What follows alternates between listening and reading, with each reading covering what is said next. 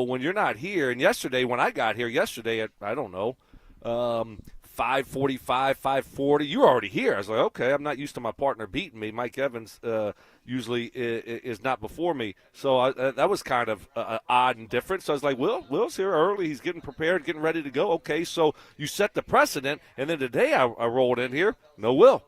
Then I'm looking at the clock, no Will. And you're a little bit younger than me. How old are you? 35.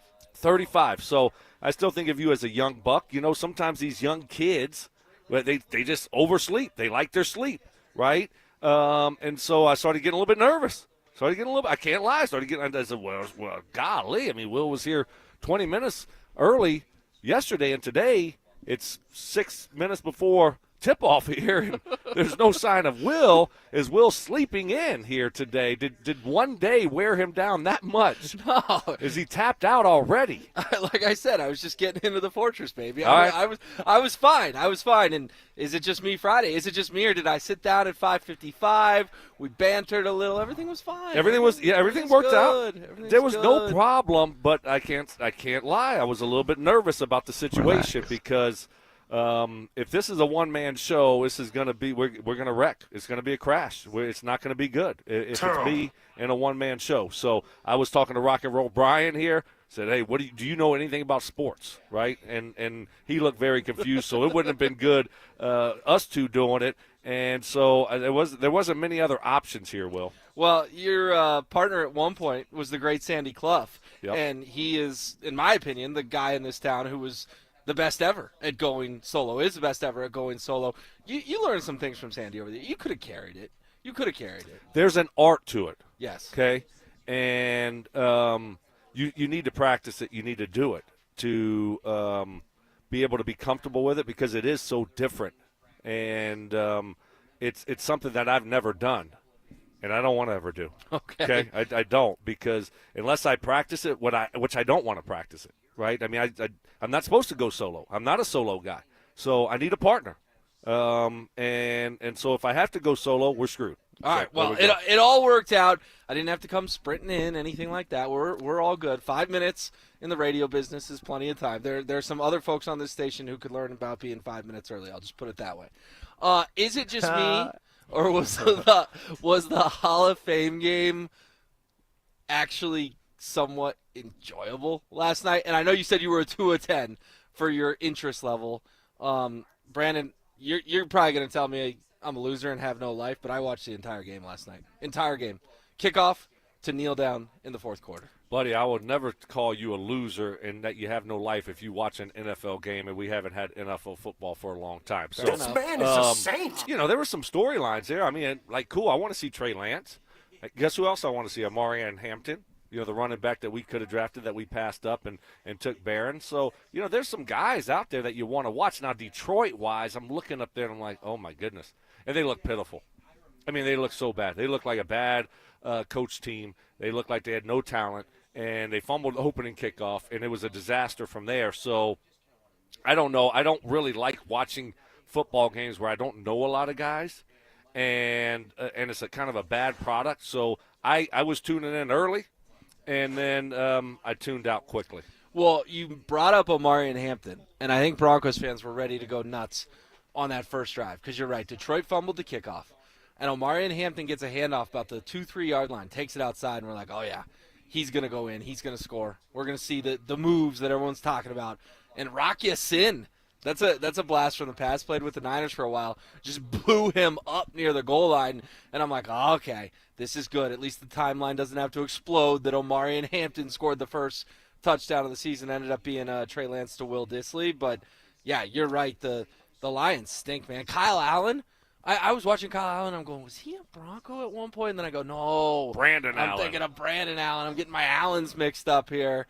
But, yeah, football is back. The 4 Hall of Famers, Stoke. Can you name the Hall of Fame class of 2025? I saw them walk out. You have Sterling Sharp. You have Jared Allen.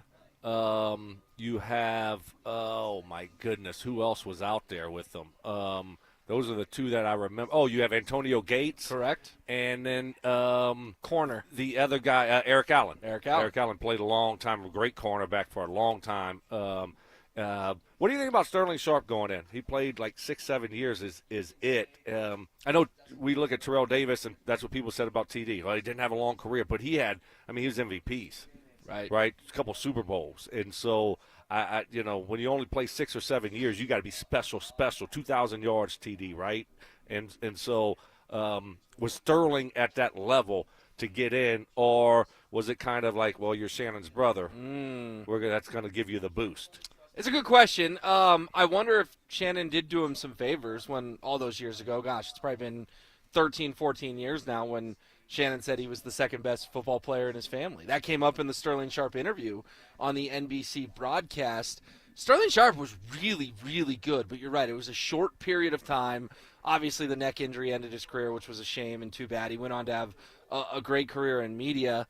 I guess I'm borderline on the fence on that one, Stoke, but in a year where only 4 guys went in, if it was a lighter class, then maybe that's the time for a guy like Sterling Sharp to get the nod. How about you? Yeah, I mean, I'm looking at his stats, and he had some great stats. Really, he had 5 out of 6 years of 1,000 yards, and the 1 year in there that he didn't have it, he had 961.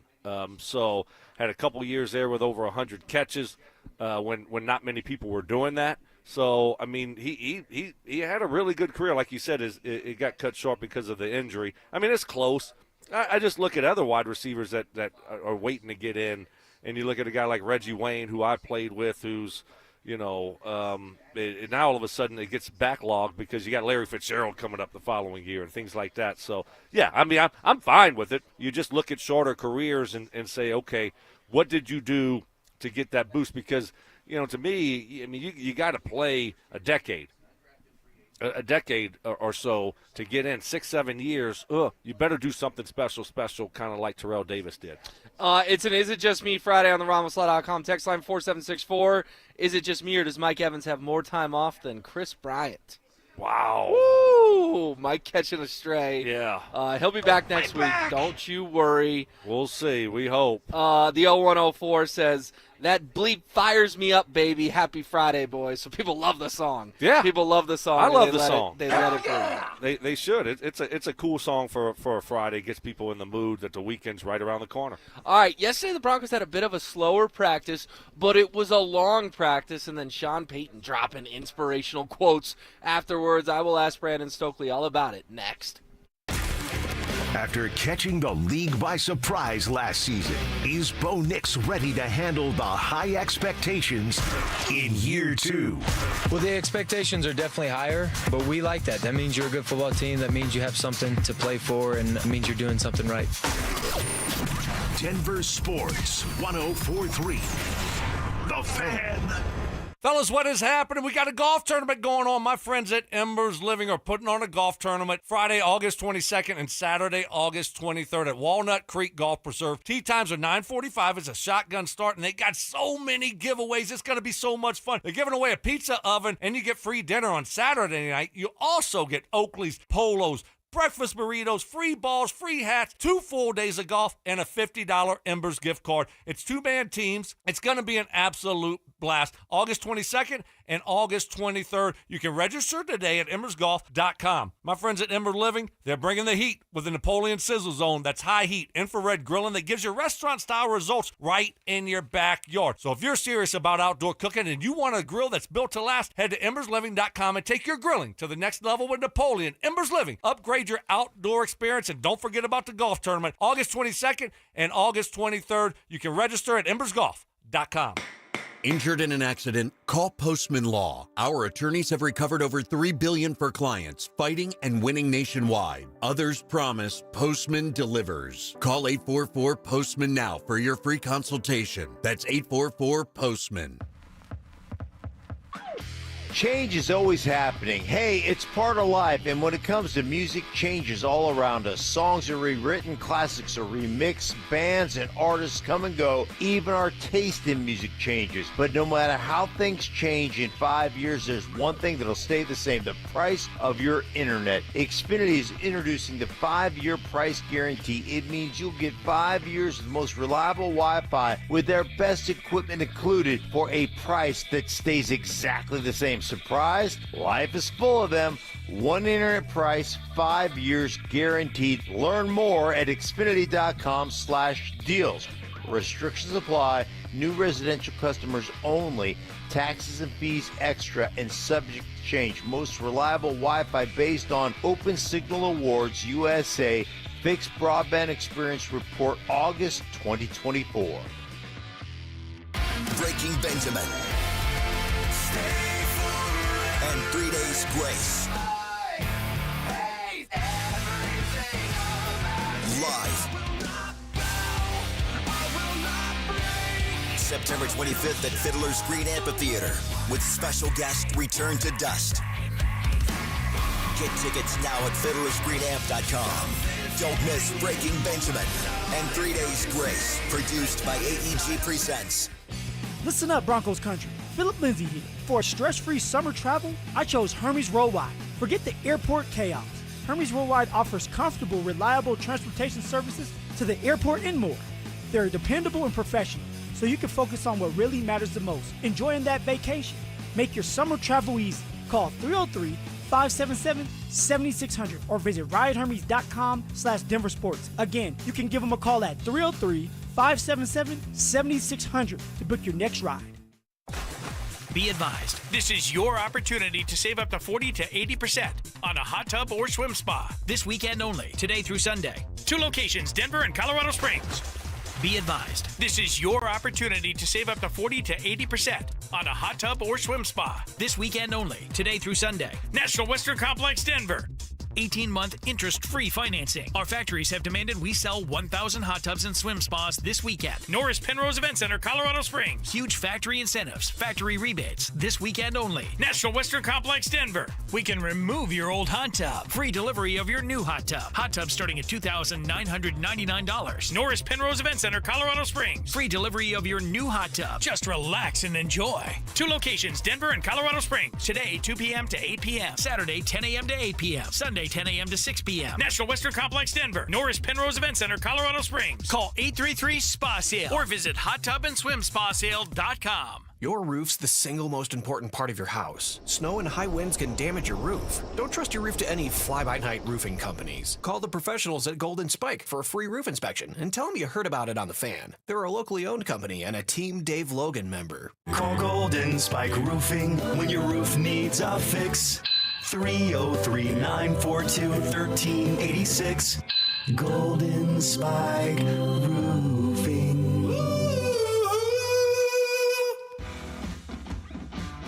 When you've got real work to do, Metal Supermarkets will help you get it done fast. We've got a huge variety of metals in stock, and we cut to size fast. Bottom line, we get it done fast, so you get it done fast. Doesn't get easier than that. Metal Supermarkets, the convenience stores for metal. Find a store or buy online at metalsupermarkets.com. Hey, hello. Listen to my voice talking to you about the new Old Spice NFL collection at Walmart. Now listen to my smell. I smell like NFL stars Jared Goff, CeeDee Lamb, Saquon Barkley, CJ Stroud, and George Kittle. I smell like greatness. Why? Because I'm wearing Old Spice's new NFL collection. How can you put the greatness of the NFL into a smell, you ask? You can't. But Old Spice can, and they did. Smell like Suntal and Speed, Driftwood and Drive, Sea Ties and Toughness with the Old Spice NFL collection available at Walmart. Smell like the greatest smell in the NFL with Old Spice. It's Training Camp 2025, built to win. Presented by Fitness Gallery, home of the world's finest fitness equipment. Live from Broncos Park, powered by Common Spirit. Here's Stokley and Evans with Mark Schlereth. Alrighty, welcome back into training camp. Broncos' 5th day in a row out here. They did 3 straight days of pads. Shells yesterday. We're going to get into kind of what practice looked like, why it was a little slower.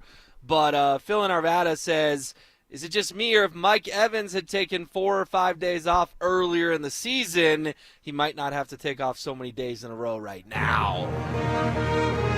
Woo! The Mike Evans smear campaign. That's unbelievable. That was like a grassroots, organic thing that just kind of happened out of nowhere. And now he's getting smeared. I don't even think he knows he's getting smeared. You don't think he's on the stream right now? Watching You and I down here in our tent. You're right. He probably is. Yeah. Probably He's is. out east. I mean, it's 8:17. He's wide awake. He's got a cup of coffee. Well, he's probably shotgunning beers with the college kids last night, Can't wait to hear those stories. Reliving the Q's glory days. Well, he says no, he stupid. says There's no no way one to go through life. can shotgun beers with him even to this day. And so people are in awe of him, shotgunning beers. So that's probably what he was doing all last night with the college kids. All righty, Mike will be back next week. It's Will Peterson in with Stoke. Hey, Stoke, so we watched practice yesterday. You and I watched a good chunk of it together. First of all, it was a lot slower, but they still went to 12:20, 12:25. So it was 2.5 hours of work, but it was in shells, more walkthrough type stuff. They did do some team drills late, but just explain to people kind of why that practice happened yesterday, what it looked like, and sort of what the Broncos got out of it. Yeah, I think at some point, you did 3 days in a row of full pads. The day before on Wednesday, you got after it pretty good. I mean, that was a long, hot practice, 2.5 hour type of practice. And so you're just going to scale back. Hey, let's take a look at what we're doing good, what we're not doing good, what we need to correct, what we want to work on, those types of things. And that's what you do on a day like that, right? On a day that you just you have on helmets, you have on shells, the spiders that they put on, not real shoulder pads, just a little spider, little soft cushion pads to protect your shoulders. And that's a good day to kind of take a step back after 3 hard practices of full pads and just work on some of the things that you want to work on, maybe not in a full-speed environment. Correct some things that you need to correct, and maybe try some different things that you want to try out, and that's a good day to do it at. But at least they were out there for a while. It wasn't one of those half-speed hour practices, right? Use your time. Mm-hmm. You only have so much time to be out on the practice field. Make sure you use as much of it as possible, and that's what they're able to do because you're not practicing full pads every day. It's just not happening, right? You just can't do it. So when you have days like that, make sure they're productive. And I thought it was a productive day yesterday. Yeah, I did too. And quite frankly, this is a grind of a stretch for the Broncos, these 6 days in a row. 8 of 9 days, not even counting the full acclimation period. I mean, they're just in a stretch right now where they're going to get sick of each other. And we sort of talked about on Thursday how Wednesday was chippy. There was a lot of trash talking, and people were getting hot and mad and angry at each other. And yesterday just sort of felt like everyone chill, it's all good. But like you said, it wasn't a Nathaniel Hackett just punt the day type practice. I don't know still got work done. Yeah, they did. I don't know. Like you said, chippy. I wouldn't call it chippy. I mean, the defense wouldn't shut up. Yeah, but that's they're chirping, they're loud, they're energetic, but I wouldn't say it was chippy. Chippy is like you're seeing pushing and shoving, right? And they're kind of getting each other's face. It was about chirpy. Yes. So I'll just change my first P to an R. Chippy to chirpy. Yes, yes.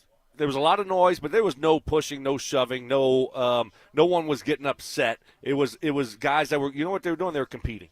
They were competing, and they were having fun with it, and it got a little bit loud, which is great. Like, that's what you want, right? I want to kick their ass. Right, you want guys that are out there that are having fun, that are going to be a little bit loud sometimes, and that are going to give it back and forth to the offense and defense. And, J.K. Dobbins wasn't going to listen to it, right? I mean, he was giving it back to the defense. So it was a good, energetic practice. But today it's going to be interesting, to see what they come out in today. I mean, I'm figuring tomorrow's got to be pads because Sunday's off, right? Real quick, I was at Sean Payton's presser yesterday. Guess what he told us Saturday is going to be? What? More like a scrimmage. Oh. So that will be fun to watch. And he said it'll be one of those things where they're mixing and matching personnel. Right now Sean's doing a lot of 1s-on-1s, 2s-on-2s, 3s-on-3s, and he got a question about, hey, last year you sort of mixed it up, and he said, watch Saturday. It's going to be more of a scrimmage format, and we're going to mix it up in terms of the personnel. So you may see the 1s going against the 3s, that kind of stuff. I think Saturday, if you're one of the lucky fans to have a ticket, that's going to be a fun practice to be at. Because scrimmages, people hear scrimmage, they get excited, right? Yeah. Absolutely. So that probably tells me that they're not going to be in full pads today. Okay, because if you're going to go scrimmage, quote unquote scrimmage mode, then it's going to be a long practice, and you want the guys to be ready to go. So you don't want to go out here for 2.5 hours today and then try to back it up with a scrimmage where you're going to try to get a lot accomplished that day. So I wouldn't expect full pads today, but we'll see. You never know what it's going to look like. Yeah, but Saturday, that should be a good one. That should be a fun day, definitely down here at Broncos Park, powered by Common Spirit. Hey, Sean Payton at the podium yesterday asked about the intensity his guys are playing with. This quote is going to fire Broncos country up, and I think Sean should put part of it on an inspirational poster. I just said this to them. There are certain goals you have, and as a team, there appears to be the right mix of youth and then some veteran leadership. You know, all 32 teams start the season with the same aspirations and goals. So what separates yourself from those other teams? And I think it's those ingredients, and it gets back to who we're bringing in, who we've drafted, and you're finding guys that want to play at a high level, and they understand that it's not easy to do. We can write down our goals and dreams, and we can recite them, and then you have to live them. And I think I've been encouraged relative to the leadership and the direction following last season. A lot of young guys played, and said this before, I like this team. I mean, come on, man. Fire me up on a Friday morning. We can write down our goals and dreams, and we can recite them, but then you have to live them. I mean, I could paste that on my wall. You can't just think about it in life, hey, I want to do this, I want to do that. You got to live it out. And it's just another quote from Sean sort of talking about how much he likes this team, and obviously goals and dreams are winning championships, Stoke. Sean is kind of on a heater so far in camp. Yeah, it's been good. Been a good, solid camp. And, they're getting a lot of work in, a lot of work done, and so this is just a start. But no, you got a long. That's right. You got a long time before the real party starts. I mean, you still got 3 preseason games, so a lot of time to go. But I like what I've seen here. I mean, I've been here since 2016. Seen a lot of training camp practices. Seen a lot of bad ones. And so I like what I've been seeing out here. It looks like a competent group. A group that works hard. To Sean's point, they got the right guys in the building. You need the right guys in the building. It's hard to win if you got the wrong guys in the building. So you got to have talented guys. You got to have, some playmakers, but also they got to check some other boxes, which, they figured that out, and they flipped this roster really quickly. They really did. I mean, the fact that they're here with the largest dead cap in NFL history after cutting Russell Wilson is remarkable. I'm asking you this genuinely. I mean it. Did you ever, write down goals and dreams? Was that a thing that happened? I mean, I don't know, high school, college, your pro career? Or did you just think, no, I'm going to manifest these into happening? Nope, never wrote anything down. Didn't need to. I mean, I don't need that to motivate me. I just, you never quite know what the season's going to look like. Are you going to stay healthy? Those types of things. So it's like, why do I need to write individual goals down? I just want to go out there and play good football and stay healthy, right? Because I don't know how many opportunities I'm going to get. So for me, it wasn't about, the stats or the numbers. I love it. The 2542 on the RamaSlaw.com text line says, you know what? Stokley for the Hall of Fame. 2-time Super Bowl champion got my vote. You're campaigning for your guy, Reggie, and I appreciate that. I know you and Reggie are really close. Had some great years there in Indy, but at least one texter says you deserve the gold jacket. Brandon Stokley. Thank you. Appreciate that. In all seriousness, do you think Reggie Wayne will get in the next couple years? Yeah, I mean, absolutely. I mean, you could just look at his stats. I mean, people forget he's a monster. His stats and how great they are and what they look like. And that's nerd stuff. I mean, he had 14,000 yards receiving. Ooh. He had 7 straight years of 1,000 yards, 8 of 9 of 1,000 yards. So, take that for 1,070 receptions, 82 touchdowns. So, yeah, he's getting in eventually. But, the holdup here is kind of frustrating because his numbers say Hall of Famer. Well, and his only problem, I would imagine, is he played with Marvin Harrison, right? Because Marvin's been in for a few years now, and Marvin was great, don't get me wrong, but the voters got to recognize that 2 wide receivers from the same team can both get in. All right, coming up next, there was a scare at Broncos camp yesterday. We will provide the details and the latest on Dre Greenlaw. It's Training Camp 2025, built to win. Presented by Fitness Gallery, home of the world's finest fitness equipment. Stokley and Evans with Mark Schlereth will kick things off at Broncos Park, powered by Common Spirit, walking you up to practice starting at 6 a.m. Then Dover and Cecil will react live to all the action until 2 p.m. Stay locked into Denver Sports 104.3 The Fan and DenverSports.com for all the latest news and information during football season. Till the lights go out, till my leg give out, can't shut my mouth. Denver Sports 104.3 The Fan. Stoker for my friends at Roller Auction, a leader in Colorado auction for over 40 years, and they got some great upcoming auctions that are going down next week. All you got to do is go to rollerauction.com to get logged in, to get signed up. It's free, it's easy, it's open to the public, and the best part about it is you're going to get some great deals on great items. That's what I love about Roller Auction. Next week, got one of my favorites that will be ending on Wednesday, August 6th. It's open for bidding right now, a government fleet vehicle and equipment auction. That's packed full of some big ticket items. You got skid steer loaders, you got a really cool Ford Super Duty box van, they got a Toyota Sienna passenger van, a really cool Super Duty super cab slide-in dump truck. That thing is unbelievable. And if you're in the market for a Freightliner hazardous material truck, this thing is pretty cool. They got one of those also. That's what I'm talking about, Roller Auction. They always got cool, unique items you're not going to find anywhere else. And the best part about it is you're going to get some great deals on great items. That's what I love about Roller Auction. This has got over 440 items in it. Government fleet vehicle and equipment auction going down, open for bidding now. Check it out, rollerauction.com. That's rollerauction.com.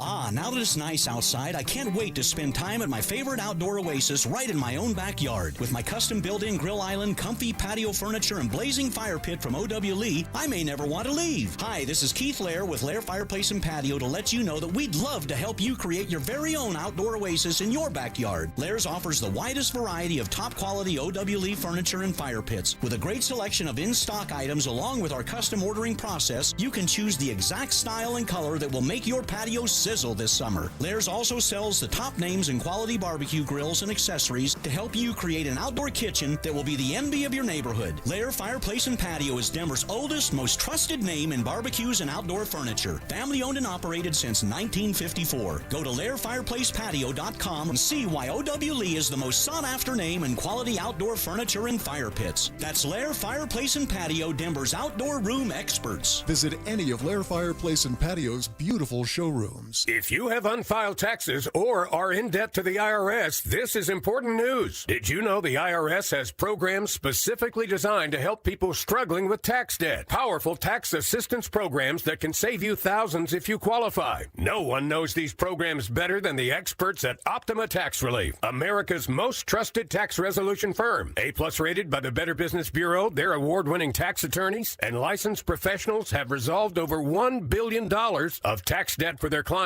One call to Optima can start the process, helping to put an end to your worries about wage garnishment, asset seizure, and other aggressive IRS actions. Find the best options to solve your tax problems. Call the experts at Optima Tax Relief today for a free consultation. Call 800-343-6460. 800-343-6460. 800-343-6460. Optima Tax Relief. Some restrictions apply. For complete details, please visit OptimaTaxRelief.com. Do Crohn's disease or ulcerative colitis symptoms keep coming back? Tremfya, guselkumab, may help, with rapid remission achieved at 12 weeks and lasting clinical remission at 1 year.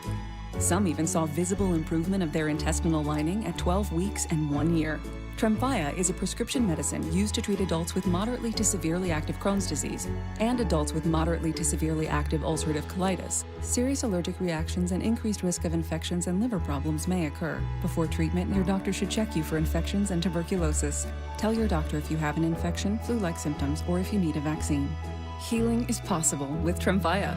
Approximately 3 out of 10 patients were in endoscopic remission at 1 year, based on areas visualized on colonoscopy, which may not represent the deeper bowel layer or entire GI tract. Individual results may vary. Ask your doctor about Tremfya today. Call 1-800-526-7736 to learn more or visit tremfyaradio.com. What's the biggest mistake you can make when selling your home? Settling for less money. That never happens with Orchard.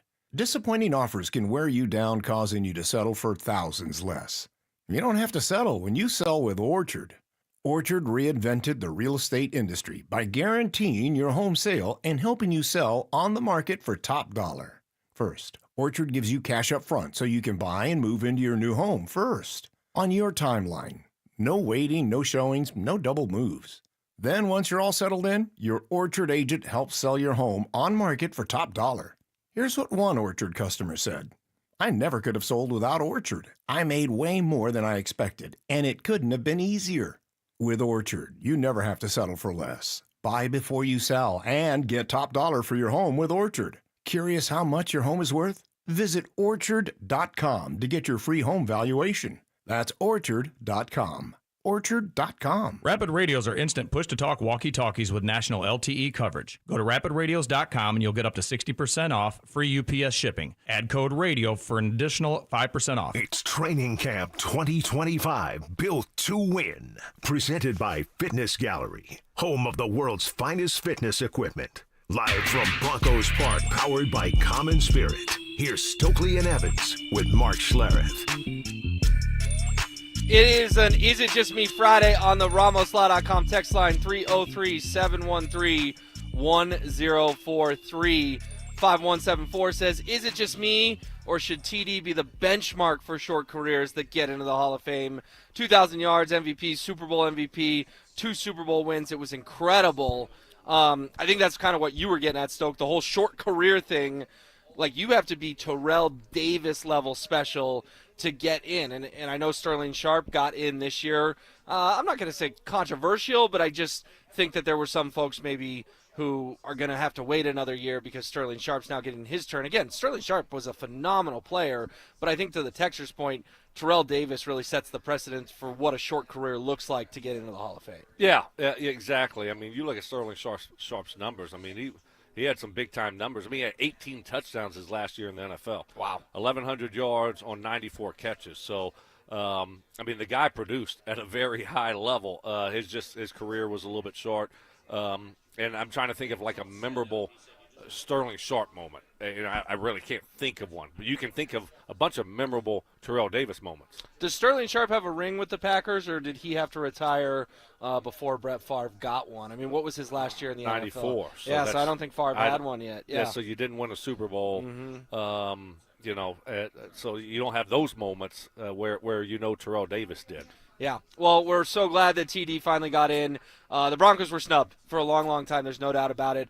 Over the last decade, things have started to be rectified, of course, with Randy Gradishar going in, but Mike Shanahan's the next big name that we are all waiting for. All right, out here at Broncos practice, and Stoke, there was a scare yesterday. There's no doubt about it. I mean, it's a scare because Dre Greenlaw comes up a little limp, trying to guard J.K. Dobbins in a one-on-one drill. Didn't grab, which I think was important because when guys grab, it's something really bad.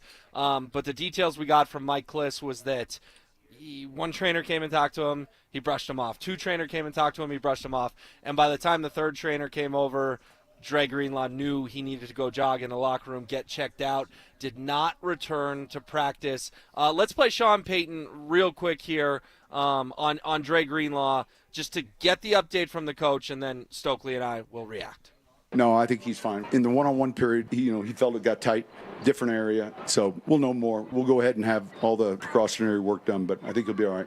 So different area, he's talking about the quad, because that's what kept Greenlaw out for most of the offseason. But different area, they're going to get more tests done. Mike Kliss said probably an MRI. What do you make of this whole Dre Greenlaw situation / scare? Very concerning. Obviously, you're a week into camp.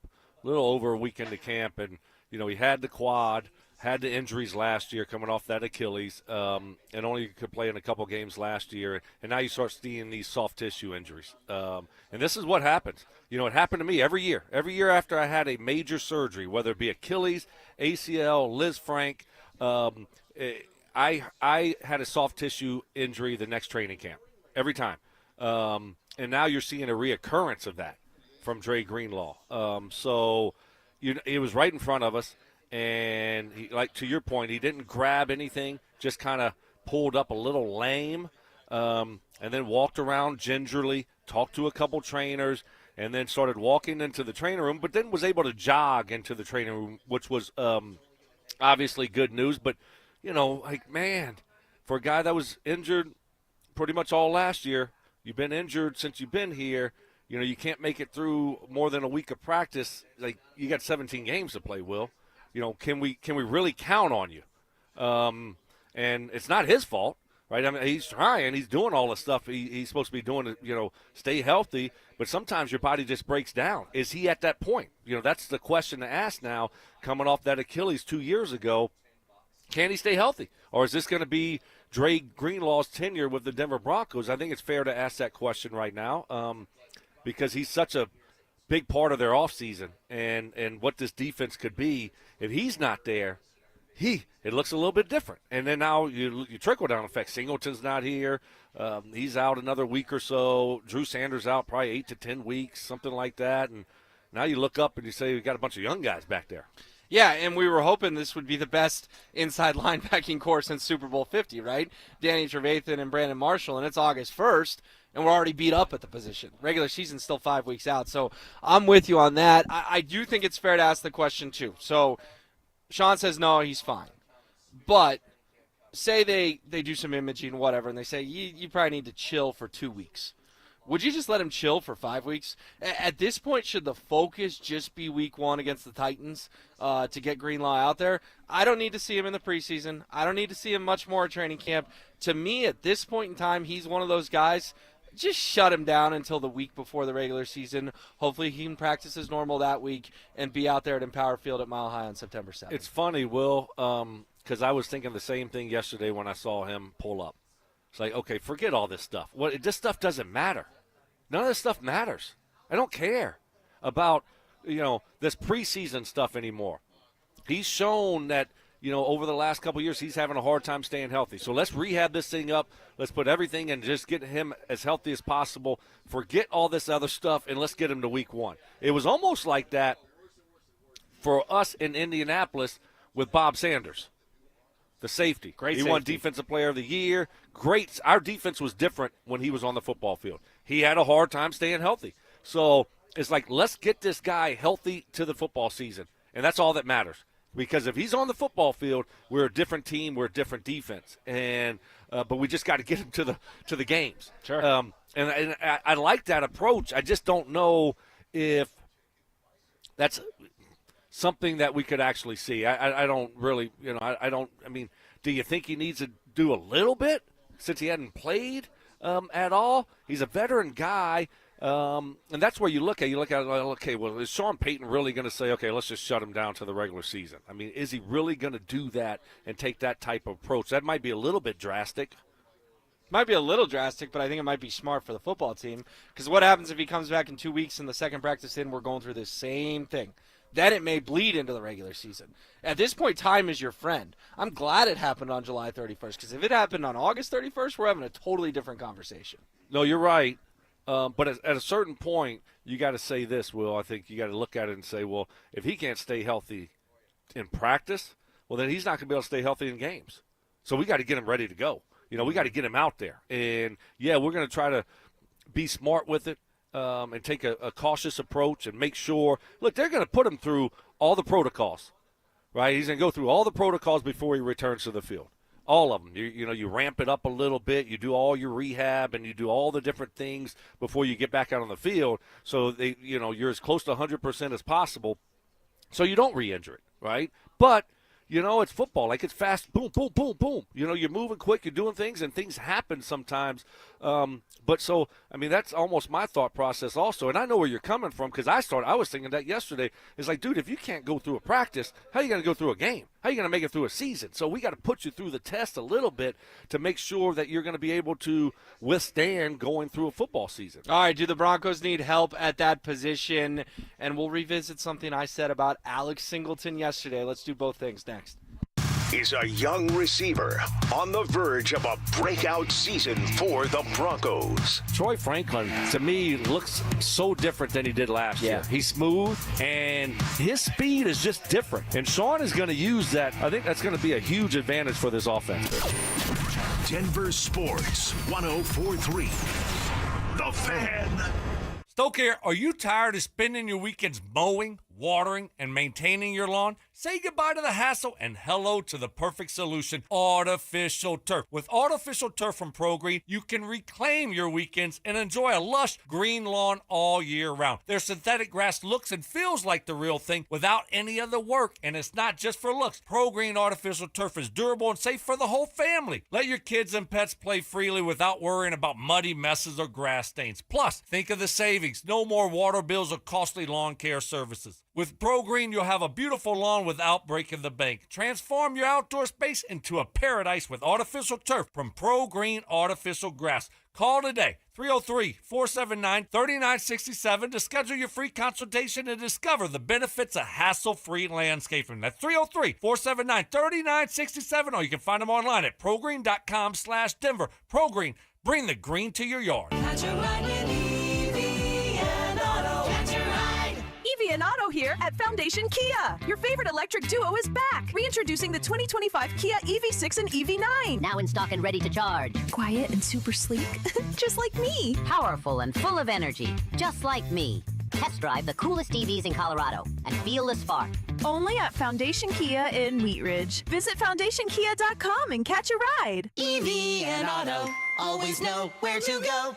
When you're hurt in a car crash or on the job, Postman Law delivers. Don't just hope for help, demand results. Others promise. Postman delivers with ease, speed, and results. Call 844-POSTMAN today. That's 844-POSTMAN. Say goodbye to your lawnmower and take back your weekends by replacing your old yard with Pro Green synthetic turf. Hey, Brandon Stokley here. You may have heard me talking about my Pro Green custom putting green and how it's made my weekend so much more fun. One of the main issues folks have with artificial turf is how hot it gets. Well, Pro Green invented a turf system with proprietary organic cooling materials that actually keeps your new turf lawn cool. It really mimics the look, feel, and temperature of natural grass. Call my friends at Pro Green today. 303-479-3967. That's 303-479-3967. Or you can find them online at progreen.com/Denver. Cashback is not available on gas in New Jersey and Wisconsin. John, what are you doing? Get in my car. Why are you walking to work? Thanks, man. It's these insanely high gas prices. They are draining my bank account. I can't afford to drive anymore. Dude, don't walk. Just do what I do, because I never pay full price for gas anymore. I use the free Upside app that pays you cash back for every gallon of gas you buy. Wait, you're telling me you get paid cash when you buy gas with the Upside app? Yes, I get real cash back every time I buy gas. Does that actually add up to anything? I'll make around $200. Wow, that's serious extra cash. I'm downloading the free Upside app now. Download the free Upside app now to earn real cash back every time you buy gas. Use promo code $1 for an extra 25 cents a gallon bonus on your first tank. That's promo code $1. You can cash out anytime right to your bank account, to PayPal, or an e-gift card for Amazon and other brands. Just download the free Upside app and use promo code $1 for a 25 cents a gallon bonus on your first tank. That's code $1. You worked hard for your 401k, but if you've left your job, your money might be sitting in the wrong hands. I'm Jeff Jr. with Trajan Wealth, and it's very possible that the 401k that you have had for years has hidden fees and limited investment choices. But if you're no longer with the company, that 401k may be at the mercy of your former employer. All of these things could be costing you thousands. Rolling over your 401k into an IRA can provide better investment options that align with your long-term goals. At Trajan Wealth, we're fiduciary advisors that are held to a higher standard with no hidden agenda and no hidden fees. Don't let your retirement dollars sit in an old plan, and don't roll it over to your new plan without consulting Trajan Wealth first. Call Trajan today at 720-405-3300. That's 720-405-3300. Advisory services are offered through Trajan Wealth, LLC, an SEC-registered investment advisor. Listen up, Broncos country. Phillip Lindsay here. For a stress-free summer travel, I chose Hermes Worldwide. Forget the airport chaos. Hermes Worldwide offers comfortable, reliable transportation services to the airport and more. They're dependable and professional, so you can focus on what really matters the most, enjoying that vacation. Make your summer travel easy. Call 303-577-7600 or visit ridehermes.com/DenverSports. Again, you can give them a call at 303-577-7600 to book your next ride. Football fans, gear up. Windish RV's model year closeout is going on August 4th through August 9th on all 24 and 25 models. Tailgate-ready trailers at clearance prices. Hit any Windish location or windishrv.com. Hey guys, Mark Schlereth here from my friends at Comcast. Well, spring has sprung, and you know what that means. It's officially moving season. A time filled with hours of packing, unpacking, and so much bubble wrap. But the first thing you should do when moving is make sure the Wi-Fi is booming with Xfinity. It's super quick and easy to set up. Then, boom, you'll have your new home hooked up with the ultimate Wi-Fi experience faster than the time it takes to parallel park a moving truck. Then, you'll be back online with the most reliable Wi-Fi and the best in-class equipment from Xfinity. So you can just kick back, relax, and stream your favorite movies and TV shows while someone else deals with all those boxes. Because with Xfinity, the only thing you'll have to worry about is remembering where you pack the remote. Make it right, make it easy, and move with Xfinity. Learn more at Xfinity.com/move. Restrictions apply, not available in all areas. Most reliable Wi-Fi claim based on Open Signal Awards, USA, Fixed Broadband Experience Report, August 2024. It's Training Camp 2025, built to win. Presented by Fitness Gallery, home of the world's finest fitness equipment. Live from Broncos Park, powered by Common Spirit. Here's Stokley and Evans with Mark Schlereth. The sun is starting to come out here at Broncos Park, powered by Common Spirit. We're starting to see our first Broncos players walk into the facility, and we are off and rolling on a Friday. He's Brandon Stokley. I'm Will Peterson, in for Mike Evans.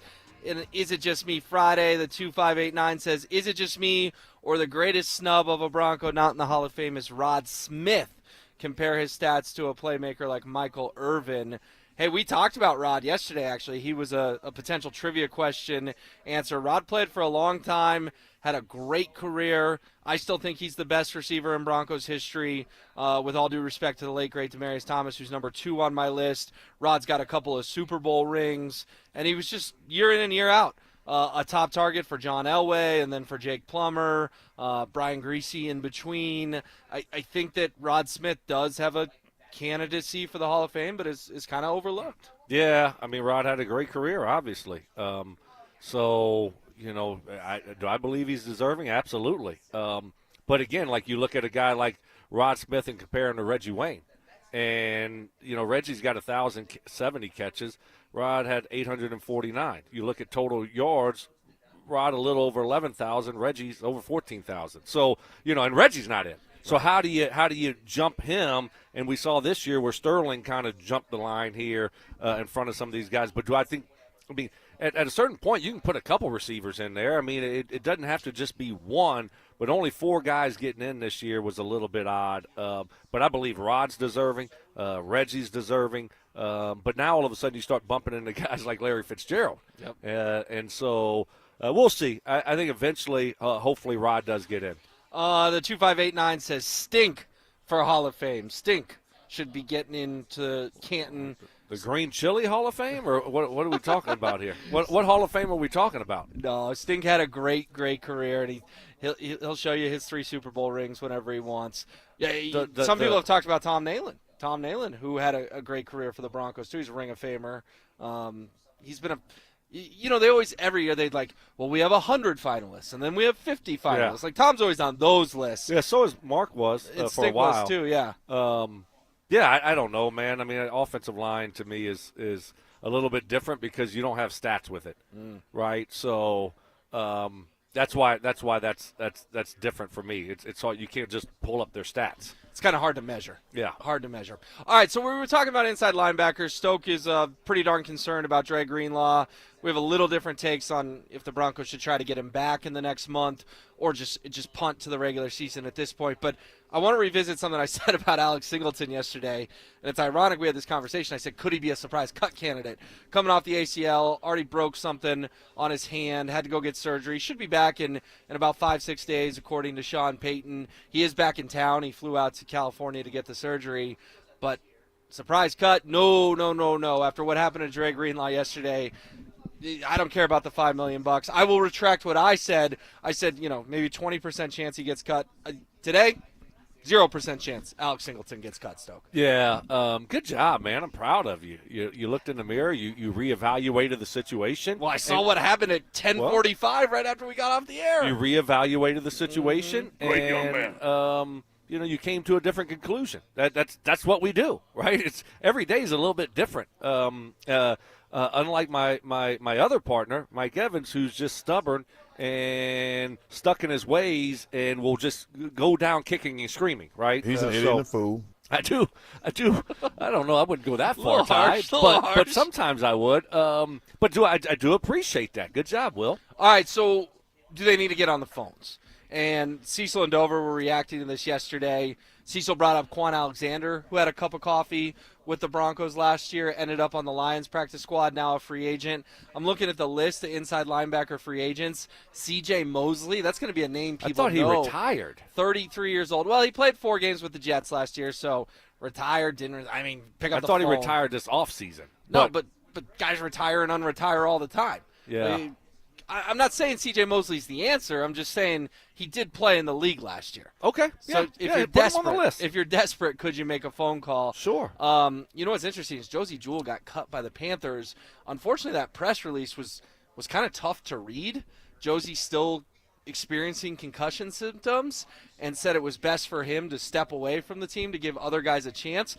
Now, it was written by the Panthers official team website, and they did say, but if his symptoms clear up, he could return to the team.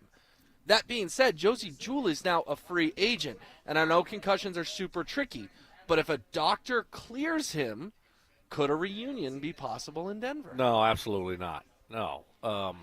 Look, this guy's had if you have concussion symptoms this long after the regular season ended, that's season career over. All of a sudden you're going to start feeling better. You're going to go out there. Do you know what he does every play?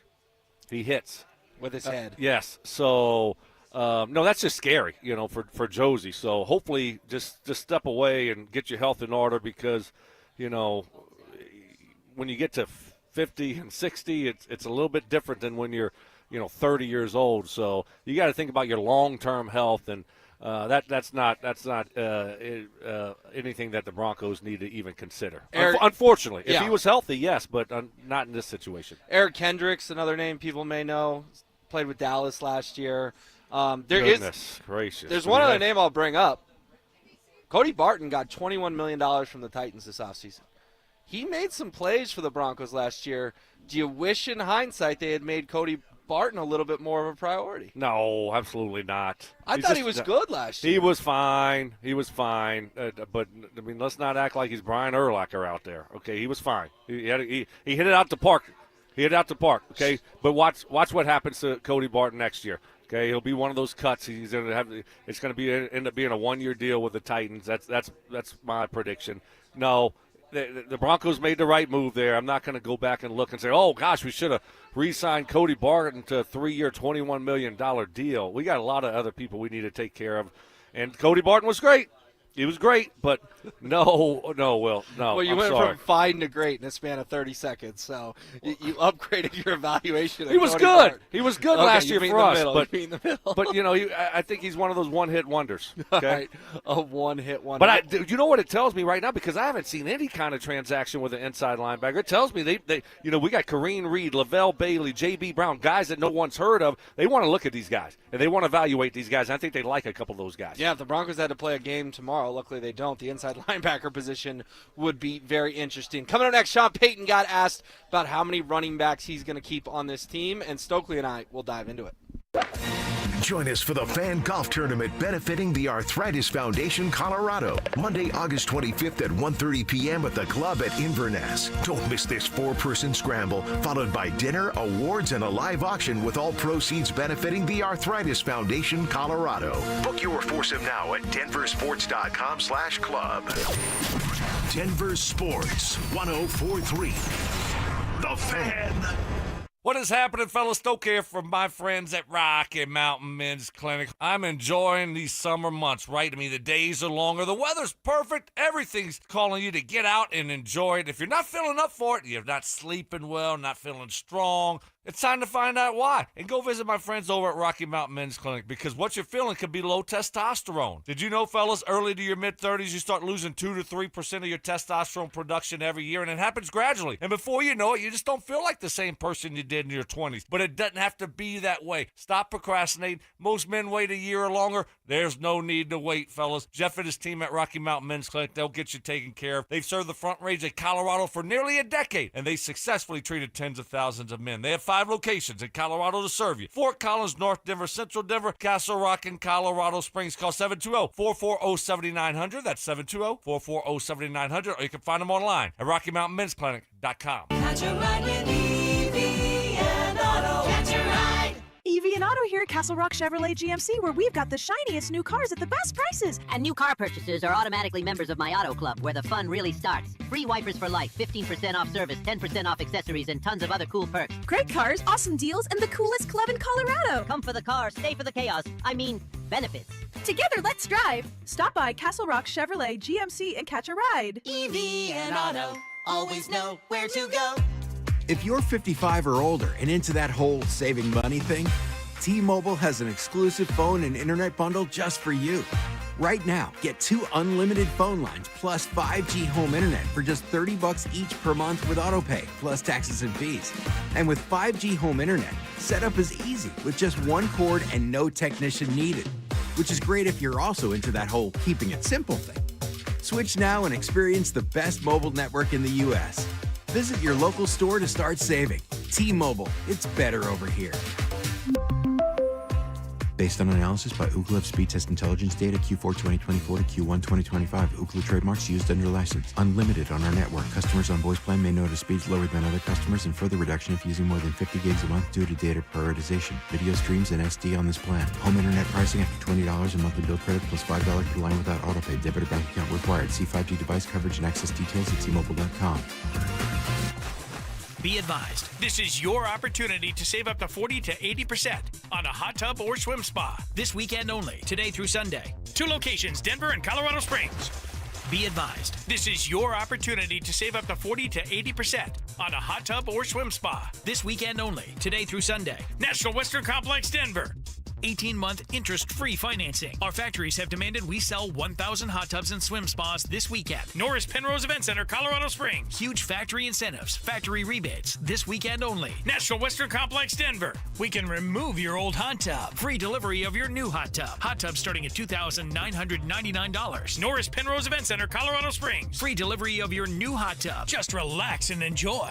2 locations, Denver and Colorado Springs. Today, 2 p.m. to 8 p.m. Saturday, 10 a.m. to 8 p.m. Sunday, 10 a.m. to 6 p.m. National Western Complex, Denver. Norris Penrose Event Center, Colorado Springs. Call 833-SPA-SALE or visit hottubandSwimSpaSale.com. A friend asked me the other day why I loved being in the diamond and jewelry business so much. I'm Shayna Williams. And I'm Dylan Williams from Williams Jewelers. It's not just about shiny rocks, precious metals, and meticulous craftsmanship from the world's very best. It's really about you. It's your life and loves. It's about your moments and the ones that define you. It's the birthdays, the anniversaries, the birth of a child. It's when you're on one knee asking the love of your life to spend forever together with you. For 3 generations now here in Denver, you've trusted Williams Jewelers with the most important moments in your life. That's what's precious to us. And why we love what we do here at Williams Jewelers every day. You see, our why is you. Williams Jewelers, we can make diamonds a part of your life. Williams Jewelers of Inglewood, the official jeweler of the Colorado Avalanche. In Inglewood at Broadway and Bellevue, and right now online at WilliamsDiamonds.com. Your roof's the single most important part of your house. Snow and high winds can damage your roof. Don't trust your roof to any fly-by-night roofing companies. Call the professionals at Golden Spike for a free roof inspection and tell them you heard about it on The Fan. They're a locally owned company and a Team Dave Logan member. Call Golden Spike Roofing when your roof needs a fix.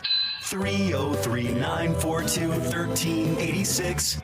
Golden Spike Roofing. Most people in radio commercials talk really fast. But we made this one for RV owners. Progressive knows they like the slower pace of RV life, like this commercial. And they know Progressive will protect their RV at a fair price with discounts. Now here comes the fast part. Progressive Casualty Insurance Company and affiliates. Discounts not available in all states or situations. Empower. Tim collects bobbleheads. A lot of bobbleheads. Baseball bobbleheads, race car bobbleheads, little chihuahua bobbleheads. He's got an entire room strictly for bobbleheads. Does he need them? No. Is his wife mad about it? A little. But Tim works with Empower, and he got good at money, so he can be a little bad. Ooh, horse bobblehead. Classy, Tim. Empower. Invest well, live a little. Start today at empower.com. Rapid Radios are instant push-to-talk walkie-talkies with national LTE coverage. Go to rapidradios.com and you'll get up to 60% off, free UPS shipping. Add code RADIO for an additional 5% off. KKFN and KKFN HD1 Longmont, Denver. You're listening to Denver Sports 104.3. The Fan. It's Training Camp 2025, built to win. Presented by Fitness Gallery, home of the world's finest fitness equipment.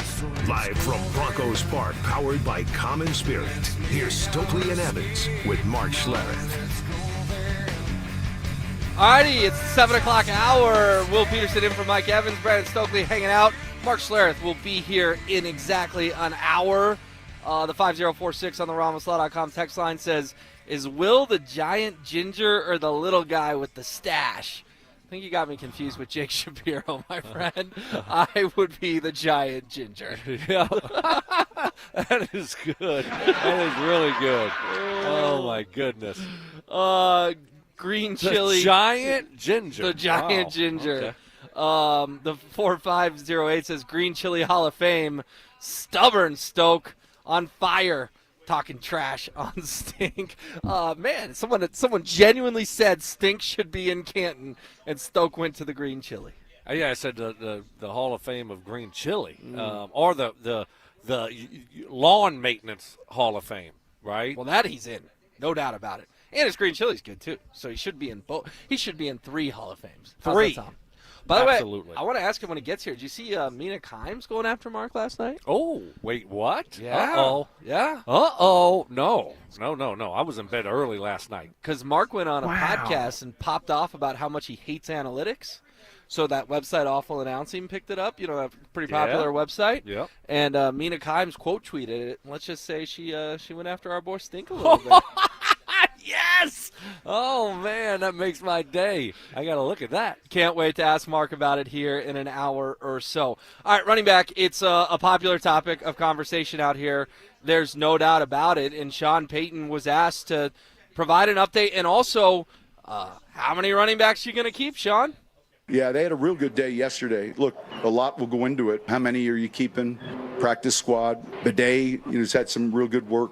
And obviously Jaleel. So I think I said this at the start of camp. From experience, a lot of that stuff will sort itself out. And I think you guys, I think I said this, when we finish playing New Orleans, we'll have a better idea of how that's going. And you will have seen more evidence in the games, the joint practices. We're beginning to, all of this stuff matters. Yesterday was one of the better days for some of those guys. And you brought up 2 of them. And Blake, had 2 or 3 exceptional runs. Audric backed a couple of days. So, it'll be the body of work. So he brings up all 4 of them. He brings up Tyler Bidet. He brings up Jaleel McLaughlin, Audric Estime, Blake Watson. Listen, you can Sharpie in J.K. Dobbins and R.J. Harvey on the Broncos 53.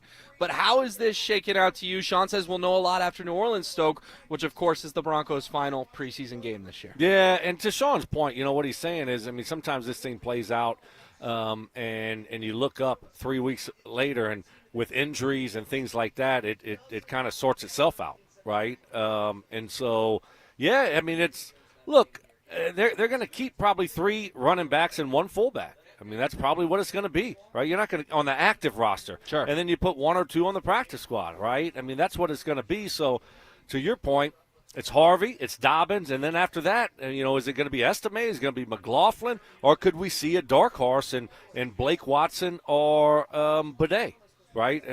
So you got 4 guys fighting for 1 spot right now. Now, if someone gets injured, that will all change really quickly. So it will be interesting to see how it works itself out because those guys, man, it's tough. A guy like Estime, he's got to shine in preseason games. That's it.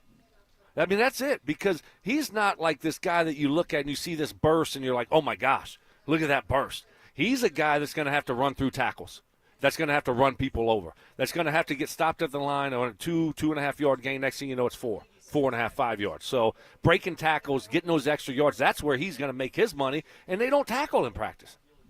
So he's going to have 3 opportunities to show what he can do. That's it. Now you look at a guy like Jaleel McLaughlin, you put the ball in his hands, he's like, whoop. And it's like, oh, my gosh, look at that burst. That looks great. But when people are just two-hand touching you, but when people are actually trying to tackle you, it's different for him, right? So we'll see. It's hard to evaluate running backs in training camp if you haven't gotten a good look at these guys, playing real football in a regular season game. Guys like Bidet, guys like Blake Watson, guys like Estime, who haven't played a lot of regular season football. Well, and I think, too, Audric Estime's had a good couple of days. Right, I know Phillip Lindsay has been very hard on Audric Estime on the air. Has called him out a handful of times. I even heard Cliff's joke yesterday with Cecil and Josh that, hey, you can thank Phillip Lindsay for Audric Estime's resurgence in camp. I think some of those comments made it back to the former Notre Dame 5th rounder. I would have told you a week ago I thought Audric Estime was getting cut. Now I'm starting to wonder, are they worried if they cut him, he's going to get claimed? And I know we always go through this every year. Oh, no one wants it. You look at everyone's running backs. You could get him through the practice squad. I think you could get Bidet through. I think you could get Watson through. I think at this point in his career, you could maybe even get Jaleel through.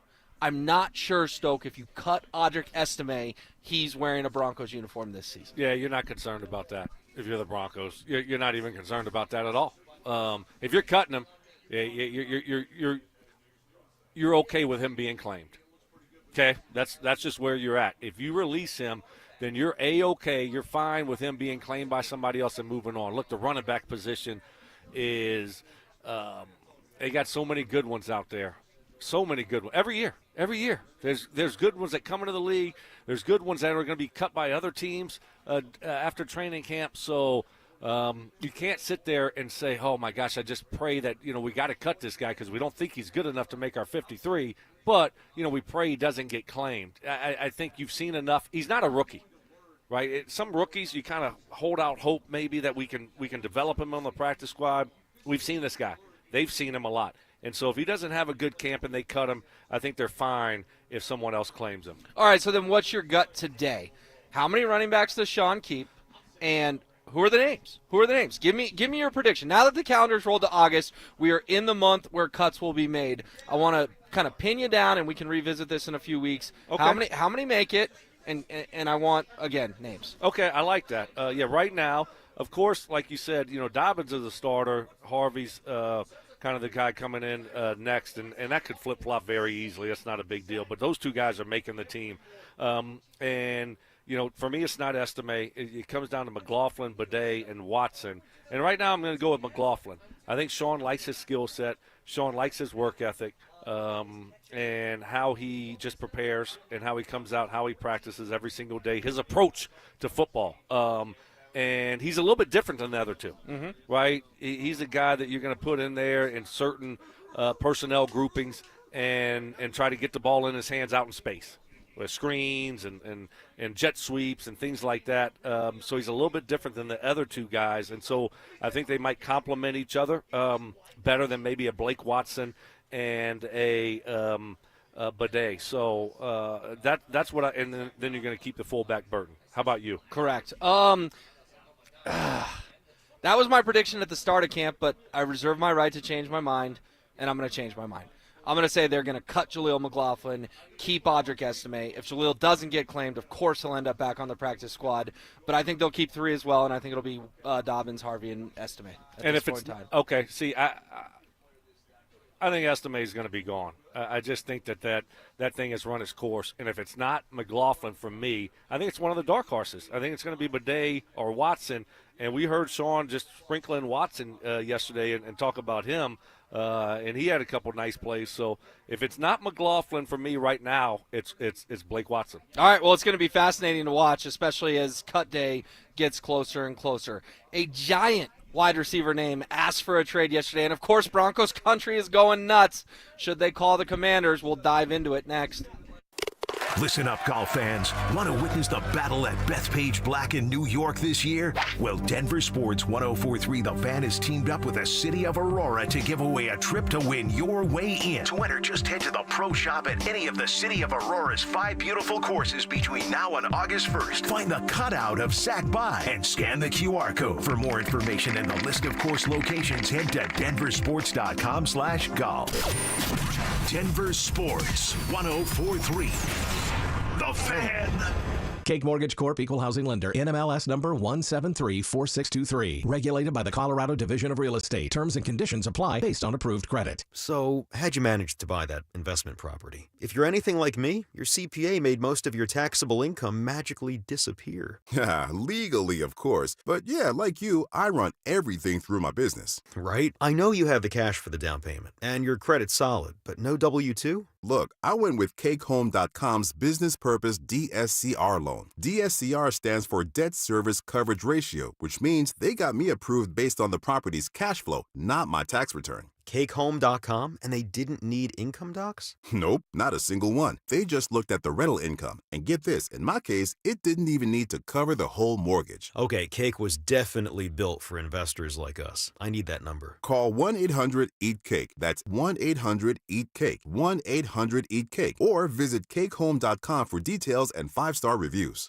Hey, it's Mike Rohn. If I have a choice, I like to do business with companies that actually stand for something. That's why I switched from Verizon to Pure Talk. No offense to Verizon, I'm sure they stand for something. I just don't know what it is. Pure Talk, on the other hand, is a veteran-owned company that supports our military in a big way, and I appreciate that. Yeah, I also appreciate unlimited talk and text and plenty of data for half the cost of the big guys, and I do like being on America's most dependable 5G network for just $20 a month, but what I really appreciate is no contract, no cancellation fees, and Pure Talk's commitment to handle all their customer service in this country. I saw it for myself.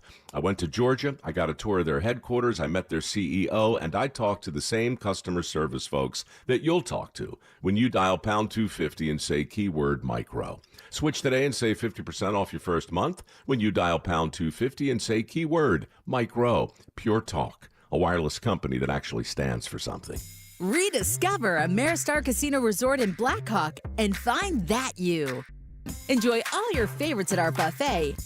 Chill and revive at our spa. Then take in a great view from our rooftop pool. Plus, join Penn Play Rewards and get your chance at up to $2,000 in Penn Cash. Find that you. Only at Ameristar Blackhawk. Gambling problem? Call or text 1-800-GAMBLER.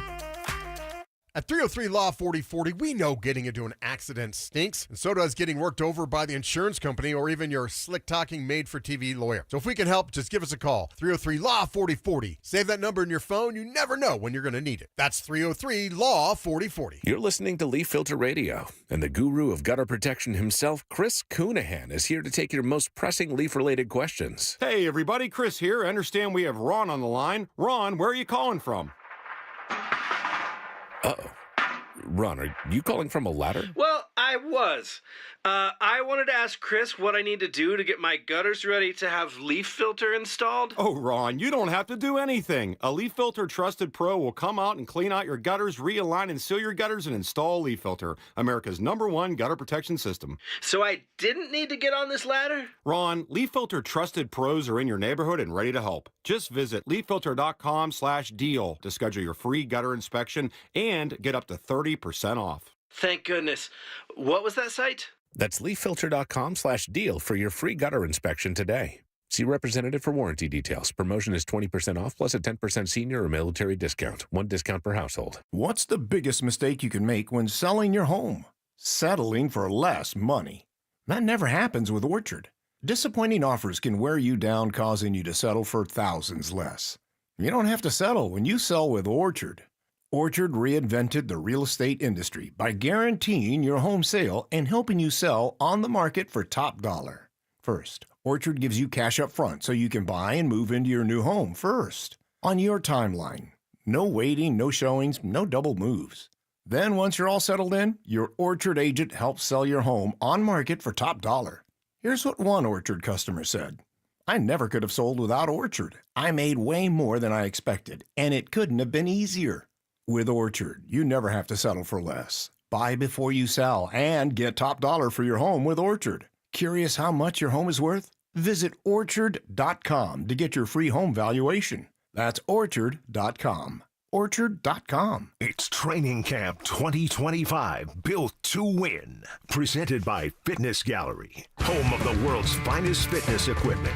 Live from Broncos Park, powered by Common Spirit. Here's Stokley and Evans with Mark Schlereth. All right, we are having a good time on a Friday. Happy Friday to you. You have made it to your weekend, or at least your day is starting with the weekend in sight. Ramaslaw.com text line, and Is It Just Me Friday 7100 says, or excuse me, your name's Jeff. Thank you for putting your name on it. Is it just me, or should we start a drinking game based on every time Stoke says, we'll see?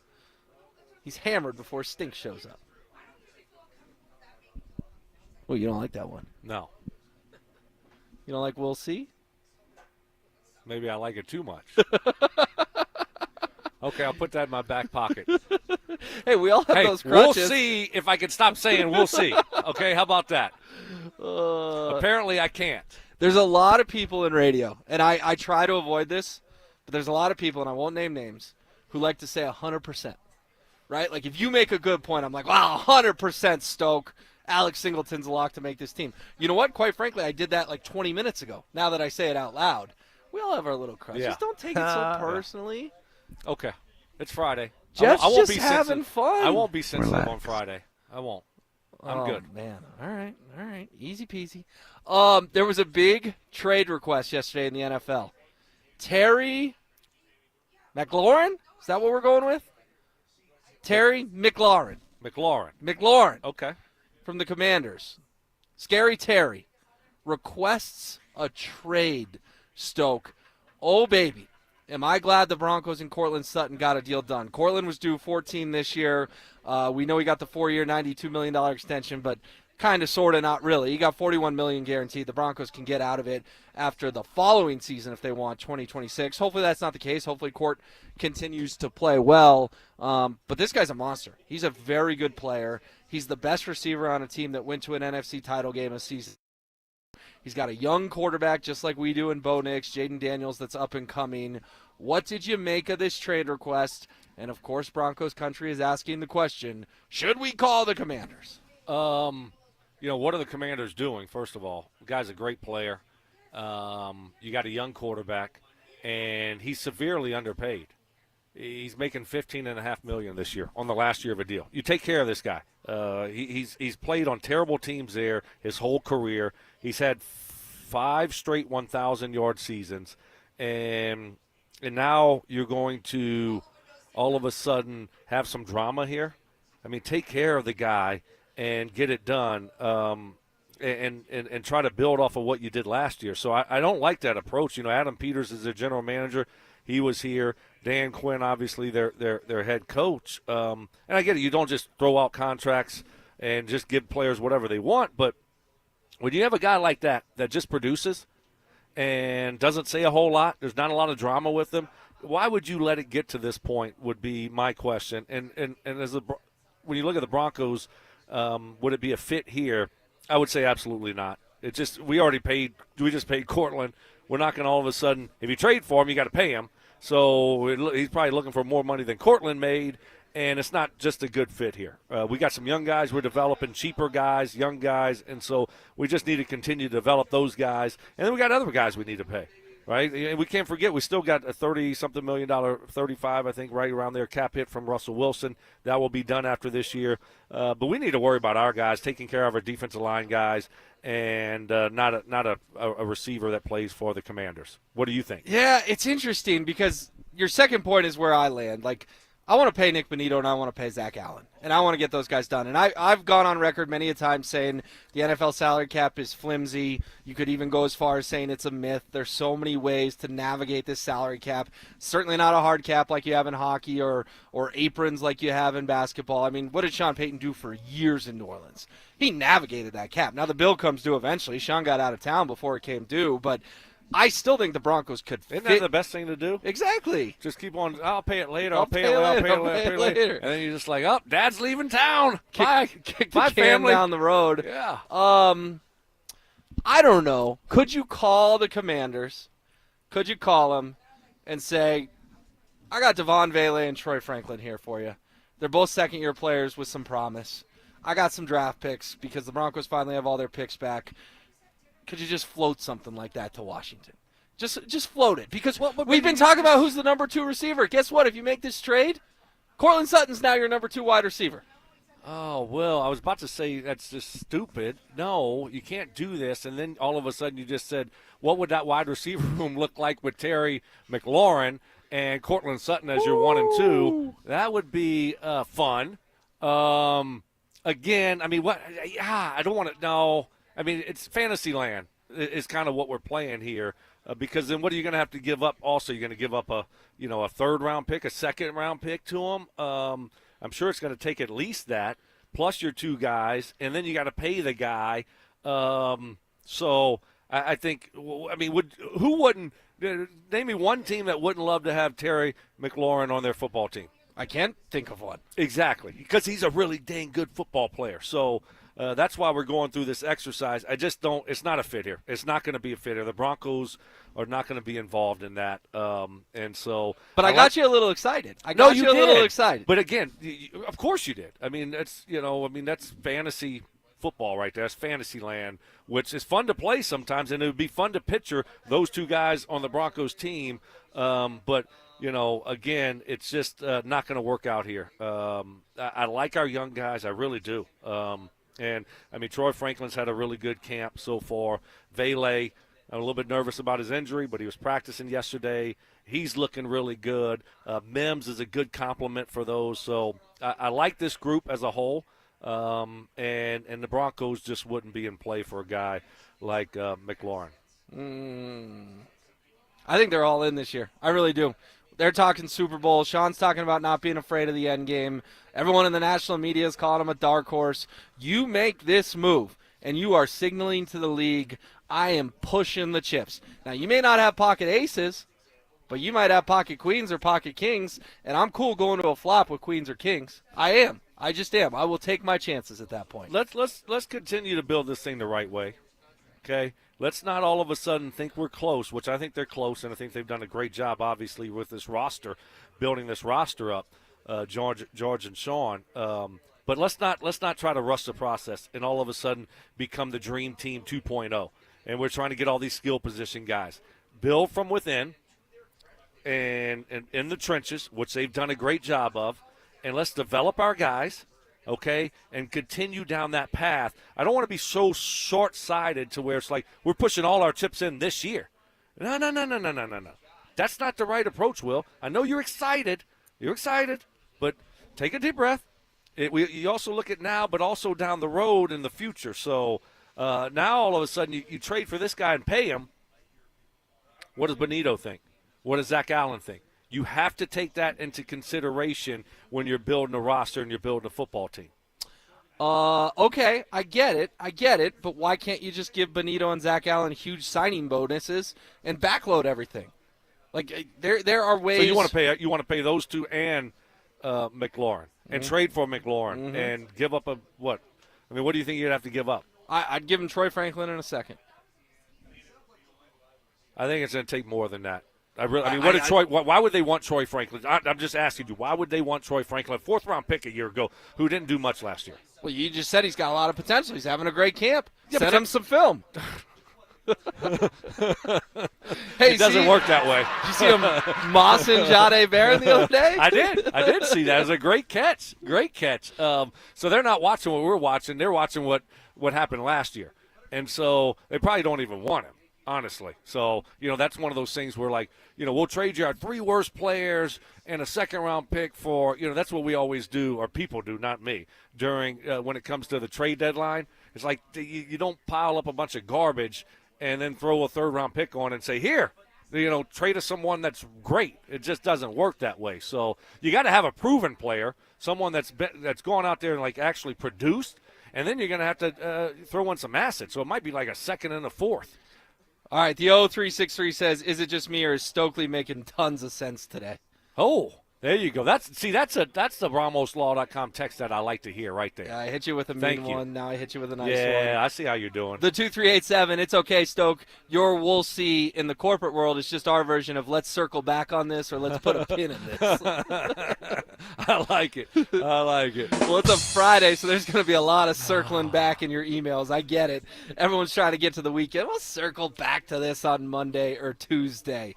Coming up next, Sean Payton was asked about the scrappiness at the practice on Wednesday, whether or not he liked it, and if he was okay with Marvin Mims calling Malcolm Roach back. After catching the league by surprise last season, is Bo Nix ready to handle the high expectations in year 2? Well, the expectations are definitely higher, but we like that. That means you're a good football team. That means you have something to play for, and it means you're doing something right. Denver Sports 104.3. The Fan. Hey, Stoke here from my friends at Roller Auction, leader in Colorado auctions for over 40 years. And they got some great upcoming auctions. Got one of my favorite that's open for bidding now. That will be ending next Wednesday at 9 o'clock in the morning. Government Fleet Vehicle and Equipment Auction. All you got to do is go to rollerauction.com to get logged in, to get signed up. It's free. It's easy. It's open to the public. It's literally a no-brainer. You're going to get some great deals on some great items. Like I said, next Wednesday, 9 o'clock in the morning, ending. Open for bidding now. Government Fleet Vehicle and Equipment Auction, one of my favorites. That will be ending. Open for bidding now. Over 440 lots in this thing. It is awesome. Got some really cool items. Got skid steer loaders. Got some really cool box vans, box trucks, a slide-in dump truck. This thing is awesome. Sienna passenger van. They even got a hazardous material truck. And if you're in the market for John Deere tractor, they got you covered there. And if you need an ambulance, guess what? Roller Auction has one of those also. That's what I'm talking about. They always got cool, unique items you're not going to find anywhere else, only at Roller Auction. You can go see it all and get yourself a great deal at rollerauction.com. That's rollerauction.com. Xcel Energy loves that the tree you want to plant is for birding. But before you start identifying warblers or digging up the perfect spot, you need to call 811 to ensure your project doesn't hit any underground utility lines.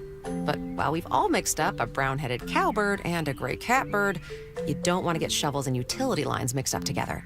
Contact 811 at least 3 business days before you dig to ensure your projects avoid any underground utility lines.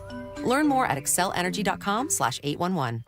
Adam Schefter here for Vivid Seats, your ultimate destination for all your sports and concert needs this summer. With a game-changing rewards program and an unbeatable selection of tickets, they make it easy for every fan to watch their favorite teams and players in action. Catch every home run and thrilling comeback in person from your favorite seat. Plus, every ticket is backed by a 100% buyer guarantee, giving you peace of mind with every purchase. Visit VividSeats.com or download the app today. Vivid Seats, the official ticketing partner of ESPN. You ever try fixing your car and realize you're missing that one part? Yeah, been there. That's why eBay's my go-to. They've got millions of parts, guaranteed to fit. I'm talking brake pads for when yours have seen one too many miles of stop and go. Oil filters, because you don't mess around with your engine care. Even got this cold air intake on my watch list. I might just go for it. To keep the ride cool and your DIY streak hot. Find all the parts you need at prices you'll love. Guaranteed to fit every time. eBay. Things people love. Eligible items only. Exclusions apply. Comcast Business High Five Hotline. What's the state of your excitement? I signed my business up for the 5-year price lock guarantee, and I can't stop high-fiving people. High five! Okay, deep breath. You're in a good place. You signed your business up for 5 years of gig speed internet and advanced security, all on our ultra-reliable network. Gig speeds and advanced security? I'm so stoked. Yep, and you get it at a great rate that's locked in for 5 years. Woo! The high five is just your body's way of saying, I'm winning.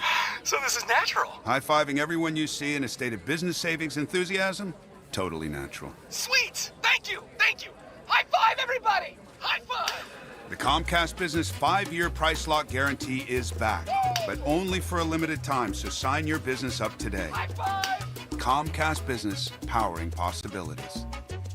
Ends 9/21/25 for new customers with qualifying bundle. Current customers may be eligible depending on services and area.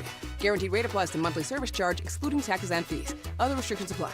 This segment on 104.3 The Fan is brought to you by Jacob's Law, 303 Law 4040. It's Training Camp 2025, built to win. Presented by Fitness Gallery, home of the world's finest fitness equipment. Live from Broncos Park, powered by Common Spirit. Here's Stokley and Evans with Mark Schlereth.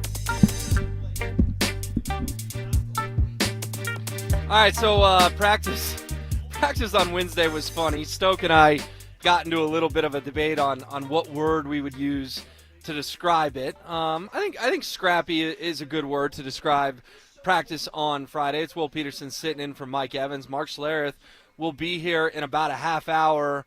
Broncos going on their 5th day in a row of practice. Saturday will mark 6. They're off on Sunday, back here Monday, Tuesday, and then they'll travel to San Francisco on Wednesday for joint practices with the Niners. But Sean Payton was kind of asked about the comment of camp thus far, which was Marvin Mims Jr. calling Malcolm Roach fat, and here's what Sean had to say. I don't think of Roach as fat, but Malcolm, you hear him before you see him, and I like that energy about him. The thing I liked about yesterday, it was a physical practice, and yet there was no one really crossing the line. And it's hard to do when it gets warm, but I thought both sides of the ball handled the pads well. We got better yesterday, and so today was going to be a day where they were a little bit tired. You just got to be smart with the approach during practice. But yeah, I wouldn't have picked Mims and Roach. Like, I would have picked so many other combos, but when I read that one, that was like surprising. Yeah, I mean, obviously we joked about it, but Marvin Mims and Malcolm Roach getting into it was an odd combo, but they do share a locker next to each other, and it's all good. This was not legitimate, real drama. This wasn't guys who were upset with each other or anything like that, and I think when you look at it at the end of the day, this is better than fisticuffs or anything like that, because let's be honest, we have seen fights out here before, and we have seen guys who are actually legitimately mad at each other, and this wasn't the case in that. So Sean didn't have a problem with it. He said he doesn't think of Malcolm Roach as fat, Stoke. I mean, at the end of the day, Malcolm Roach is a big boy in the middle. We know that, but he's not some slob. He's still an NFL player and a guy who, quite frankly, is a pretty good value for the Broncos and sort of underrated when we talk about that defensive line. Yeah, you know who is fat? Me. I'm fat. Again, the walk and the run back from the bathroom is that's 3 days in a row. It takes its toll on me. Well, I've been talking for about 2.5 minutes, so I'll keep talking to let you catch up. Wow, that was a short break. I'll keep talking. And then I text you, no response. I was at the gate, waiting at the gate. Then I called you. Still nothing, so I'm like, I'm just stuck at the gate. Well, I was on air for 90 seconds when you called. Would you rather I'd picked it up and said, hey, Brandon, you're on the radio. What can I do for you right now? Oh, man. Whew. Well, we played Sean Payton saying no problems with the fat comment. He brushed it off as, just kind of training camp banter. And those guys are going back and forth, right? And it's Texas, Oklahoma, too.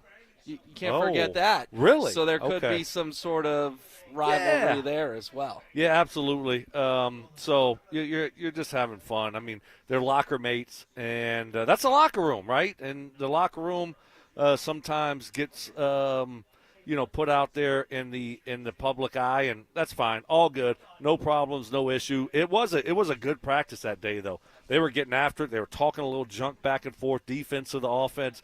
That's what you want, a competitive practice where guys are going back and forth, and so no issues at all. All right, and then Sean Payton also commented on the lack of fights. We still haven't seen one yet, and was asked about if that's sort of a testament to the seriousness that the Broncos are taking training camp with in 2025.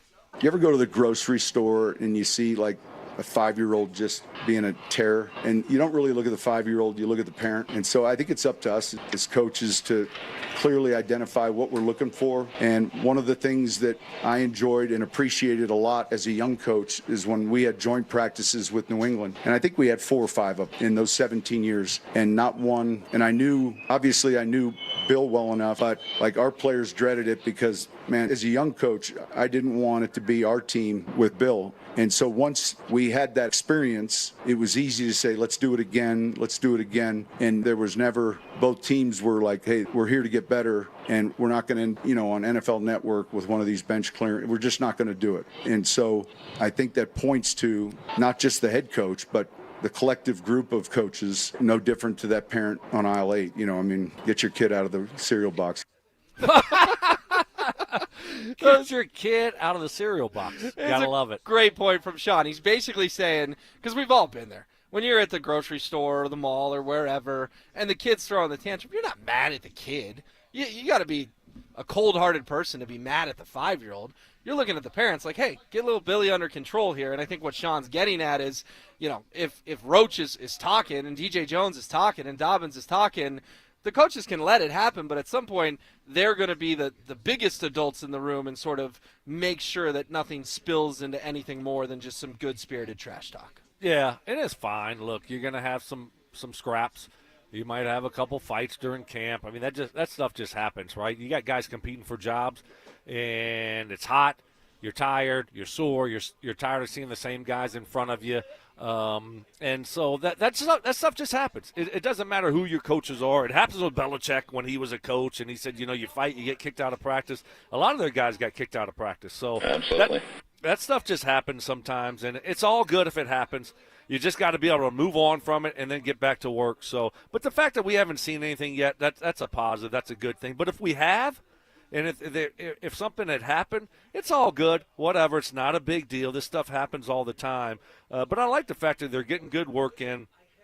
We haven't seen anything happen. That doesn't mean we won't see anything happen today or tomorrow, because there's a lot at stake here. There's a lot on the line, and guys are fighting and clawing for jobs, and they want to prove themselves. And so, hey, that stuff happens sometimes, and I'm not going to read a lot into it if it happens once or twice. Yeah, and get your kid's head out of the cereal box at the grocery store. We're firmly into this thing at this point. The veterans reported, 10, 11 days ago. We had the 2 acclimation practices. Camp started a week ago today, but it really, for me, started on Wednesday. 1 to 10, what's your level of enthusiasm about this camp, or sort of even a grade? You mentioned earlier in the show how you've been doing this radio gig for a long time. You've seen a lot of bad camps. If you had to scale this thing, where's this at over all the ones you've seen? Oh, wow.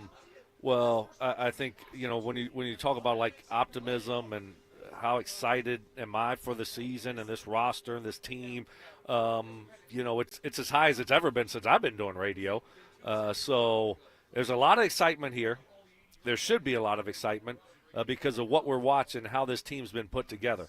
And you have a young quarterback going into year 2 who had a just unbelievable rookie season. So there's so many positives, and when there were so many negatives just 3 years ago. So how can you not be fired up and excited about what we're watching?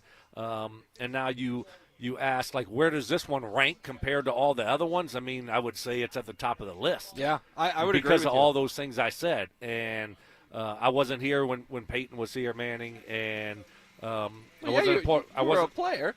No, but I wasn't in the radio. But what did you think of the 2012 camp? Oh my gosh! Well, I mean, it's better than this. I mean, come on! Like we're talking about Peyton Manning. True. And we're talking about Demaryius Thomas and Eric Decker and Brandon Stokley and Noshawn Moreno. So yes, and Elvis Dumervil and Von Miller. No, I'm not comparing it to teams that I played on. I'm talking about doing radio. Okay. Since 2016, this is the best by far, and just how they're operating, the type of guys they have, the work they're putting in, et cetera, et cetera, et cetera. Right? I mean, I can go down the list, but to me, it's not even close. But it starts with the coaching, and then it goes to your quarterback. And when you have all that stuff figured out, now you look at the rest of the guys, and they got a lot of that stuff figured out also. So. I don't know. I mean, where are you at, Will? I mean, I don't know how you can't be fired up about what's going on right now and what the prospects are for the regular season. Yeah, in terms of crispness and best camps I've seen since the Peyton Manning era ended. Now, I was fortunate enough to cover all 4 of those camps. I covered your guys' camp in 2012, 2013 when Peyton broke all the records, 2014 when unfortunately, most of the coaching staff took new jobs before a playoff game, and then 2015 when they ultimately won Super Bowl 50 with Gary Kubiak. Not going to compare it to those, but the post-Manning era, it's definitely my favorite. But I'm going to give you one. I'm going to give you one enthusiasm and excitement level, okay? Because there's one we forget about. The Drew Lock? No, not Drew. No, because Drew Lock going into year 2 when he was 4-1, sure. There was a lot of excitement about Drew Lock. No, what? There was, but hadn't Rich Scangarello gotten the boot at that point, and people were mad because, by the way, did you see Rich took a new job yesterday? Yeah. Okay, we don't have to talk about it. I know. I'm not. Fair. Whoa, okay. Second time I've hit a sensitive subject from the last half hour. I just don't want to waste time. Okay. No, it's not Drew Lock, the camp I'm thinking. Okay. It's Russ. Russ's first camp, Stoke, after the trade. Come on, man. That hill was packed every single day. Believe in it. Felt like we finally found our quarterback. Hey, the Russell Wilson thing ended horribly, but we can't forget that July, August, September, before they kicked the football off, and they disastrous decision to kick a 64-yard field goal in Seattle, that camp had hype and excitement. You forget about some of Hackett's disasters. Yeah. That's too funny. Yeah, no, you're right. That was a lot of optimism going into that season and what Russ could bring. So, yep. But do you remember what happened in that camp? Russ didn't look very good. No. And we were treading that line of doing our jobs, right? Telling people what we're seeing, being honest, but also like, this guy's supposed to be our savior, and yet we're all sitting here going, I remember the first time I stood next to him, Stoke. I think he's listed at 6 feet. Yeah. Russell Wilson's not 6 feet. He was like 5'10". He was short. And I think I even said it to you and Zach when you guys were doing the midday shows. I said he looks like the little leaguer who got a chance to play with the big dogs. Oh. And I remember you guys were mad at me for saying that, but I'm like, he looks small. He looks tiny. And ultimately he, of course, failed epically in Denver, one of the worst trades in NFL history. But that camp was so weird because we were so excited going into it. And then Russell Wilson just didn't look like a normal NFL quarterback. Well, yeah, I mean, sometimes, though, guys are playmakers, and that's who Russ was. You might not look great in practice, but you know what? In games, he's a Houdini. I mean, he's just a magician. He's just going to make plays out of nothing, and that's who he was, right? In the games, he probably looks better than he does in practice. And so you don't, because he's a playmaker, that's who he was. That's what he did in Seattle, right? You look up, it's like, oh, my gosh, how did he make that play? Well, in practice it doesn't look that way, but in games he finds ways to make plays, but that just wasn't the case here. All right, let's go ahead and get into what's trending right now. From sports and news to entertainment and downright debauchery, Stokley and Evans with Mark Schlereth presents What's Trending Right Now. All right, Stoke, the Rockies made another move yesterday, trading Jake Bird to the Yankees. Ryan McMahon and Jake Bird now have legitimate shots at a World Series. What do you make of the Rockies? What are we getting for these guys? Well, you know what? We got like 4 prospects of the top 30 from the Yankees between the McMahon trade and the Bird trade. So I don't like giving the Rockies credit, but at least did they finally handle a trade deadline properly? Got a couple of prospects or maybe one prospect for Tyler Kinley as well. Made 3 trades, brought back 4, 5, 6 guys. Whatever, man. At least you finally unloaded a few veterans. Yes, absolutely. Look, when you're terrible and you stink, stop hanging on to guys, right? Let's move on. Let's try to revamp our minor league system, our farm system. Like we got to get some young talent in, and that's how you get hope. So I love what they're doing. Be aggressive, make some moves. Let's try to flip this thing over and get this thing headed back in the right direction. Because when baseball is winning here and the Rockies have a good product, it's a fun summer. And it wasn't that long ago. I know people want to hate and say this and that, but they had some good really good squads when you look 5-6 years ago. So hopefully they can get back there soon. Yeah, I'm not going to applaud the Rockies. I'm not going to say Bill Schmidt is suddenly a GM, but I'm just glad we don't have to sit here today, the day after Major League Baseball trade deadline day, which was, by the way, wild. I don't know if you were refreshing the Twitter machine yesterday afternoon, but there was a trade every 3 minutes. One of the most active deadlines we've ever seen. I'm just glad we don't have to sit here and go, why didn't the Rockies do anything? Yeah. Now, I wish they had made 7 moves, but 3 moves? Okay, 3 moves is better than 0 moves, which feels like that's what they do most years. Yeah, absolutely. Make some moves. Try to, upgrade your young talent. Good job. All right, moving on in what's trending. Cherry Creek High School has won the Max Prep Cup. It's the first time a Colorado school has won it in the 14-year history. This goes to the best athletic high school in the nation, Stoke. We could always say, well, Creek's, of course, the best athletic high school in Colorado. This goes in the nation. Creek won 9 state championships: boys golf, boys soccer, boys tennis, football, girls field hockey, girls swimming, baseball, boys lacrosse, and boys swimming. I mean, listen, when you got schools in Texas and Florida and California, this is an impressive honor for the Bruins. Okay, cool. I don't know. So maybe they won more state championships than anyone, but you look at IMG, you look at some of these other schools, these powerhouses, and it's a little bit different. So a little bit different competition out here also, Will. You know that, right? You know that, right? Or no? He coached at Valor, folks. That, right? Not giving the Bruins a lot of love this morning. Come on. Hey, listen, that was a long time ago. I'm not hating on Cherry Creek. I know people that went to Cherry Creek. I know people that that are there right now. So I'm not hating on them. They got a great program. What do you mean? What I mean is the competition level in Colorado is a lot different than the competition level in California, in Texas, in Florida, and in Louisiana. You heard it. Man, the boot. That was a real downer. The boot. No, but congrats to Cherry Creek. Yeah, seriously, that's a cool honor. So schools are ordered based on an algorithm that takes into account state championships, state runner-ups, placement in national rankings, and then they get a point total. All 20,000, kids and alumni and everyone else that went to Cherry Creek hates me now. Again, 9 state titles. They have like 50,000 kids at that school, too, by the way. But still golf, soccer, tennis, football, field hockey, swimming, baseball, I heard lacrosse. you the first time. They're good at everything. They have 50,000 kids at that school. No, they don't. Maybe 5,000. Maybe subtract a Everyone zero. hates me. Anyone that has any affiliation with Cherry Creek hates me right now. Well, they're the most athletic high school in the nation. Yes. I think it's cool and worth bringing up. I said good job. Congratulations. Moving on, and what's trending? Stoke, can you guess? Can you remember? This has been a trivia question. Who was the last running back for the Broncos to rush for 100 yards in a game? We've done this one a few times. I mean, goodness gracious. Phillip Lindsay? Not that far back. Oh. Not that far back. He's the 1,000 yards in a season. Okay. But this is 100 yards in a game. 100 yards in a game. Jamal Charles. No, not that far back. He was here before Phillip.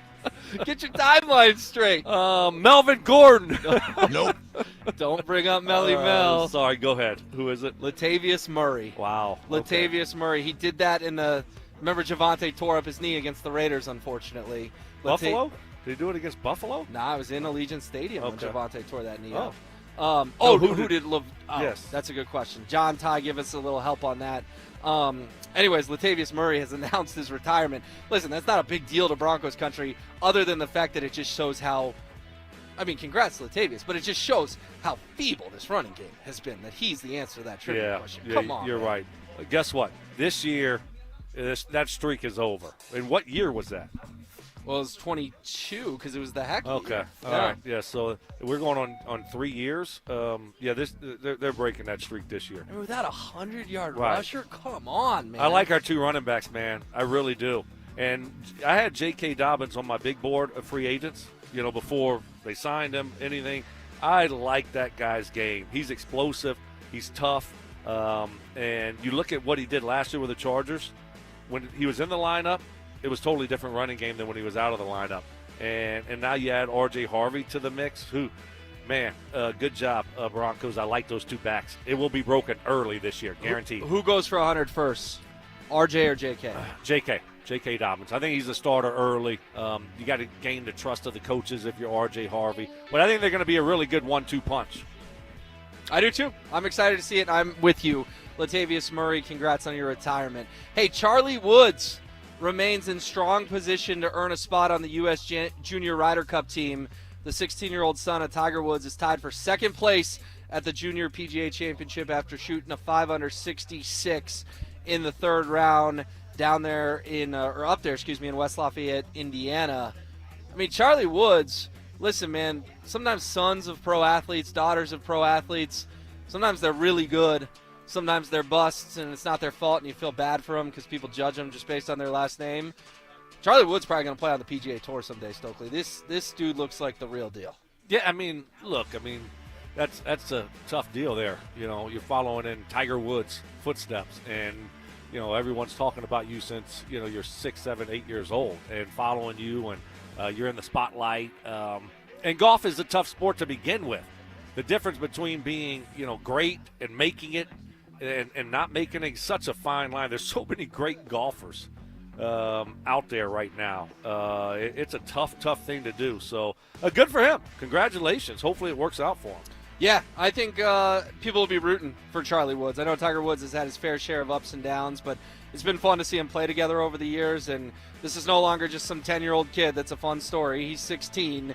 He's coming in the world of golf. Hey, John Harbaugh caused a little bit of a stir when he said that Lamar Jackson is a historically good passer. And that's really quite a statement. I'm quoting him because of the narrative that's been surrounding him ever since the beginning. Lamar Jackson can throw the football. He can throw it every kind of way. He can make every kind of throw.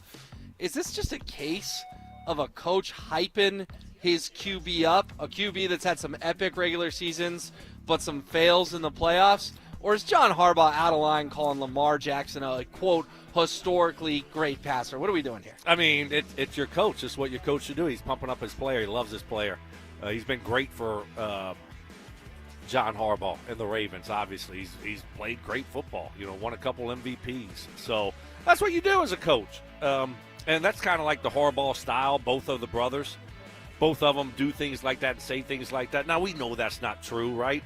He's not a historically great passer of the football, but he's been a great quarterback for the Ravens, and so he's pumping them up, Will, right? Isn't that what he's doing?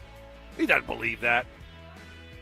I get it, but it now just adds fuel to the fire, right? Like if Lamar comes up short again and has a classic Lamar playoff game where he throws for $160 and 2 picks, people are going to dig up this quote about him being a historically great passer. I just think the Ravens and Bills have so much pressure on them this year that I don't know why a coach would go out of his way to say something. So you think like he shouldn't have said it? No, I don't think he should have said it. Okay. More pressure on Lamar? Absolutely. I mean, it's time for Lamar or Josh to win the big one. I mean, don't you think there's enough pressure on both those guys already? Like, who cares what the coach says? Right, so he's adding fuel to the fire is what I'm saying. All right, keep it moving in what's trending. Shohei Ohtani has developed cramps while he's pitching for the Dodgers, and I think it's cool that Shohei does both. Don't get me wrong, but if I'm the LA Dodgers, man, I shut this little experiment down. He's only going a couple innings. He's been more of an opener for them. He's got a lot of strikeouts, but he's also been giving up some dingers. He's not unhittable by any stretch. This guy's a generational talent. Doesn't it feel like a little bit of a sideshow that the Dodgers are still pitching this cat? Well, apparently they think that he's a difference maker, but I think I'm with you.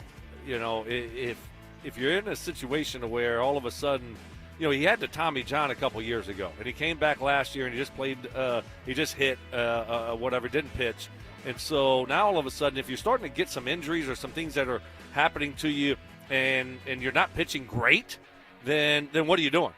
Right, what are you doing? Put him on. Just have him take a step back when it comes to pitching. You can revisit that next year, right? Give him a full spring training. Let him get into it with his arm and all those different things that pitchers do that they need to be able to pitch 5, 6, 7 innings. And he really doesn't. He's not doing a good job of that right now. So let him concentrate on playing in the field and hitting. I think I agree with you. And I'm not a Dodgers fan. I hope they lose. I hate the Dodgers, even as a dwindling Rockies fan. I can't stand them, but I think they're doing a disservice to a guy who is going to be an all-time great hitter, already is an all-time great hitter. Real quick, would Shohei break Barry Bonds' single-season home run record if he played 81 games a year at Coors Field? Wow. What's the number? 73, I want to say? Yes, sure. I mean, the guy's unbelievable. Yes. I mean, he could hit at least 40 in those 80 games. So he would have to hit, 34 on the road? Oh, man, I was at a Dodgers-Rockies game last summer. Shohei second deck shot. It's like that was cool. To get to see that in person, the sound the ball makes off his baseball bat, unbelievable. Yeah, that would be cool. We would need Greg Penner to buy the Rockies for that to happen. Let's hope Mr. Penner buys the Rockies. That would be a possibility, though. If we ever get, if Greg was, thinking about, venturing into a different sport and get to baseball, all of a sudden we'd be talking about that. Are the Rockies in play for Ohtani? $500 million to Ohtani, right, if not more. All righty, Mark Schlereth in the building. We will get back to the Broncos and what we observed at practice on Thursday and what to expect here in about 2 hours on the other side. It's Training Camp 2025, built to win. Presented by Fitness Gallery, home of the world's finest fitness equipment. Stokley and Evans with Mark Schlereth will kick things off at Broncos Park, powered by Common Spirit, walking you up to practice starting at 6 a.m. Then Dover and Cecil will react live to all the action until 2 p.m. Stay locked into Denver Sports 104.3 The Fan and DenverSports.com for all the latest news and information during football season. Till the lights go out, till my legs give out, can't shut my mouth. Denver Sports 104.3 The Fan. Many different symptoms for low testosterone. Mine was running out of energy later in the day. For other guys, it could be sleeping poorly, putting on weight, less productive workouts, feeling sad or depressed, loss of sex drive. If any of these are happening to you, contact my friends at Rocky Mountain Men's Clinic. I did for my low T. Glad I did. People there are experts. They clearly know their stuff. Plus, incredibly caring and compassionate. They know this is a big step for you. They put me on a customized low T treatment plan, and it has worked. Plenty of energy throughout the day, into the night. If you think you may have low T, go to RockyMountainMen'sClinic.com. Take the low T quiz on their website. It's a simple 10-question quiz with yes or no answers. Takes 2 minutes. Get your energy back. Clear that brain fog. Sleep better. Schedule a consult, just $99. Start low T treatment that day. Your office visit is free. 5 locations around Denver to better serve you, including Fort Collins and Colorado Springs. Call 720-440-7900 and at RockyMountainMen'sClinic.com. At 303 Law 4040, we know getting into an accident stinks, and so does getting worked over by the insurance company or even your slick-talking made-for-TV lawyer. So if we can help, just give us a call. 303 Law 4040. Save that number in your phone. You never know when you're going to need it. That's 303 Law 4040. Great news. It's $5 Fridays at Papa Murphy's Pizza. Only on Friday, get a large, thin-crust pepperoni sausage or cheese pizza for only $5. That's right, just $5. Best deal in town. Pick up a few today only at Papa Murphy's. Hey, Brandon Stokley here from my friends at Trajan Wealth. You know what I respect?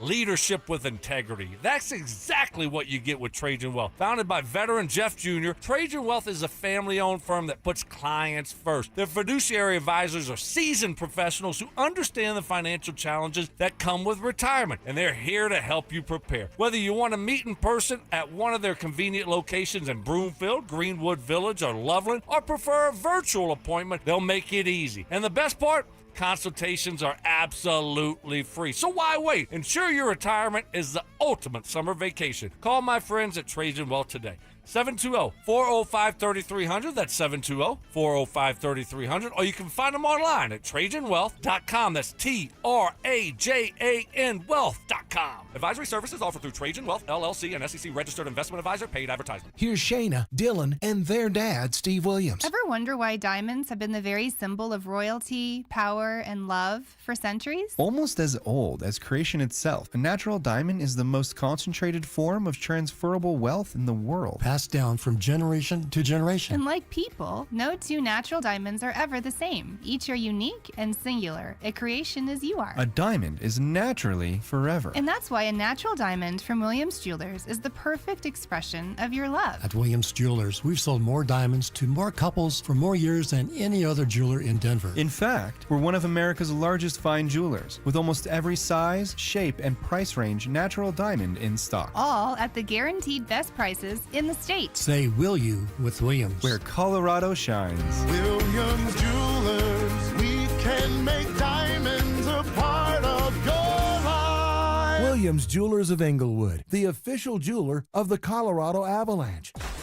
Be advised, this is your opportunity to save up to 40 to 80% on a hot tub or swim spa. This weekend only, today through Sunday. 2 locations, Denver and Colorado Springs.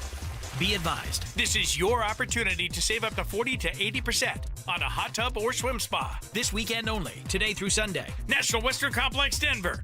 18-month interest-free financing. Our factories have demanded we sell 1,000 hot tubs and swim spas this weekend. Norris Penrose Event Center, Colorado Springs. Huge factory incentives, factory rebates, this weekend only. National Western Complex, Denver. We can remove your old hot tub. Free delivery of your new hot tub. Hot tub starting at $2,999. Norris Penrose Event Center, Colorado Springs. Free delivery of your new hot tub. Just relax and enjoy. 2 locations, Denver and Colorado Springs. Today, 2 p.m. to 8 p.m. Saturday, 10 a.m. to 8 p.m. Sunday, 10 a.m. to 6 p.m. National Western Complex, Denver. Norris Penrose Event Center, Colorado Springs. Call 833-SPA-SALE or visit hottubandSwimSpaSale.com. KKFN and KKFN HD1 Longmont, Denver. You're listening to Denver Sports 104.3. The Fan. It's Training Camp 2025, built to win. Presented by Fitness Gallery, home of the world's finest fitness equipment. Live from Broncos Park, powered by Common Spirit. Here's Stokley and Evans with Mark Schlereth. 8:01 on this Friday morning. Will Peterson in for Mike Evans. Stoke is here, and Mark Schlereth in the building. What up, Stink? How we doing? I'm good, man. How are you guys? We're great. We're off and rolling. I've only ticked off Brandon twice today. So, really? Yeah. That's not bad. I think just once. Just one. Twice, huh? I read a mean text about him. Yeah. Oh, Yeah. people are on you? Why? Why would anybody be on Brandon Stokley? Yeah. Well, apparently I say we'll see a lot. We'll see? Yeah, we'll see a lot. So someone said, we ought to start doing a drinking game when Stokley says we'll see. So I said, we'll see. We'll see if you guys do that. Yeah. Mark, kind of a slower practice yesterday for the Broncos, but they still went 2.5 hours. So what do you make of, we see them in the shells, and it's slow, not full pace to start. They did do some team drills at the end. What do you make of that decision to have more of a walkthrough type deal? But also, we think of walkthroughs as 90 minutes max. Sean kept him out here for 2.5 hours. Well, yeah, I don't know. Maybe he wasn't happy with the pace of the practice or whatever the case may be. And then I think in today's game, because you're not practicing twice a day, you've got installation, right? You start putting more and more stuff in, and then it becomes more about walkthrough stuff, getting guys on the same page, making sure our motions are correct, our snap counts are in the right place for the motion and all that kind of stuff. So you can have some mistakes along the way as you install new stuff. So, it might be just a heavy teaching and making sure we're in the right place. I mean, the first game of the season, we watched the Hall of Fame game last night. The first game of the season, or the preseason, is just a week away in San Francisco. So, they've got the joint practice scheduled in San Francisco. So you want to make sure you're pretty buttoned up before you get there. Yeah, I think, you just came off of 3 padded practices, full pads, and you're doing some corrections. You're revisiting what you do good, what maybe you needed to correct, those types of things. And it wasn't a walkthrough. I mean, they were – First hour and a half was a walkthrough. Well, they were jogging around a little bit, and sometimes when you're doing the starter practice, right, you're jogging around a little bit, and you're trying to correct some of the things, or your install and go over those types of plays. So I don't know. I think it was more of a byproduct of 3 straight hard days of padded practices. Let's take a step back, dial it back a little bit, and get some work done, get some corrections done, to Mark's point, and then now as we move forward, we'll see what today looks like. See, I said it again. I said we'll see what today looks like. But now you're going to be conscious of it. I know. That's why I didn't want you to tell me that. As far as if it's going to be full pads or not, because you said Saturday is going to be a scrimmage type of setting, so that will be full pads. Yeah, for Sean sure. said yesterday scrimmage type deal on Saturday with Mark mixed and match personnel groups, like the 1s maybe going against the 3s, the 2s against the 1s. Yeah. He said we did that last year. Now, he had a quarterback competition. I put that in air quotes last year, but Saturday should be fun. That'll be a lucky day for the 800 Broncos fans that are out here. Yeah, it'll be a great day. And anytime you have a scrimmage setting, intensity ratchets up a little bit. So we'll see the most intense probably practice that we've seen to this point. And then you always have kind of situational scrimmages. Like, all right, we get 10 plays coming off the 40-yard line trying to get cross the 50 and get into the high red zone. We're coming off the goal line right now. We're going into the red zone stuff. So you get those situational aspects. And then, hey, man, we love this personnel group going into the end zone, in the red zone. We love this personnel group on the goal line, whatever that is. And we'll get to see some of that stuff. So it'll be cool. It'll be really cool to see, and it'll be intense practice on Saturday. Yeah, it's kind of the same thing that you'll see in the joint practices where you can set up whatever you want. You can do 3rd down and 10. You can do 3rd down time. You can do your 2-minute. You can do different things like that, situational football that's going to come up during the season that you don't get a ton of work on. But in days like that, like you see on Saturday or joint practices, that's when you can practice those types of situations. So when they come up during the season, you're ready to go. The Dre Greenlaw thing yesterday was scary. There's no doubt about it. He's doing a one-on-one drill with J.K. Dobbins and sort of comes up a little limp. Talked to 3 trainers before finally jogging into the facility. Here's what head coach Sean Payton had to say on a Greenlaw update after practice. No, I think he's fine. In the one-on-one period, he felt it got tight, different area. So we'll know more. We'll go ahead and have all the precautionary work done, but I think he'll be all right. All right, so Mark, think he's fine, think he'll be all right. Quad, Sean says different area. Right. Those soft tissue injuries. What's your level of concern about Greenlaw today? Level of concern is always there. Anytime, and I say this about injuries, when you've had multiple injuries, your body's this unbelievable compensation machine that you don't even think about. So your body will try to protect itself, and you end up usually hurting something else when you're favoring or when you've had an injury elsewhere. So hopefully it's nothing big. He did say quad, which is good that it's not down in the calf, that it's not, something from that Achilles. But you never know. Like, you just don't know how your body compensates. Like, when I had my ACL on my left side, I started hurting my right knee. And, I never really realized it's really from the compensation. You're just putting more pressure on the opposite side of your body to compensate for the lack of strength or, the rehab that you're going through on the left side. So all that stuff plays a part. But, hopefully after the precautionary kind of MRIs and the things it'll do, that he'll be fine. Yeah, I mean, you're nervous about it, certainly, right? I mean, this is a guy that's been injured for a while now after tearing the Achilles. And trying to come back last year, wasn't quite able to return and be himself. And now he had a quad this offseason, and it limited him to what he could do. And now he was 100%, and now he re-injures. I don't know if it's that quad, the other quad, not quite sure. It wasn't bad, nothing major. But, we're 8-9 days into practice, and he's already, getting injured again. And so is it one of those things where his body's just failing him? And is that what we're going to see from him? I'm hoping not. I'm hoping it's just, hey, let's get this thing straight and get this thing fixed, and he's going to be fine. But, there's got to be a lot of concern there because he's such a big pickup this offseason. He's such a good player, and he's a difference maker for this defense right in the middle of the football field that, the loss of a guy like that, the impact of having him and not having him for this defense is huge. So, they're going to be cautious with it. And hopefully this is it. But you also have to be real and look at it and say, okay, well, is this guy heading in the wrong direction when it comes to his career and being able to stay healthy, right? I mean, it's sometimes to Mark's point, you start moving in the wrong direction, you get a little bit older, and your body just can't hold up anymore. Hopefully that's not the case with Dre Greenlaw. Yeah, and I think it begs the question, should the Broncos just hold him out till week 1 at this point? If it's going to be 2 weeks, why not just make it 5 weeks? Dre Greenlaw's played in the NFL plenty. Does he really need more camp, more preseason, or is it all about the Titans on September 7th? Well, I think the only way you get really good and feel really comfortable playing football is by playing football. Like, you got to play to a degree. Now, you can manage practice, put them in situationally. Hey, we need you here for these 2 reps. We need you here for these 3 reps. But it's a little different. That's how I was always dealt with while I was here. Mike Shanahan did a great job. Alex Gibbs did a great job of managing me. Say, hey, we need you on these 2 blitz pickups. Then get out. We need you on these 2 or 3 plays, right? But let's face it, I wasn't in great shape. I mean, I didn't have to be in like phenomenal shape wind-wise. Like that dude has to be you can't do that with a receiver. Those dudes got to run all the time. You can't do that with certain positions.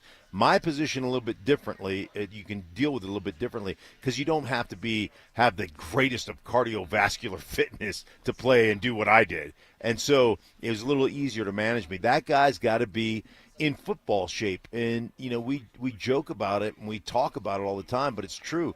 The only way you get into football shape is by playing football. You can't do it on a track or a treadmill or a bike. It just doesn't work that way. Yeah, and I think when you look at a guy like Dre Greenlaw, you got to remember he hasn't really played football in a year and a half, right? I mean, he was in the Super Bowl when he tore his Achilles. He came back last year for a couple games, and that was it. And he played quite a bit in one game against the Rams. I think he was just a couple of games, Stoke, and it was kind of spotty. Yeah. Remember? So he hasn't really played a lot of football in a year and a half. And now all of a sudden we're just going to say, hey, we know you're a veteran, and we're just going to throw you out there week one. I think there's a fine line there, to your point, Will. I don't think you're crazy saying that. I think you got to be really cautious with them, but you got to Mark's point, you got to pick your spots of when you're going to use them, when you're not going to use them, and you got to get them ready to go because I think also you got to be worried about, okay, we're going to put them on the shelf, and then all of a sudden we're going to say, all right, we're going to ask you to play 60, 70 plays in a game. Is that doing him a disservice? Is his body ready to go for that many plays, and can it hold up for that many plays when you haven't gotten it ready to go during practice or a preseason game? Yeah, all that stuff, just the contact, all the stuff it's important, man. So, you've got to be really smart about managing it if you're Sean Payton, really smart about managing it. But there is a certain amount of work that has to be done on a football field to get you ready to play. You just don't roll in there and go September 1 and go, okay, I'm good to go now, guys. Let me get 3 days of walkthrough, and then let's strap it up and go hit people. It really just doesn't work that way. Yeah, we'll certainly keep an eye on it. I mean, between Alex Singleton getting the surgery on a broken finger, he'll be back in about 6 days. Greenlaw out, Drew Sanders out. Is it time the Broncos look around at the inside linebackers? I mean, we tossed some names around there. Quan Alexander had a cup of coffee here last year. I know C.J. Mosley just retired a month ago, but guys unretire all the time. I don't know. Josie Jewell just got released by the Panthers. Now, that one was scary because he has concussion issues, and they were very open about that. But is this suddenly a position of need again that was kind of a position of need going into this offseason? Thought they addressed it, and they've been really beat up through the first few weeks of practice. Yeah, you talked about Quan Alexander, also played for Sean with the Saints. So they're very familiar with him. Ultimately, during training camp, you do get a great look at some of your young players. So you might need another body. You might need to sign a guy for another body. But it gives you a great look at young players, see where they are, see how they can contribute, understanding that you're going to get Singleton back, hopefully, and I am assuming they're going to get, Greenlaw is going to be good to go. So, yeah, it might be sign a guy for just having a body in camp, but I think part of it is you look at, hey, man, we're going to get a couple of young guys a ton of reps. We'll see exactly how they stand up. Yeah, I think you're spot on. I think you got to sign at least one guy here because the unknown of Singleton with his injury, but also Drew Sanders, how long he's going to be out. And then Greenlaw also. I mean, you really can't count on him to do a whole lot here in camp before regular season. So I think you got to sign one or two guys at the inside linebacker spot. But I also think it says, hey, we like these young guys that we maybe no one's ever heard of or haven't talked a lot of. We're not talking a lot about these guys. We want to watch these guys in action. We want to give these guys the opportunity to say, hey, we can be an NFL player. When you look at like Kareem Reed, Lavelle Bailey, who we talked about the other day, he was sideline to sideline a couple of days ago and making a lot of plays. And then J.B. Brown, a lot of guys that we haven't talked about and people haven't heard of, but they might like those guys and might want to see these guys get some meaningful live reps. And all of a sudden we look up in the preseason game and these guys are playing well. Now, hey, that guy might be the next, I don't know, Brandon Marshall or a guy that Danny Trevathan, that we didn't talk a lot about, but next thing you know, they end up making plays on Sunday. Yeah, that's kind of the ancillary benefit of having guys get boo-boos, get injured but not significantly injured, is you're going to see how the young guys respond and how they play, given that opportunity to run with the ones. And And that's how, like, it's really interesting, but that's how NFL careers are made. Like, guys just get their opportunity, and they Wally Pippa dude. You know, they just play so well that all of a sudden the coaching staff goes, man, we can't not keep this dude. We can't not have this guy make an impact because he's an impactful player. And so some of that stuff is cool, and you saw it as a player, Stoke. You saw it, and you were probably part of it when you got your opportunity. Same thing with me. Get your opportunity, make the most of it, and all of a sudden become a player and a starter on your team. So that's how a lot of us got our opportunities. Somebody got hurt. We came in and played as well, if not better than that guy, and they were like, oh, shoot. Well, you know, that's the meritocracy of playing football. If you're good, you're going to find a spot. And here's the cool thing is we see this stuff all the time in the NFL. Guys that we haven't heard of, all of a sudden you look up and you're like, oh, wow, that guy's a really good player. Like, where did he come from, right? And hopefully we have a guy or two like that on this roster. And so we'll see. We'll see if they end up bringing anyone in to address the need there, or if they just say, hey, we're going to go with some of these young guys and we're going to give them a lot of opportunities. All right, the Hall of Fame game was last night. We talked about it at the very jump, but curious to get Stink's thoughts on it. How much did you watch? How into it were you? And is it one of those things where football's back, I'm going to watch 60 Minutes? That's what I did, but I said I'm kind of a sicko, but curious how much you enjoyed it last night. I loved watching Trey Lance play. I thought Trey Lance played really good football through that, the first three quarters. I watched most of the first half. I had it on, in the third quarter and stuff, just kind of perusing. But bottom line, it was cool to see that. Allen had a tough night, throwing a couple of picks through almost a pick six, and so he had a tough night. But, we talked about Trey Lance and, coming from a small school and only starting 17 games and, going to San Francisco, breaking his ankle, not really making it there, going to Dallas, not really having opportunity there, and getting with Jim Harbaugh, somebody that does a great job of believing in people. I heard you guys when I came up talking about John Harbaugh, talking about Lamar Jackson being the best passer and all this, that, and the other. And I will tell you, man, both of those guys, they believe in the dudes they coach, right? And they will pump those guys up, and they'll get those guys believing that they're great. And so the confidence that you saw out of Lance yesterday, and I know it's a preseason game, and I know you're playing against backup players, but those guys are trying to make a name for themselves. And he went in there and he played his ass off, and you continue to do that, and you continue to learn a system, and you continue to understand how to play the game from a guy that's a head coach that was a quarterback, you're going to get an opportunity again at some point to leave the Chargers and go compete for a starting job at a franchise that has been quarterback starved for a while. So he's going to get another opportunity if he continues to play well. So I thought that part for me was really cool with my Chargers, Stoke. Oh, my Chargers look pretty good. Save that, Ty. Save that. Yeah. Wow. You're just stepping in it. No. I want that in there in case the Chargers do what I think they're capable of doing. Well, you already got enough ammo, and now you're doubling and tripling I'm doubling down. I'm not afraid. Well, wow. It's a Friday. It's like me calling out all 50,000 kids and alumni that go to Cherry Creek earlier today. I think you stepped in it worse than I did. No, I'm good. They know I'm a Bronco through and through, but, we're going to see. Okay. As Gary Kubiak say, we'll see. Or we're fixing to find out. We're fixing to find out. No, I watched a little bit of it, and that was it. It didn't do a whole lot for me, but it was cool to see Trey Lance get that opportunity. Yeah. But there's probably no better place to go than a Jim Harbaugh coach team, the way that they orchestrate their offense. I mean, we saw what he did with Alex Smith and then Colin Kaepernick, and how they're going to run the football, play good defense. They're not going to ask you to do a whole lot, and they're going to build that offensive line up. They got a couple good running backs there now. So I think it's a great situation. Quarterback rehab for Trey Lance, kind of figure out how to play the position again, take some pressure off of him. But I think that's a great opportunity and a great spot for him to kind of, get his footing in the NFL and get his career back on track. But the game-wise, I mean, Detroit was so bad. I mean, they were so bad. Obviously, they didn't play any of their starters. So it's one of those first preseason games where the first play of the game was a fumble. A butt fumble. On the kickoff return. So hey, it is what it is. I watched a little bit, but that's about the extent of it for me. Well, and Mark, I want your thoughts on the Hall of Fame class because Stoke and I sort of talked about it.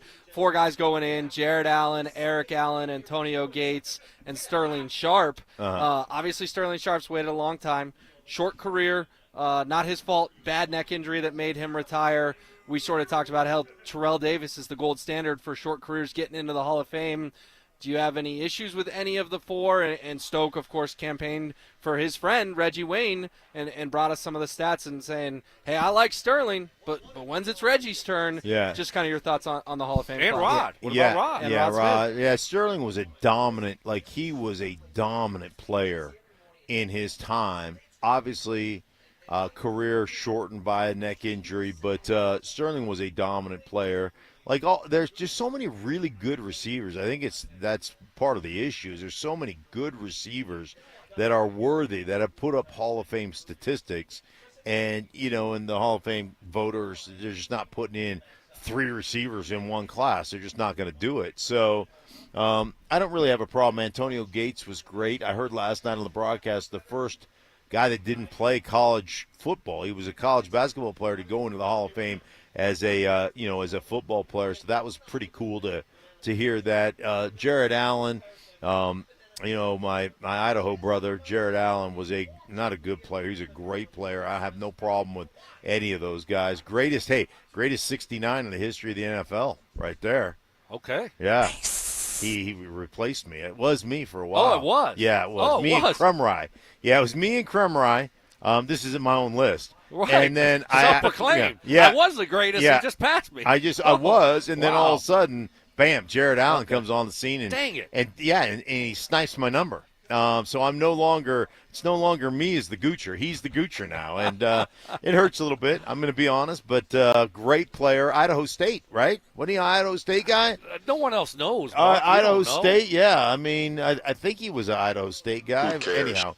No, I can't. He was Idaho State. Yeah, Yep. Idaho State. So, one of my rivals that I used to open a can of whoop ass on. But, it was fun to see that. And so all those guys are deserving, no question about it. I mean, only 4 guys. If you look at it from Broncos country's perspective and you say, okay, who's left here for the Broncos that has a chance to get in anytime soon? You look at Rod Smith, the possibility of him, because he had great numbers, obviously, and there's a case to be made for him, undrafted guy, right? Yeah. But then you look at Mike Shanahan, and to me that's almost criminal what's going on there. And you see some of these other coaches that got in front of him, and Mark, you played for him, I played for him. I mean, he had such a great career, won a couple Super Bowls as a head coach. His legacy, though, to me is what not a lot of people talk about, the legacy of the offense, but also of his coaching tree and what's going on now and how the game's evolved because of a guy like him, and he sits at the top of it, but all of a sudden you look up and it's, I don't know, the chin, Bill Cowher gets in. Oh, really, Bill Cowher before? Why? Because he coached for Pittsburgh? That's exactly why. Right, didn't Holmgren get in too? It's like before Mike. I just think it's that's this is stuff, ridiculous. That's the stuff that ticks me off. But anybody else that I'm missing, Mark, that could have a chance from Broncos country, and I know you want to speak on Mike also. Yeah. No, Mike is. You look at the West Coast offense from Bill Walsh and how the West Coast offense changed under Mike Shanahan, and how many things that Mike Shanahan brought into the NFL that are still the base, the root of what you do in the West Coast game right now. And so Mike Shanahan has had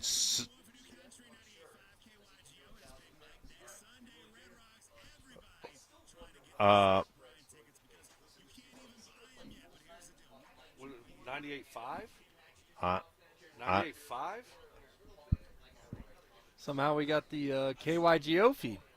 Yeah, I don't know what's going on there, but and Mike Shanahan. Yeah, Mike Shanahan. Does he love country music? Yeah, he's I thought that was a drop from Ty at first. Yeah. I did too. I was waiting like for the finale. I don't know what we were doing. Somebody pushed the wrong button, the conversation's down the hall. Right. To be fair, but Mike has done such an unbelievable job, like you said, Stoke, of not only creating the West Coast offense, but then sending out like LaFleur and Sean McVay and and Zach Taylor and all the guys that are influenced by this, Kyle, obviously, Shanahan, about 60% of the teams in the league, maybe more, run this style of offense, and a lot of that comes from Mike Shanahan. You got to be bleeping me right now. We're going to try to get to a break here and figure out what's going on. We'll be back. Is a young receiver on the verge of a breakout season for the Broncos. Troy Franklin, to me, looks so different than he did last year. He's smooth, and his speed is just different. And Sean is going to use that. I think that's going to be a huge advantage for this offense. Denver Sports 104.3. The Fan.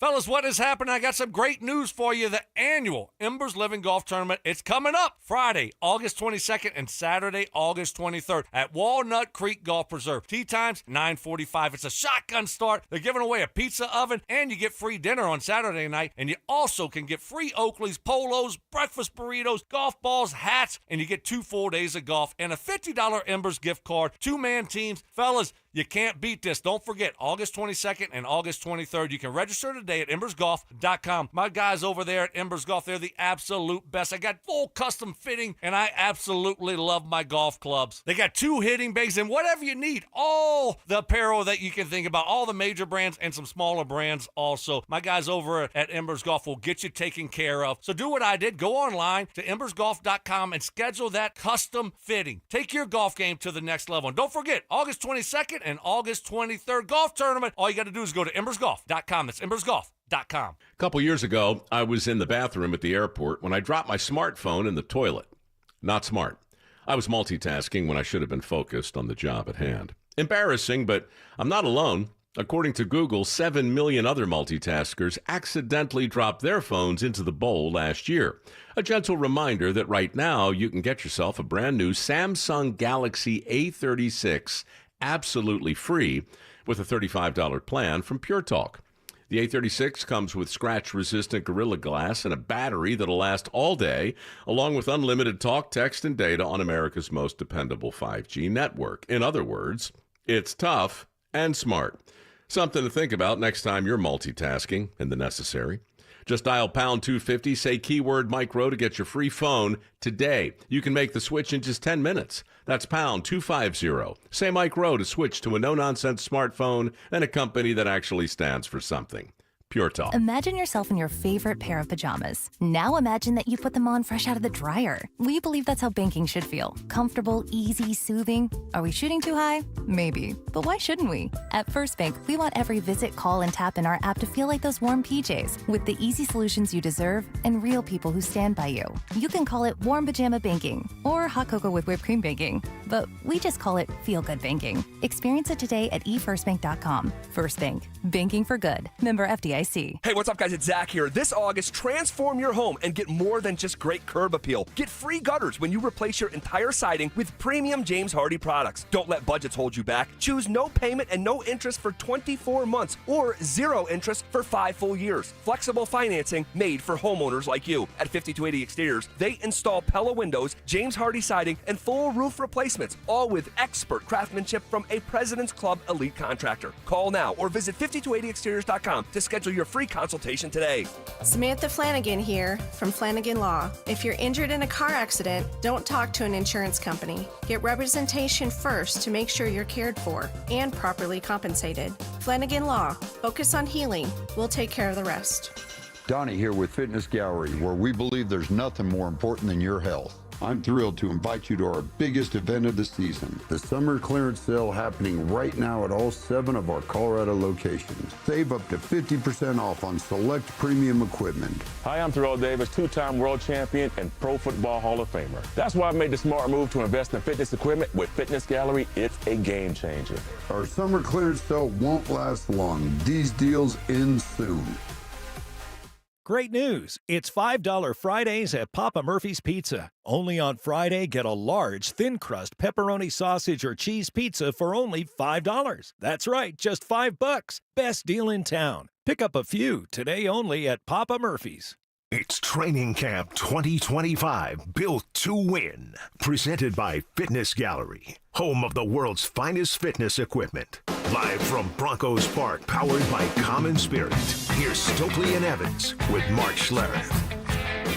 All right, sorry about that. We were obviously rudely interrupted a couple times. And we're going to get it figured out, and we're going to get back to Stink here. Because, Mark, you're making good points over here, my friend, about Mike Shanahan in the Hall of Fame, because we're sort of talking about, with the Hall of Fame game last night, the biggest snub that is left in Broncos country, and I think we all probably agree right now it's Mike Shanahan. Yeah, Mike Shanahan deserves it. Stokley talked about Rod Smith. He deserves at least a nod to be in the Hall of Fame. He should be in, that the class that's talking about the, next group of wide receivers. He should have an opportunity without question. Then you look at guys like, Neil Smith. He did the majority of his work with Kansas City, but he won a couple championships here. So he would be a guy that would probably be in that conversation at some point. And then beyond that, it would be kind of the guys after my class is probably pretty loaded for the Hall of Fame. So then it would be more into Stokley's deal and some of the guys that he played with. And I'm not sure that there would be, I don't know who. Well, Von Miller will go in someday, obviously. Yeah, but he's going to have to wait 5 years once he retires. So. Yeah, and he just signed with Washington, right? Yep. With the Commanders. What about, I don't think Brandon Marshall, although he had, a really good career, I don't think he's probably going to get into the Hall of Fame, that wide receiver class. Would he be considered a Bronco, Brandon Marshall? Bear? What would you consider? I mean, because he was with the Broncos and he went to the Bears and he went to the Dolphins for a little bit also. I think did he go for the Jets then too? The Jets also, yes. But the guy, you look at Brandon Marshall's career, and he got over 12,000 yards receiving, and so he had a great career also. So yeah, to your point earlier, Mark, the passing game has changed so much, right? Mm-hmm. The last 20 years in the NFL. So you have a lot of guys with a lot of big-time stats, numbers-wise, compared to what they were 20, 30 years ago. So it's a lot of really good receivers that we're talking about that you look at and say, well, that guy deserves to be in, or that guy should have a shot to be in. And it's a tough thing to do, obviously, though. With Mike, though, Mike's going to get in at some point. You just hope it's sooner rather than later. Well, and let me bring this up from the 9424, and it's a legitimate text. Stink is showing the ultimate humbleness by not bringing up the fact that he could get into the Hall of Fame or should go into the Hall of Fame. That's not going to happen. But you've been on, the top 50 list? Yeah. Yeah, probably half a dozen times been in the top, made it to the top 50, but ultimately I just don't have, I had a lot of really good seasons. I just don't have enough Pro Bowls or All Pros behind me. And part of that is I played at a time that had three guys, in the AFC, Bruce Matthews, Steve Wisniewski. You had, you have a couple of Hall of Fame guys that played guard at the same time I did. A guy from, what was the guy's name from Kansas City? Will Shields was awesome. There was some really good players. Randall McDaniel, he's in. Larry Allen, he's in. Those guys all deserve it above me. So, I just don't have enough. I was injured too much. So I don't have enough Pro Bowls behind me. I don't have all pros. So, I'm not getting in. But it's an honor just to get mentioned in the top 50. No, it's very cool to make it that far. Stoke said earlier that you could be in the Green Chili Hall of Fame. Thank you. I appreciate that. Yeah. Not the NFL Hall of Fame, but the Green Chili. Yeah. Green Chili, the Hall of Fame of Green Chili. And also the Lawn Maintenance Hall of Fame. Boom. There you go. So I got that going. The only guy in the history of the Broncos as a player to have mowed this lawn multiple times on the big tractor, the big mower. The big mower. The big mower. So put that in your cap and smoke it. Also, the only guy in the history of the Broncos to take and pass the shovel test administered by our former groundskeeper, Ross Kirkap. Wow. Yeah. What is the shovel test? You lay out all the shovels and say, name the shovel and what is it used for. Oh, wow. That's impressive. So there's about 8 shovels, 8 different shovels. Can you name the 8 shovels No, right now? I could not name the 8. You can't do it now. Okay. Yeah, but how many shovels can you name? Oh, there's I can name a bunch of them. The trenching. We don't have that much time. Yeah, we just don't have it. We're up against it. We're up against it a little bit. I don't want to go. I just don't want to make people feel bad about. But yeah. So just give me a couple. Right. Just a couple. Spade is which is the spade shovel. You got the square, the flat tip shovel, the square shovel, whatever that's called. Whatever that one's called. That deal, the flat one. Yeah. Yeah. You know what I'm talking about. All righty, let's get back to these current Broncos because Sean Payton gave an answer yesterday at the podium that I think part of his quote belongs on an inspirational poster. He was asked if he was pleased with the practices up to this point, the intensity, the physicality, and Sean gave an answer that will fire Broncos country up.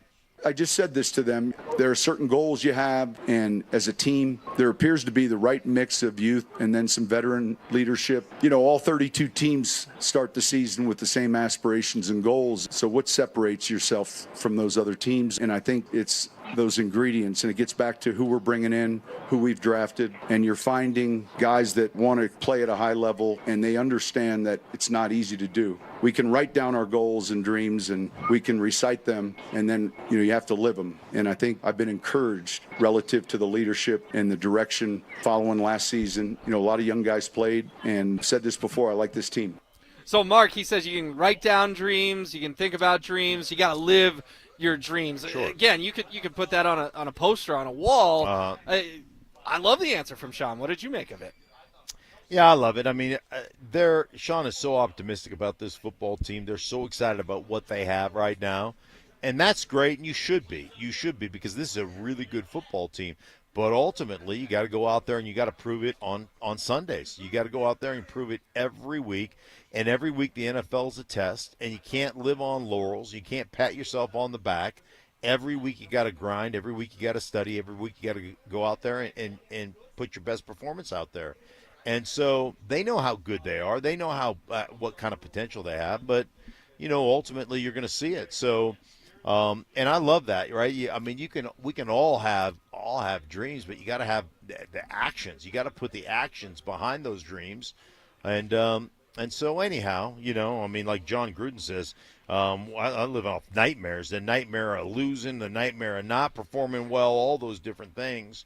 And so it just requires work. You just got to go out there and prove it every day. Yeah, I mean, expectations are high. They realize what the expectations are. They're not running from them. You're embracing them. And obviously Sean likes this team, and he should like this team. It's a really good roster that they put together with a young quarterback, a lot of talent, and they do have a good mix of veteran players, young players, and they have a bunch of good guys, right? I mean, they brought in good guys that are good players, and you see that out here and how they're working. So it's everyone should be optimistic and fired up and excited about the season and what they have and some of this talent that they have on this team now. I mean, especially when you look back 3, 4, 5 years ago, and then you fast forward, and it's totally different. You bring up Gruden. That might be the all-time Hard Knocks intro, man. Oh, yeah. I'm not into dreams. I'm into nightmares. Yeah.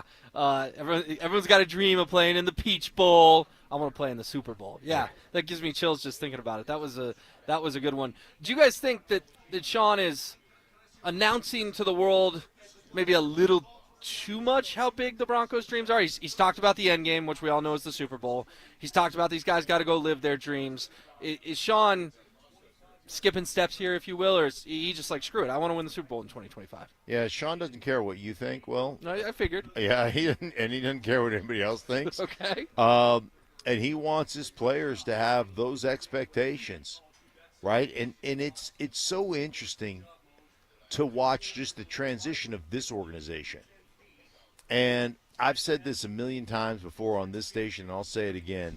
You travel around like I travel around to different organizations, and you're in their facility on Fridays, and there are some teams that think they work hard. There are some teams that think they're prepared. There are some teams, that think they're practicing hard. And there are a lot of those teams don't have a clue.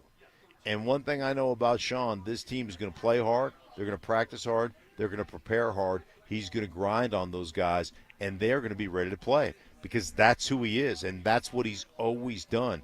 And the difference between watching these practices and then seeing what was going on here before with Hackett or with some of the other coaches, it's night and day. I mean, night and day.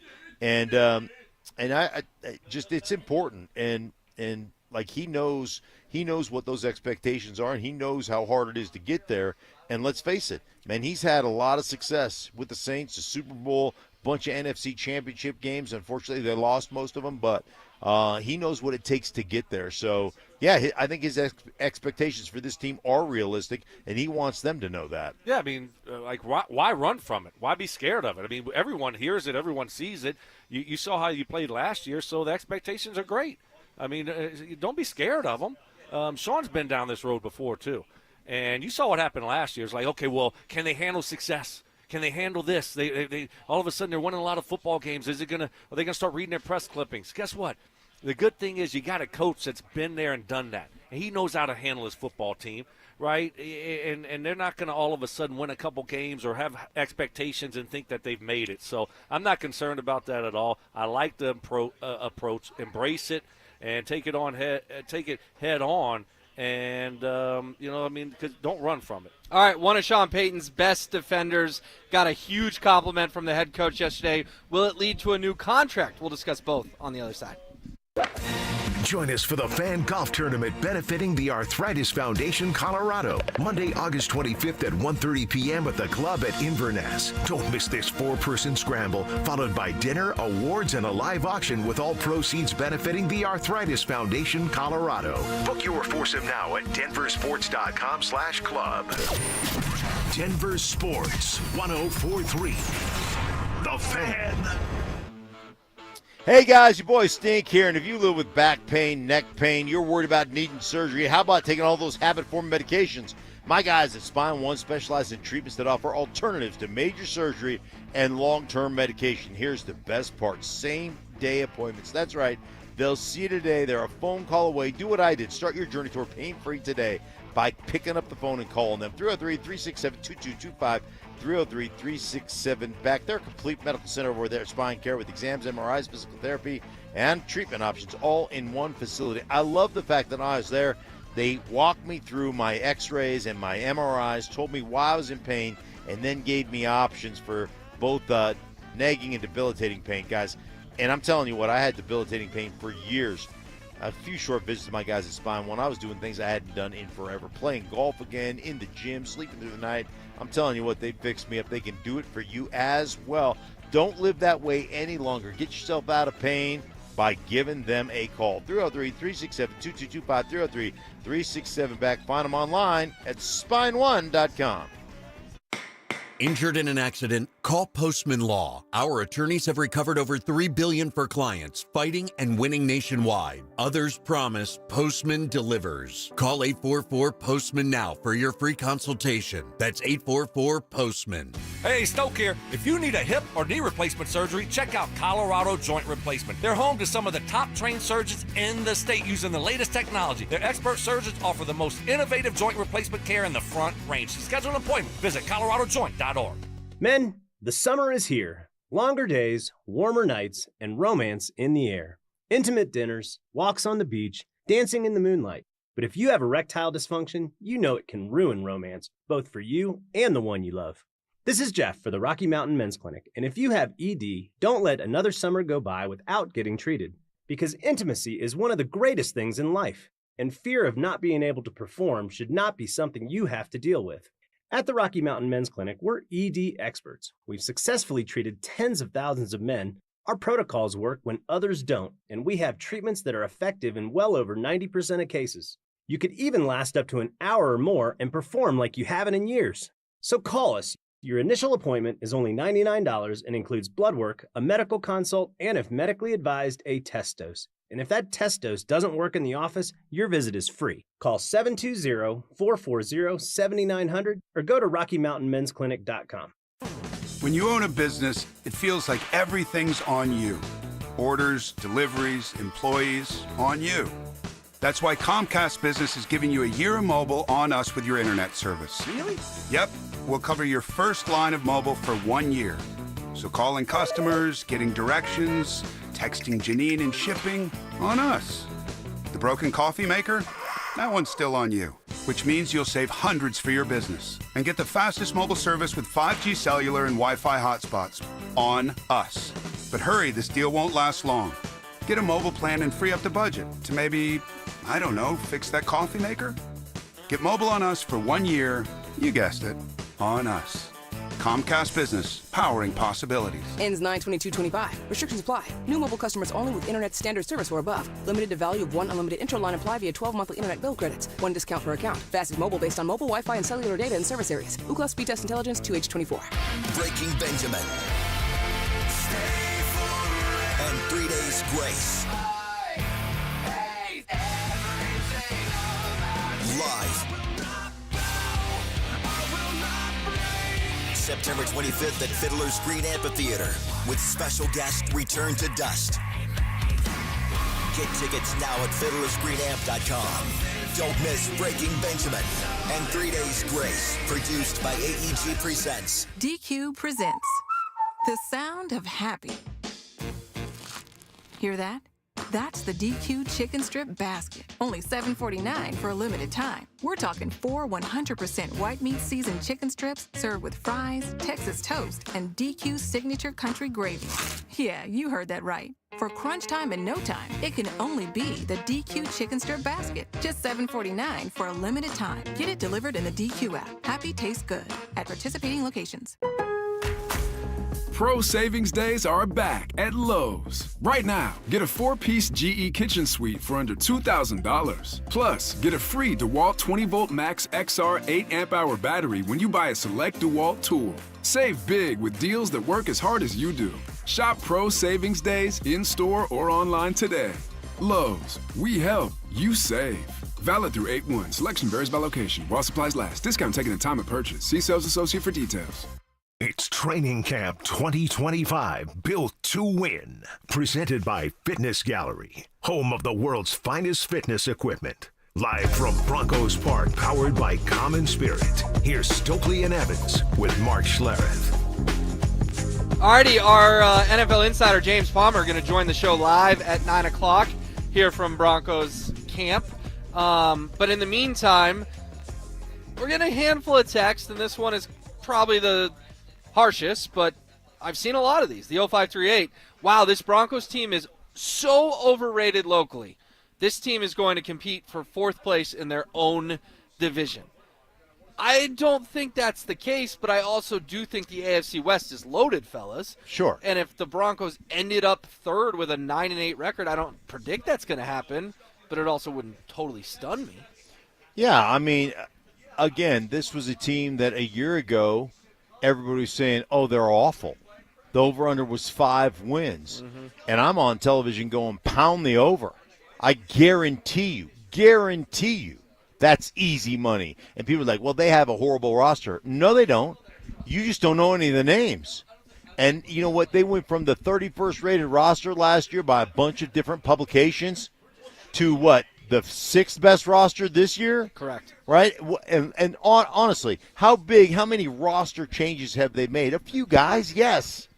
But ultimately what happened is people started going, oh, shoot, Zach Allen is actually really good. Oh, wow, Nick Benito and Jonathan Cooper, they can really play. Oh, my goodness gracious. You know what? Cortland Sutton's better than I thought he was. Oh, you know what? Quinn Miners is actually a really good player.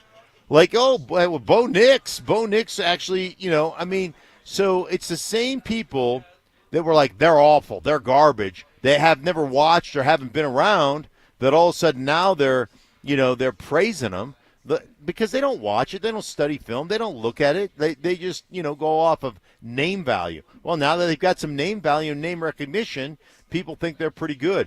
Bottom line, they're a really good football team. Again, to your point, Will, the AFC West with Kansas City, with the Chargers, even Raiders are an improved team right now. This is a stiff division. Yeah, very tough division, obviously. We're not just, going off of nothing here. We got evidence. We got, we watched what we watched last year. I mean, that was real. That was over 17 games, and they got better this offseason. So I don't know. I don't think we're overhyping them or giving them too much love. We're going off what we saw last year, what they did this offseason, and yeah, the AFC West is tough. I mean, anything can happen, obviously. You need to stay healthy, but the Chargers are a really good team. I mean, the Broncos finished third last year in the AFC West. So you can still finish third and make the playoffs and win double-digit games. I mean, that's how good that division is. Yeah, it's just funny that sometimes we get called too negative, and now this guy's calling us too positive. There's you can't make everyone happy. You can't make everyone happy. Right? Yeah. You can't make everyone happy. Hey, Sean Payton talked about Zach Allen yesterday. Of course, this is a name that is a guy who could get paid very soon by the Broncos, could happen in a matter of weeks. But he was asked about his versatility, and I thought his answer was a glowing one. I'm not making the comparison relative to the positions they play. Cam Jordan plays a different position, but Cam had the unique ability on play 72. It looked like play 8. And I'd say Zach has that stamina, that cardio. He's in great shape, but when you look at the tape, it's hard to play in the offense or defensive front, especially the defensive front. A lot of snaps like that. It's one of his strengths. And the versatility. I mean, there's some players that have that versatility. His football IQ obviously is very good. He becomes an impactful player. I mean, it's a huge compliment that snap 72 can look like snap 8. Zach Allen's kind of just a machine out there. He is, and he learned so much. The greatest compliment is imitation, right? And he learned so much playing next to J.J. Watt. He's a phenomenal player. And J.J. Watt had no peer in my mind, watching film and studying guys and playing against a lot of guys, had no peer when it came to lining up over right tackle, right guard, left tackle, and being equally good at all those. Because you got to be like a switch hitter in baseball. You've got to have most guys that flip-flop sides, they have a dominant side. Like Warren Sapp was a much better pass rusher over the left guard than he was the right guard because he had a preferred side. I've never seen J.J. Watt's equal when it comes to lining up multiple positions and just whipping everybody's ass. Like, it just didn't matter. And he's got some of that. Zach Allen's got some of that. He can line up right guard, right tackle, left tackle, and still be a very effective player. And that's really, really hard to do. Very few guys can do that. So he's one of those guys that you find a way to get a matchup where he's singled up one-on-one regardless of the side, so you can flip him on the opposite side of slide and get a one-on-one with a guard. You can do those things, and VJ is really good at finding those one-on-one opportunities. And the other thing that he does a really good job of is when he is double-teamed, of holding that double team to make sure the other guys, Nick Benito, for instance, has a single block where he can work both inside and outside and get to the quarterback. So he doesn't let those guys slough off and go help the offensive tackle. He'll hold the point for those guys and let his teammates go to work. What's the greatest compliment? The greatest compliment? Yeah. You gave some kind of analogy there, and I was trying to figure it out. Oh, that the greatest form of flattery is imitation. Yeah. That's a great compliment you can pay a guy is imitating it. Yeah. That's like what you've done here in your radio career, right? You have, like, I recognize how you have taken a lot of the things I do and implemented them into your own game, and I applaud you for that. And improved on them and made them better. Yeah, well, taking it to the next level, right? That's fine. Yeah, absolutely. But you got to have it's like, I'm like Mike Shanahan. The root of all the West Coast offenses being run today is, from Mike, and then you add to it and you put a little flair on it. And I'm Sean McVay. Yeah, you're the Sean. Just take it to the next level. Right. Yeah. No, I think Zach Allen he's been awesome, obviously. You look at the numbers last year and the quarterback hits and pressures and all those things. When you have an interior guy that can get after the quarterback like that, I mean, that's such a huge advantage. I mean, when guys coming off the edge, what happens? The quarterback just steps up in the pocket, right? But if you're coming up the middle, now they can't step up. They got to try to get outside, and the play is, now you're only on 50% of the field. So having an interior guy like that is huge, and he was great last year. Yeah, Zach Allen's a monster. We'll see if he gets an extension here before the regular season starts. Coming up next, our NFL insider James Palmer makes his first appearance on the show of the season. Listen up, golf fans. Want to witness the battle at Bethpage Black in New York this year? Well, Denver Sports 104.3 The Fan is teamed up with the City of Aurora to give away a trip to win your way in. To enter, just head to the pro shop at any of the City of Aurora's 5 beautiful courses between now and August 1st. Find the cutout of Sac By and scan the QR code. For more information and the list of course locations, head to denversports.com/golf. Denver Sports 104.3 The Fan. Be advised, this is your opportunity to save up to 40 to 80% on a hot tub or swim spa this weekend only, today through Sunday. 2 locations, Denver and Colorado Springs. Be advised, this is your opportunity to save up to 40 to 80% on a hot tub or swim spa this weekend only, today through Sunday. National Western Complex, Denver. 18-month interest-free financing. Our factories have demanded we sell 1,000 hot tubs and swim spas this weekend. Norris Penrose Event Center, Colorado Springs. Huge factory incentives, factory rebates this weekend only. National Western Complex, Denver. We can remove your old hot tub. Free delivery of your new hot tub. Hot tub starting at $2,999. Norris Penrose Event Center, Colorado Springs. Free delivery of your new hot tub. Just relax and enjoy. 2 locations, Denver and Colorado Springs. Today, 2 p.m. to 8 p.m. Saturday, 10 a.m. to 8 p.m. Sunday, 10 a.m. to 6 p.m. National Western Complex, Denver. Norris Penrose Event Center, Colorado Springs. Call 833-SPA-SALE or visit hottubandSwimSpaSale.com. Excel Energy wants to remind you, if you see a downed power line, think of it as a sleeping cat. One that will definitely scratch you if you wake it up. But it's more dangerous than that, so maybe a sleeping tiger. You know what? Just imagine any downed power line you see is a sleeping T-Rex and stay at least 30 feet away. Or, well, maybe more than 30 feet. It's a T-Rex. Always stay 30 feet or more away from downed power lines. Learn more at excelenergy.com/safety. EV and Auto here at Foundation Chevrolet, where we've got the shiniest new cars at the best prices. And new car purchasers are automatically members of my Auto Club, where the fun really starts. Free wipers for life, 15% off service, 10% off accessories, and tons of other cool perks. Great cars, awesome deals, and the coolest club in Colorado. Come for the car, stay for the chaos. I mean, benefits. Together, let's drive. Stop by Foundation Chevrolet in Wheat Ridge and catch a ride. EV and Auto, always know where to go. Hey guys, Mark Schlereth here for Xfinity. Now check this out. History, it had the gold rush, then came the oil boom, but right now it's the Wi-Fi boom. And Xfinity Wi-Fi is booming. Xfinity has everything you need to tap into the Wi-Fi boom with seriously powerful and seriously reliable connection. With 99.99% network reliability and incredible low lag, your streams will be smoother than making the decision on what you want to stream. And I haven't even mentioned the ability to connect to hundreds of devices. So you, your kids, your parents, and whoever else is at home can all experience the Wi-Fi boom with Xfinity at the same time. Here's the offer you don't want to miss. Get the most reliable Wi-Fi and Xfinity's best in-class equipment for one consistent price, 5 years guaranteed. It also includes unlimited data with no annual contract, all with 5-year price guarantee from Xfinity. So go to Xfinity.com, call 1-800-XFINITY, or visit a store near you today. Restrictions apply. Not available in all areas. New residential customers only. Select plans only. Xfinity Gateway with XFi complete required for unlimited data except in certain areas. Most reliable Wi-Fi based on Open Signal Awards USA. Fixed broadband experience report August 2024. Actual speeds vary. Men, the summer is here. Longer days, warmer nights, and romance in the air. Intimate dinners, walks on the beach, dancing in the moonlight. But if you have erectile dysfunction, you know it can ruin romance, both for you and the one you love. This is Jeff for the Rocky Mountain Men's Clinic, and if you have ED, don't let another summer go by without getting treated. Because intimacy is one of the greatest things in life, and fear of not being able to perform should not be something you have to deal with. At the Rocky Mountain Men's Clinic, we're ED experts. We've successfully treated tens of thousands of men. Our protocols work when others don't, and we have treatments that are effective in well over 90% of cases. You could even last up to an hour or more and perform like you haven't in years. So call us. Your initial appointment is only $99 and includes blood work, a medical consult, and if medically advised, a test dose. And if that test dose doesn't work in the office, your visit is free. Call 720-440-7900 or go to RockyMountainMen'sClinic.com.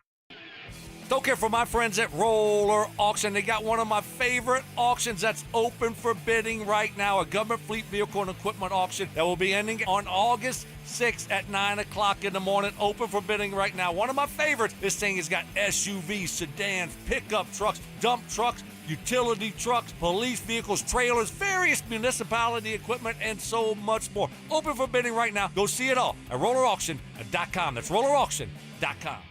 Samantha Flanagan here from Flanagan Law. If you're injured in a car accident, don't talk to an insurance company. Get representation first to make sure you're cared for and properly compensated. Flanagan Law. Focus on healing. We'll take care of the rest.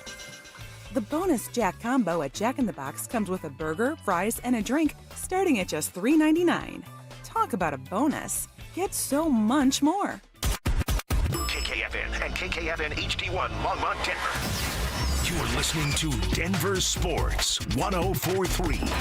The Fan. It's Training Camp 2025, built to win. Presented by Fitness Gallery, home of the world's finest fitness equipment. Live from Broncos Park, powered by Common Spirit. Here's Stokley and Evans with Mark Schlereth. We're about 1 hour to Broncos practice here on this Friday. It's Will Peterson in for Mike Evans, hanging out with Stoke and Stink, and we're so excited to be joined by our NFL insider, James Palmer, for the first time this season. James is going to be doing it with the fellas every single Friday. What's up, James? How are you? Back for season 2, guys. Yes. I like this because, like, last year I would come on and Stink was gone, and I didn't get to interact with him. And so now I'm back. I'll be with, I know this is my number 1, but also with Phil and Zach in the afternoons, I think, on Tuesdays. But this is the OG show. This is the one we want to be on. I love it. Let's start with what you've seen from the Broncos thus far. Obviously, they've been in pads multiple times this week. Sean Payton's talking about the end game, which is the Super Bowl. He's talking about dreaming big. They seem to be a trendy pick nationally to make a run. Are you buying into all the hype? I am, honestly. My first day out here was the first day in pads. And I was standing here early, and I was actually crossing the fingers going, I hope Sean kind of comes over. And he kind of made a beeline to me, like, early, before practice started, and he just kind of lit up with those gorgeous eyes Sean had, by the way. Oh, they're gorgeous. And they just lit up. And he was just like, I love this team. Like, and you could kind of really believe it, right? Like, you can sense the way he talks about him, and he's just like, he understands what he's built very quickly. I remember a couple of years ago being in this locker room in between traveling and being like, why does this young team have such a confidence to him with no reason to have this confidence? And now you see in a quick time how he's built that, and now they kind of carry themselves out here like a team that has won, and they haven't won a lot, but they carry themselves like that. I think this is the best defense in football. I think Bo Nix's rookie season was grossly overshadowed by Jaden Daniels, and maybe rightfully so, but an unbelievable year. It's a good offensive line. It's a really good roster. It's why all my friends nationally, I don't spend time with my family this week because, had dinner with Rappaport one day and dinner with Diana Rossini and Chase Daniel the next day, and Breer's coming tonight, and all these national people are coming through because there's something to see for sure. Yeah, there's no question. And you just juxtapose last year when you talked to Sean about this team, which it felt more like, hey, there's hope. We're hopeful. Compared to you and I were standing there when he came over, and, dude, he was effusive in his praise for what they've built and his expectation for this season. Yeah, it's not – he doesn't shy – and you guys have known him. I've known him a long time in New Orleans. He doesn't shy away from high expectations. And now this team has that same mindset where, he embraces this. He wants people that are coming through here nationally making their training camp tours to talk to him about Super Bowl, to talk to him about being one of those teams that has a legitimate chance to contend for a Super Bowl. He wants that praise. He wants that, that target on his back. He likes to take it himself, but now it almost seems like players on this field are welcoming it as well, and that's the culture that Sean always builds everywhere he's been. Now, a lot of people trendy pick Broncos to win the AFC West. A lot of national people, to your point, are very high on the Broncos. Are people dismissing the Chiefs too quickly? It seemed like we did this 4 or 5 years ago when they got whipped by Tampa. All of a sudden they revamped their team, and next thing you know, they're in 3 straight Super Bowls, won 2 of them. Are we dismissing the Chiefs a little bit too quickly here? Yeah, you guys know over the last several years I've had my second family in Kansas City. Don't tell my wife, but I've been there so much, and I still talk to so many people there. I don't ever count out Patrick Mahomes specifically with a chip on his shoulder. I truly believe Travis Kelce came back because of the way the Super Bowl went and how bad that went. I remember talking to people in that organization that morning of the Super Bowl and them thinking, this might be it for Travis. And I think because of what happened, You see a motivated Travis Kelce, a motivated Patrick Mahomes. I think we have to forget, like, Rashee Rice was down for almost the entire year. Go look at the number of targets he had in the beginning of the season. They truly believe, and I've talked to people in that building this summer, they think he's a top 10 receiver in football. Then you get Hollywood Brown and Xavier Worthy, and, you know, they might have stole the best left tackle in the draft. Yeah, I agree. I mean, he's just talking to evaluators. It was like nobody else in this draft had his talent or his athleticism in Simmons, but it was the patella, obviously. But, like, they might have, you know, missing Joe Thuney's big. It really is, not just as a player, but on the whole offensive line. But you got one of the best guards and centers. You have Mahomes. Like, they still are a very good team, very, very good team. And I wouldn't put anything push Patrick Mahomes. All right, so they got Cortland Sutton done, and that was obviously a big, big deal.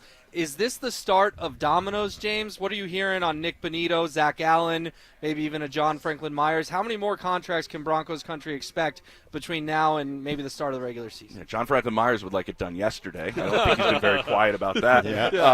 And this is one of the things I was talking to somebody out here yesterday going, this is where you don't envy being a general manager. It's 24 hours a day, 7 days a week. Somebody's not happy. Somebody's interested in more money. How do you massage an entire roster? You can't pay everyone.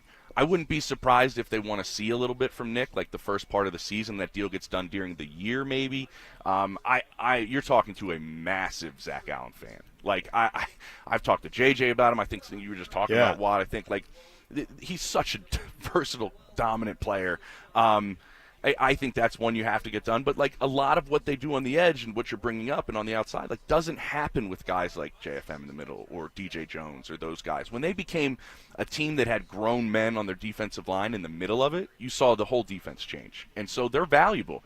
It's just up to George Payton and Sean Payton now to figure out how we massage that money. And it's the nature of the beast when you start getting a really good roster about who you keep and who you pay and how much you can. So you look at, we talked about the three guys that are in the last year of the deal, and we look at Cortland last year, who stayed away all offseason and made it known that he wanted his contract revisited. Now, he had 2 years left on his deal, but they looked at it and they said, okay, we'll give you incentives, right?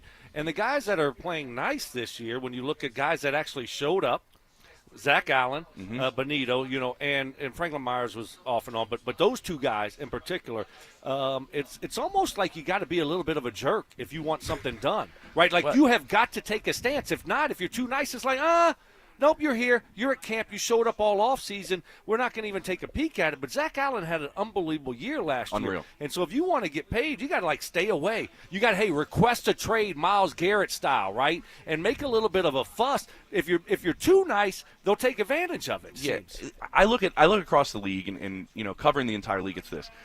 How many of those where I requested a trade, the guy actually gets traded? Very seldom. Very seldom the guy. How many times have guys in San Francisco, from Brandon Ayuk to Debo Debo ended up getting traded, but that was mutual. But when he first requested a trade, or Brandon did, all these guys request trades. Terry McLaurin now did it yesterday. Micah Parsons is talking about it. They very seldom don't happen. What are they doing, Stoke? They're doing exactly what you're saying. Squeaky wheel gets the grease. You sometimes got to cause a distraction. Trey Hendrickson reporting to me, obviously he doesn't want the $50,000 fine per day. I think a hold-in, and I'd like your player perspective, a hold-in's more distracting than a hold-out. Out of sight, out of mind. The guy's not there, but when Trey Hendrickson's holding press conferences on the practice field while they're working, that's a distraction. How can you hold in? How can you – see, that's my – why wouldn't a team just say, you have to practice? You're healthy. You're trying to pull a dog that doesn't want to go in that direction with a leash and get him onto the field? That's conduct detrimental to the team. At some point, I don't understand. You're showing up, but you're not practicing. And eventually a team's going to say, didn't Cincinnati do that last year to Jamar Chase? They're like, no. We're going to start fining you. So that's the only thing there. But if a team allows it, you're absolutely right. Yeah. It seems like it would be more of a distraction. And it's become the common practice now. It has. Look at the mutual understanding that the Commanders and Terry McLaurin had. He came in with an ankle injury, and he's on PUP, and he doesn't get fined $50K anymore, and we'll try to work on the contract. You're right. It's become a very understood thing because the holdout has changed. The fines are not able to be recouped. You have to pay them. You can't avoid them. You can't, you used to be able to hold out, and then the fines were not a big deal, but now they are. Yeah. They were rescinded. Now they are, so then the hold-in became the norm.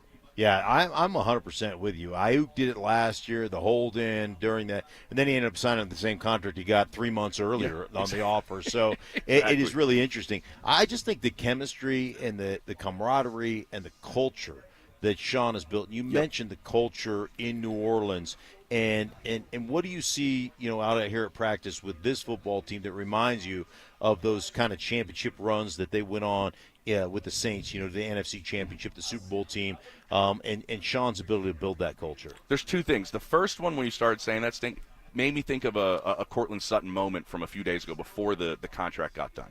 We're all out here going, oh, watch, he takes one rep, right? And then he kind of sits out the period, and where are we going with this? But if you really watch him, there'll be a young receiver coming down here to the corner, doesn't have late hands going up for the ball, and Court's pulling him to the side while he's essentially, quote-unquote, like pseudo-holding in, and they're having a long conversation about, get your hands out there late hands, these things. And I'm like, that's a vet who's not happy about his contract, and he's still coaching up like a young player in his position group.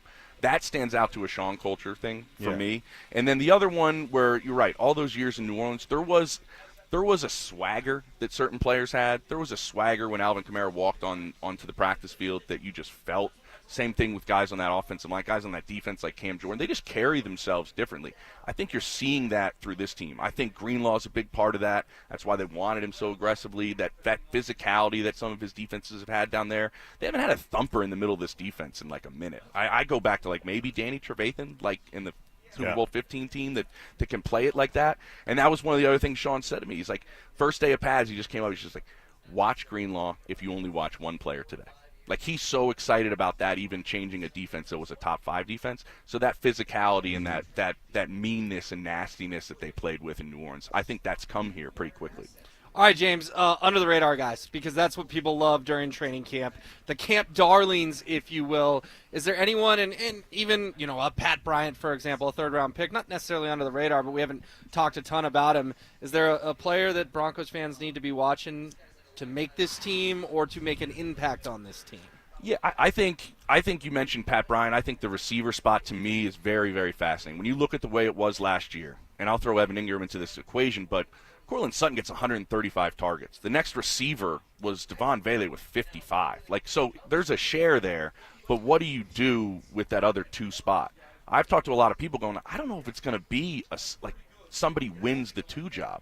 I think it might be like situation, matchup, week to week. Hey, Vele can eat in this. This is a smaller number 2 corner. He's a bigger receiver.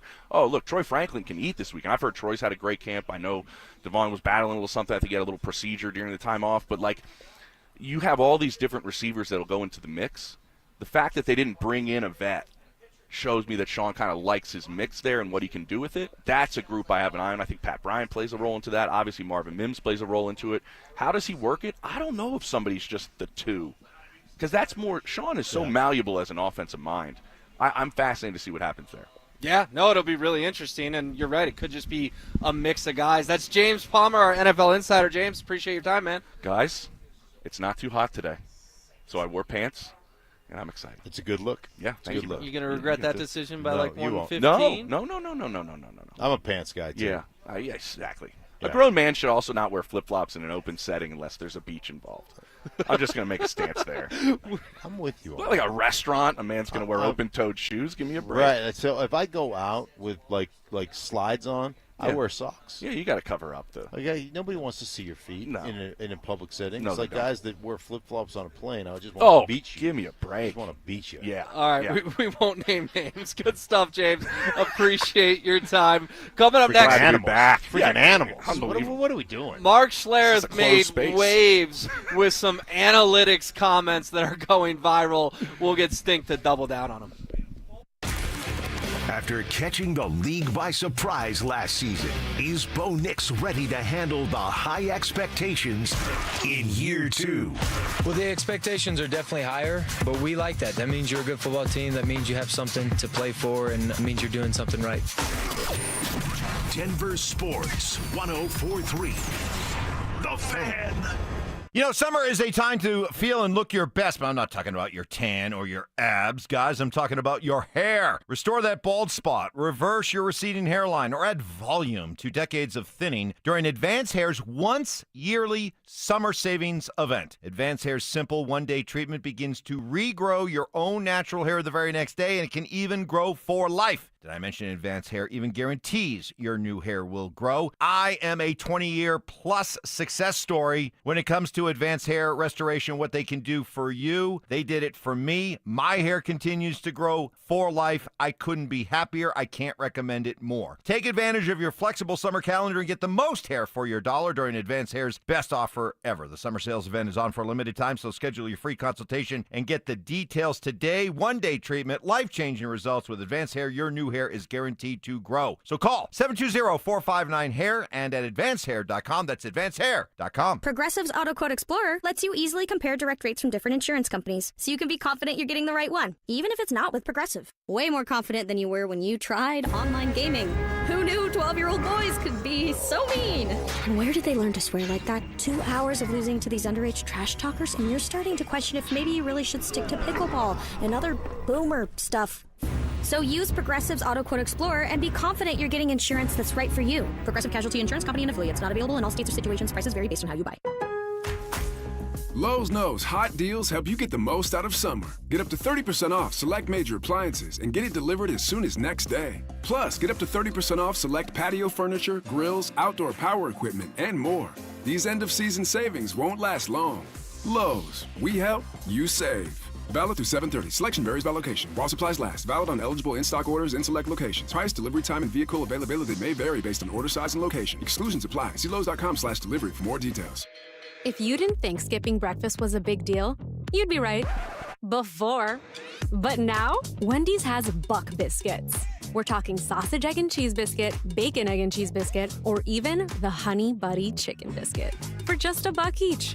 Seriously, you can get all 3 if you want. They're just $1, so you'll never skip breakfast again. If you're smart.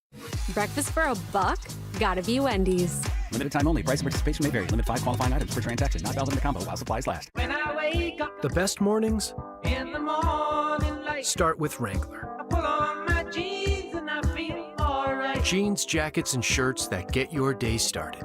Good mornings make for better days. Wrangler, for the ride of life. Check engine or ABS light on? Take the guesswork out of your warning lights with O'Reilly Veriscan. It's free. Ask for O'Reilly Veriscan.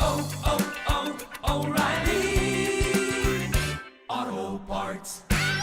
Rapid Radios are instant push-to-talk walkie-talkies with national LTE coverage. Go to rapidradios.com and you'll get up to 60% off, free UPS shipping. Add code RADIO for an additional 5% off. This segment on 104.3 The Fan brought to you by Flanagan Law. It's Training Camp 2025, built to win. Presented by Fitness Gallery, home of the world's finest fitness equipment. Live from Broncos Park, powered by Common Spirit. Here's Stokley and Evans with Mark Schlereth.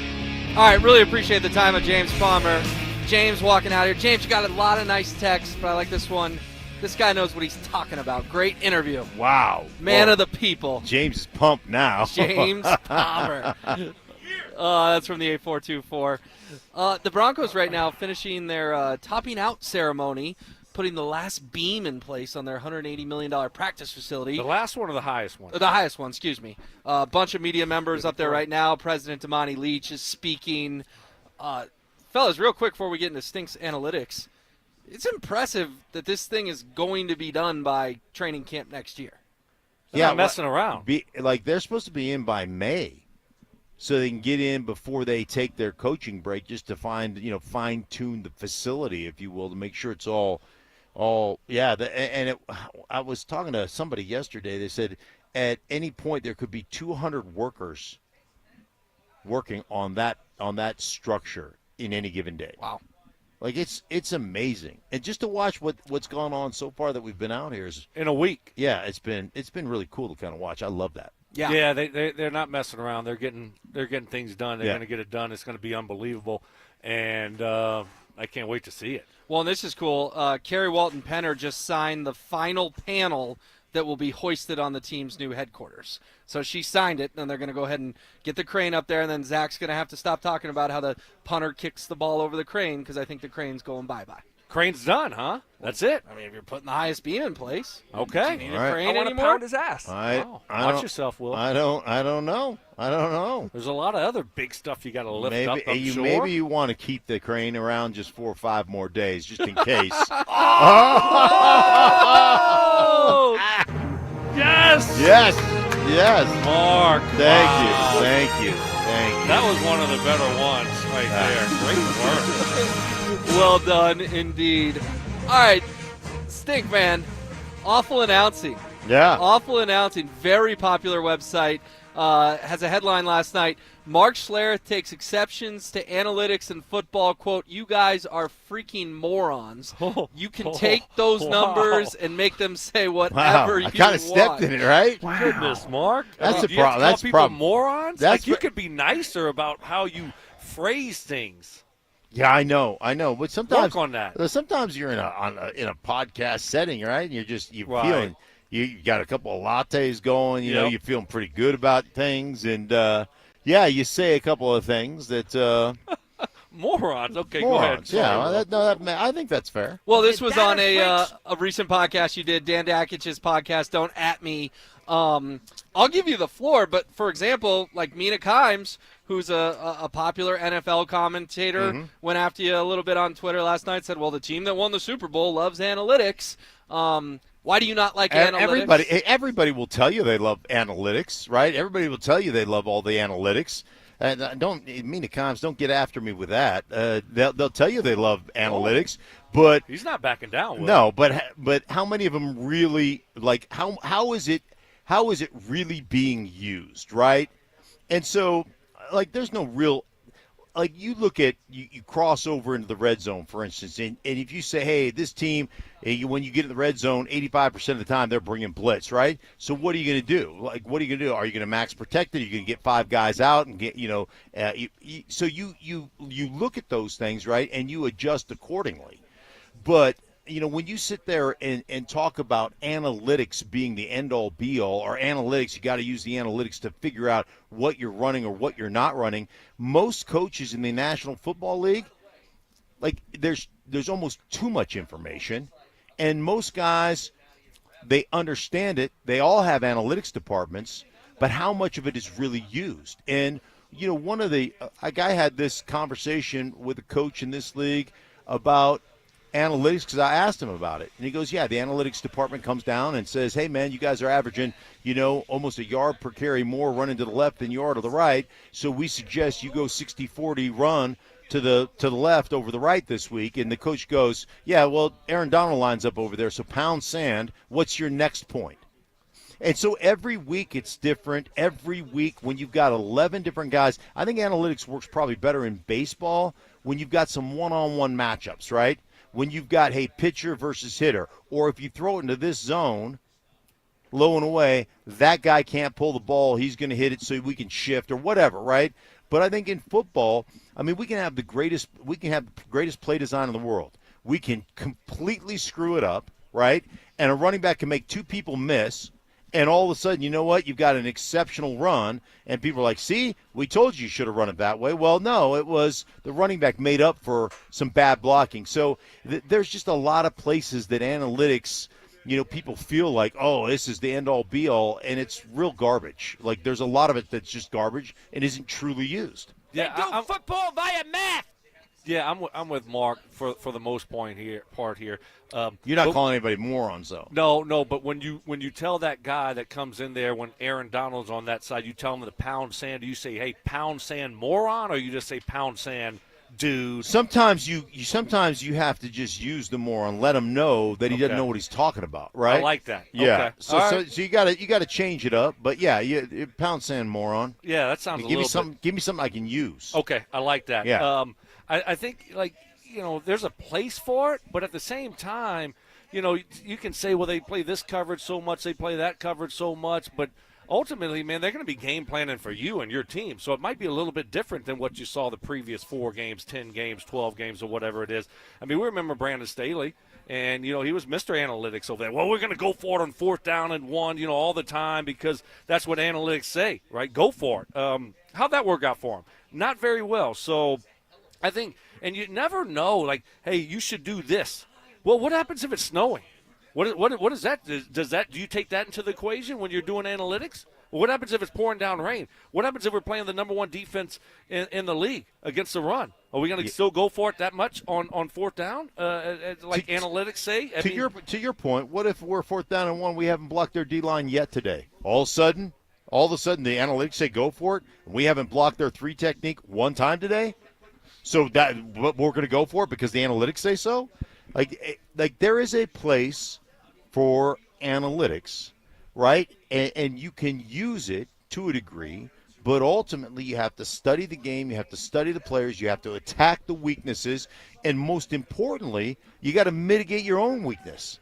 And so, I think that analytics people think that analytics has a much larger role in football than it actually does.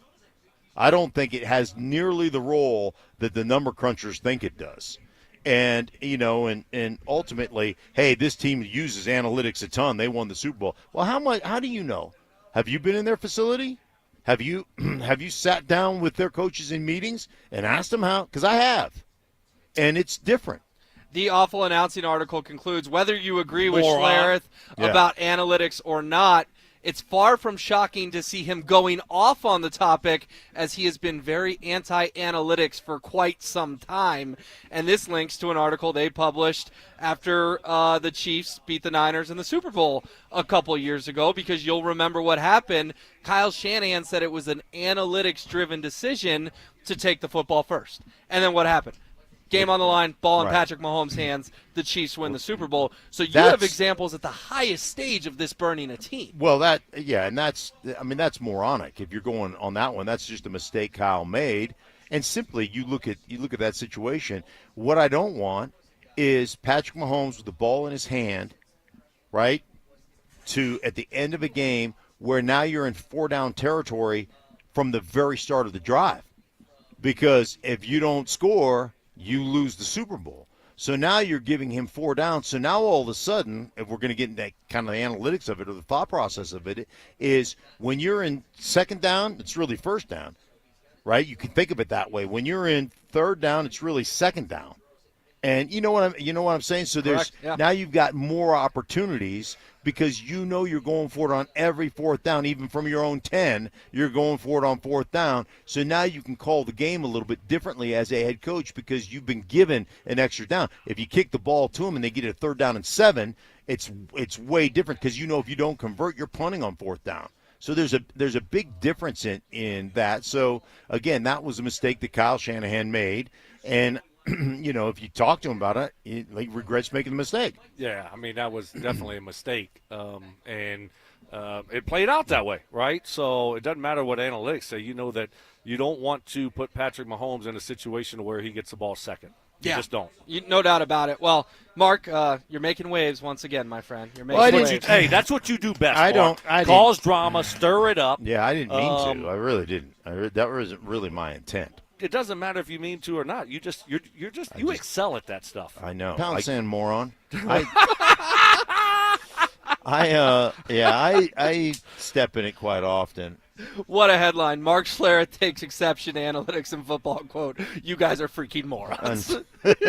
Go check it out at awfulannouncing.com. Coming up next, how many running backs are going to make this Broncos football team? Sean Payton provided some insight yesterday, and we will react.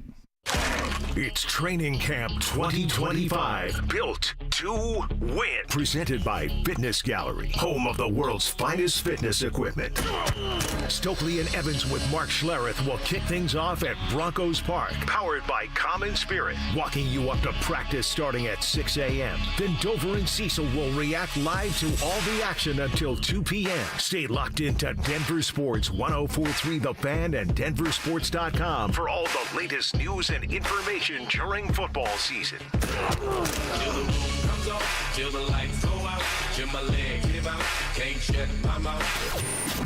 Denver Sports 104.3 The Fan.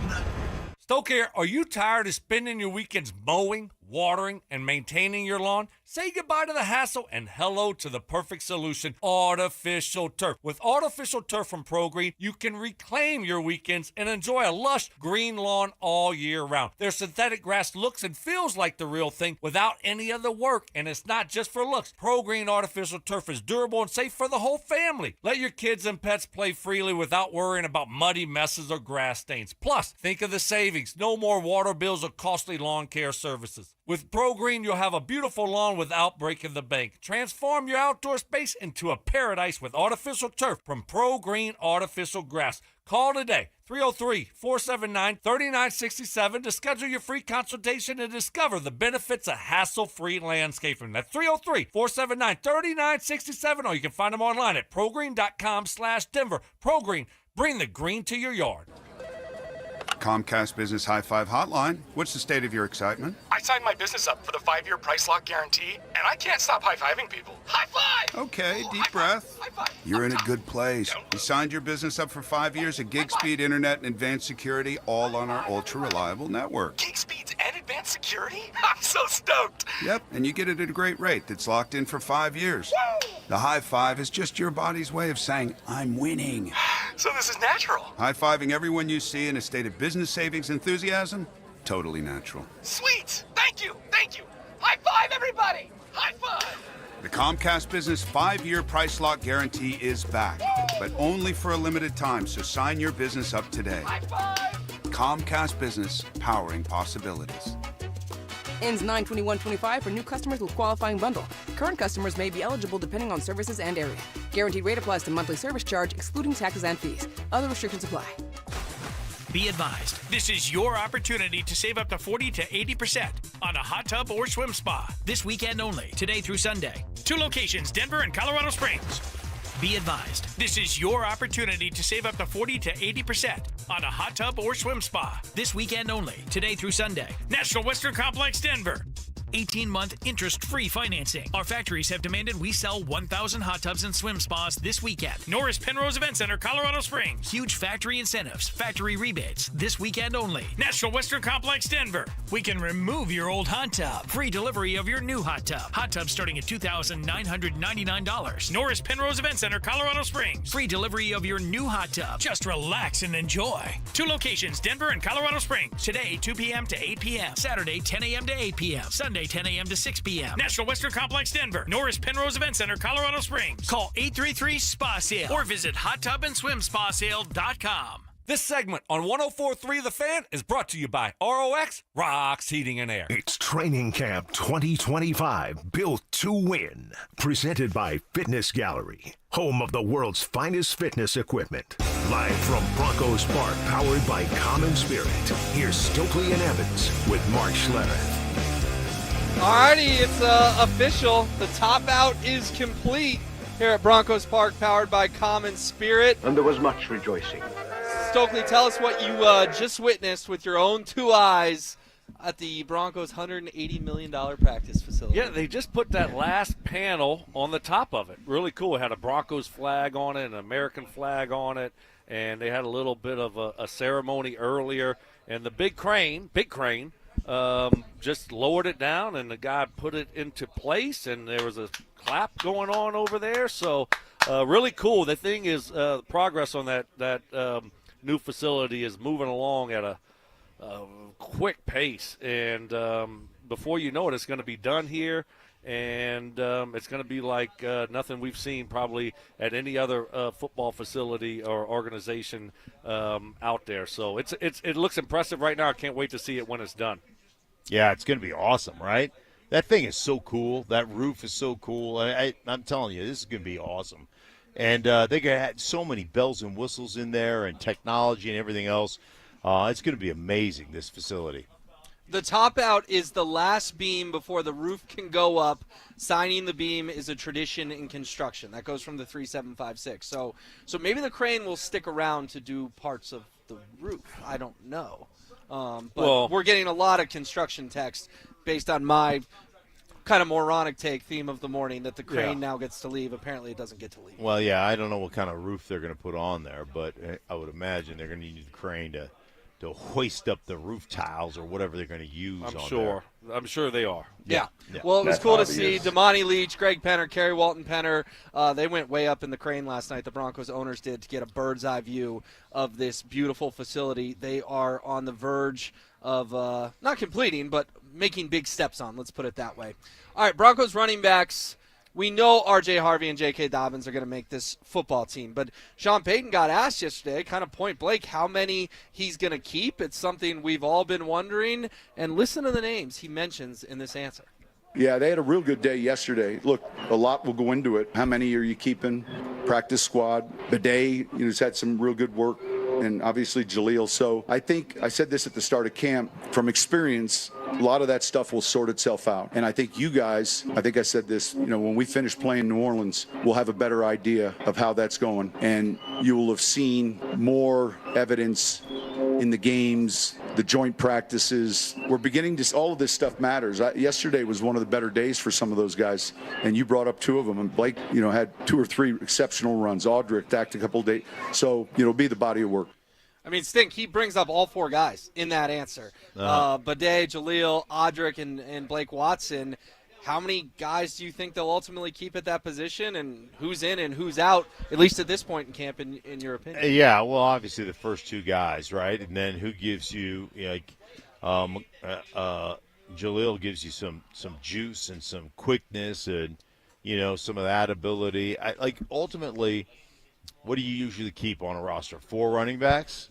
Yeah. Maybe a practice squad guy? 3 probably. Yeah. Especially in this situation because you're keeping a fullback. Yeah, you're keeping a fullback, right? So 3 and then a couple, maybe a 1 or 2 on the roster as far as, practice squad guys. So, yeah, I mean, it's, at this point you look at the starting 2 or the guys that are going to rotate and RJ and obviously JK and then, maybe Jaleel and – I don't know, but it's a good problem to have, right? It's good competition, good to have that, and then a bunch of young guys that you probably can slough off and put on the practice squad if you want to go that direction. Yeah, I think it's going to be, the 3 that we're talking about. When you look at J.K. Dobbins and R.J. Harvey, they're making it for sure now. Is it Jaleel? Is it Estime? Or do we see one of the, guys that we didn't see a ton last year in Bidet or Watson make it? And to Sean's point, sometimes it works itself out. Injuries, things like that happen. But there's still a lot of evaluation left. I mean, these guys make their money and separate themselves by how they do when it's tackle football, like real football, not two-hand touch football. So we haven't seen that yet. So we haven't seen preseason game or joint practices, things like that, to see who can separate when it comes to that final spot. And but that will be coming up really soon. But isn't there, with Watson and Bidet, isn't there this notion that you can probably get him through to your practice squad? Mark, if they cut Audric Estime, a 5th-round pick a year ago, isn't he going to end up wearing a different jersey this season in the NFL? Yeah, but if they cut him, they're prepared for that. They're like, yeah, whatever. Who cares? Yeah, right. We're done with them. Why are you trying to hold on to guys that you're done with? If you're not done with him, you keep him. Right, but I'm saying concerned you may have to keep him on the 53 because you still want to see more, whereas those other guys, you can cut them and then just get them back on the practice squad. And maybe all 6 of these guys can be a part of the Broncos in one capacity or another this year. Well, yeah, but you don't you look at who's the best player, who's going to be best for your roster long term, and the draft is an inexact science. I mean, you're going to make mistakes. You hope that you make more correct decisions than you do mistakes. But occasionally a mistake is going to happen. And it's not that you evaluated the guy wrong. Some guys just, when they get to this level, it's the Peter principle. You've reached your level of incompetence, and you're not good to go. It's overwhelming for you. It's called the Peter principle. Peter. Peter. P-E-T-A? Peter. P-E-T-E-R. Like my last name, dude. Peterson. Peter principle. No! There's a principle. Yeah, it's Peter principle. Peter principle. It's a business. It's a business book. Oh, okay. You're reaching the level of your incompetence. All right. I totally understand. Yeah. Yeah, but I'm gonna go back to the running back group, and not Peter. I don't think Peter's making this team. But I don't think a lot of guys are making this team. But I don't know. I look at it and you say if you don't want to keep him on the 53, you're prepared to watch him walk. I don't think these guys play. Like, as a general manager, George Payton, he's not playing that game. You know how many great running backs are out there, or really good running backs are out there? So if you're ready to move on from Estime, you're not like, oh, my gosh, man, we want to see more from him. We'd love to continue to evaluate him. You're ready to turn the page on him. And you're not thinking about, in this situation, hey, we got to keep this guy because we can think this guy through to the practice squad, but we like this guy better. Like, if you like Blake Watson better, you don't play that game. Next thing you know, you try to sneak him through the practice squad and someone scoops him up and you're stuck with someone that you never really wanted. So that's a tricky game to play. Well, Stokes' prediction was that they keep RJ and JK, which we all obviously agree, but he thinks Jaleel will be the third. Mark, earlier in the show, I said Audric, I think, will be the third. I think he's had a really good last couple of days. Do you have a gut right now on who's going to be the third or maybe even the fourth, but they probably will keep Michael Burton? I think they'll keep Jaleel just because he's a difference, like just his quickness and that ability. And then, if you want to go two back with JK and another guy in there, like you got some versatility. The other thing is when you look at J.K. Dobbins, and you look at R.J. Harvey, they have similar builds, like similar statures, right? Both good contact balance between the tackle runners, have some explosive pop-out speed, cutback speed, but Jaleel's just a different build. Like, he's just a different kind of animal there. So I just, like, that would be my initial gut reaction. But, again, there's a lot of camp left, and there's these preseason games. And the thing about the Broncos is these young backs are going to get opportunity in the preseason games to prove who is the best. My dark horse is Blake Watson, kind of coming out of nowhere and being that third guy that makes it. Wow. And they would move on from Jaleel and Audric in that scenario. That's right. Wow, interesting. Well, Sean did say at the end of the answer the Saints game is going to be when they know. That's the third preseason game. I know that last preseason game you won't see a lot of the starters. You may see 3-4 running backs that day down in the Superdome that are all trying to claim that final spot. All right, coming up next, Sean Payton was in a great mood yesterday. Wait till you hear him talking about keeping your kids under control at the grocery store. Is a young receiver on the verge of a breakout season for the Broncos. Troy Franklin, to me, looks so different than he did last year. He's smooth, and his speed is just different. And Sean is going to use that. I think that's going to be a huge advantage for this offense. Denver Sports 104.3. The Fan. Hey guys, your boy Stink here talking about my buddy Troy Hansford. I was talking to him, texting with him. He told me about the market this last year. It's been from the hottest ever to price declining. Some people don't see very often anywhere. And if you're thinking about selling your house and getting the most money, getting top dollar, believe it or not, my buddy Troy's still offering his $5,000 guarantee. What is it, you ask? Well, I'm glad you asked. If you can't sell your house at the price you agree upon, plus the timeline you agree upon, he's going to cut you a check for $5,000. And he's making that offer because he continues to spend a ton of money marketing his listings, has about 100 families right now approved and ready to buy. Hey, if you have a house that you're trying to sell for any reason, Troy's probably got a perfect buyer for you right now. 720-900-4433. He's got about 100 families approved and ready to buy, guys. And if you need to sell for any reason, he can buy your house all cash and close in as little as 7 days. Call Troy. Get your home sold for the most money. 720-900-4433. That's 720-900-4433. Troy Hansford of RE/MAX Professionals, Colorado licensed broker. Want to sell your house? Then call my buddy Troy. 720-900-4433. I'm Matt Morgan of Morgan & Morgan. Your car steering wheel could be a ticking time bomb. At least 24 people have died and many more injured because their airbags fired shrapnel at them upon inflating. Tens of millions of cars have been recalled. If you suffered cuts that required stitches, hearing or vision loss, or broken bones, please contact us today. You could be owed money for medical bills and other damages. Morgan & Morgan. Visit us at badairbags.com for an office near you. Prior results do not guarantee a similar outcome. Millions of Americans take medicine like Ozempic and Zepbound. Many of them are overpaying by thousands of dollars a year. These GLP-1 medications for diabetes, weight loss, and more may not always be covered by your insurance, but GoodRx can help. GoodRx helps you save every month on prescriptions at over 70,000 pharmacies nationwide. Best of all, it's free to use. Check GoodRx to save on GLP-1s. Just go to GoodRx.com/GLP. That's GoodRx.com/GLP. GoodRx is not insurance but can be used instead of insurance, including Medicare and other federal and state-funded programs.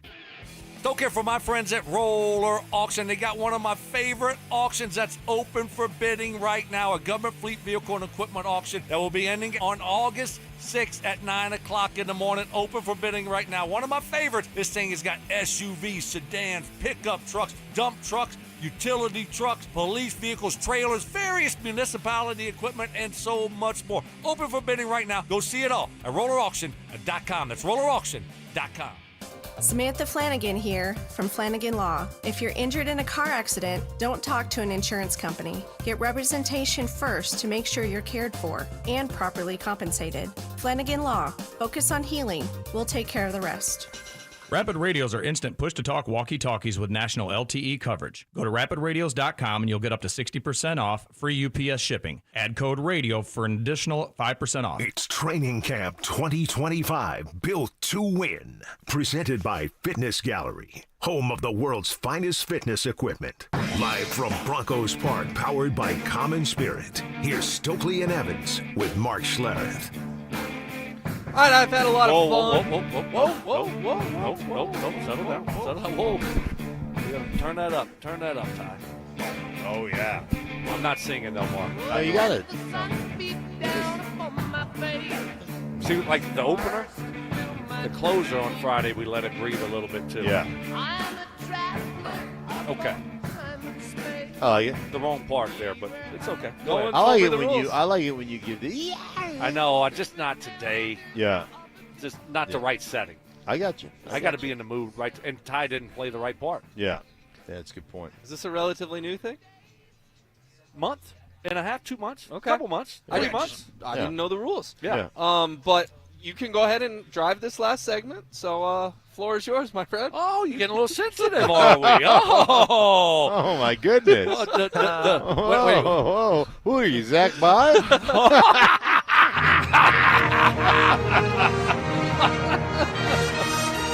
If you had 4 or 5 more reps, you would have realized that we closed on Friday with Led Zeppelin. Yeah.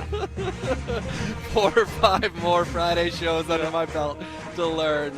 All right, we've had a lot of fun this week. Enjoyed being in for Mike. He'll be back with you fellas next week. You guys will be down here Monday and Tuesday before the Broncos head to San Francisco on Wednesday for a joint practice on Thursday. So, practice on Wednesday. What was the word you used, Stoke? Scrappy or something like that. Chippy, maybe. It wasn't to the point where we were worried there was going to be a fight, but there was a lot of talking out there. Competitive. There's a lot of chirping going on. Chirping. Back and forth, right? Which is great. This is training camp. I love it when the defense brings energy.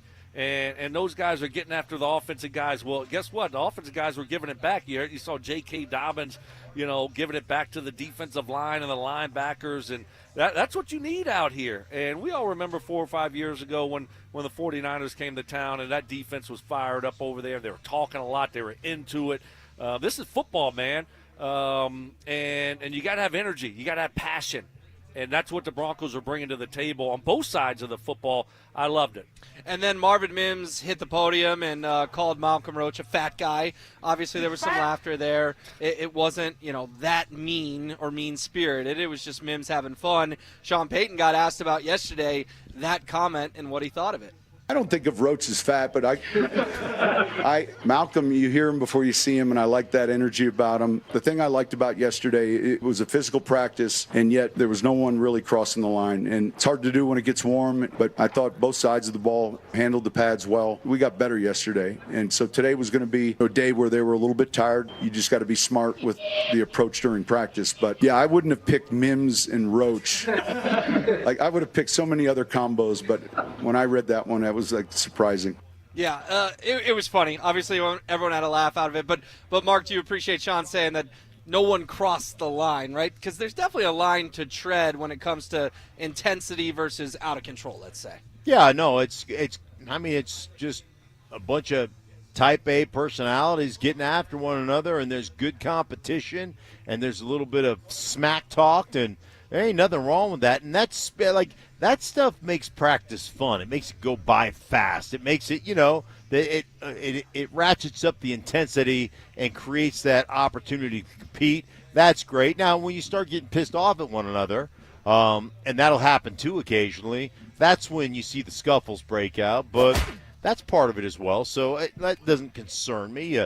You stop it down. You say, hey, man, we don't want anybody getting hurt in a scuffle. And I love the intensity, though, but let's stop ourselves before fisticuffs get thrown. Yeah, it's all good. Look, we got full pads today and probably going to be full pads tomorrow. So I think you're going to see a practice where you came off of yesterday, which was scaled back a little bit after 3 straight full pads, and you're going to see a day kind of like we saw on Wednesday. It's going to be a competitive day. It's going to be guys going back and forth a little bit, but that's what you want if you're Sean Payton and this coaching staff. I mean, I don't want a bunch of Boy Scouts out here. I want some energy. I want guys competing, and sometimes when you compete, you cross the line a little bit.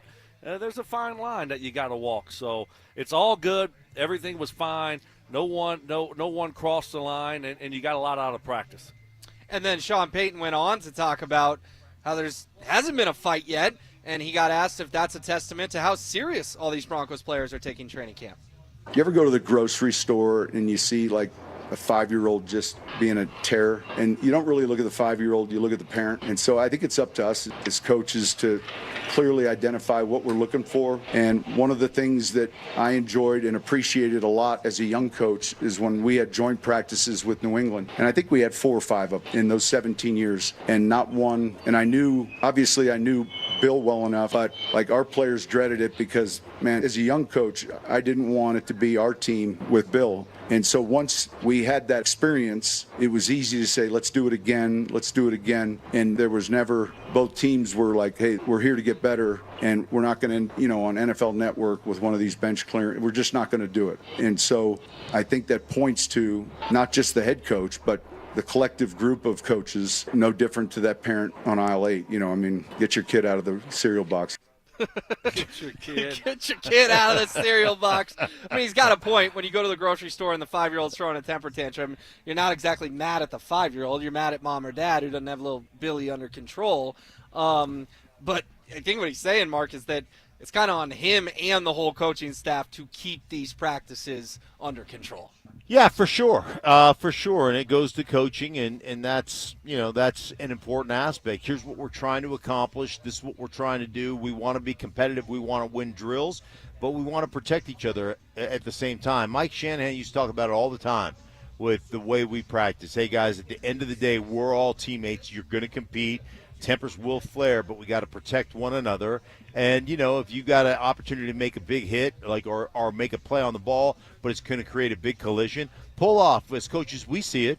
We see in a game you would be there and you'd be really ready to make that play. So I think all those things are really important coaching points. And, hey, man, this is not Sean's first rodeo. He knows what he's doing, and he's proven that over the last couple of years and watching this team progress. Yeah, I mean, sometimes you're going to have fights. This is the way it goes. I don't care if you're Bill Belichick, Sean Payton, Mike Shanahan. I mean, that stuff happens. These guys are competing for jobs.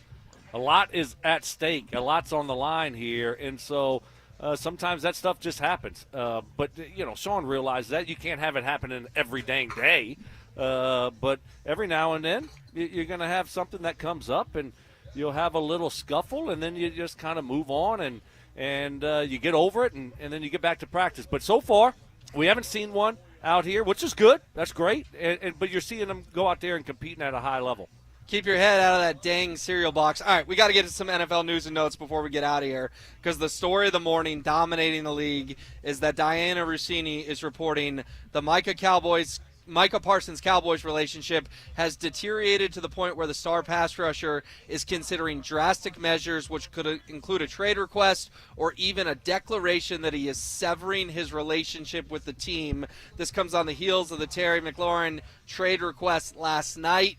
A lot of unhappiness around the league with a couple star players. Has he deleted them from his Instagram account? Because when that happens, then I know it's serious. Like when you start taking off all the photos and you delete all the connection you have to the Cowboys, then I know the reporting is solid by Diana Rossini.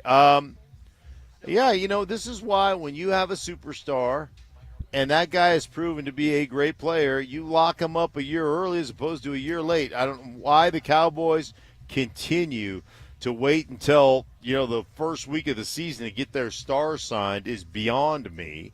And, and now we don't want to make him the highest paid guy in the league or like what's your – you waited. You wouldn't have had to. So, I don't know. The whole thing seems stupid to me. It's just mismanagement by the Cowboys, and just another reason the Cowboys, while Jerry Jones owns them, will never win a championship. I don't like your attitude. Yeah, be careful, Mark. Jerry ain't playing around. Moron. Mark's right. Look, this guy is a cornerstone of your football team. He's the leader of your football team, of your defense. And what are you waiting for? The guy's been unbelievable from day one. And now, all of a sudden, you waiting is only going to drive the price up. And now he's unhappy with the situation.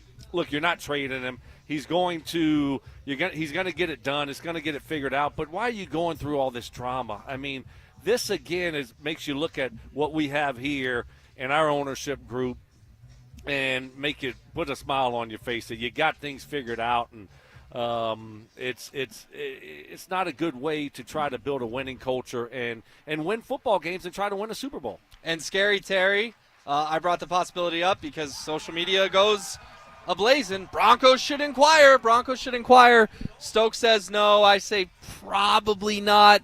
But I did get Stokes' antenna up stink when I said, well, what about Scary as the 1 and Cortland as the 2? He did get a little excited over there. Hey, let me tell you, 5 years in a row of 1,000 yards, regardless of who the quarterback is. Scary Terry McLaurin is one of those guys that nobody really talks about when they're talking about top-flight receivers until you talk to defensive coordinators around the league, and they'll all tell you, man, this guy is special. He's a great player, and man, you can never go wrong signing great players. We'll see exactly what happens, and I think the Broncos are pretty happy with what they've got, though, right now. Yeah, I think so. They probably don't want to give up assets, give him a new contract. You got other guys waiting in line for new contracts here, and you just gave Cortland money. It would be fun. It's fantasy football land there. It would be cool to have those two guys, but probably not what the Broncos are looking at. Again, what is Washington doing? What are they doing? Pay the guy. He had 13 touchdowns last year. He's got 5 straight years of 1,000 yards. Pay the man. Perfect place to leave it. Josh Stover, Cecil Lammy, happy Friday. Coming up next. Join us for the Fan Golf Tournament benefiting the Arthritis Foundation Colorado. Monday, August 25th at 1:30 p.m. at the club at Inverness. Don't miss this 4-person scramble, followed by dinner, awards, and a live auction with all proceeds benefiting the Arthritis Foundation Colorado. Book your foursome now at DenverSports.com/club. Denver Sports 104.3. The Fan. If you need hip or knee replacement surgery, trust Colorado Joint Replacement, part of Advent Health, one of the nation's largest healthcare providers. Home to some of the top trained surgeons in the state, they offer innovative joint replacement care using the latest technology. With expert, compassionate care and a focus solely on joint replacements, you'll get the peace of mind and outcome you deserve. Schedule your appointment today at coloradojoint.org. That's coloradojoint.org.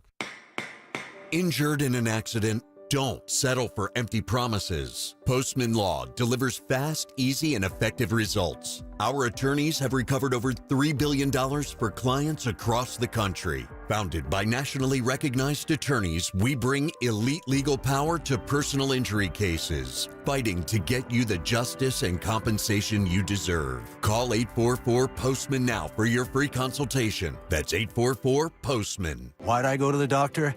One day at the firehouse, I was so lightheaded I could barely stand. Even my crew noticed. Getting checked out was the right call. Turns out I have atrial fibrillation, which increases the risk of stroke about 5 times. Symptoms like irregular heartbeat, heart racing, chest pain, shortness of breath, fatigue, or lightheadedness can come and go. But if it's AFib, the risk of stroke remains. If you have symptoms, contact a doctor. I'm so glad I did. Visit NoTimeToWait.com, sponsored by Bristol-Myers Squibb and Pfizer. If you didn't think skipping breakfast was a big deal, you'd be right. Before. But now, Wendy's has Buck Biscuits. We're talking sausage, egg, and cheese biscuit, bacon, egg, and cheese biscuit, or even the Honey Buddy chicken biscuit. For just $1 each. Seriously, you can get all 3 if you want. They're just $1, so you'll never skip breakfast again. If you're smart. Breakfast for $1? gotta be Wendy's. Limited time only. Price and participation may vary. Limit 5 qualifying items per transaction. Not valid in the combo while supplies last. Change is always happening. Hey, it's part of life, and when it comes to music, change is all around us. Songs are rewritten, classics are remixed, bands and artists come and go. Even our taste in music changes. But no matter how things change in 5 years, there's one thing that'll stay the same: the price of your internet. Xfinity is introducing the 5-year price guarantee. It means you'll get 5 years of the most reliable Wi-Fi with their best equipment included for a price that stays exactly the same. Surprised? Life is full of them. One internet price, 5 years guaranteed. Learn more at Xfinity.com/deals. Restrictions apply. New residential customers only. Taxes and fees extra and subject to change. Most reliable Wi-Fi based on Open Signal Awards USA. Fixed Broadband Experience Report August 2024. Rapid Radios are instant push-to-talk walkie-talkies with national LTE coverage. Go to rapidradios.com and you'll get up to 60% off, free UPS shipping. Add code RADIO for an additional 5% off. The Stokley and Evans with Mark Schlereth podcast is brought to you by Xfinity. Introducing the 5-year price guarantee. One consistent internet price for the next 5 years guaranteed. Denver Sports 104.3. The Fan. KKFN and KKFN HD1 Longmont, Denver. You're listening to Denver Sports 104.3. The Fan. Denver Sports 104.3 The Fan presents Dover and Cecil. Can I kick it? Can I kick it?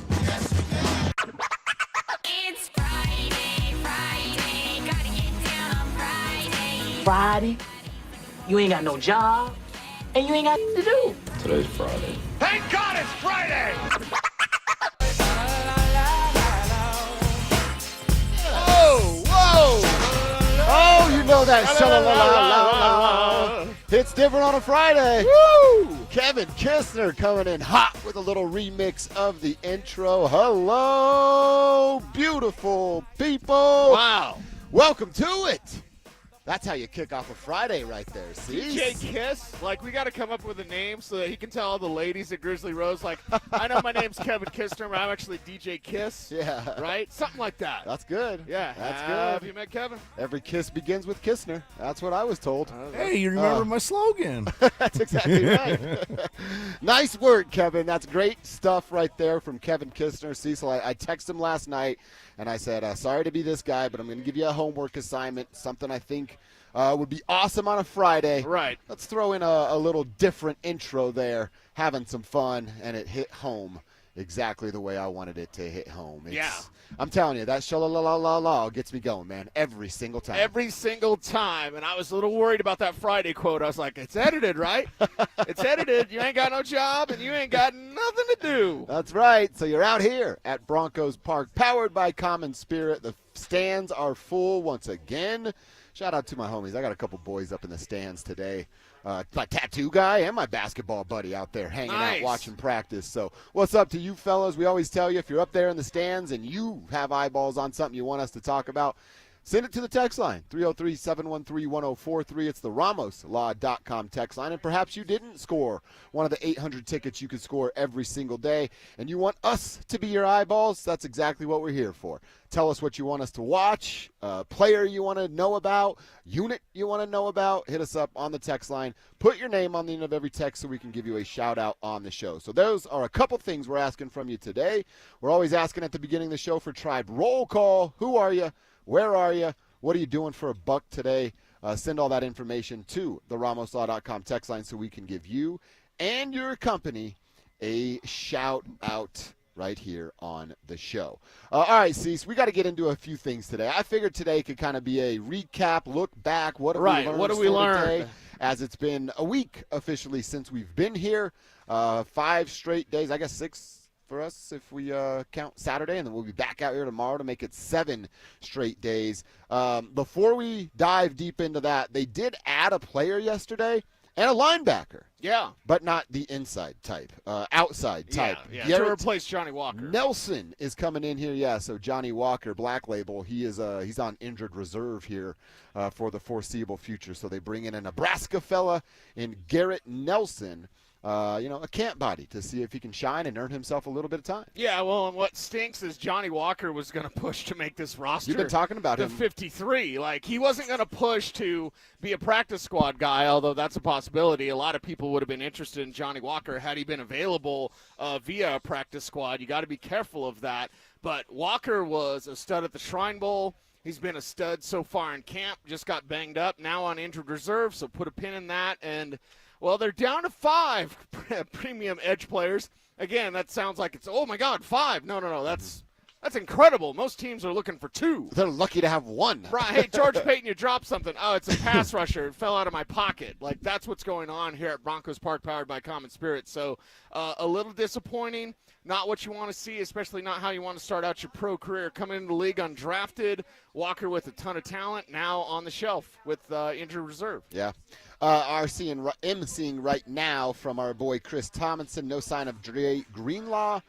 As of 10 a.m. hits official start of Broncos practice. So maybe he's still back out there doing something, maybe getting a little treatment. I don't know that myself or anybody expected Dre Greenlaw to be out here again today, Cecil. It's something that they're going to take very, very slow, take all the cautions they need to take. And I don't imagine, we said it yesterday, certainly not going to play any preseason games. I don't imagine we see much of Dre Greenlaw here for a couple days. No, and I think with Dre Greenlaw in that situation, just be as careful as you can.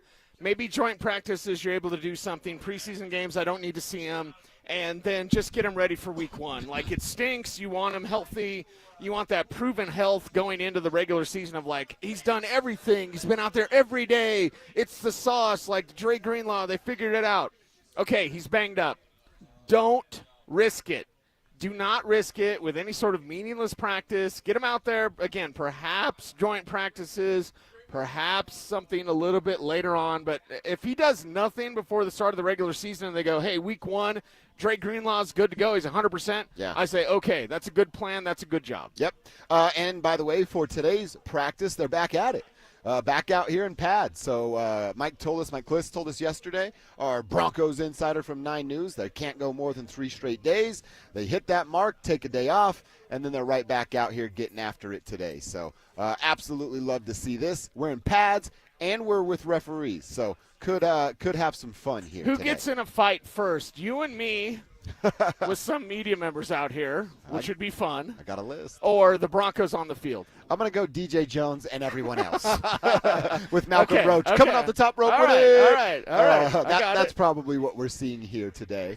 By the way, far side over here, look at Riley Moss, Brandon Jones, one pretending to be a wide receiver, the other being a defender and working on, kind of technique at the line of scrimmage, battling at the line of scrimmage. Those are always fun type of drills where it's like out of position. Again, my first credentialed training camp was when Jerry Rice was here. Wow. And he had the 19 jersey for what, like 3 weeks or whatever? Charlie Adams out here stealing jobs. Rod Smith would play DB against JR, and JR would work him. Wow. Now, the thing about Jerry Rice at that moment when he was in Broncos camp is he would get open, but then some trash garbage DB would, like, cover. As soon as he made that move, like, you wouldn't know what he was doing, and he'd make the move. You're like, oh, my God.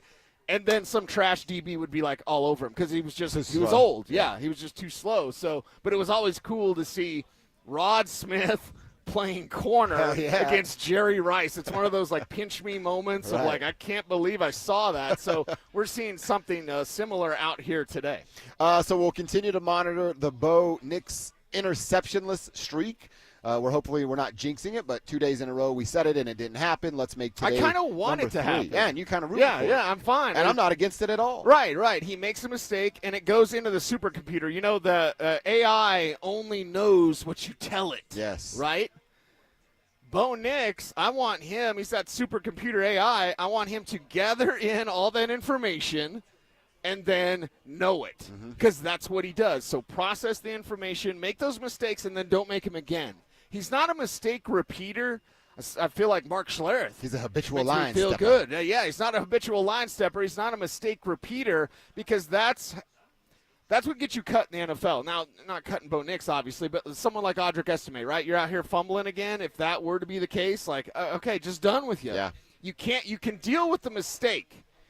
You can't deal with mistake repeaters. Almost that same way in life, right? Yeah. Where you're around somebody, one of your buddies, whatever, keeps having that problem, and you're like, come on, I told you, Exactly stop doing right. this, and then you know what I'm talking about? Like Yeah. they keep doing that Yeah. problem, and you're like, what are you doing? I told you not to do that. This Yeah. isn't any good. That's the thing out here. Don't be a mistake repeater. So if Bo makes a mistake, it's fine because I know he's going to process it, learn from it, never do it again. Like squeaking basketball. You rip on me 13 or 14 more times, I'm going to find new best friends. You know what I mean? Repeat offenders out there. Right. You brought his name up, Audric Estime. Will he have success? And it's weird to say this, like continued success, because he's having that against the 2s and the 3s. Mike Kliss talked about it. I saw a couple media honks out here writing about it on their websites and all the stuff they do. And it's like, all right, are we gonna give a guy a roster spot and praise him for competing and shining against the backups, because that's kind of where he is? Like, I'm not sure how we're going to handle Audric Estime here, because, all right, sure, I'll give him a benefit of the doubt for shining and, doing the right thing against the backups, but it's still about the attitude, the work ethic stuff. We got to continue to see that, and it's got to shine against the 1s if he wants to not just make the team, but have an actual role on the team. Because he can continue to do this, Cecil, right? Make the roster, and then never dress out on a Sunday. Well, and what's great is you're seeing that elevation and level of competition, right? We talked and we praised Troy Franklin for everything that he's done in this camp and other players, but it's like, okay, you're able to work the 2s. All right? What about the 1s? You're able to work the backups. What about the starters? So regardless of the position, regardless of the player, like when you get that elevation and competition out here at training camp, you better respond because we're looking at levels, right? Where are you going to level out at for August? Now, it's August. Here we go. It's my birthday month. Yeah, nice. I'm going to celebrate the entire month. We're both Leos. You realize that? I didn't realize That's that. why you need the hair back. Because Leo's in the mane and Samson Simpson, right. you need the mane back, man. Or we just shave them and we're hairless cats. Hairless cats are weird, dude. They're very weird. Like, I know you're a dog guy. I'm not a dog or a cat guy, but I appreciate both for sure. I think cat people are a little weird, but they can. I think dog people can get a little weird, right? So let me rephrase that. Single men that are cat people are a little weird. And I'm not saying that you're wrong. I just right. It's not me. Yeah, that's not you. But, like, hairless cats, weird. Yeah. Weird, dude. Mm-hmm. Very strange. All right, we are off and rolling. Let's get to a little tribe roll call. We'll do that when we return. Want to give you guys a chance to be shouted out here on the show. But as we said, it has been 1 week. We've been at camp every day broadcasting. We'll be back out here tomorrow. Let's talk about, on the offensive side, what we've learned about these Denver Broncos. That's coming up next.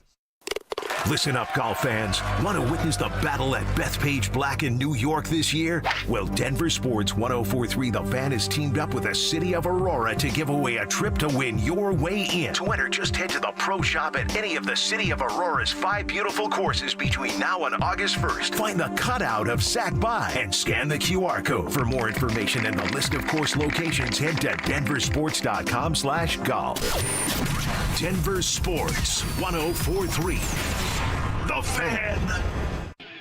Don't care for my friends at Roller Auction. They got one of my favorite auctions that's open for bidding right now, a government fleet vehicle and equipment auction that will be ending on August 6th at 9 o'clock in the morning, open for bidding right now. One of my favorites, this thing has got SUVs, sedans, pickup trucks, dump trucks, utility trucks, police vehicles, trailers, various municipality equipment, and so much more. Open for bidding right now. Go see it all at rollerauction.com. That's rollerauction.com. Men, summertime is here, and that means vacations, summer barbecues, outdoor parties, camping, beaches, and so much more. This is Jeff for the Rocky Mountain Men's Clinic, and if you're like many men, you may not be feeling like yourself this summer. Perhaps your energy is low and you aren't sleeping well. Maybe your workouts aren't as good as they used to be. And if what I'm describing is you, it's very likely you're suffering with low testosterone. But low T doesn't have to affect you anymore. Just call Rocky Mountain Men's Clinic, get treated, and see how it changes your life. If you're like most men, you'll feel so much better. Deeper sleep, improved vitality and clarity, greater strength and energy, and an enhanced sex drive as well. So call us. Just $99 gets you a PSA and T test and a medical consult. And if you start on testosterone the day of your appointment, Your visit is free.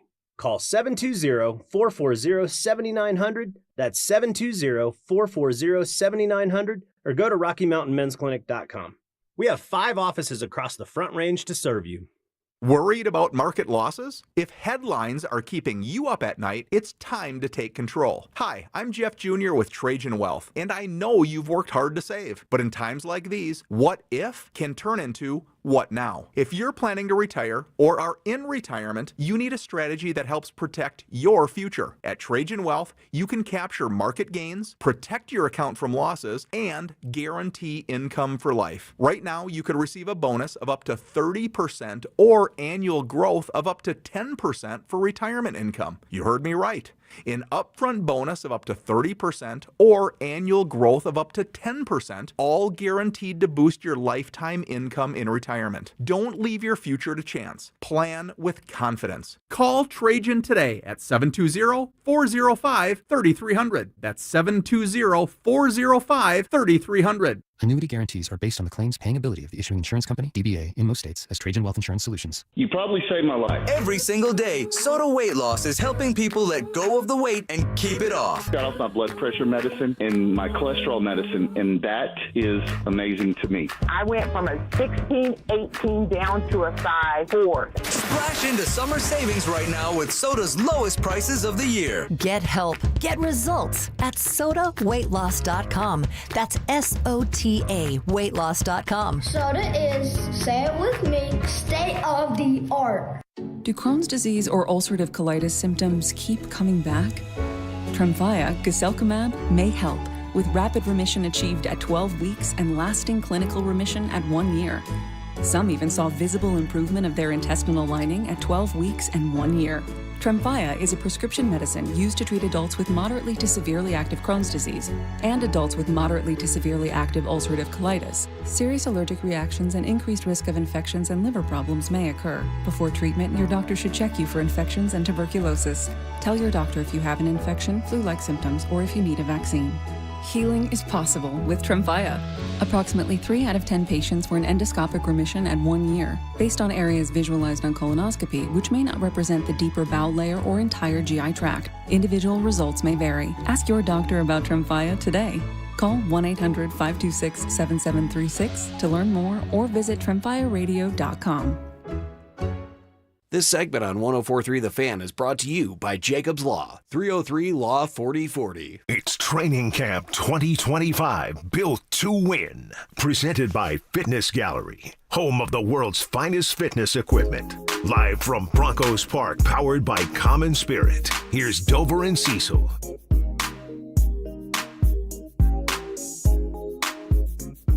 We're live at Broncos Park, powered by Common Spirit. By the way, quick correction. Dre Greenlaw was not out here. He's now out here, about 10 yards from us to the left there. He is in shorts. He's got his jersey on, the hair pulled back, looking nice, actually, out there, Mr. Greenlaw. So clearly not going to participate today. And as we said to start the show, Cease, that's the right play. I don't know anybody is going to be upset with that or think that the plan was going to be different. Yeah, Broncos Park powered by Common Spirit, and this show is powered by Mountain Dew. So, cracked my first one of the day. Wait, no, second one of the day. Oh, wow. I didn't want to be late today. Okay. You had one on the way in. I hate being rolling. late. That's all right. That's all right. All right, we are going to talk about the things that we have learned. Like we said, offensive edition here. We'll get to the defensive side as we are back in pads. We do have referees. Looks like some – well, we have team drills. Yeah, there's defensive guys out there. There'll be some team drills right here in front of us. They were working on red zone. Sean told the media yesterday they'll continue to work on red zone. I think this might be I don't know who that is, but talking to the referees about the plays they're going to be running, so the things they can focus on and call will be there. So should be a fun day out here today, Cecil. But as far as what we've learned, if anything pops in front of you want to talk about, interrupt me and let's do that. Sounds good. But the first week here. Been here, so what have we learned? Obviously, we want to start with the quarterback, and we've talked about the interceptionless week for Bo Nix. I would say this, Cecil. Has he made this huge play that everybody goes ooh and ah to or writes about in their blogs and everything? Not quite yet. There's been some stuff down the field, but it's kind of been one-on-one stuff. A couple big catches from Rowan early in the week. So Bo hasn't done anything to give me the oohs and ahs, but he's also not done anything to make me go ugh either. Right. It's Bo Nix working the offense. It's Bo Nix working the system. It's Bo Nix with the confidence and composure. I really wanted to talk about his composure today. And I know there's no sacking, there's no live tackling out here, so things can be a little bit, softer, if you will, for lack of a better term. Bo Nix has a comfort level where he's just in command of everything. He's in command of what he does, what the teammates do, how players listen to him, how he operates the thing. Sean Payton has given him the carte blanche to change plays at the line of scrimmage. You see him do that regularly. He's identifying things at the line of scrimmage. These are all like 180s from when he was a rookie, when it was just head swimming. I don't want to make a mistake. I'm out here in a competition. So it's great to see Bo Nix now. Looks like they're working a little, 7-on-7 out there. So yeah, but 1v1s too. There you go, 1v1s. We're about ready for a show here today from Bo Nix. And every day, again, don't think that it's just that's a little faster than walkthrough speed. But don't think that the lack of splashy plays means that Bo's being too safe. The lack of interceptions, he's being too safe. There was a tipped, perhaps, pick. There was a dropped pick by Chris Abrams-Drain. So we've seen that. We've seen him challenge. We've seen him go downfield as well. It's just working through this entire offense and feeling comfortable while he's doing it. Like this, working on a little bit of the hurry-up stuff, 2-minute drill type of situation. So really love seeing this, getting the guys in and out of not even a huddle. Huddled the first play, call a couple, and then working at the line of scrimmage, which that again, you want to talk about Bo Nix improvements, then excelling. This is one of those things. Seeing this, I said this yesterday, seeing the game through the same lens of Sean Payton and then getting that trust at the line of scrimmage where Sean doesn't have to be in his ear for 25 seconds of the 40-second play clock. He can trust Bo a bit more. And watch how Sean is watching Evan Ingram out here. During this drill, again, kind of a hurry-up walkthrough, but a hurry-up in that walkthrough. Sean has eyes for Evan Ingram. Yeah. I'm telling you, I got to come off that 69. Wow. I mean, just in this drill, like the coaching, the coachable moments, the teachable moments. Sean Payton is a teacher at the end of the day. Like, that's what he loves to do the most. He loves to. You ever have that teacher that loves to tell you how smart they are about everything? And you're just some dumb kid, and you're like, I know it. That's also every media member out here. Sean Payton loves to teach guys. So you see him in these teachable moments with Evan Ingram. It's fantastic because you can see the attention to detail that he has, and this is a flipping walkthrough, essentially. Right. So, Bo, again, and I also wanted to say this. This will be a conversation we continue to have because people don't understand how football works. Game manager is not a bad term. That's what Bo is, and that's not a bad thing. Can he still beat you 90 yards down the field? Yeah, he sure can. Ask Marvin Mims that. Ask Troy Franklin in the wild card game. I just don't know that that's going to be his game full through. Like, is he going to be a guy that just chucks it all over the yard? I don't know if that's necessarily going to be him right now. I know he and Sean can work towards that, but these things across the middle that then open up those long balls, that's more of what I expect from Bo early on in this season. Yeah, that's what I expect from Bo, and expect him to lull you to sleep. And that's the thing. Like, in game, we're going to see more. We have seen more this training camp. We've seen more of the Sean Payton offense. But I'll tell you when we'll really see more. And it's not week one, girl. It's because what do you have to show Tennessee? Yeah. I mean, you bring out those 8 Paxton Lynch plays and beat them. You can bring out 4. Yeah, half of it. Yeah, there you go. I think that you get to that Philly game against Vic Fangio.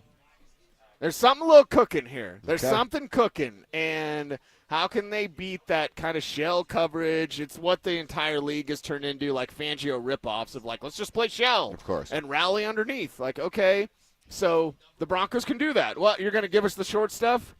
Oh, God, we can do that all day. But then strike when the time is right. So those big plays that get the highlight reels and everyone gets excited about, oh, they're there. They're there, no doubt. It's just pick the time to really unveil them. And that's not now. It's not week one. No, hell no. It's probably Cincinnati game. Yeah. Might have to put your foot on the gas in that game. And then Philadelphia. That's the test, man. That's the test.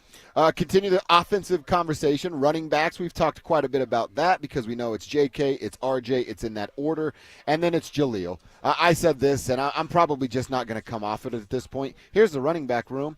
JK, RJ, Jaleel, Burton. And then you try to put Tyler Bidet and you try to put Audric Estime on the practice squad, and I know he had a decent day yesterday and had a couple people talking about him, but I think it's probably over for Blake Watson. Can you sneak another running back onto the practice squad, or does he get that opportunity somewhere else? That's your room. It's JK, RJ, Jaleel, Michael Burton.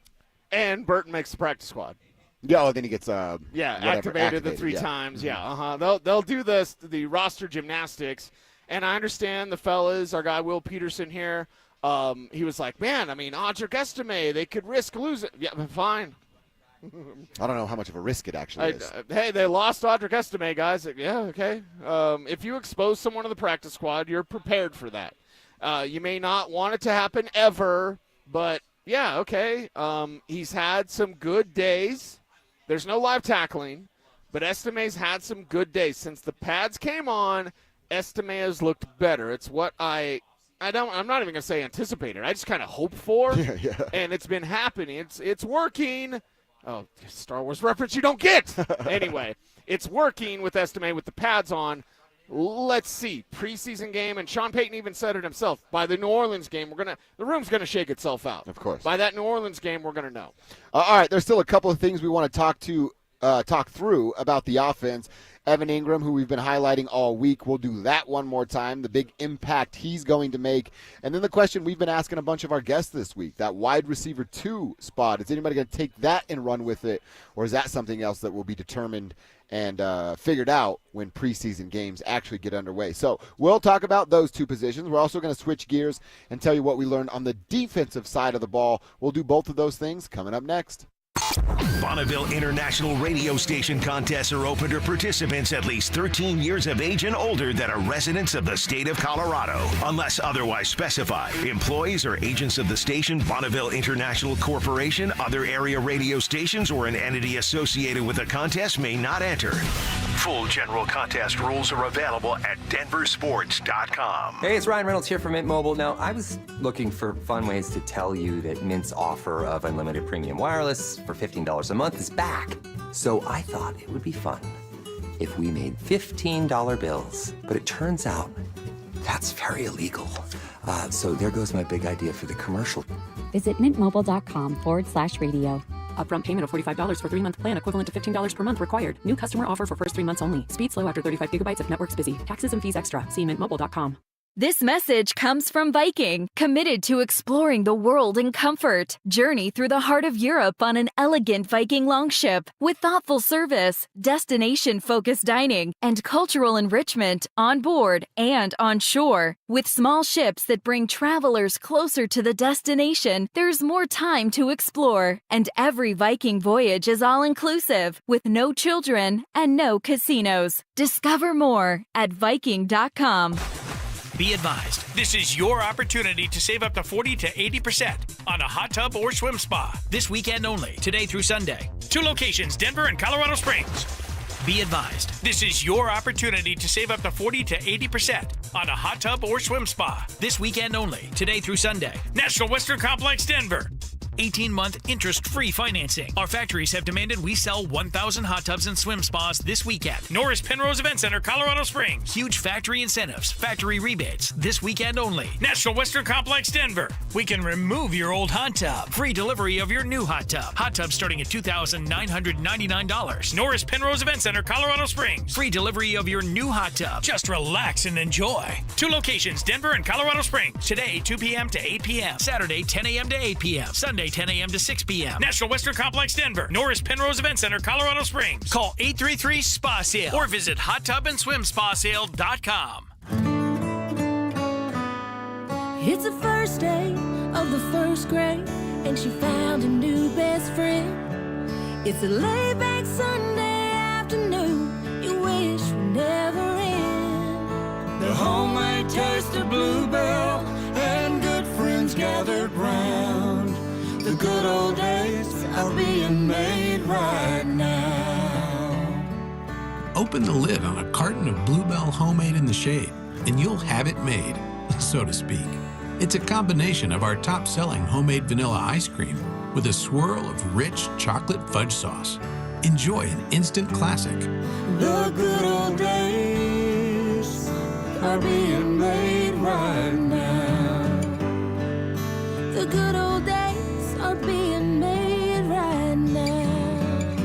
for Bluebell ice cream at your favorite grocer. If you can't find it, be sure to ask for it.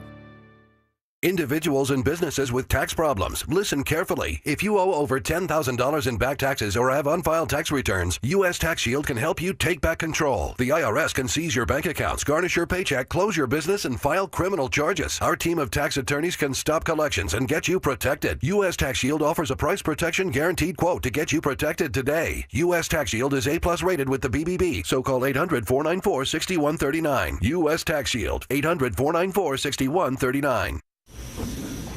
Oh, these polymers aren't as flexible as batch K3. Researcher Laurie is stretched thin. Did you get the vulcanization analytics from V66? Oh, wait, are these rubber scores from last week? She needs to hire new lab technicians so she can bounce back into her old self. I need Indeed. Indeed you do. Our matching platform lets you spend less time searching and more time connecting with candidates. Redeem your $75 credit at Indeed.com/credit. Terms and conditions apply. It's Training Camp 2025, built to win. Presented by Fitness Gallery, home of the world's finest fitness equipment. Live from Broncos Park, powered by Common Spirit. Here's Dover and Cecil.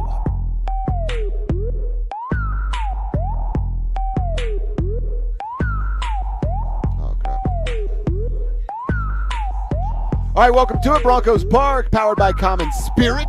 We're kicking this Football Friday off. Is it our first unofficial but kind of official Football Friday? Yeah, it is. I mean, we had football last night. I don't know how much of the Hall of Fame game that you watched. 0%. Zero? Not even like a highlight? 0%. Wow. Okay, somebody's missed football. I had it on, and then I watched the recap, and, you see what you need to see. Chargers got some talent. I told you Kamani Vidal would be a player to watch out for. Kev got to see Omarion Hampton for the first time in a jersey. So, that was exciting. So, there's a few takeaways, minor takeaways. But AFC West is going to be tough. If you're the Broncos, just know that you've got that proper depth. Take care of your own neighborhood first. That's the AFC West. Yeah. I will say I did see the Trey Lance. He threw a touchdown pass early on. I saw a highlight of that. Yeah. And then we were out getting dinner, and I went, we're going to get back home, and I'll turn it on and just see what's going on. Yeah. It was halftime, and I heard Sims talking for about 48 seconds, and that was enough for me. Okay. And then you're like, next. Yeah, and I was like, all right, we'll wait for the Broncos preseason. By the way, that's 8 days from right now. Oh, my God. The Broncos are going to play a preseason game, not tomorrow, but next Saturday in San Francisco, which is fun to say. So I'll be locked in on that one 100%. All right, into the segment, we'll make a little room for some Tribe Roll Call. Didn't get to do that quite yet. Let's answer and finish talking about our offensive observations from this week at camp. Okay, what have we learned? So we talked about Bo. We talked about the running backs. Evan Ingram. You talked about him to start here. Sean highlighting him. We've all talked about how much he's used, how different the looks are that he's being used in, and how he can influence what a safety does, what a linebacker does, and what that inside cornerback is going to do every single time he runs a route. I mean, he's been the darling of the first week without even making these crazy catches or giant gains. He has been the darling. It's just the difference. I mean, if we rewind a year ago, and maybe I shouldn't be doing that because it's so different now. It is just so different from a year ago in training camp because they didn't have this tight end. They didn't have that guy that could do that. They didn't have that wide receiver weapon that plays tight end, and that's Evan Ingram. So a clear distinction in what he can be. You keep him healthy. That's the main thing. He's never going to be the Giants, Ingram. I don't think anyone should be projecting 1,000 yards. If I'm wrong, I would love it, by the way. Hey, you're wrong. He had 1,000 yards. Yeah, great. That means the Broncos are going to the Super Bowl. Great way to be wrong. Exactly. And that's the thing with Ingram. Like I'm saying, 700 yards sounds about right. And then the touchdown thing. When they do more red zone work, and if we get a glimpse of joint practices, if we get a glimpse in the preseason's weird because you're not assured of that sort of – you might not even get in the red zone, right? You might, who knows, right? And you might not get there with your first team. So in a red zone situation, how much they lean on Evan Ingram, that's the one unknown right now. Ingram is going to be a big part of this defense. Offense. I'm saying 100 targets. 100 targets. Might be 110, right? So if Court gets 120, Ingram's going to get 110. You see these two guys as those main primary weapons, but just this Ingram thing, it's It's completely different. It's totally redeemed themselves over what last year they couldn't do at the tight end position. And then lastly, wide receiver 2. Like I said, we've been asking all of our guests this week. Yeah, we're going to talk with Anilo today, and we'll pick his brain on it. But wide receiver 2, you said yesterday, it's still wide open, and you're right about that. But you said I want Mims. I don't have a ton of argument with you on that, but just to throw another name out there, and this might surprise you a little bit, maybe it should be Franklin. And that might be where I'm leaning towards the want. Now, he has to earn it. Okay, but maybe my want is that it ultimately, and maybe that's not week 1 or week 5, but week 8, week 12, we're looking at it being Troy Franklin just because of how different Cortland and Franklin are. And I'm just looking at it from a, Sean's perspective, if I can. Outside, you have this possession-type receiver, big body that can win ball possession battles, and then this guy out here that can beat you with speed and still has some length. You're just giving Bo a couple of different options on the outside, and you can continue to move Marvin the way we've seen him be moved here a couple of times pre-snap, which I really, really like. Okay, I'm going to ask you a question then, and I need the honest answer. All right. Are you okay if the number 2 is just never – like it's a rotating chair? It never emerges. Are you? Because for me, I'm thinking, okay, if it's Franklin by the postseason, fine. I mean, Franklin had the big play against Buffalo. He's the only one, right? Javonte out there, 3 yards a carry. I think every daily checklist, I have to say, like, truth isn't meant to make you feel good. I have to say, get offended as you like, and I have to bag on Javonte Williams. Yeah. That's the bingo for Richie Carney, the Cecil Lammey bingo. So for me, I go, what if number 2 is just – it's Mims this week, and then it's Franklin this week, and then it's Vele this week, and then it's Vele the next week, but then it's Pat Bryant after that. Like, what if the number 2 wide receiver is just kind of matchup-based? Are you okay with that? I am. I'm definitely okay with that. You're okay with that? Well, because I trust Sean Payton to find said matchup and exploit said matchup. If it were VJ, Vic, Hackett, any of these chumps that were here the last few years, no, I wouldn't believe in that. Okay, I got you. What about you? No, I want a guy. I want a guy. I want teams to know they're going to personally wet their pants preparing for Cortland Sutton, Evan Ingram, and then that other guy. People don't forget. Who's the other guy, right? I want that guy. It sounds kind of neat, I guess. It sounds maybe cute, I guess, to say like, oh, it could be anybody. I want it to be somebody, buddy. Like, I want it to be – I want a guy to emerge. I want someone to be the man at number 2. Does that have to be by, like, the Tennessee game? No. Because that's not going to happen, I don't think. No. I will give it the same timeline as I've given R.J. Harvey. Okay. R.J. Harvey takes over in week 6. I like this. Granted, if there's no injuries, and God forbid there's any sort of injury, J.K. Dobbins is your key to the Super Bowl. He's your key to the Super Bowl, okay? 13 wins that I've said that nobody seems to believe, by the way. I said 10 last year. Y'all said I was crazy. I mean, you got a dart in your neck, man. If they get to 13, Speedback already will tell you I'm insufferable. If they got to 13, oh, my God. Oh, it's on? I'm calling into every show.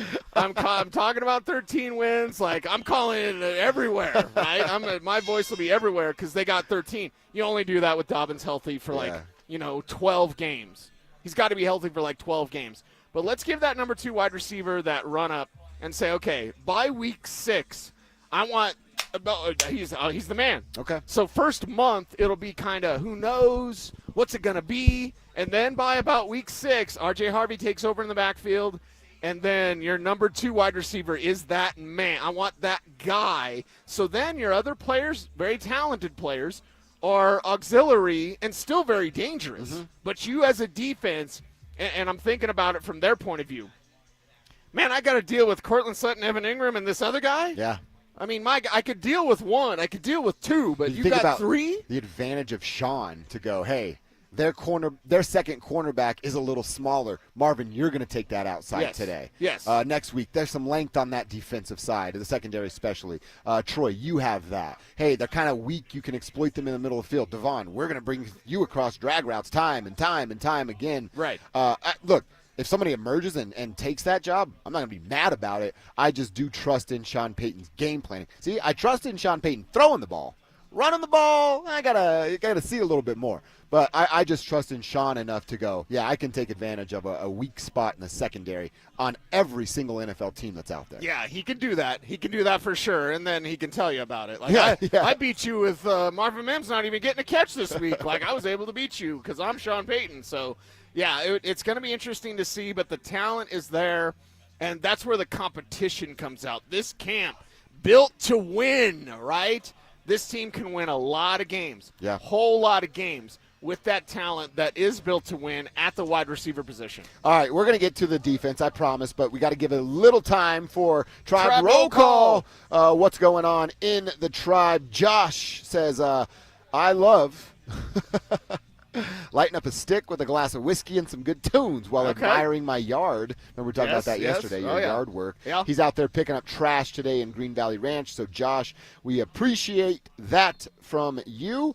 Out there crushing it. Our boy Adrian, he's working on garage doors in Evergreen today. That's probably a beautiful setting to work on garage doors. Evergreen. Adrian, do they still have the bagelry up there? You want good breakfast? The bagelry in Evergreen?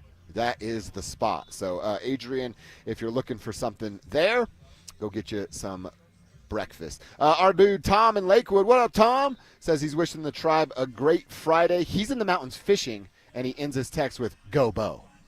Go Bo is a good one. I like that. Good luck fishing today, Tom. That's probably a good little way to spend a Friday, fishing. I saw the fly fisherman when I drive through Waterton Canyon every day because I live in a postcard. And one day I will stop and I will get out the waders and I will join them. Yeah.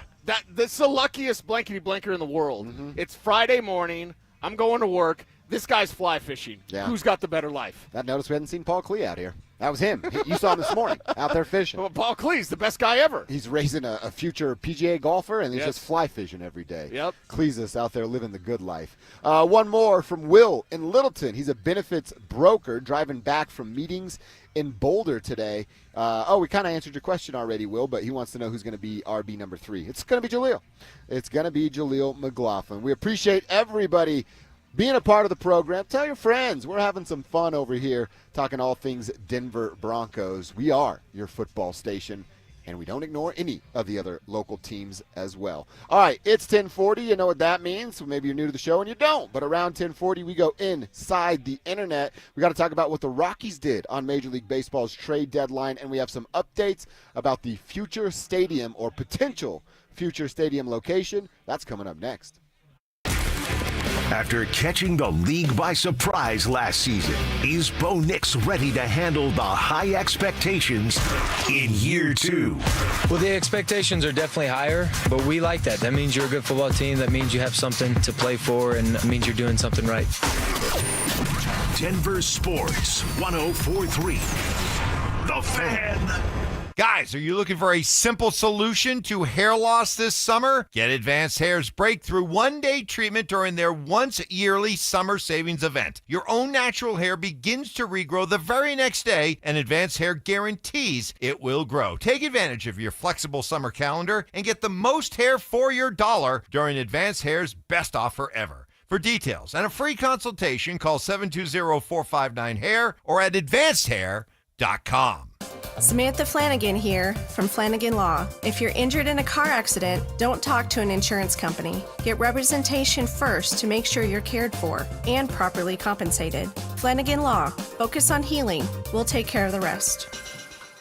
Listen up, Broncos country. Phillip Lindsay here. For a stress-free summer travel, I chose Hermes Worldwide. Forget the airport chaos. Hermes Worldwide offers comfortable, reliable transportation services to the airport and more. They're dependable and professional, so you can focus on what really matters the most, enjoying that vacation. Make your summer travel easy. Call 303-577-7600 or visit ridehermes.com/DenverSports. Again, you can give them a call at 303-577-7600 to book your next ride. Life doesn't wait, and neither should you. Aleve can help you deal with pain less throughout your day. Whether it's a long day on your feet, a demanding workout, or everyday aches and pains, you need relief that can keep up when pain persists. Aleve is here for you with longer-lasting body pain relief compared to leading OTC branded pain relievers. With just one pill, Aleve lasts up to 12 hours. Don't let those aches hold you back from doing what's important to you. Use as directed. Why choose a Sleep Number smart bed? Can I make my site softer? Can I make my site firmer? Can we sleep cooler? Sleep Number does that. Cools up to 8 times faster and lets you choose your ideal comfort on either side. Your Sleep Number setting. And now save up to $800 on select smart beds. Limited time. All Sleep Number smart beds offer temperature solutions for your best sleep. Check it out at a Sleep Number store or sleepnumber.com today. This Saturday, August 2nd, downtown Littleton hosts Colorado's coolest bike race, the Audi Denver Littleton Twilight Criterium and Arts Festival. Watch top pros and amateurs race through the streets or sign up to ride, whether you're a seasoned racer or brand new to the sport. There are family cruiser rides, kids activities, and fun for all ages. Plus live music, great food, and a local arts and crafts fair. It's free to attend in just minutes from Denver. Go to littletoncrit.com for details and registration. Hey guys, Stokley here from my friends at 5280 Waste Solutions of Denver. Are you unhappy with your current trash removal and recycling company for your home or business? Do you have a project and need a temporary dumpster? Then call 5280 Waste Solutions. They're located right here in Colorado. So Colorado isn't just where they work, it's a place they call home. 5280 Waste Solutions guarantees your residential or commercial business trash pickup will be swift and on time. Go to 5280waste.com. 5280 Waste Solutions, your hometown brand. 1-877 Cars for Kids. KARS Cars for Kids. 1-877 Cars for Kids. Donate your car today. Call 1-877 Cars for Kids to reach a friendly live agent. Donation's super easy, and your car can be picked up as soon as tomorrow. Call us now. 1-877 Cars for Kids. Donate your car today. Did you know you can donate real estate too? Great news! It's $5 Fridays at Papa Murphy's Pizza. Only on Friday, get a large, thin-crust pepperoni sausage or cheese pizza for only $5. That's right, just $5. Best deal in town. Pick up a few today only at Papa Murphy's. Rapid Radios are instant push-to-talk walkie-talkies with national LTE coverage. Go to rapidradios.com and you'll get up to 60% off, free UPS shipping. Add code RADIO for an additional 5% off.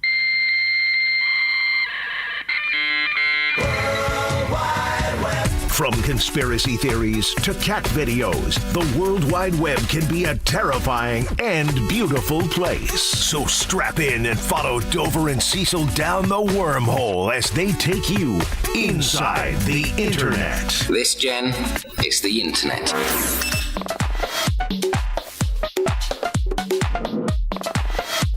Oh, I love our off-air conversations. They're fun. They're awesome, yeah. We are having some fun out here at Broncos Park, powered by Common Spirit. We're bringing you all things Denver Broncos out here. We talk about football, not football, football, right out here at Broncos Park, powered by Common Spirit. And it's time to go inside the Internet. What crazy story has caught our attention? Sometimes it is weird, but today we got a few just sports stories to talk about. And first up at DenverSports.com, you should be starting your days there every single day like I do. A story from Jake Shapiro about the trade deadline in Major League Baseball. The Rockies, they did it again. Another player traded and another player going to New York City. Yeah, Jake Bird is going to join Ryan McMahon on the Yankees roster. So Jake Bird getting the heck up out of here as he really deserves. Armac, I would say the same, by the way. McMahon had a walk-off the other night, so he got fired up. It was cool to see, like, oh, baseball is fun again on his face. So Armac to the Yankees, Jake Bird to the Yankees. You're getting back prospects in Rock Riggio and Ben Shields for Jake Bird. Yep. Look, I texted this when Drew sent us the information.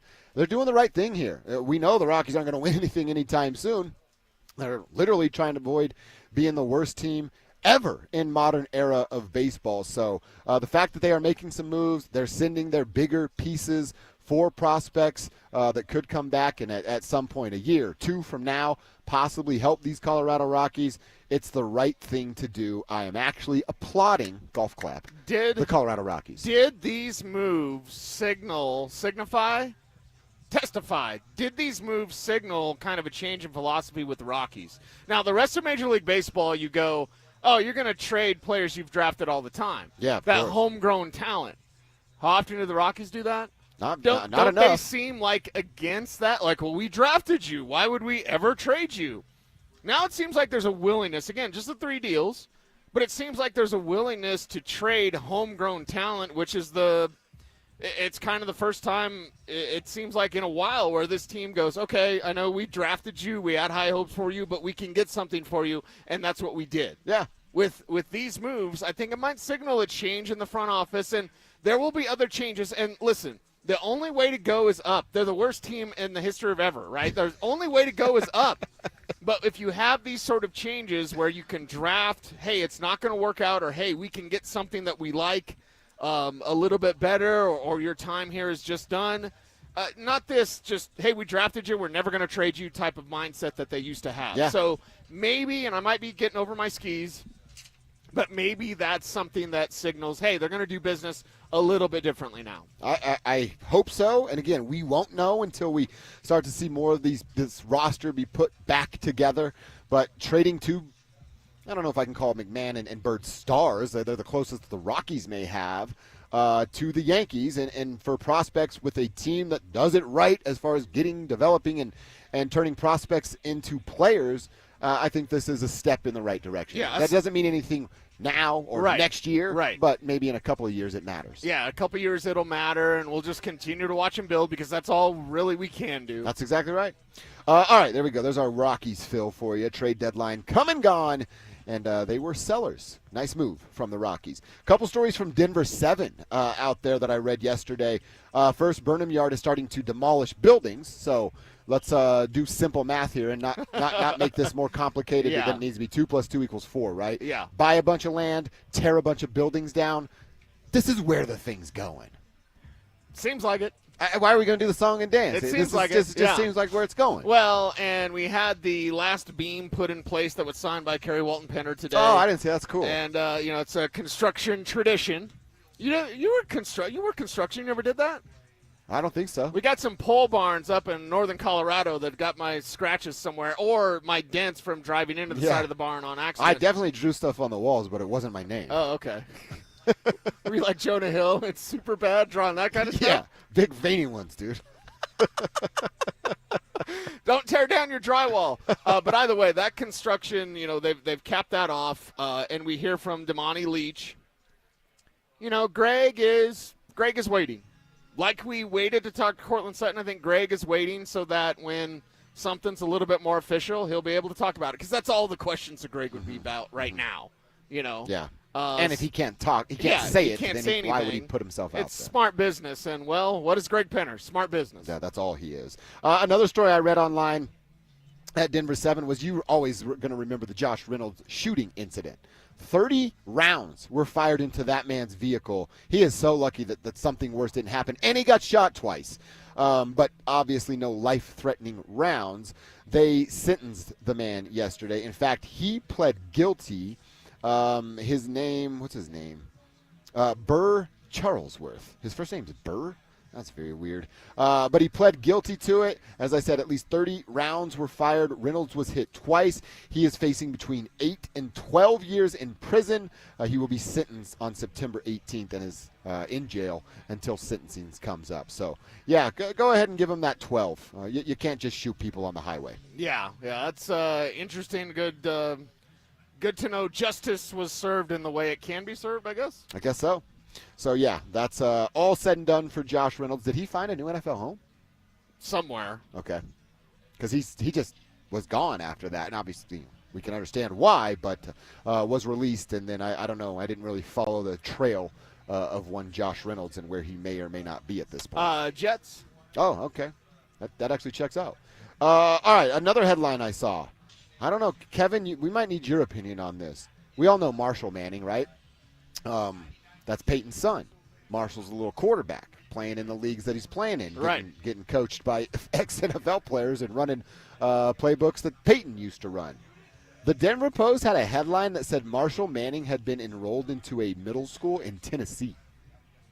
And my first thought is like, are we really following around an 8th grader now? Is that what we're doing for news? Yeah. And then second was, does that mean the guy that claims Denver as his own could be leaving us soon. If Yeah. Marshall's going to go to school, middle and high school in Tennessee, why would Payton call Denver home? Right, because he has multiple homes. You know what I mean? No, but I mean like full-time like he does now. Yeah. No, I'm not saying he's going to sell his crib. Right, Like he right. won't be around as often as he is now. Yeah, please. Yeah, it's interesting to be sure. It's a little creepy, although we remember David Sills. He's not out here anymore, but David Sills was the kid with USC years ago, signed him as a quarterback when he was in 7th grade, I believe. Oh, wow. I believe he was like 13 years old. He had a scholarship, full ride from USC. Up in here trying And to then get a he scholarship. ended up being a wide receiver in the NFL. Was with the Broncos for a couple of years, like Yeah, practice that's a squad name guy. I know. Yeah. So, like, I mean, it happens. It's still a little creepy to be like, Marshall Manning's in Tennessee. Oh, good.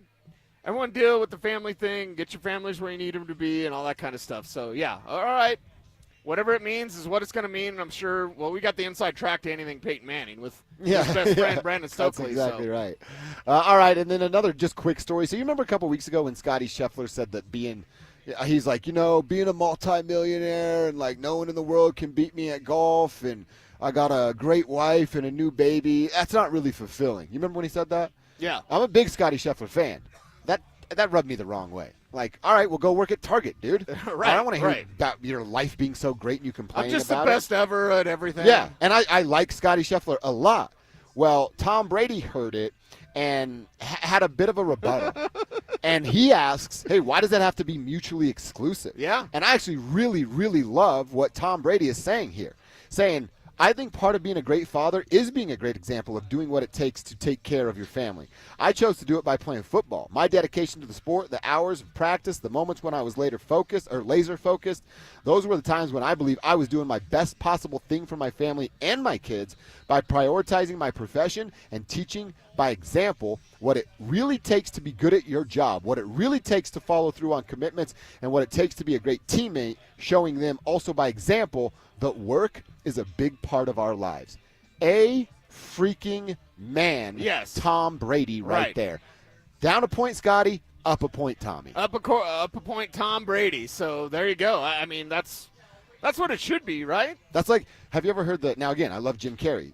The quote of Jim Carrey, I wish everybody could be rich so they know it doesn't solve their problems. Yeah, me too, Jimmy. And I think there are a bunch of people that feel that way. You're so out of touch saying that stuff. I think you'll hear. People are working 5 jobs, Cecil. Right, yeah. I think I've heard the term, what is it, it's like expensive misery? Yeah. Something like that. Like, oh, being rich is just expensive misery. All right, well, sign me up. Misery loves company. I'm in.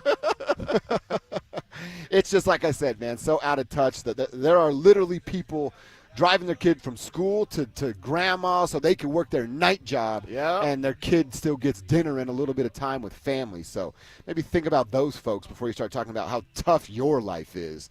Sound like a bunch of rich, spoiled babies, man. All right, let's get out of hour 1. Get into quarter number 2. I want to hear a bit from Sean Payton. He talked yesterday, gave us an update on Dre Greenlaw. We'll get into that, tell you what Greenlaw's doing out here today, and talk about the red zone work they've done today and that they did yesterday. That's coming up next. It's Training Camp 2025, built to win. Presented by Fitness Gallery, home of the world's finest fitness equipment. Stokley and Evans with Mark Schlereth will kick things off at Broncos Park, powered by Common Spirit, walking you up to practice starting at 6 a.m. Then Dover and Cecil will react live to all the action until 2 p.m. Stay locked into Denver Sports 104.3 The Fan and DenverSports.com for all the latest news and information during football season. Till the lights go out, till my legs give out, can't shut my mouth. Denver Sports 104.3 The Fan. Hey guys, it's Mike Evans here for Copperhead Plumbing. Your home doesn't have to flood before you know there's a problem. With the Mow & Flow Smart Water Shutoff System, you can monitor your home's water usage in real time right from your phone. Whether you're on vacation or just at work, you'll get notified the moment a leak starts. Trust Copperhead Plumbing for professional installation done right the first time. Protect your home and your wallet. Ask us about installing a Mow & Flow system today. Copperhead Plumbing. They plumb different. They plumb custom. Rediscover Ameristar Casino Resort in Blackhawk and find that you. Enjoy all your favorites at our buffet. Chill and revive at our spa, then take in a great view from our rooftop pool. Plus, join Pen Play Rewards and get your chance at up to $2,000 in Pen Cash. Find that you. Only at Ameristar Blackhawk. Gambling problem? Call or text 1-800-GAMBLER. If you've been hurt in a car crash or on the job, don't just hope for help, demand results. Postman Law delivers fast, easy, and effective representation fighting to get you more. Call 844-POSTMAN for a free case evaluation. It's free to get started. You pay nothing unless we win for you. Others promise. Postman delivers. Call 844-POSTMAN today. That's 844-POSTMAN. You probably saved my life. Every single day, Soda Weight Loss is helping people let go of the weight and keep it off. I mean, I was 30 pounds overweight, and I went in, and the doctor said, you need to change your diet. Get help and get started with Soda Weight Loss. Got off my blood pressure medicine and my cholesterol medicine, and that is amazing to me. I went from a 16, 18 down to a size 4 now. So that is amazing. It makes you feel so good. Splash into summer savings right now with Soda's lowest prices of the year. No injections, no pills, no hunger. I would recommend Soda because it's sustainable. This is lifetime change. I let go of 50 pounds. It felt unreal. We're the #1 weight loss company in America for client satisfaction and results. And with our incredible summer savings, what are you waiting for? Get help, get results at SodaWeightLoss.com. That's SOTA weightloss.com. Soda is, say it with me, state of the art. Catch a ride with Evie and Auto. Catch a ride. Evie and Auto here at Foundation Kia. Your favorite electric duo is back. Reintroducing the 2025 Kia EV6 and EV9. Now in stock and ready to charge. Quiet and super sleek, just like me. Powerful and full of energy, just like me. Test drive the coolest EVs in Colorado and feel the spark. Only at Foundation Kia in Wheat Ridge. Visit FoundationKia.com and catch a ride. Evie and Auto, always know where to go. Are you self-employed or a contractor and struggling to find a lender that can help you access the equity in your home to pay off your high-interest debt? My friends at American Financing have the perfect loan for you, the bank statement loan. They can get you qualified by using your bank statements, which many other lenders are unable to do. The credit card bills are going to continue to climb, so don't wait any longer. Call today. American Financing is saving their customers an average of $854 a month, and if you start today, you may be able to delay 2 mortgage payments, giving you greater savings up front. Even if you've been turned down by other lenders, give them a call. American Financing has been helping borrowers just like you with this new loan program. There are no upfront fees or obligation to find out how much you can save every month. Call American Financing at 303-695-7000. That's 303-695-7000, or visit them online at AmericanFinancing.net. NMLS 182334, NMLSConsumerAccess.org. Want to get 30% stronger in just 8 weeks? Then GNC Amp Whey Bolic is your protein. From America's #1 protein powder brand for building strength, Amp Whey Bolic delivers ultra-pure, fast-digesting whey protein packed with 6.2 grams of leucine for faster gains in muscle growth and recovery. If you want more out of every workout, then settle for nothing less than a premium formula that's third-party tested for over 285 banned substances and proven to get you stronger, faster. Go to your local GNC for Whey Bolic and get ready for gains. Here's Comedians and Sketchers Getting Comfortable, presented by Hands Free Skechers Slip-Ins. Hey, I'm Bobby Slayton, and I'm here with my pal, comedian, and Skechers ambassador, Mr. Howie Mandel. Why did it take so long to invent something as amazing as Slip-Ins? I know it seems simple, but it took Skechers to invent a better pair of shoes. Yep, with Skechers Slip-Ins, you just step it and go. You don't have to touch your shoes. And by the way, Slip-Ins are for the whole family, men, women, and kids, in all your favorite Skechers styles. Find Skechers Slip-Ins at a Skechers store, Skechers.com, or wherever stylish footwear is sold. KKFN and KKFN HD1 Longmont, Denver. You're listening to Denver Sports 104.3 The Fan. Denver Sports 104.3 The Fan presents Dover and Cecil. Can I kick it? Yes, you can. Can I kick it? Yes, you can. Can I kick it? Yes, you can. Can I kick it? Yes, you can. Can I kick it? Hour 2, quarter 2, as we play 4 quarters every day out here at Broncos Park, powered by Common Spirit. Pads are on, referees are out here. We're getting a little team drill going on here. Minimum of offense versus defense, but it looks like they're going to get back to that as the quarterbacks are throwing balls to the wide receivers, and then the defense is just staring at them. So I imagine they're waiting for their turn to get back here. We did find out yesterday that Dre Greenlaw had to leave practice because of an injury. Sean Payton doesn't seem to think this is very serious. Here's what Sean said after practice. No, I think he's fine. We in the one-on-one period, he felt it got tight, different area. So we'll know more. We'll go ahead and have all the precautionary work done, but I think he'll be all right. So he thinks he'll be all right. Precautionary work will be done. Now, I don't know that you believe this, Cecil. I know I certainly didn't think I'd come out here and see 57 in pads again today. I don't think we're going to come out here and see 57 in pads again tomorrow. I don't know that we'll even see him at all next week when they're doing their joint practices versus the Niners. Now, I'm sure he would love to be a part of that. Oh, yeah. Get to hit some of the guys you used to work with. Everybody can relate to that. So that's we'll see if he is out there. I'm just telling Broncos country, don't hold your breath and don't make it a big deal if he's not. Yeah, don't make it a big deal at all whatsoever. I feel with the Greenlaw talk, it's like the Cortland Sutton talk when he was clearly holding in. Oh, my God, he's holding it. Oh, God. Yeah, it's fine. Everything's fine, okay? It's fine. Now, it's injury, not contract. Yeah. I definitely felt more optimistic about Sutton's deal getting done. That's why I didn't make a big deal about it. I don't think it should have been made a big deal. He was holding in, period. Yeah, okay, big deal. Greenlaw, I'm not making a big deal about it because it's week 1. That's what matters. Yeah. A month from now, if he was banged up a month from now, and it's September 1st, and it's Labor Day weekend, and you got the new grill fired up, whatever, then we have a big concern. Okay, where's it going to be with Dre Greenlaw? What's the injury situation with him? It's not the case.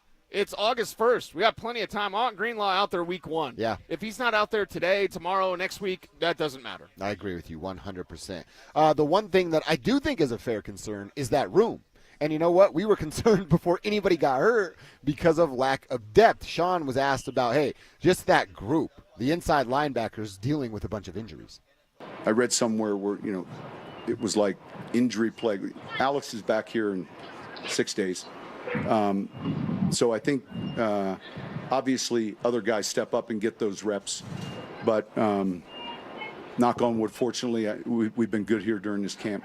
But it gives us a chance to evaluate other players. And so you're seeing Bailey, you're seeing the reps of, Sternad's obviously had a ton of work. But you do get a chance. And throughout these drills, we're trying to rotate it enough to where, getting the proper evaluation on these younger players is important. Our biggest fear would be someone leaves here and ends up excelling somewhere else. And so we want to make sure we don't let that happen. All right, so that Sean has mentioned that several times. Yes. Losing someone and watching them excel somewhere else, you never want. That's like Great White Buffalo football version. Right. You don't want that. Yeah, everyone stay up out here because they finally got to team drill. I sense there's a crescendo to today's practice. Because that was a tackle on the first play. Exactly, the first play, and little Marvin Mims goes down to the ground now. Just, some thudding up, not actual tackling. But it was JFM, and he kind of ran into him. Yeah, it was JFM, and he's got a lot of momentum, and Marvin's a little guy. He's angry. So now he's over there on the sidelines angry. He's fine. He's healthy. That's fine. But you're kind of getting a sense. They're getting that. They had a good warm-up period. They had some good one-on-ones. They had a good walkthrough, although Sean did gather the team after the walkthrough, which was weird. And now they're in team drills. So, just keep everybody healthy. That's the main thing because I'm sensing more escalation, more physicality in today's practice. We speculated that they did a after walkthrough talk and stretch because he didn't like what he was seeing. Right. Could that have been, all right, I don't like what I'm seeing, and we're going to there's a flag there. There's a hold for sure. Yeah. We're going to have referees here. I don't want any fights. All that stuff could have been a part of that conversation, too. Yeah, it could have been a part of the conversation. So, let's just keep everything calm. And we're going to get to Santa Clara next week, and we're going to be able to bang up on another team at that point. But, right now, some crispness there. Great coverage from the defense on that play. Bo Nix had to scramble, and then there was a hold. So, we quote-unquote would have been a sack. So, yeah, defense definitely feeling themselves today. Probably some extra jawing going out. Maybe a little under your breath. Where's Malcolm Roach at, right? Where's he going to insult? So he'll be like Stink insulting the analytics guys, which went viral, which I think is funny. So and there's a flag, there's a flag out there. Yep. They would have been sitting on 2nd and 14, 15 right now, and now another flag on 2nd down. They call that on PS2. PS2 versus Pat Bryant is a show. I'm telling you right now, PS2 versus Pat Bryant is something we all got to be dialed in with, because that's a damn rookie who was able to draw a PI from PS2. Mm-hmm. So he's cutting a rug. And that's the thing with Bryant. Again, don't look at the 40 time. Look at the way that he runs routes. We're the first show to talk about Pat Bryant because he was at the Senior Bowl. And, well, we're the only show that was at the Senior Bowl. So, we talked about him since then. That's what he does, is he gets open. And when you're able to deceive Pat Surtain into getting him to pull on your jersey, I think that's a real good sign. It wasn't complete, full disclosure. It was not a complete pass, but the fact that there was a flag thrown on PS2, I think that's a win for Pat Bryant. If we're going team drill, who's winning the drill, the defense has been working them, but that one right there, even though it was a flag, it's a penalty, offense gets the ball moved forward. I like seeing Pat Bryant versus PS2. This is fun. Hell yeah. I think they just got this is 2nd now. We got 2s versus 2s playing right here. Okay, yeah. And I think the offense had a pre-snap penalty, and Tyler Bidet was pissed off about it because he had a giant hole opened up. Yes, so exactly. They just got another one, another pre-snap penalty. Wow, okay. Well, and this is, again, when mistakes are made, nobody lose their mind. Oh, my God, there's nothing but penalties today. Yeah, okay.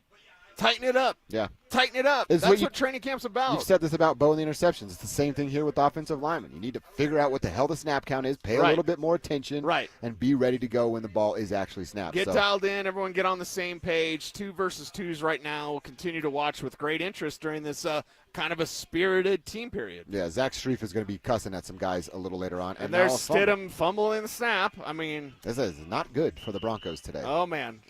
They're running laps. I don't know. You'd like to see it a little bit sharper again, not losing my mind, but this is what training camp is about. But the offense, trying to get out of there a little bit earlier because you're snapping the ball, you're trying to get away to get to your block, and the defensive line, the Broncos defensive line. I know they're not going to pay JFM.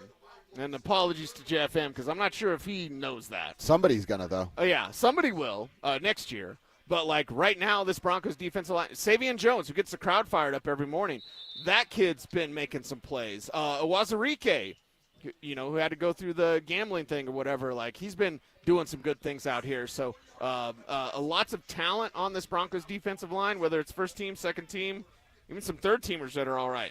By the way, another pre-snap penalty.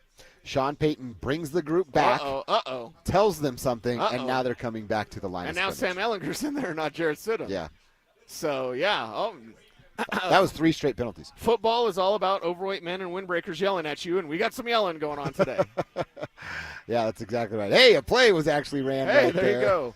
And it's Troy Franklin again. That was from Sam Ellinger. So, Franklin, nice route there. Can't tell you what it is. He just moves so well. He does, again, but these are third team. Yeah. Third team guys. So, Troy Franklin better be working third team guys. Yeah, absolutely. So looking good right here. We'll get back to hearing a bit from Sean Payton. We'll continue to tell you what we're watching about. I do want to shift gears a little bit onto things we heard from Sean yesterday and go into the running back room. He talks about his vision for Jaleel, and when I heard it yesterday, it made me wonder, has Jaleel earned the also sacred Sean's guy term? Let's hear from Sean and be the judge of that ourselves coming up next. Is a young receiver on the verge of a breakout season for the Broncos. Troy Franklin, to me, looks so different than he did last year. He's smooth, and his speed is just different. And Sean is going to use that. I think that's going to be a huge advantage for this offense. Denver Sports 104.3. The Fan. You're listening to Leaf Filter Radio, and the guru of gutter protection himself, Chris Coonahan, is here to take your most pressing leaf-related questions. Hey, everybody, Chris here. I understand we have Ron on the line. Ron, where are you calling from? Uh-oh. Ron, are you calling from a ladder? Well, I was.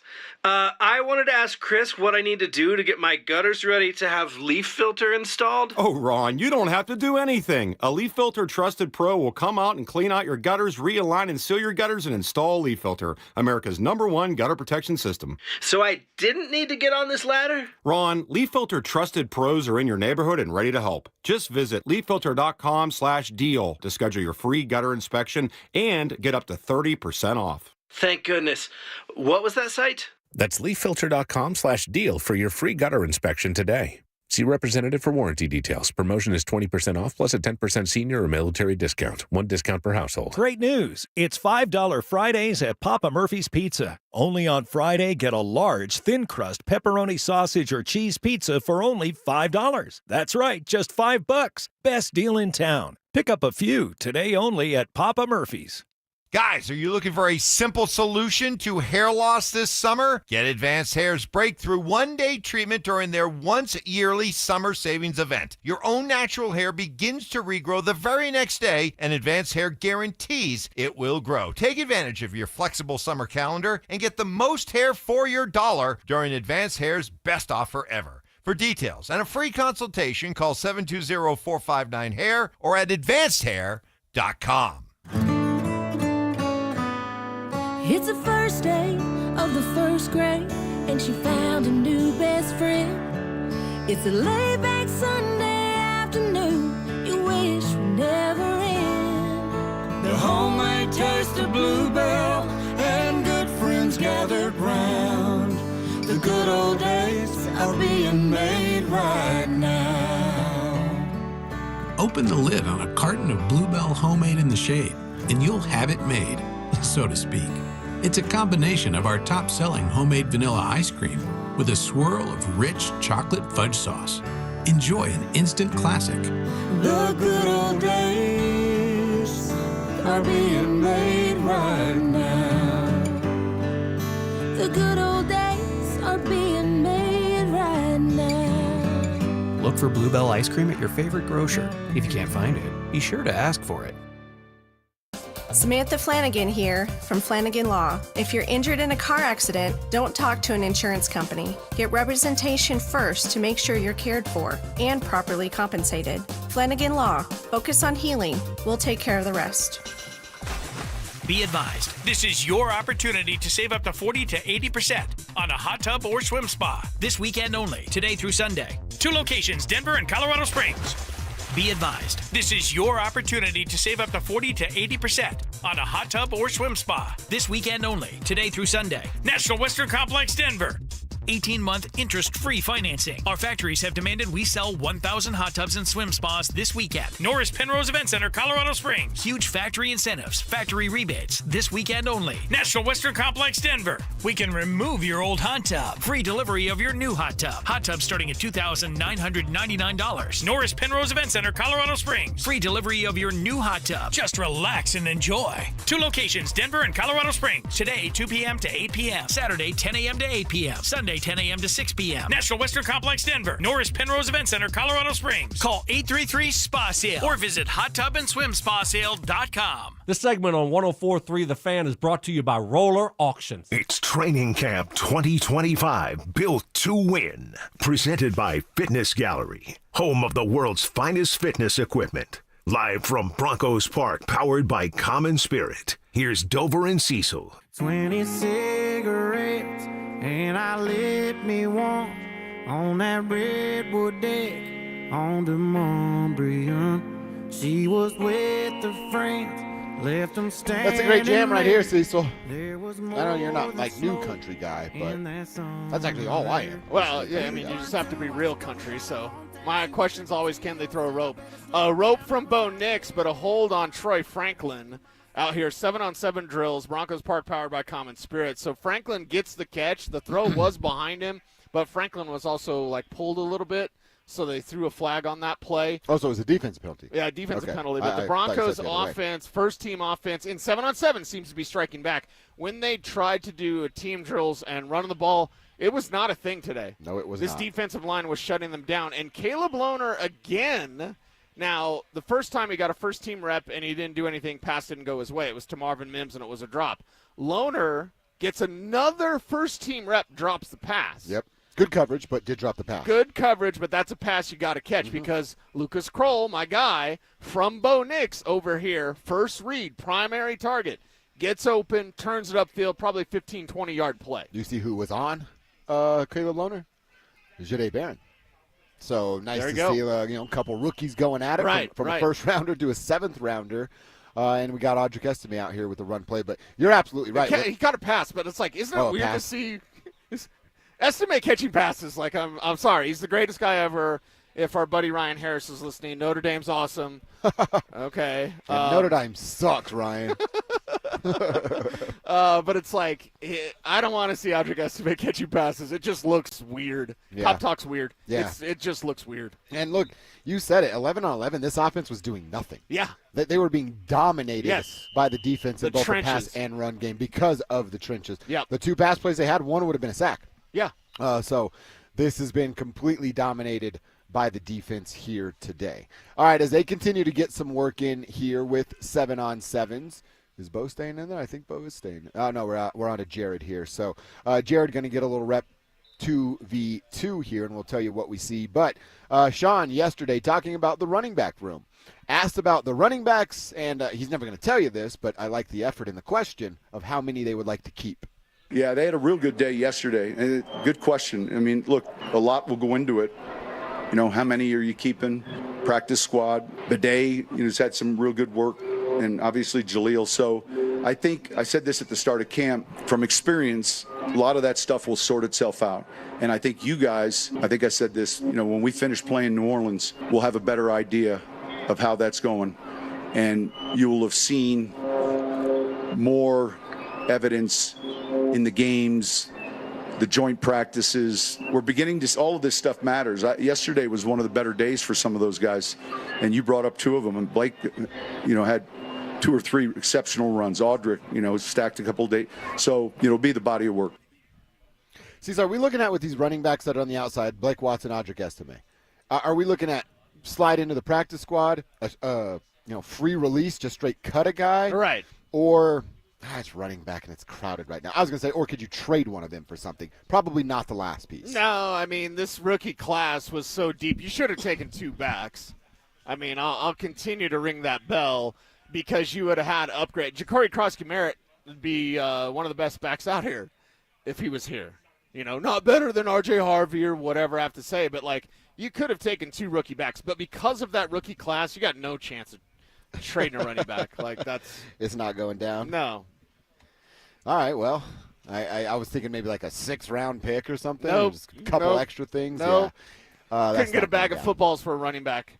Tyler Bidet I didn't mention either, but probably the same thing. Yeah, and Bidet, you feel comfortable that he would be capable of making the practice squad, and then you just do the Michael Burton thing. We're going to activate you the 3 times, and we're going to make sure you get your vested year as a veteran so you get paid and all that kind of good stuff. But this running back position, you teased it, industry term. Is Jaleel McLaughlin a Sean Payton guy? I mean, my God, yes. Yes. Well, he's a Sean Payton guy. Listen to how he talks about him. He was asked yesterday about the vision for Jaleel. He continues to work on passing game element relative to what he does. I think he's a change of pace runner. He's got really good quickness and agility. You don't get to appreciate him until you know it's tackle, and then you appreciate him because he didn't get tackled.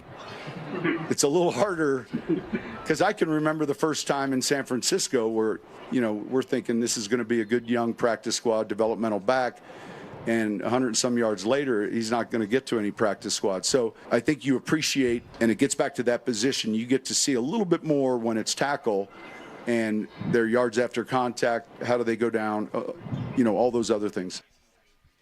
All right, so obviously, I'm going to disagree with a couple of those things that Sean said. And we got the, almost a little knockoff media laugh. It's very hard not to do that when you're standing there.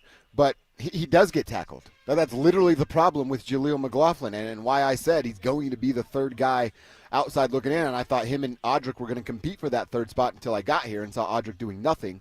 It's Jaleel's now, but I'm going to give Sean pushback there. He's wrong. He does get tackled, and that was the biggest issue with him a year ago. Well, he doesn't break any tackles.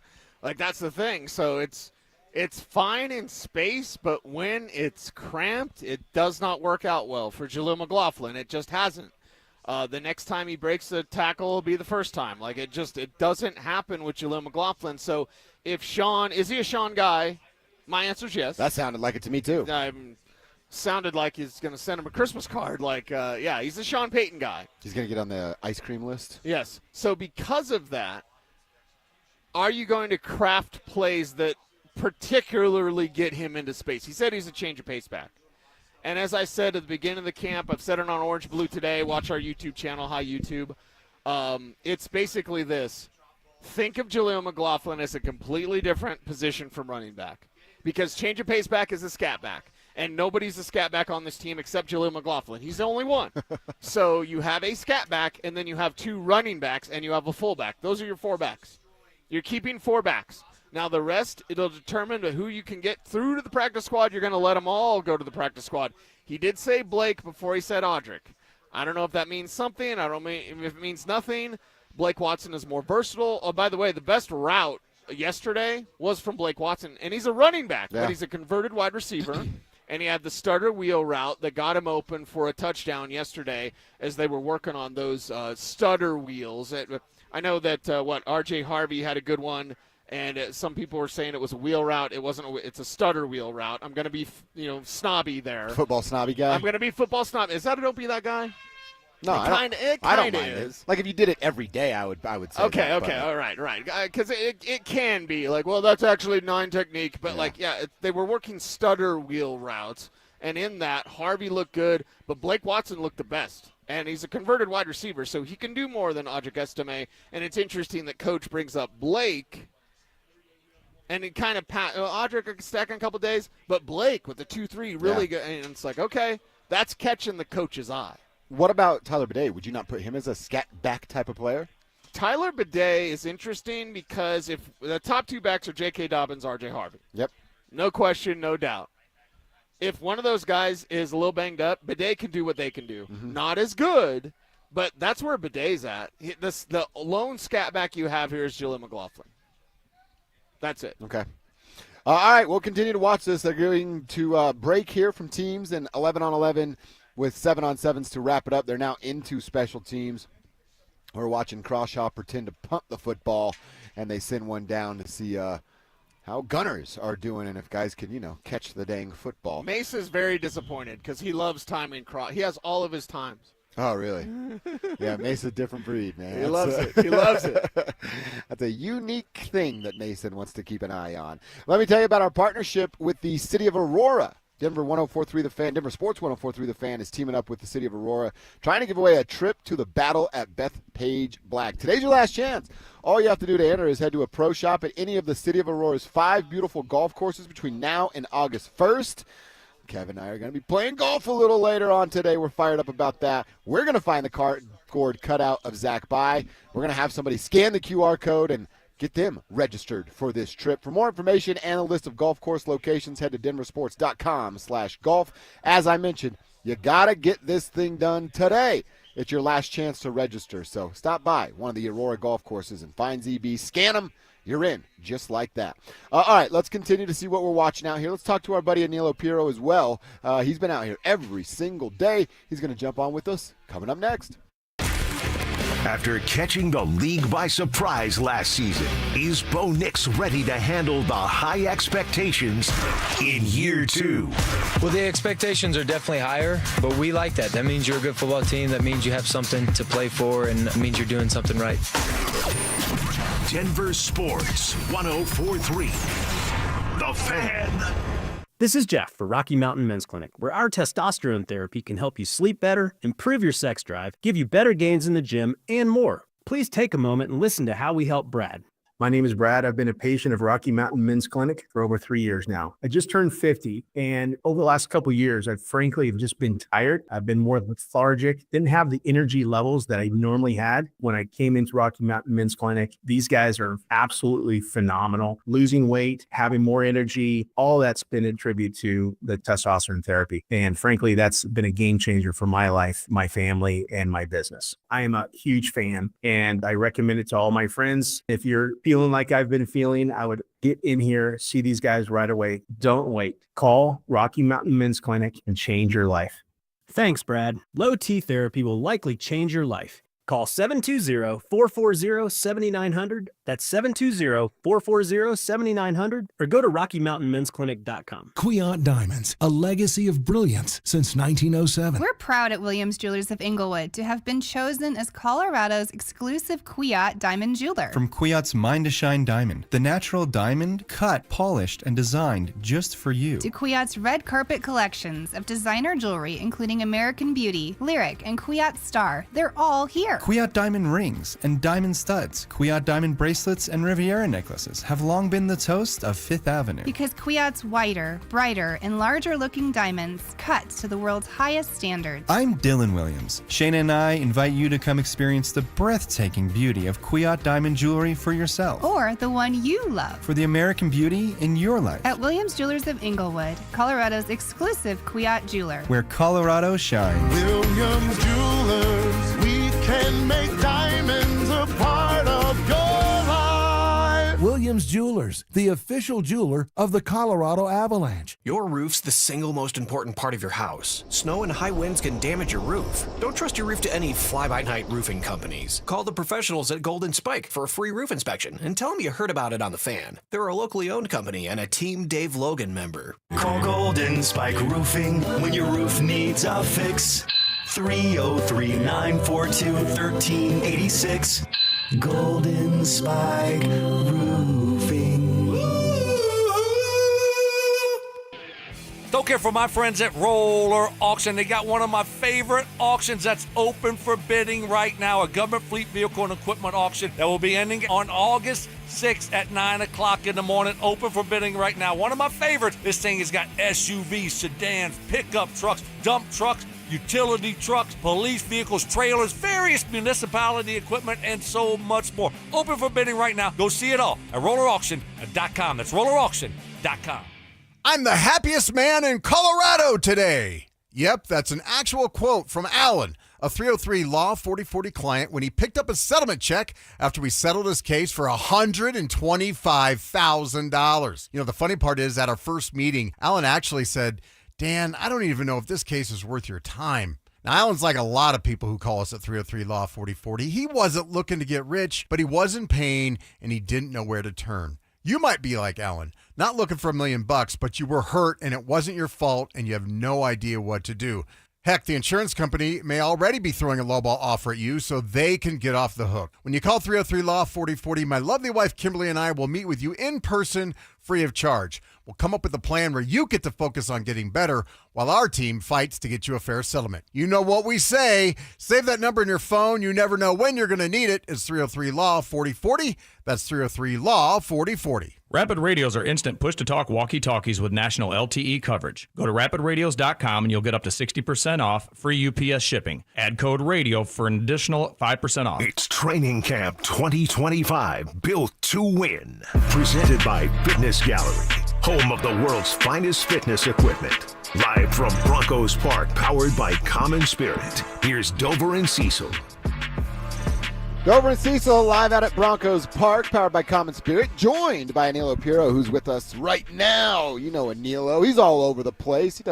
We basically do a little bit of everything, Anilo, and that's what makes you so great, man. Jack of all trades, but I'm trying not to be a master of none. I'm trying to master a couple of different things. But, yeah, do the social media for us here, fill in on the radio every now and again, and just try to be a team player. Company man is what I try to be. But which you are. Pleasure to be with you, gentlemen. And although I did have to bail on you on golfing. Yeah, that's so okay. That's I don't be that guy, I am that guy. But it is for my mother's birthday, that's so true. I hope that's okay. Well, Josh. and it's okay because it was actually his spot. Cecil said no, and you were there. Well, now I feel even worse, kind of. No, it's all good. So I'm the second option. So I guess it's not as bad. Yeah, it's not as bad. You know, not as bad. Fair. But we're going to make it happen. Sean Payton was their second option. Oh, true. See, and it would have worked out beautifully. Right. What's up, fellas? How we doing today, man? We're good, man. We're fired up to be here a week. We were talking about kind of some of the observations we were talking about. What have we learned? Offensive and defensive side. We got to dive deeper in the defensive side coming up. But you've been out here every single day with us. After about a week, you impressed, more impressed, less impressed, par for the course. Where are you at with this team after 7 I'm days? impressed with the demeanor. I think there's a nice line being balanced of having fun and also kind of matching that intensity, right? We've seen a couple scuffles and whatnot throughout the course of training camp. They look to be a lot sharper this training camp than some of the training camps that I've personally been a part of in years past. Let's get the housekeeping stuff out of the way, though. Bo Nix looks good. Cortland Sutton looks good. I mean, some of the other observations that I've seen here. Oh, I think we just there's got your our first pick. Bo Yeah, Nix there's the interception. interception. It looks like a little Dion What dance. number is that?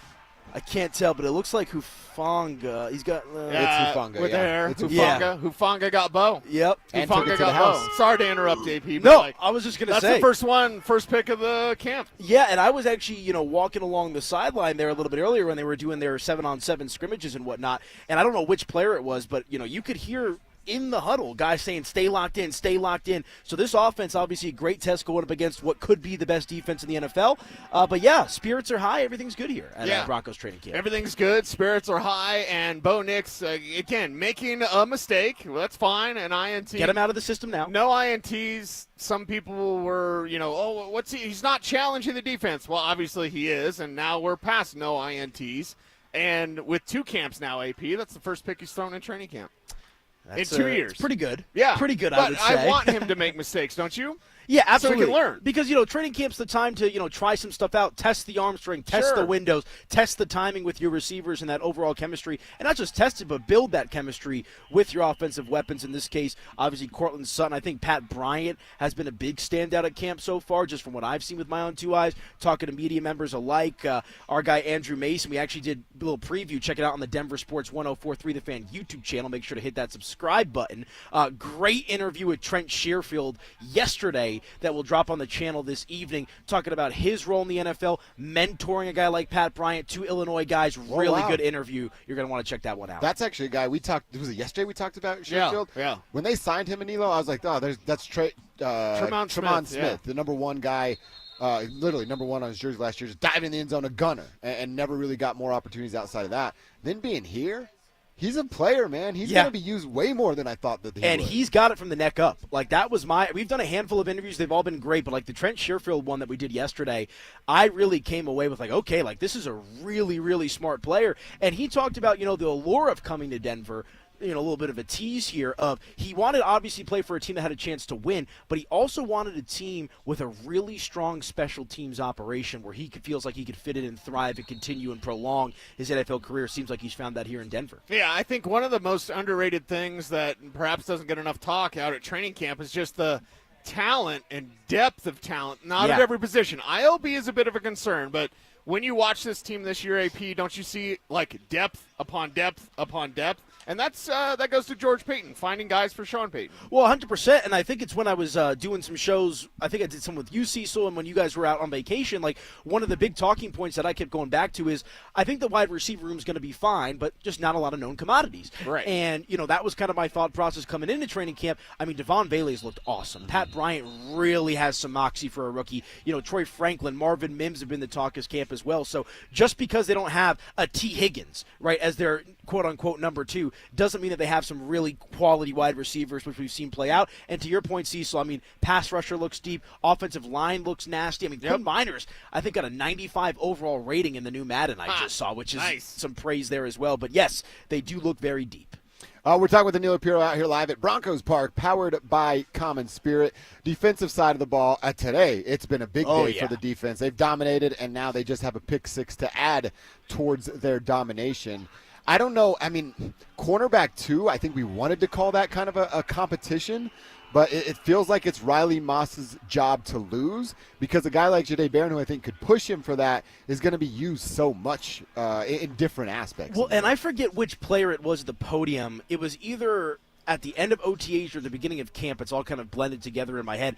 But they kind of gave us that notion of like, yeah, they are putting Jahdae Barron in some different spots. They want to see that versatility. And I think, Riley Moss pre-injury last year was an absolute stud for the Denver Broncos. Post-injury, a bit up and down, a mixed bag there. But point being, you don't have to have Jahdae Barron automatically be your number 2 cornerback. You have a guy in Riley Moss who's proven, and you have a guy in Jahdae Barron who I think could be a bit of a Swiss Army knife, as you alluded to, Josh. Could play nickel, could play some different areas in the secondary as well, and so far so good, it seems like, from Jahdae Barron. High praise from Sean Payton on his processing and his IQ. Yeah, the Drake Greenlaw scare yesterday, I think that's the way I put it on Orange and Blue today, is like it was a scare.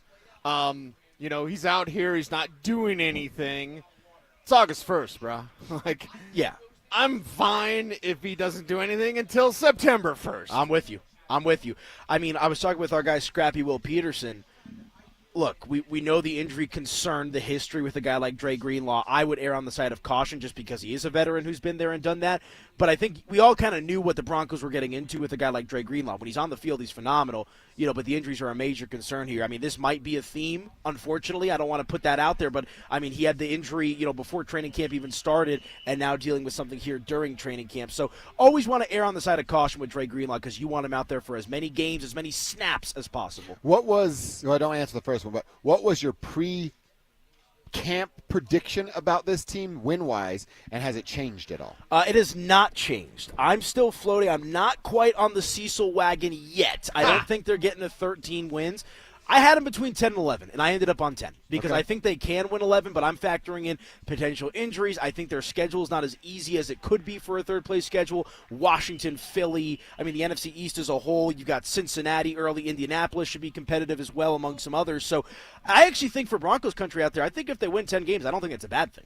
I think the big thing is getting the playoffs. I still think this team is a year away of marinating to being that legitimate Super Bowl contender like that of the Bills, like that of the Ravens, like that of the Chiefs. So I think the Broncos are making the playoffs if all goes well. But, yeah, I feel a lot better about them potentially getting to 11 from what I've seen in training camp. Nice. Okay, are we going to see any fights the next 2 days? Oh, I think so. Well, I believe. I thought there seems to be a crescendo here today. Things getting amped up here. That Hufanga pick 6. I think guys are kind of feeling it. Yeah, I think they're feeling it as well. And, you know, I believe we have Malcolm Roach scheduled to speak with the podium today. I believe that's some conversation. So we might have some, some little chirp back with that conversation. But DJ Jones yesterday had some fun talk about that as well. So, I think the good thing is kind of going back to where we started this conversation is there's a good balance of intensity, but also wanting to get better. I think Riley Moss used that term, iron sharpens iron, on Tuesday or Wednesday, whichever day he spoke. And I think you're really seeing that play out right now. I'm going to steal a Cecil question. I apologize, Cecil, but it's the last one here against time. Race for the next ring. Broncos, Nuggets, Avs. Who gets it? It's the Nuggets, bro. Yeah. You knew that. That's been everybody's answer, honestly. I knew it, too. Yeah, we all you said got the Nuggets. best player in the world. I mean, I love their offseason additions. I see my guy Vinny Benedetto from the Denver Gazettes over there. He's over here? Yeah, he's over here today, so I'm sure I'll talk some Nugs with him. I'm happy to be here at training camp, but, guys, I can't wait to see number 15. And I'm sure you've talked about it. You saw the Black Skylines are coming back this year, baby. Coming up on Check Let's Your X. go. Sorry to spoil it, but let's go, worries. baby. One of the best uniforms they've ever had. So All I'm right. happy about that. That's Anilo Pirro. He is hanging out live at Broncos Park, powered by Common Spirit. He literally makes everything happen here on the station. Thanks, Anilo, AP. Great stuff. Of course, as gentlemen. always. Keep up the good work, fellas. Appreciate you. We will talk about that Nuggets jersey that he mentioned there because it is a part of Check Your X, which is coming up next. Listen up, golf fans. Want to witness the battle at Bethpage Black in New York this year? Well, Denver Sports 104.3 The Fan is teamed up with the City of Aurora to give away a trip to win your way in. To enter, just head to the pro shop at any of the City of Aurora's 5 beautiful courses between now and August 1st. Find the cutout of Sac By and scan the QR code. For more information and the list of course locations, head to denversports.com/golf. Denver Sports 104.3 The Fan. This message comes from Viking, committed to exploring the world in comfort. Journey through the heart of Europe on an elegant Viking longship with thoughtful service, destination-focused dining, and cultural enrichment on board and on shore. With small ships that bring travelers closer to the destination, there's more time to explore. And every Viking voyage is all-inclusive, with no children and no casinos. Discover more at Viking.com. Finding great candidates to hire can be like, well, trying to find a needle in a haystack, but not with ZipRecruiter. Its powerful technology actively finds and invites qualified candidates to apply to your job. So while other companies might deliver a lot of hay, ZipRecruiter finds you the needle in the haystack. See why 4 out of 5 employers who post a job on ZipRecruiter get a quality candidate within the first day. Try ZipRecruiter for free at ZipRecruiter.com/free. That's ZipRecruiter.com/free. Hey guys, Mark Schlereth here from my friends at Comcast. Well, spring has sprung, and you know what that means. It's officially moving season. A time filled with hours of packing, unpacking, and so much bubble wrap. But the first thing you should do when moving is make sure the Wi-Fi is booming with Xfinity. It's super quick and easy to set up. Then, boom, you'll have your new home hooked up with the ultimate Wi-Fi experience faster than the time it takes to parallel park a moving truck. Then, you'll be back online with the most reliable Wi-Fi and the best in-class equipment from Xfinity. So you can just kick back, relax, and stream your favorite movies and TV shows while someone else deals with all those boxes. Because with Xfinity, the only thing you'll have to worry about is remembering where you pack the remote. Make it right, make it easy, and move with Xfinity. Learn more at Xfinity.com/move. Restrictions apply, not available in all areas. Most reliable Wi-Fi claim based on Open Signal Awards. USA Fixed Broadband Experience Report August 2024. When you've got real work to do, Metal Supermarkets will help you get it done fast. With a huge variety of metals in stock, we can help no matter what job comes your way. And all it takes is a few clicks. We make buying metal online easy so you can spend less time shopping and more time getting things done. Metal Supermarkets, the convenience stores for metal. Place an order online today at metalsupermarkets.com. Wesley Financial Group is not a law firm, and Chuck McDowell definitely not an attorney. This is Chuck. If someone talked you into buying something really silly and you want to get out of that silly little thing, my advice, get the facts. Call me and I'll send you our timeshare exit kit absolutely free. Inside, you'll learn how timeshare works and all your options for cancellation. Call Wesley now for your free timeshare exit information kit. 800-761-0000. That's 800-761-0000. Paid for by Wesley Financial Group.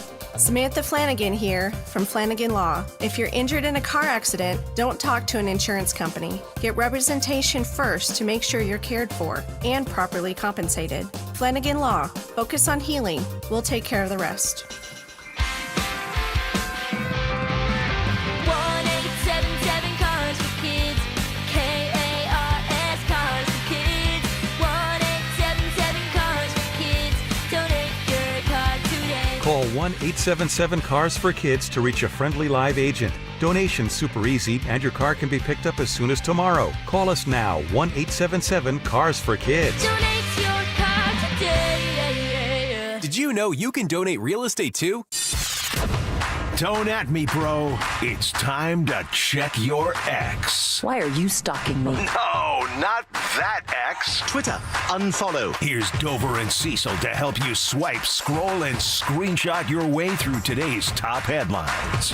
Power of social media. I'm on Team Gets It. Oh, we love this segment. Let's check our X. What's on the timeline that we need to talk about? Well, a couple of things. A star player in the NFL, 2 of them now actually, maybe requesting trades. We'll get to that in a moment, but first, want to talk about what Anilo kind of teed us up for. The Denver Nuggets, and they have the official tweet, so it's not just a leaked possibility. This is from @Nuggets on Twitter. The rumors are true. It's back, they say, and it's the Skyline jersey. I wonder if YouTube could see it if I did that. Boom, right there. It's the old black one with the skyline. I don't know if that's going to translate as well for you YouTubers, but I tried. It's a very, very popular fan favorite jersey. You heard how fired up Anilo was. Now, you and I aren't really necessarily jersey guys now, but we definitely both were in our lifetime. Yeah, for sure. I like this thing. I like all the skylines. Even when they did the red one, it was like Utah Jazz version, and people hated it. I actually kind of like that too, but it's not for me. I'm in my 40s. You're in your 50s, dude. You're going to put my business in the streets? They don't make jerseys 17. for anybody after the age of 24 anymore. So if you're over that age and complaining, stop. Yeah, it's interesting to note. My favorite skyline is the old school Dikembe Mutombo. Like, that's it. So, yeah, this is, if it's popular and kids love the black jersey with the skyline, great, awesome. Any skyline is awesome for this team. For me, OGs, which they'll never bring back. And AP talked about the old David Thompson with the pickaxe. Like the pickaxe that went cross. Yes. Like, that one's cool. That one was cool as well. That one's very cool. I'd also say this, like to any organization out there that's putting out new uniforms, get help from younger people. Get help from 20-year-olds. Get help. If you want to sell them to 24-year-olds, maybe have a 24-year-old in the room to help you design the jersey. Right. So that's just my unsolicited advice for people that don't want to hear it. When do you grow out of being jersey guy? I have 80-some NFL jerseys, and I don't wear any of them. Well, let me ask you this. If you didn't do this for a living, would you? Yeah. So I would, too. Same. But I would, go to games as a fan. Me, too. Right? Yeah. So then I would. Yeah. Right? That's what I'm saying. If I don't get to go to many games as a fan. None. I don't. Oh God, when's the last? I go to Avalanche games as fans because that's my lady's favorite sport. Okay. So she loves hockey, and I get to go watch hockey and yell, "You suck, Bennington!" stuff like that. Hockey is the best sport in person. And that's fun live. So in person, it's the best. I actually do go to several hockey games a year. But how is that? In-person hockey is the best. On TV, hockey's the worst. Yeah. It's the worst of any of the sports. It's hard to follow the puck and everything. Yeah. But in person, it is clearly the best. It's definitely the best. Hands down, no question. Anything that has fighting in it, I'm Football definitely down in person is actually really boring. Football's made for TV. Yeah, for sure. Football's a TV sport. Basketball, well, I'm biased. Basketball's my favorite sport. So I love Basketball's it. awesome, yeah. We go to Nuggets games, so. Yeah. And we don't get to go as fans, though, but. I might fist bump a little bit, a little under the table Nicola fist turn bump. around, yeah. All right, so the Nuggets, they're going to rock those Skyline jerseys, the black version. I like them. You tell us, 303-713-1043 on the RamosLaw.com text line or in the YouTube chat. You like them? You're going to cop one? Do the kids even say that anymore? Probably not. Let us know on the text line or the YouTube chat room. Up next, we go to Washington, where it's not getting better, and in fact, it's getting worse. As Adam Schefter and Jordan Schultz had the report yesterday that Terry McLaurin wants out of Washington. If a deal cannot be done, and that's where they are, no deal has been done, Terry McLaurin officially makes his request to be traded. Yeah, Adam Peters, who I absolutely love as the GM of the Commanders, he's dropping the ball big time. Yes, he is. Big time. You saw it with Cortland Sutton. How do you handle a situation like this? Tell him you'll take care of it. Tell him to show up, and you'll do a hold-in thing, and you'll work on it, right? This situation has gone from bad to worse, and that's why I say Jaden Daniels will take a step back this year. Don't at me, bro. Don't. No one's slandering him. He's still a great young quarterback, okay? And it's ridiculous to suggest otherwise. I know, Kistner, you like to have fun with it, but it's ridiculous to suggest Jaden Daniels isn't a damn near superstar potential quarterback. But this year it'll be a struggle. It'll be a struggle this year. See, this is what happens when Kevin can just say whatever. He can make it say whatever. But yeah, I mean, it's just a terrible situation. He doesn't want to make $30 million a year. Pay him $25 a year and call it good, bro. Come on. And again, I love Adam Peters. What the hell are you doing, man? They're in a Super Bowl window. They're in a Super Bowl window. Yeah. And you're playing a game with your best player. Your quarterback's favorite target, you're perhaps moving on from. DraftKings has it out there, the possible landing spots for Terry. The Commanders are still the favorite there, but the Patriots coming in at plus 5,000. Is that supposed to be? Oh, up to plus 450, and the Raiders have been bumped up to plus 500. So it goes Washington, New England, Las Vegas. That would be a problem if he ends up here in the division. Now, I don't believe in Geno Smith at all, but you add a player like Terry McLaurin, that's not a good thing for the Broncos. Yeah, it's Terry McLaurin, Brock Bowers, Ashton Genty. That'd be a problem. That's for sure. And we get to end practice, because practice is almost wrapped up, with team drills right in front of us, so nobody's standing in our way. Here we go. Bo Nix changing the play, as we'll see if this Broncos offense can kind of strike back. Defense has been winning today. What does Bo Nix have in store for us right now? The defense still. Oh, There's a PS2 with a pick in the end zone. So 2 INTs for Bo Nix today, and that one's pass interference on the defense. Play wouldn't count. Oh, okay. There we go. All right. Well, there you go. We've seen Bo throw it to the other team now twice. Yeah.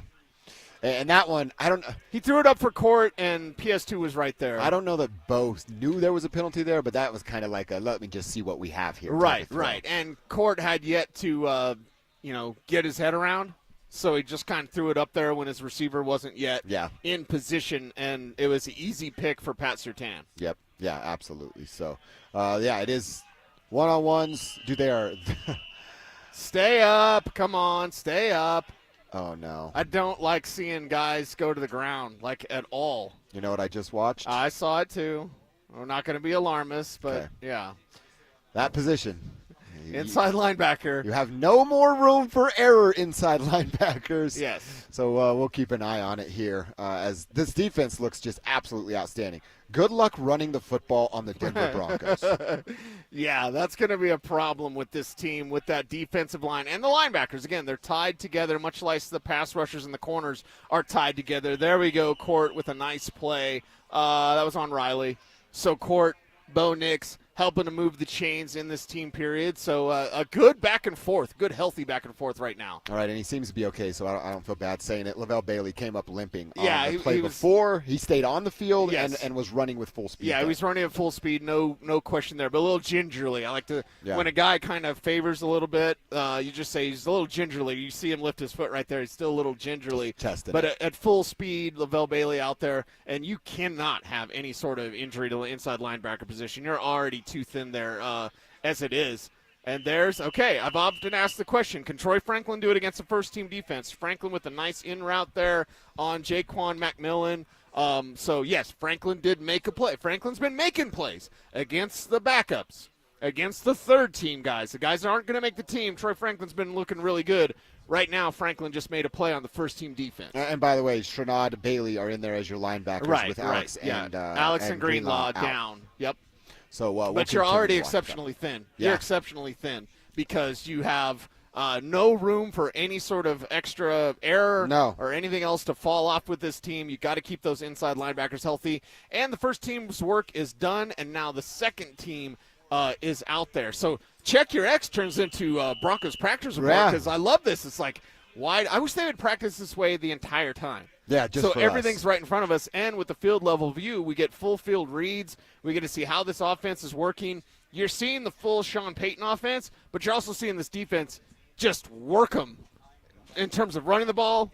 Passing game has been a little bit back and forth today, so good balance there. Maybe tomorrow that'll be my question. You film me while I ask it and say, Sean, any way you can make practice better for us over there in our radio tents, and then I'll get yelled at. Sean, please help us out. Yeah, please. There you go. And R.J. Harvey, now they haven't been able to run, but R.J. Harvey with a nice run there. Now his second team, he had it off from Jarrett Stidham, but R.J. Harvey with a nice burst there, starts inside, bursts outside. Yep. Doesn't start going and just looking for that edge immediately. You see Harvey with that intent to be an inside-out runner, which I really appreciate. So that's the best gain of the day on the ground.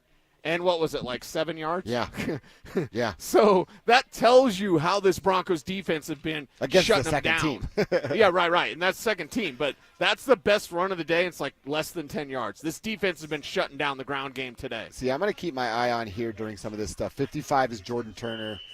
He is a backup inside linebacker. Kareem Reed is another guy. Yeah. Again, if they're going to keep Karan Reed. Yeah. Okay. If they're going to keep dealing with injuries there, I want to see what they have as far as depth pieces go. So we'll continue to watch, monitor, and report back real fast on Check Your X. I saw a real lame apology from Shannon Sharp. Is he done working in media stuff?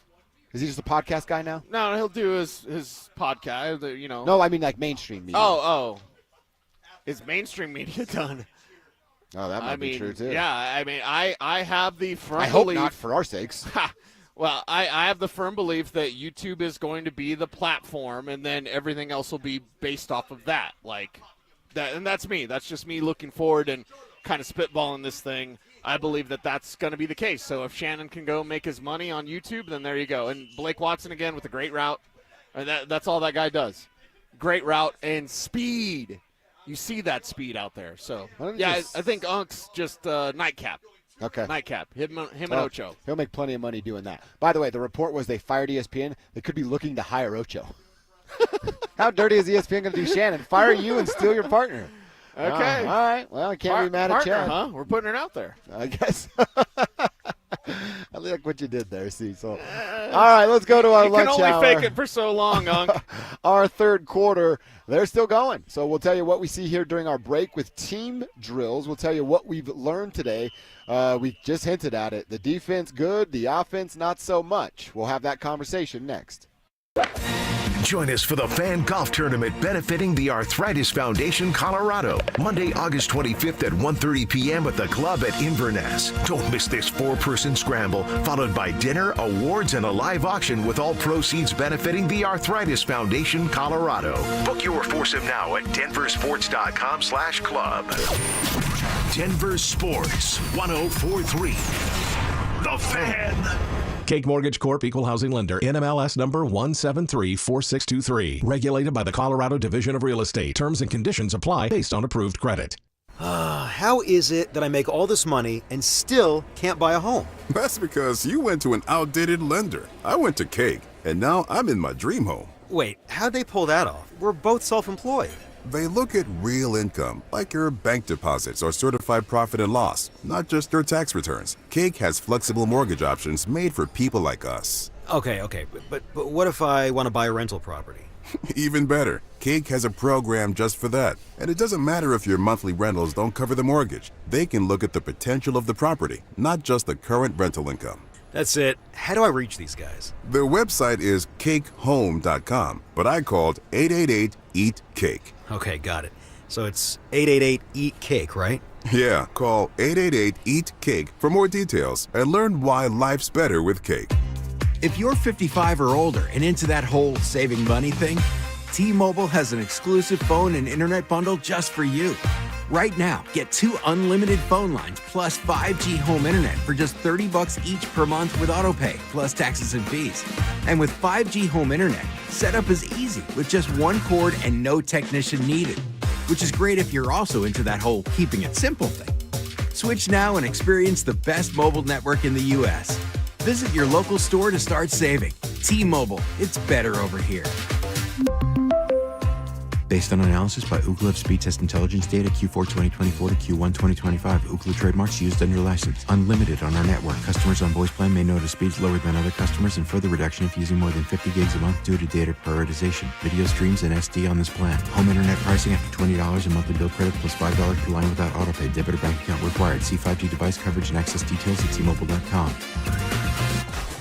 Be advised, this is your opportunity to save up to 40 to 80% on a hot tub or swim spa. This weekend only, today through Sunday. 2 locations, Denver and Colorado Springs.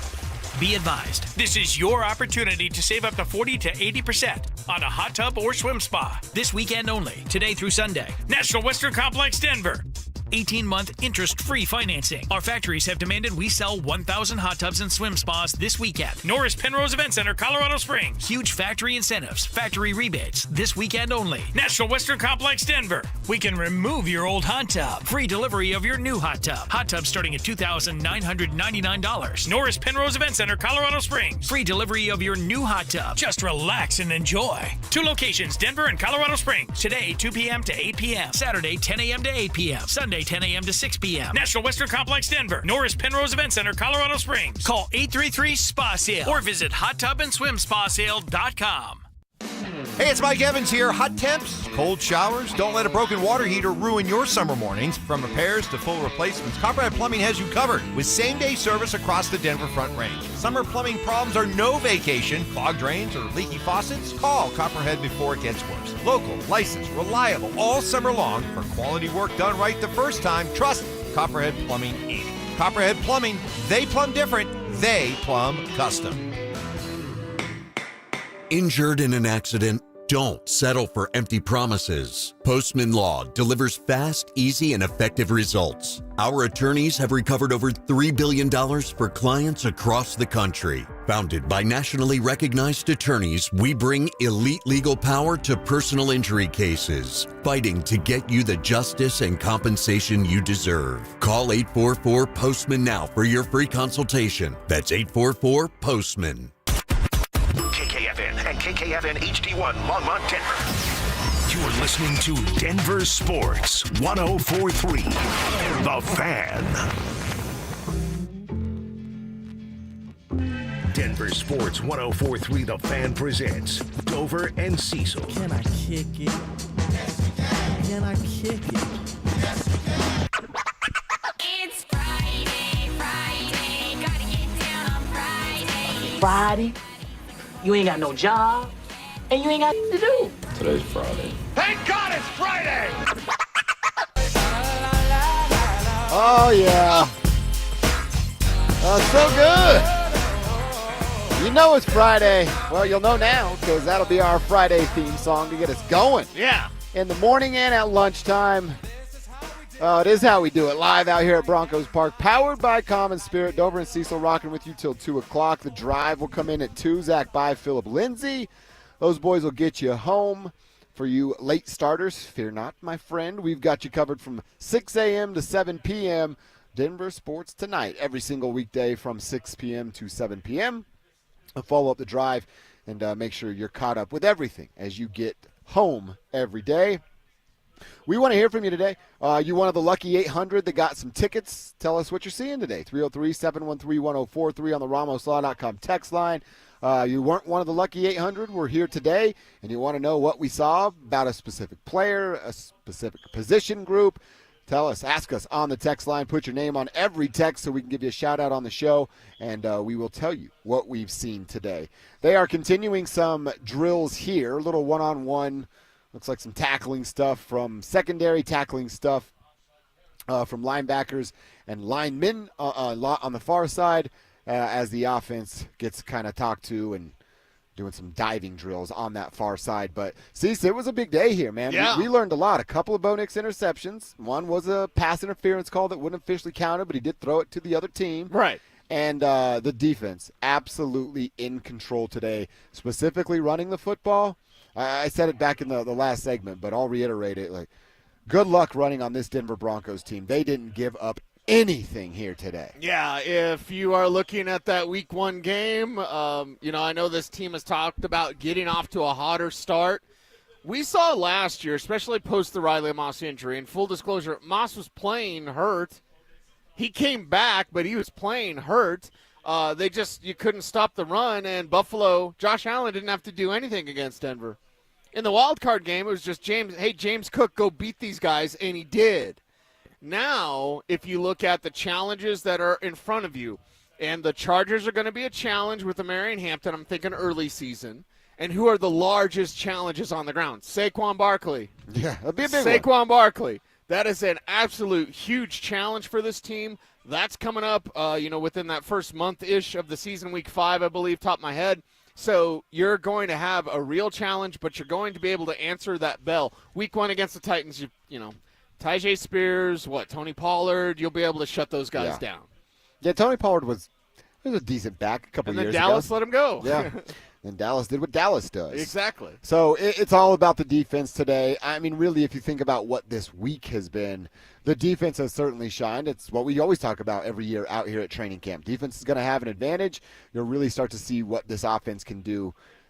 Next week, we're not going to get our eyes on it, but we'll learn about what was going on with guys actually tackling to the ground and there being some not real football, but closer than this real football. Yeah, close enough, closer than this, and we'll continue to watch how this team puts it together and adds to that physicality, right? They're chomping at the bit. I do believe, and maybe Sean will say it, maybe he won't, maybe he's grumpy today, maybe he's not, but I do believe at the beginning of practice he told the team, like, hey, I know you guys are feeling it, but just let's keep it within the rules. No fighting, no fisticuffs, anything like that, because it's been spirited, it's been energized. The defense talking trash all day.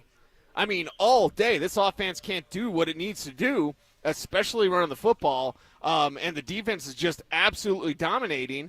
A pick 6 on Bo Nix. I mean, defense is talking today. Nobody's doing anything a little extra. A little lanyap, as Stokley would say. Like, there's nothing extra out there. So I think Sean had that direction, like, keep that energy. Don't go over the top. Let's not do anything stupid and get in a fight and somebody breaks their hand punching someone wearing a helmet. Yeah, which is always the dumbest thing that you ever see. I would totally do that. I mean, your emotions get I would totally do that. I used to headbutt my guys before a game without a helmet on, and they'd have their helmet on because I was nuts. Just fired up? Yeah. Who did that recently? was a quarterback, wasn't it? I can't remember. Just a couple of years ago. They are winding down and wrapping up here. Then we'll get to the podium. I'm assuming Sean's going to talk today. Still haven't heard from coordinators. Like I said, I don't really need to hear from Lombardi because he doesn't do much, but it'd be interesting to hear from VJ. Yeah, VJ, and see he's like a proud papa with this team, you know what I mean, and getting this defense set up to just be aggressive, dominant, and for them to maintain that strength against the run. That's what you really want to see is the strength against the run and continue to show well as you come out here and shut down what is a pretty good run game in the Denver Broncos. They didn't have a chance today. Zero chance today. You think they're back in pads tomorrow? Yeah. I do too. Yeah. I think tomorrow they're in pads. Sunday they're off. I bet Monday they're in pads. Tuesday they're off, and then they get ready to do it again in San Fran on Wednesday. Yeah, and then San Fran, you get your pads back on, and you get to go. Because really, I know it's the dog days of summer or whatever. This is it. This is it. During the regular season, what are they allowed to be in pads during a 17-week regular season, 18 with the bye? They're allowed to be in pads like 10 times. That's even more out than I of would have 18 weeks. It might be 5 times. Like it's not many. So like this is it. You get through this, and you're going to get through, quote unquote dog days, not the old school Shanahan days, whatever. Shanahan just running you to the ground. But like this is it. This is put in the work right now. It's hot. You're tired. It sucks. Whatever. Put in this work. You got a few more days, and then a real breakup here. We're out here Monday, Tuesday. We're back in studio Wednesday. Yeah, for the rest of the week. Yeah. Because they'll be in San Fran, obviously. I'll bring y'all breakfast burritos on Wednesday. Oh, yeah. Yeah, It's been a while. see? Been a while since you got to see your boy Craig, huh? I don't want to be late. Yeah, true. All right, well, a couple of things we had been watching for. We're going to talk about offense and defense, stuff we've learned here. But we were obviously watching for interceptions, and that streak came to an end today. 2 of those for Bo Nix, although the one, as we said, was a penalty in the end zone. But there was one where, it was Baker Mayfield. There you go, Brian. Yeah, he's headbutting dude and ended up bloody because of it, too. Thank you, Brian. The first pick was Hufanga, and that was a legitimate pick, house call. You heard the defense get fired up. It was almost their exclamation point on, we're kicking your ass today. Yeah. Oh, yeah. It was the exclamation point of, like, you're getting nothing. Yeah. We're working you against the run, and you're not going to get anything against the pass. Now, they did a little bit. That Franklin play was really nice, again, on Jaquan McMillan. So Troy Franklin coming through, helping to move the chains for this offense. But a day that's dominated by defense, I want to see, this is why pads tomorrow would be great, because I want to see how the offense responds. How do you respond when it's not working? How do you respond when the plans that you have are going awry because your quarterback doesn't have any time to throw? Your quarterback is out there throwing a pick six, and then your ground game can't help you out. I'm not saying turtle on their back. Again, the offense had a little bit of fight and some plays here or there. But a day dominated by the defense, and Vance Joseph has to be incredibly happy about that. Broncos gathering right now, and it looks like practice has wrapped up here at about 10 after. So, we're seeing this noon-ish, 12:20 one day, 12:25 that one day. Yeah. It looks like 12:10 today. They're wrapping up. Really good day. Honestly, even though the offense was getting work today, absolute work, this feels like one of the better days of practice, just because of the energy that they had and the way that you did see that fight. But defense wins hands down today. And I would say, look, we're not privy to getting to watch film with these guys or even know what Sean's talking to these guys about. But there's stuff the offense can certainly get better on today. Like, the defense has been good, but today there were multiple mistakes made by the offense. The Bo Nix interceptions, the lack of run game. There was a sequence here, Cecil, where they went 4 plays without even snapping the ball because of pre-snap penalties.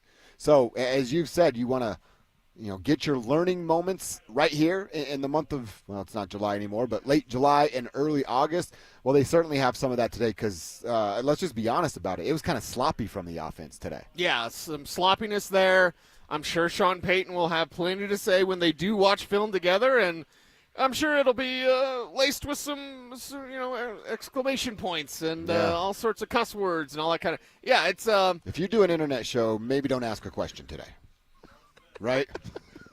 I would say that, yes. That would be advisable, to stay away from that today. I love it when Sean bites the head off of people that I don't work with. Even the ones that you do work with. It's fun, Yeah, right? yeah. Maybe it's just not you. But even then, I think we'd probably have some fun with it. No, we did have fun with it. He bit my head off about the curl thing. 'Cause the best player. Yeah, the best player. Okay. But you know what? You got to pick the bat up again. You got to swing again. Well, that's what Sean likes. Yeah. And that's why, and full disclosure, I don't want to make it all about me. Next time I ask a question, film me asking the question. I will. I don't want to make it all about me, but I had someone, I can't tell you who it is. Yeah. I'll tell you off air. They came to me the next day and they said, "Hey, listen, Sean knows you know ball. Just don't tell him you know ball." You know what I mean? You're like slapping him in the face with it. Exactly. Kinda? Like, hey, I'm a football guy like you, Sean. I am on nowhere near the level of Sean Payton because he's absolutely obsessed. So that was reiterated to me, and it's kind of what it is. Sean was grumpy to me. I don't care. I'll go ask him another question. We got to bust Zach's balls too. But I got to figure out who's filming him. I got to figure out if he's getting paid, because I'm like, whoa, Zach, I will use a couple extra ducats, right? You're throwing some of them over here. Come on, I'll be a cameraman for a couple hours. You know what I'm saying? Right. As long as you're paying, yeah. Mace asked me to be a cameraman. I'm like, no. Mace doesn't pay. He asked me too. Yeah. If Zach's paying, maybe we could work something out. Exactly. I, still think it's not.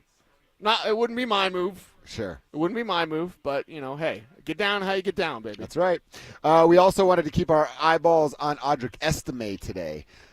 He's still continuing to get opportunities, but that's with the 2s and the 3s, and honestly, majority of that is with the 3s. They're getting more work in, by the way. Practice isn't wrapped up. The offense is back out there. Oh, wow. So, maybe it's – no, it looks like this is going to be full speed. Yeah.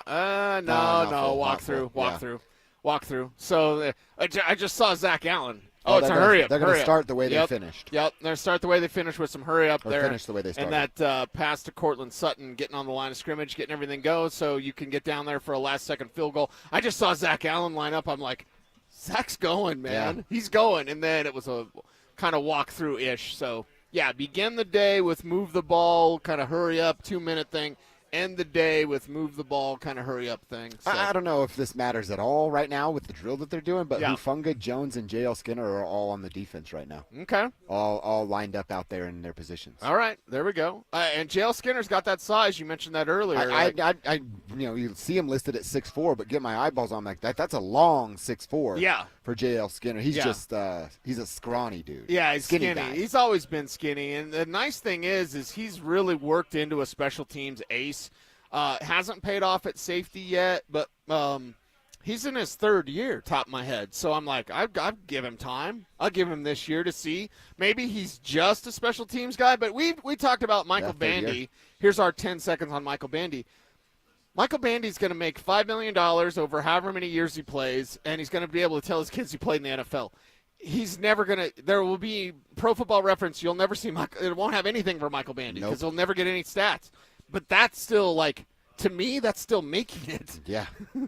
I couldn't play. I was headbutting guys before the game because I knew I wasn't going to play. I'm like, oh, yeah, I'll just whatever. Also, I think I might have a reason as to why you couldn't remember pop, pass, punt, or whatever it was. Wait, pop, pass, out. You can't remember the play? See how complex they were? No, 36 OPQB drag. That was my favorite play. Couldn't remember pop, pass, out, though. I think I might know why at this point if you're headbutting dudes with no helmet on. But as far as Estime after the first week, not enough there for me to go, oh, yeah, he's improving every single day. Okay. That and I was dropped on my head as a baby. Oh, yeah. So, I got a lot of head trauma. Did you eat paint chips as a child? Why? Yeah, Estime, as a receiver, Estime's at least caught the ball, but he looks uncomfortable doing it. He's not the route runner that a Blake Watson is here. So with Estime as a runner, I wouldn't say he stacked the day today. We don't get to see everything, but we've gotten to see a lot just based on the direction of the field, and they're working right towards us most of this day.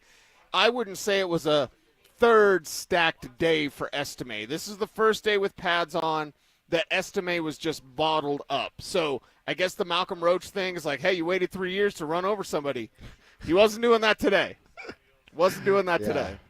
Malcolm Roach. He's a real one out there. He is. All right, He's so a real fat guy. Marvin said it, not me. Not me. Well, then Sean said yesterday, I don't know if he's necessarily fat, kind of to go and defend for him. Right. But That's because Sean wants to, he wears those loose windbreakers. Yeah. He wants to add a couple LBs, Yeah. right? We all want a little happy weight. Come on, Marvin. Marvin's all judgy out, the little guy. Yeah, just because you're 5'4" and you can see your abs on all times. It's not fair for us either, Marvin. How about the things we have learned out here? We spent a good chunk of the morning talking about the offense and Bo and him throwing his interceptions today. The running back room, we both agree. It's J.K., R.J., Jaleel. After that, you're looking at practice squad players and Michael Burton to be activated a few times to collect a paycheck. We've talked about how impressed the both of us are with a guy like Evan Ingram, who continues to shine out here, and not necessarily because he's catching every ball or making every big play. He just has such a big influence that it's going to matter every single down. Then we talked about the wide receivers. No wide receiver 2 has separated themselves quite yet, but we had the debate, is that important? I actually said, you don't have to, in my mind, you don't have to identify wide receiver 2 right now and even going into the season, because I trust Sean Payton's passing schemes to take advantage of matchups on the outside. You did say, however, it's not the end of the world, but you'd like to have a wide receiver 2 identified by when? By week 6, basically, yeah. I think we get about 5 weeks down. Week 6, I want to see a number 2 wide receiver emerge as the clear-cut guy, and then the other guys are kind of auxiliary. They're still dangerous. They're still weapons. And you see now out there, again, going away from us, but nobody's in front of us. They're doing the hurry-up drill. This is at full speed, and you see a great pass to Cortland Sutton. So Sutton-Nix, I know he had the one drop and the expletive after the drop, but the Sutton-Nix connection, it's a thing. It's a thing for sure. The chemistry there's that, and that's no problem.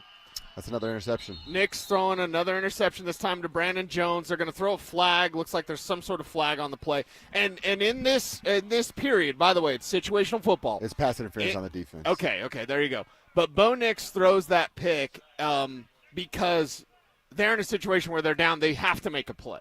Well, did you see? Based on this situational football. So he's looking for Troy Franklin. Yeah. He points for Troy to break outside. Yes. Troy turned around and stopped. Yes. And then that's where Bo threw the football. We did this in Oregon. Yeah. We did this then. Like, so he didn't do the see, thing. I don't know. Maybe Troy didn't see where he was pointing. Yes. And it was in his, part of pivot. Right. But Bo didn't want to throw the football there. That's just where Troy happened to stop. Yeah, so that was, if that was a pick, that one goes on the receiver. But Bo's challenging the defense. We had talked about it. Andrew Mason and I talked about it on Orange Blue today on our Denver Sports YouTube channel. Hi, YouTube. It's just like, hey, he's not thrown a pick before today, but it's not like he's avoiding risky throws. Right. It's not like he's just dinking, dunking. For all the insane Bo Nix haters out there, like it's not that he's been dinking and dunking his way down the field. Nope. So, again, of the 3 interceptions, if this were a real game, only one of those would have counted. Now, would have counted in the biggest way because Hufanga was able to take that thing back to the house for a pick 6. So now we're seeing it again with Bo tucking and running, which you just don't want to see in these drills, but nothing open downfield. All right. Continue a few of these defensive questions. Again, interrupt me if you see something popping out here, Cease. Yeah. The things that we've talked about with the D-line, we've been all over it today. This D-line, they're better, if not just as good as they were the last time they took the field in the last season. Benito, Allen, John Franklin Myers, Malcolm Roach, DJ Jones, Jonathan Cooper. Hell, we've highlighted Savion Jones, Jonah Ellis, and Dondre Tillman. Some of these guys that aren't even starters, they are absolutely dominant. We said 63 sacks might not be the possibility, but we put it between 50 and 55. That's certainly a possibility. That kid is back on the escalator. The Sutton thing, I mean, that it's the only thing that's working today. The Sutton-Nix connection, the Franklin miscommunication there or whatever, but like when the chips are down, just go to 14, man. He's not a number. Stop. Everyone stop. I don't ever want to – I'll get physical out here. I hear someone say he's not a number 1. Like, okay, he's not Jamar Chase. Whatever, dude. You know how many Jamar Chases are? There's like 2. Okay? Him and Jefferson. Exactly. So it's like when the chips are down, this is a move-the-ball situation. They've got to have it. That's why Nix is throwing the picks today. It's hey, we have to have it. Game situation. Game's on the line. the guy that's moving it is Cortland Sutton. They're coming through big time. We also talked about the inside linebacker and the injuries that are occurring at that spot. I will say this. I was specifically looking at Lavelle Bailey today. I've seen Justin Strnad, but he was out there quite a bit with Bailey. Right. And is Bailey and Strnad duo going to be good as a Greenlaw-Singleton duo? No, absolutely not. But I will say again, just watching Bailey, I don't think, in my mind yesterday at least, the drop-off was a cliff. And now here getting my eyeballs on it, it's not quite a cliff. It's a little bit of a drop-off, though. Yeah, a little bit of a drop-off, and another good play from Lucas Kroll. That's a guy, while Caleb Lohner has had to drop as they're competing. Caleb Lohner was getting first-team reps, whatever that means. But Lucas Kroll with the big play over the middle there as well. So, and against the inside linebackers, I didn't see if that was on Bailey or Strnad. I'm going to guess Strnad. And I'd probably guess that too. Actually, based on their lineup, it would be Bailey if that was on Bailey. Again, don't know who it was, but it was in that realm of the field. That would have been Bailey's responsibility to cover a Lucas Kroll. So Kroll, Sutton, these two guys coming through for Bo Nix here. But inside linebacker, we're going to have a concern with this until we feel better about, Singleton's practicing with some sort of club on his hand or something, right? Yeah. That's where, okay, I'll feel better. And Singleton should be able to next week, right? Next week against San Francisco, that should not be a problem. I don't need to see Dre Greenlaw, but it sure would be nice, you know what I mean, to hear about, hey, in Santa Clara, he was really good in the joint practices, and then he didn't do anything. Okay, that's fine. I don't need to see him in the preseason, but inside linebacker will continue to watch and see just like, okay, is something coming through there? Yeah, it's, again, a position that Sean doesn't seem to be worried. I had worries before injuries started happening, and now we're dealing with injuries. So I was going to ask you this, too. Do Lucas Kroll and Caleb Lohner make the team? It doesn't feel like both make the team. No. And probably both. Neither will make the team. Practice squad for Lohner? Perhaps, yeah, and most likely him. I think Kroll, it's like, I mean, didn't they? Your last time seeing Lucas Kroll out here. They drafted Caleb Lohner because Lucas Kroll wasn't giving them what they wanted. Lucas Kroll had the opportunities. He's got the physical talent, but when we're in Buffalo at the wild card game, and I look at Mace and Romy Bean were sitting next to me, and Kroll is like, he's like me. He's asking what the play is. It's the playoffs. It's a wild card game. You just played the entire regular season, and you're going to the line going, what's the play? Yeah. What am I doing? What am I doing? That's not the look you're looking for. When he did that, and I pointed, I did the Nelson, and I said to Romy and Mace, I was like, he doesn't know what the play is. That's and I could be wrong. Maybe he's just asking, how's your day, right? He's asking for an extra hand warmer or something. Yeah. I don't know. I don't know what, but all I know is when you break the huddle and you're like, what is this? What is this?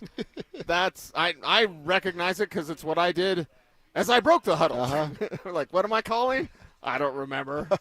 They're like, you called it. What do you mean you don't remember? Don't remember. And literally, from breaking the huddle to go take the snap, no idea. Just gone. We also both feel good about cornerback here. As for defensive questions, I'm sorry, I'm cracking myself. What's on 51st Date? The guy's like, "Hi, I'm Mike," or whatever. Remember? And then they're like 10 seconds later, he's like, "Hi, I'm Mike." Yeah. Like, that was me playing football.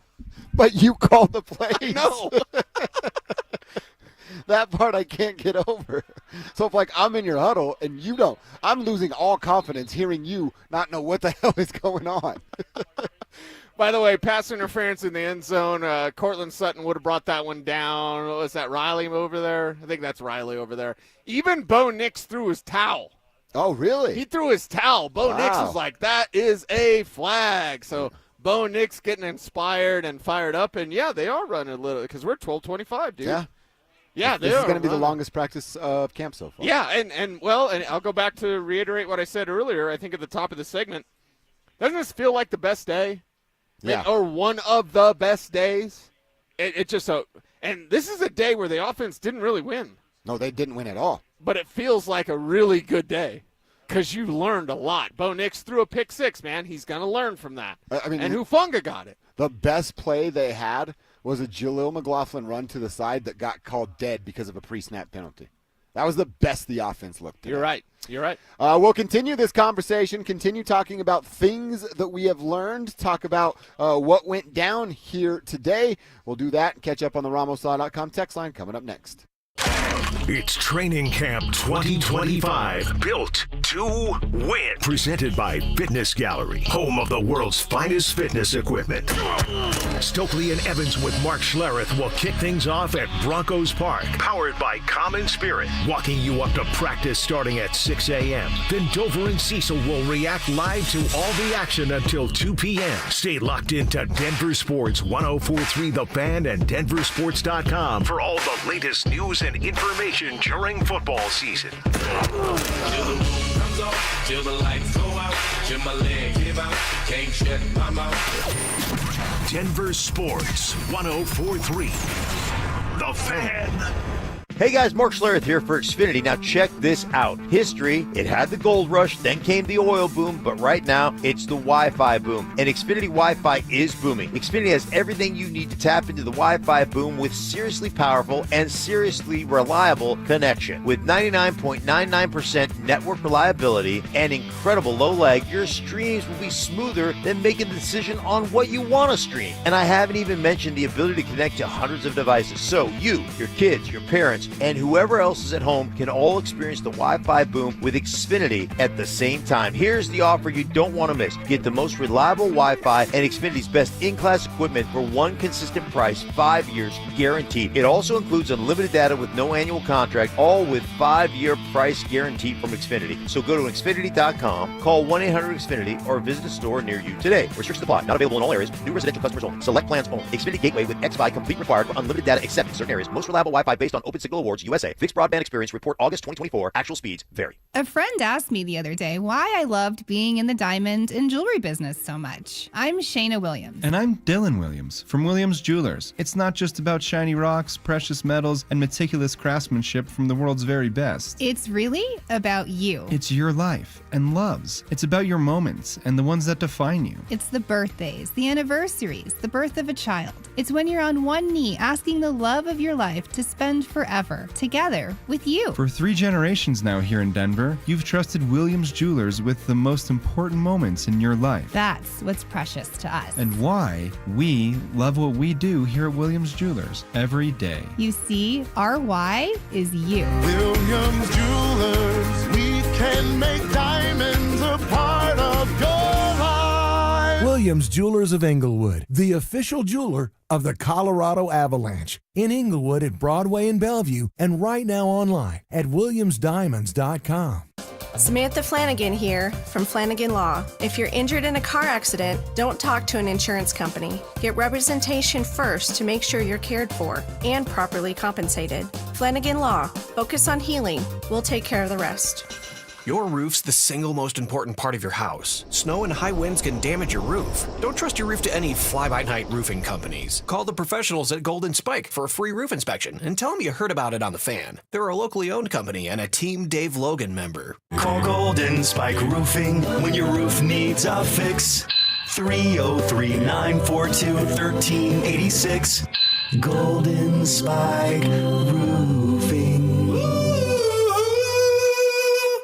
I didn't ask to be thrown in the streets, but I did ask for help, and Covenant House was there for me. For these kids who didn't ask to be put in this unthinkable situation, Covenant House is there. To learn more, go to safeplacetosleep.org today.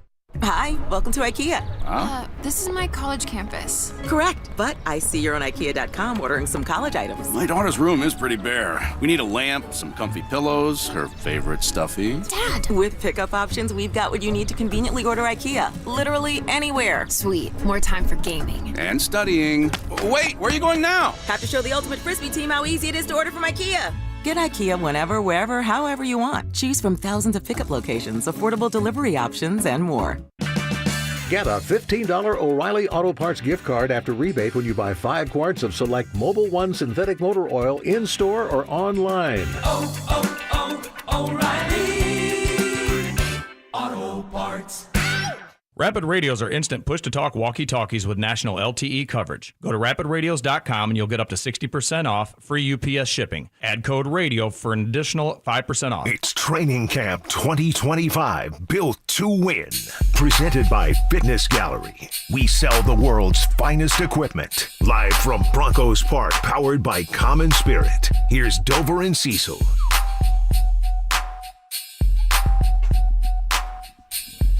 All right, practice is wrapping up. Although we've thought 12:28. Yeah, I thought at 12:10 they were wrapping. They didn't. 12:28. I looked at the official time. Okay, so they're Longest all practice. They're all huddled. We were trying to guess what Sean was yelling at them, and that's exactly what it is. A yell, because not good for Sean's side of the football today. Great for VJ's side of it. Maybe this isn't a day Vance takes the podium. Sean's like, nope, not after a day like this. But it was all defense. Dominated by the defense today. The Broncos could get nothing going on the ground. That's kind of been a theme throughout camp here for the first week. And then as far as the passing game goes, well, it was the worst day. 3 interceptions from Bo Nix. A couple of them had called penalties, but nonetheless, the ball ending up in the hands of the defense. So absolutely dominant day by the Broncos defense. And this has been the worst I've seen this offense so far. Yeah, the worst day of the offense so far. And Sean Payton's got a little extra something for the team here at the end. So messages will be sent. Guys will be worried about their jobs. Like, that's just what this type of day happens. This type of day comes up, and then it's a little uneasy. Training camp is awesome, but it's also terrible. Yeah. And it's terrible in this mind. If you're Audric Estime, you thinking about buying that house in Denver?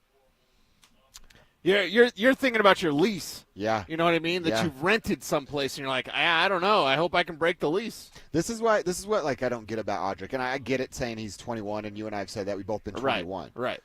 But man, like you get mad at Phillip Lindsay. Stare at the man in the mirror here. You should be mad at yourself. You're about to piss away an NFL opportunity and have to find out your next career at the age of 21 years old. Look back at yourself if you're wanting to blame somebody. Yep. That kind of turned me off, the whole thing, that him getting mad at Phil and the story that we've talked about with that and the clip going viral. And right. That's just not the right look. I understand you're a young man, but, man, do you not have the people in your corner that can tell you, hey, grab you by the damn shoulders for a second? You're about to be cut by an NFL team that drafted you a year ago. If you don't wake up with that, I don't know that you ever will. Yeah, I think today was a wake-up call for some of the offense out there. This was not good enough. This is a Sean Payton offense, and the great thing is I feel energized about what we saw because of that defensive effort, because of the way the defense was able to shut them down. You love to see it, but then offensively you go, wow. Some guys, and again, Sean Payton will say it's about the collective, the aggregate, right? It's about everything. It's about the combined. It's about all the things we're going to see. If you have any more days like today, I mean, you're losing your job, man. But I feel like we've done this song and dance for the last 8 camps. And now the last 7, the defense is just that much better because the offense stinks. They don't have a quarterback. They don't have any playmakers on it. I don't feel that way about this offense. No, not at all. But here we are saying, and I don't know how I should share the information or even feel about the information. Do I put the defense up on this giant pedestal for the 10th consecutive year? Right. Or do I go, you know what I mean? Where's the happy medium? Is the defense really this good, which might mean the offense is okay? Yeah. Or is there something that we're going to see where, this defense isn't a top 3 defense. This offense is just struggling. Well, and I think this is the natural back and forth of training camp for a damn good team. When I was out here during the Peyton Manning days, and you were out here as a young shaver in the media, there were days when Peyton got worked. Now, he kind of wanted that because, again, Peyton Manning's a supercomputer, so he's like, I'm going to throw 3 picks. It doesn't matter because he's never going to do it again. But, there were days with that no-fly zone. I mean, my God. You're right. Think of how blessed we were to be able to see Peyton Manning, and then on the other side, you've got the no-fly zone, right? And we saw that in a battle on a daily basis. Now, this defense doesn't have a cute nickname. The offense isn't, 55 touchdowns. No one's projecting that. But this is a back and forth. I want to see tomorrow. Tomorrow, we come through the media entrance. We can bring our lunch, right? Yeah. I have my beautiful lunch sack right here. You got the Mountain Dew, There's beautiful mine. Mountain Dew. Shout Yes, out Wawa. Wawa bag. All I'm telling you is yesterday, take everything out of your lunch bag, fill it up with popcorn, girl, because I'm going to be sitting on your shoulder. I'm going to be sitting there eating that popcorn out of your bag, being like, I know it's a man purse full of popcorn. I don't even care. I'm eating popcorn. I'm watching this practice. I want to see tomorrow. Can the offense kick some ass, or will they fall short once again? Is this defensive dominance taking over, or was it one day, and now it's the offense's turn? Sean Payton, I mean, your offensive coaches can't be feeling good today. Oh, they're pissed. Yeah, so how do you strike back? How do you come back? And that's why tomorrow, get that popcorn ready, man. It's must-see TV, except it's right here live in front of us. Absolutely. We did get a question for Kevin on the RamosLaw.com text line. Kev, one of our great listeners, one of our fantastic tribe members, wants to know if you're doing okay today with 3 Bo Nix interceptions. Yeah, I think there was some pass interference on a couple of them, though. There was. It was. Really, There was. Kev, only one counts, but it was a house call. Yes. Yeah. Well, the guy made a great play. Okay, there Who you go. was it, Sertan? It was Hufanga. Hufanga. He's an all-pro. I mean, come on. All right, there you go. Making a reason for your guy, Bo. It's about time the defense made a play against Bo in training camp. Wow. Hey, you're Flipping just it on waiting its for ear. it. I like that, Kevin. Okay, there you Very, go. very I respect smart. that. I respect that. We also saw the tweet about Stiddy throwing one of those interceptions today, and our boy Drew Spivak asked the question, is there a backup quarterback competition? I will say this. Ellinger, not that Stidham's been outstanding, right, but Ellinger's no good. He's just not good. You're just putting it out there. He's not. Is he? Have you seen anything different? He's not good at football. No, he's just not good. Yeah, and again, way better. I couldn't remember the plays from the huddle to the line, all right? Yeah. The quarterback. We're talking NFL level Yeah. quarterback here. He's not it. Exactly. Right. Way better than you or I. Not good enough to even leave on the practice squad. Yeah, I mean, maybe you do just because of a third camp arm. It's Sean's garage. But if the thing is, it's like, if you have the practice squad's already full because you're going to keep an extra pass rush, you're going to keep a couple extra backs, you're going to keep a receiver or two, like, your practice squad is too full to keep a Sam Ellinger around. I've seen the future. He'll be available. Yeah. He'll be available. If you just cut him and he's out there, just say, hey, stay in shape, sell the insurance, whatever you got to do, and then stay in shape, and then, November, if we need you, we'll give you a call. Dude, we could be talking about a cornerback that had a big like a Damari Mathis might be a guy they try to put on the practice squad because there's not room for him on a 53. And the thing is, he's wearing the same number as J.K. Oh, that's right, he is. And yeah. I'm like, you can really tell the difference. That is not a good sign. That is not a good sign. And I'm here to tell you, Damari Mathis should be on an NFL roster.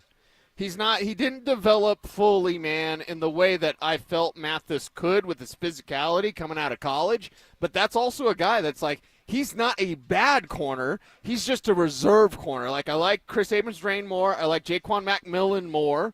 But I'm not. Damari Mathis is not a slappy. You know what I mean? Like, he's a good reserve corner that's probably not going to make this team. Mm-hmm. Yeah. All right. Practice officially over. I think we got autographs being signed in the line down the way. Players going over to family tent, talking it up with their folks. I think reporters are starting to gather over at the podium, so we'll be able to bring you some sound in our 1 o'clock hour, a.k.a. the fourth quarter. I want to tell you about our partnership with the city of Aurora. It's the last day, guys. You have today to get to one of the 5 beautiful golf courses in Aurora. Looking for a cardboard cutout of Zach By. You need to scan that QR code on the cutout of ZB, and you could be winning a trip to the battle at Bethpage Black. That's it. Find Zach By's cutout, scan the QR code. You have until the end of business today to do that. And for more information to find those lists of golf courses in Aurora, make sure you hit our website. That is DenverSports.com/golf. DenverSports.com/golf. All right, Cecil, we talked about Terry McLaurin wanting to trade. Well, there's another star player, superstar player, that is frustrated with his current situation and may be next up to get out of Dallas. We're talking about Micah Parsons. Now let's have this conversation.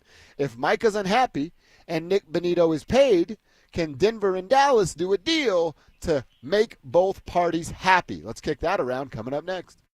Is a young receiver on the verge of a breakout season for the Broncos. Troy Franklin, to me, looks so different than he did last year. He's smooth, and his speed is just different. And Sean is going to use that. I think that's going to be a huge advantage for this offense.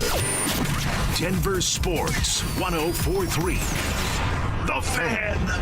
Why'd I go to the doctor? One day at the firehouse, I was so lightheaded I could barely stand. Even my crew noticed. Getting checked out was the right call. Turns out I have atrial fibrillation, which increases the risk of stroke about 5 times. Symptoms like irregular heartbeat, heart racing, chest pain, shortness of breath, fatigue, or lightheadedness can come and go. But if it's AFib, the risk of stroke remains. If you have symptoms, contact a doctor. I'm so glad I did. Visit NoTimeToWait.com, sponsored by Bristol-Myers Squibb and Pfizer. If you didn't think skipping breakfast was a big deal, you'd be right. Before. But now, Wendy's has Buck Biscuits. We're talking sausage, egg, and cheese biscuit, bacon, egg, and cheese biscuit, or even the Honey Buddy Chicken Biscuit. For just $1 each. Seriously, you can get all 3 if you want. They're just $1, so you'll never skip breakfast again. If you're smart. Breakfast for $1? Gotta be Wendy's. Limited time only. Price and participation may vary. Limit 5 qualifying items per transaction. Not valid in a combo while supplies last. It's the first day of the first grade, and she found a new best friend.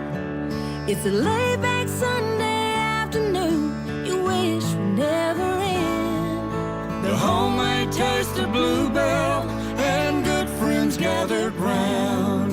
The good old days are being made right now. Open the lid on a carton of Bluebell Homemade in the Shade, and you'll have it made, so to speak. It's a combination of our top-selling homemade vanilla ice cream with a swirl of rich chocolate fudge sauce. Enjoy an instant classic. The good old days are being made right now. The good old days are being made right now. Look for Bluebell ice cream at your favorite grocer. If you can't find it, be sure to ask for it. What's the biggest mistake you can make when selling your home? Settling for less money. That never happens with Orchard. Disappointing offers can wear you down, causing you to settle for thousands less. You don't have to settle when you sell with Orchard. Orchard reinvented the real estate industry by guaranteeing your home sale and helping you sell on the market for top dollar. First, Orchard gives you cash up front so you can buy and move into your new home first, on your timeline. No waiting, no showings, no double moves.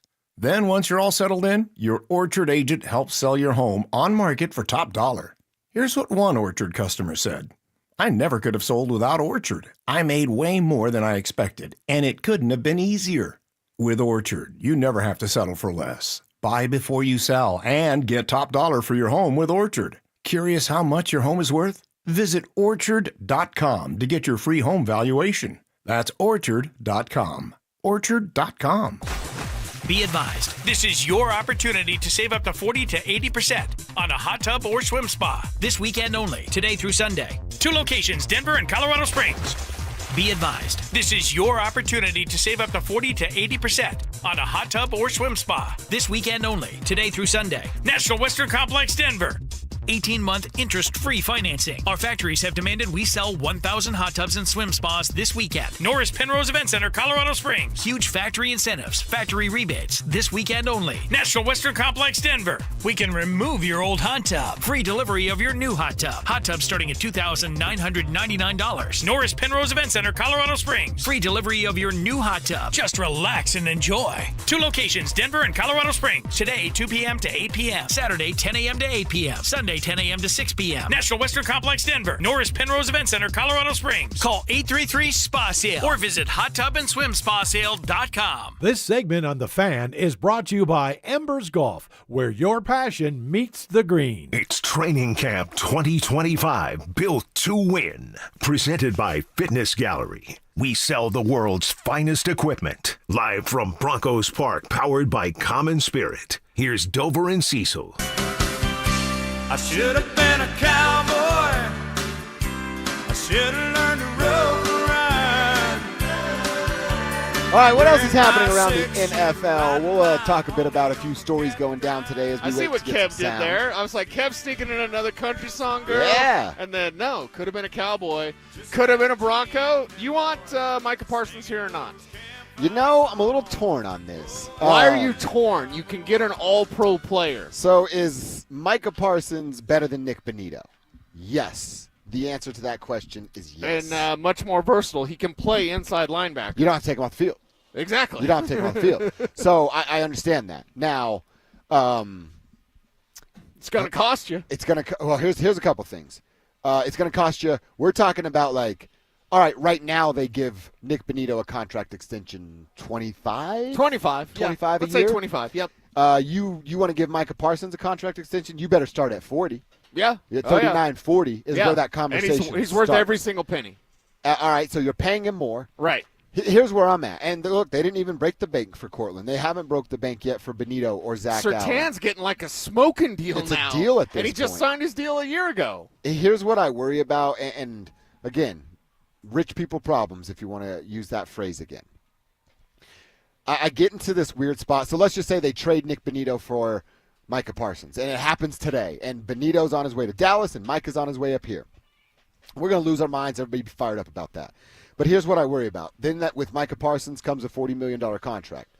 All right, you've now secured Cortland, not for that much money, but you're giving some money out. You're going to do Bonito or Allen or possibly the combo of both. So there's three guys. Then you want to add $40 million to Micah Parsons on that. And they've yet to even win a playoff game with this group. Yeah. I get worried about getting ahead of ourselves with paydays before the performance has actually been put forth on the field. You know what I'm saying? Well, and because Micah Parsons can play ILB, for me, I'm just like, oh, there's your answer. Well, let me rephrase that. You put yourself in a bad salary cap spot before even winning a playoff game with the core group. Okay, 25 for Bonito. All right, work with me here. Okay. You save about 5 with P.J. Locke getting rid of him. You save about 4 with Alex Singleton because you get Micah Parsons. You don't need Alex Singleton. There's so now we're at 35 basically. Get him to 40. There's an extra $5 million. Yeah, you can find an extra $5 million. You can afford Micah Parsons. And here's the thing: I don't like hot take radio. They could find that $5 million in Kerry's car over there. Exactly. I don't like like clickbait. I'm a YouTube guy, so I don't like the titles. They're like Sean Payton just nuked these guys from orbit. Like I hate that kind of stuff. So I say this from a sound football mind, somewhat. You always look for the best players possible, and Micah Parsons is one of the best players in the NFL. You pay the guy, and you make that. If you're George Payton, you are answering that call. If you're George Payton, you're thinking about this. If you're George Payton and Sean Payton, you are considering this. Doesn't mean you do it, and it doesn't mean that Nick Bonito is not the greatest ever in the history of ever, and everybody loves him, and whatever I have to say, right? This is when we talk about Micah Parsons and then trading away Nick Bonito, it's not because Bonito's whatever. Like, Bonito's awesome. But we've also heard the coach talk about limiting his usage, and I've brought up the question, do they see Nick Bonito as a part-time edge guy, like an edge specialist, a very good one, but is he just kind of a specialist who comes on rushing downs? Or is he a full-time player, the way that Jonathan Cooper is on the other side? Coop can stuff the run. Coop can get you 10 sacks. Well, Bonito can get you 12 sacks, but does he stuff the run, or is he a liability against the run? Is that what the team thinks? We don't know. We just know they haven't paid Nick Bonito.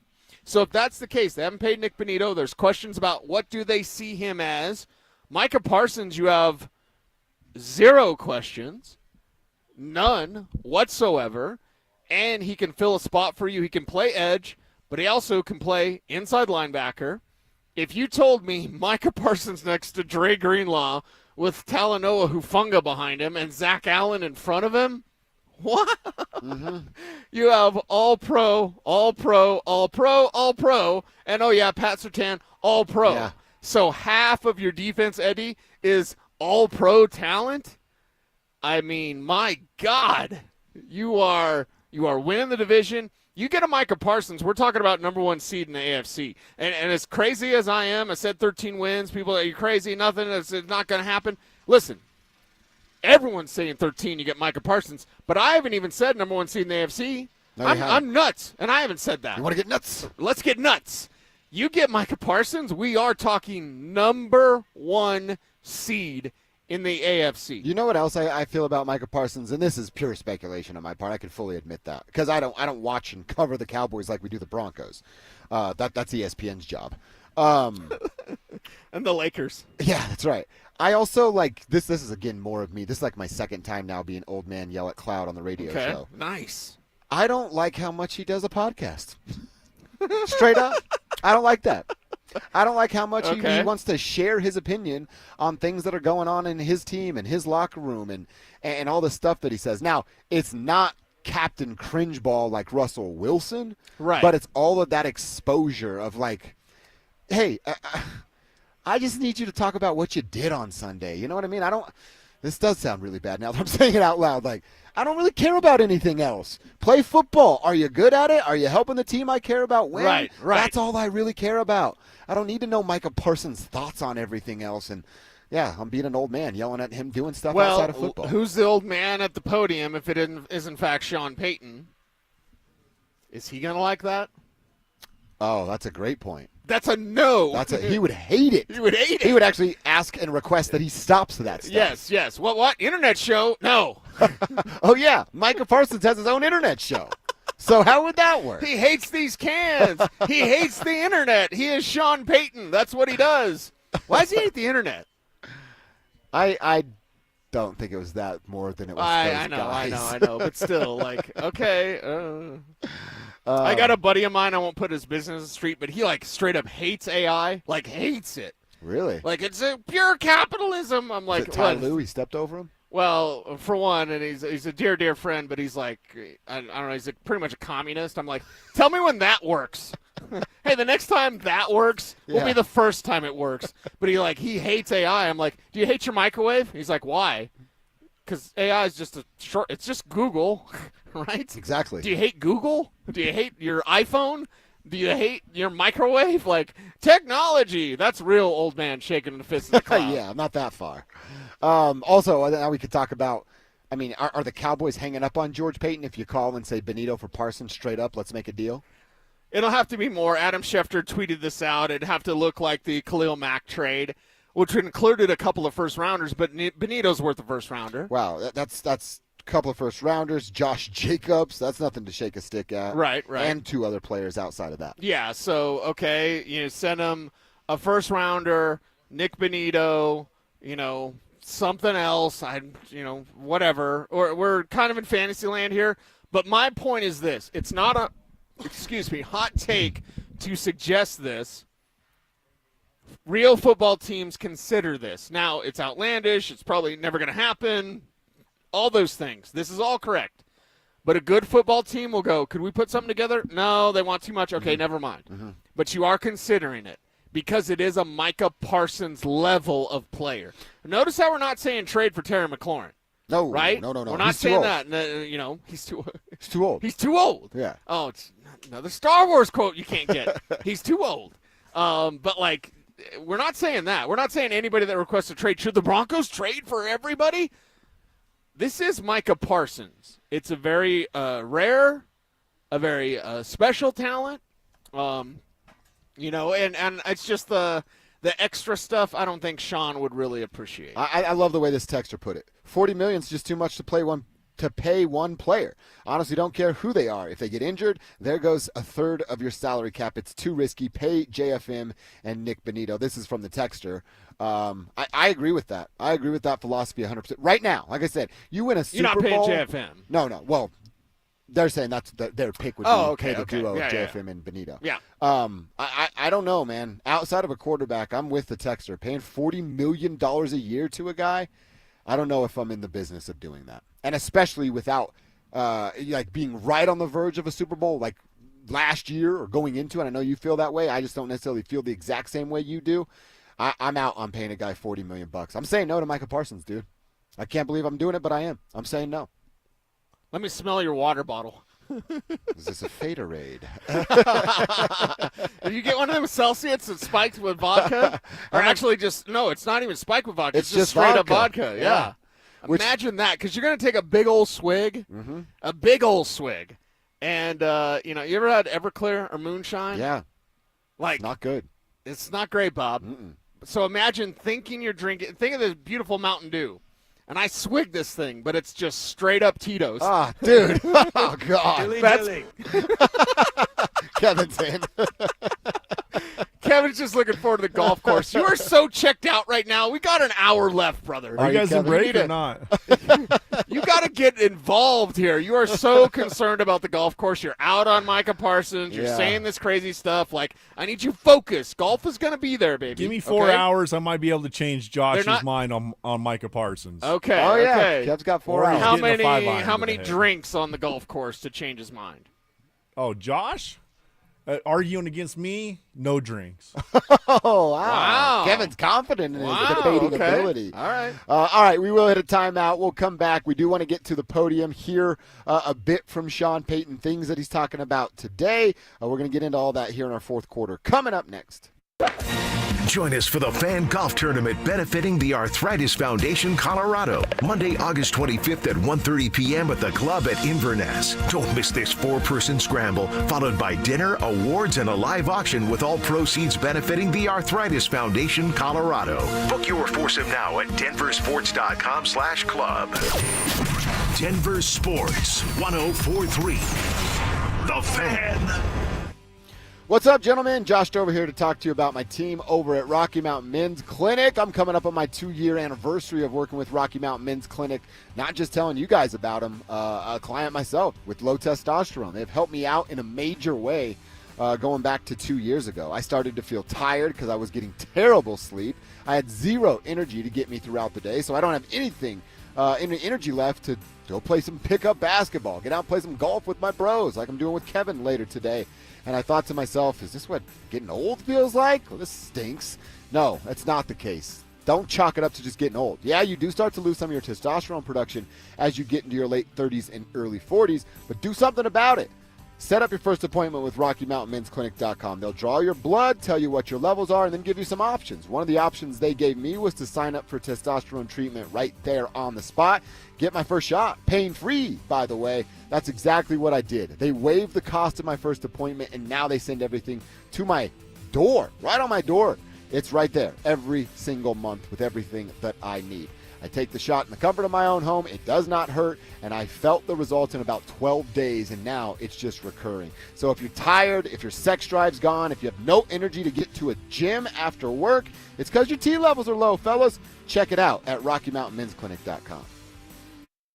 You worked hard for your 401k, but if you've left your job, your money might be sitting in the wrong hands. I'm Jeff Jr. with Trajan Wealth, and it's very possible that the 401k that you have had for years has hidden fees and limited investment choices. But if you're no longer with the company, that 401k may be at the mercy of your former employer. All of these things could be costing you thousands. Rolling over your 401k into an IRA can provide better investment options that align with your long-term goals. At Trajan Wealth, we're fiduciary advisors that are held to a higher standard with no hidden agenda and no hidden fees. Don't let your retirement dollars sit in an old plan, and don't roll it over to your new plan without consulting Trajan Wealth first. Call Trajan today at 720-405-3300. That's 720-405-3300. Advisory services are offered through Trajan Wealth, LLC, an SEC-registered investment advisor. They say there's no such thing as a free lunch, but not true, I say. Hey everybody, Dan Jacobs with Jacobs Law and 303 Law 4040, and I'm here to tell you about the best,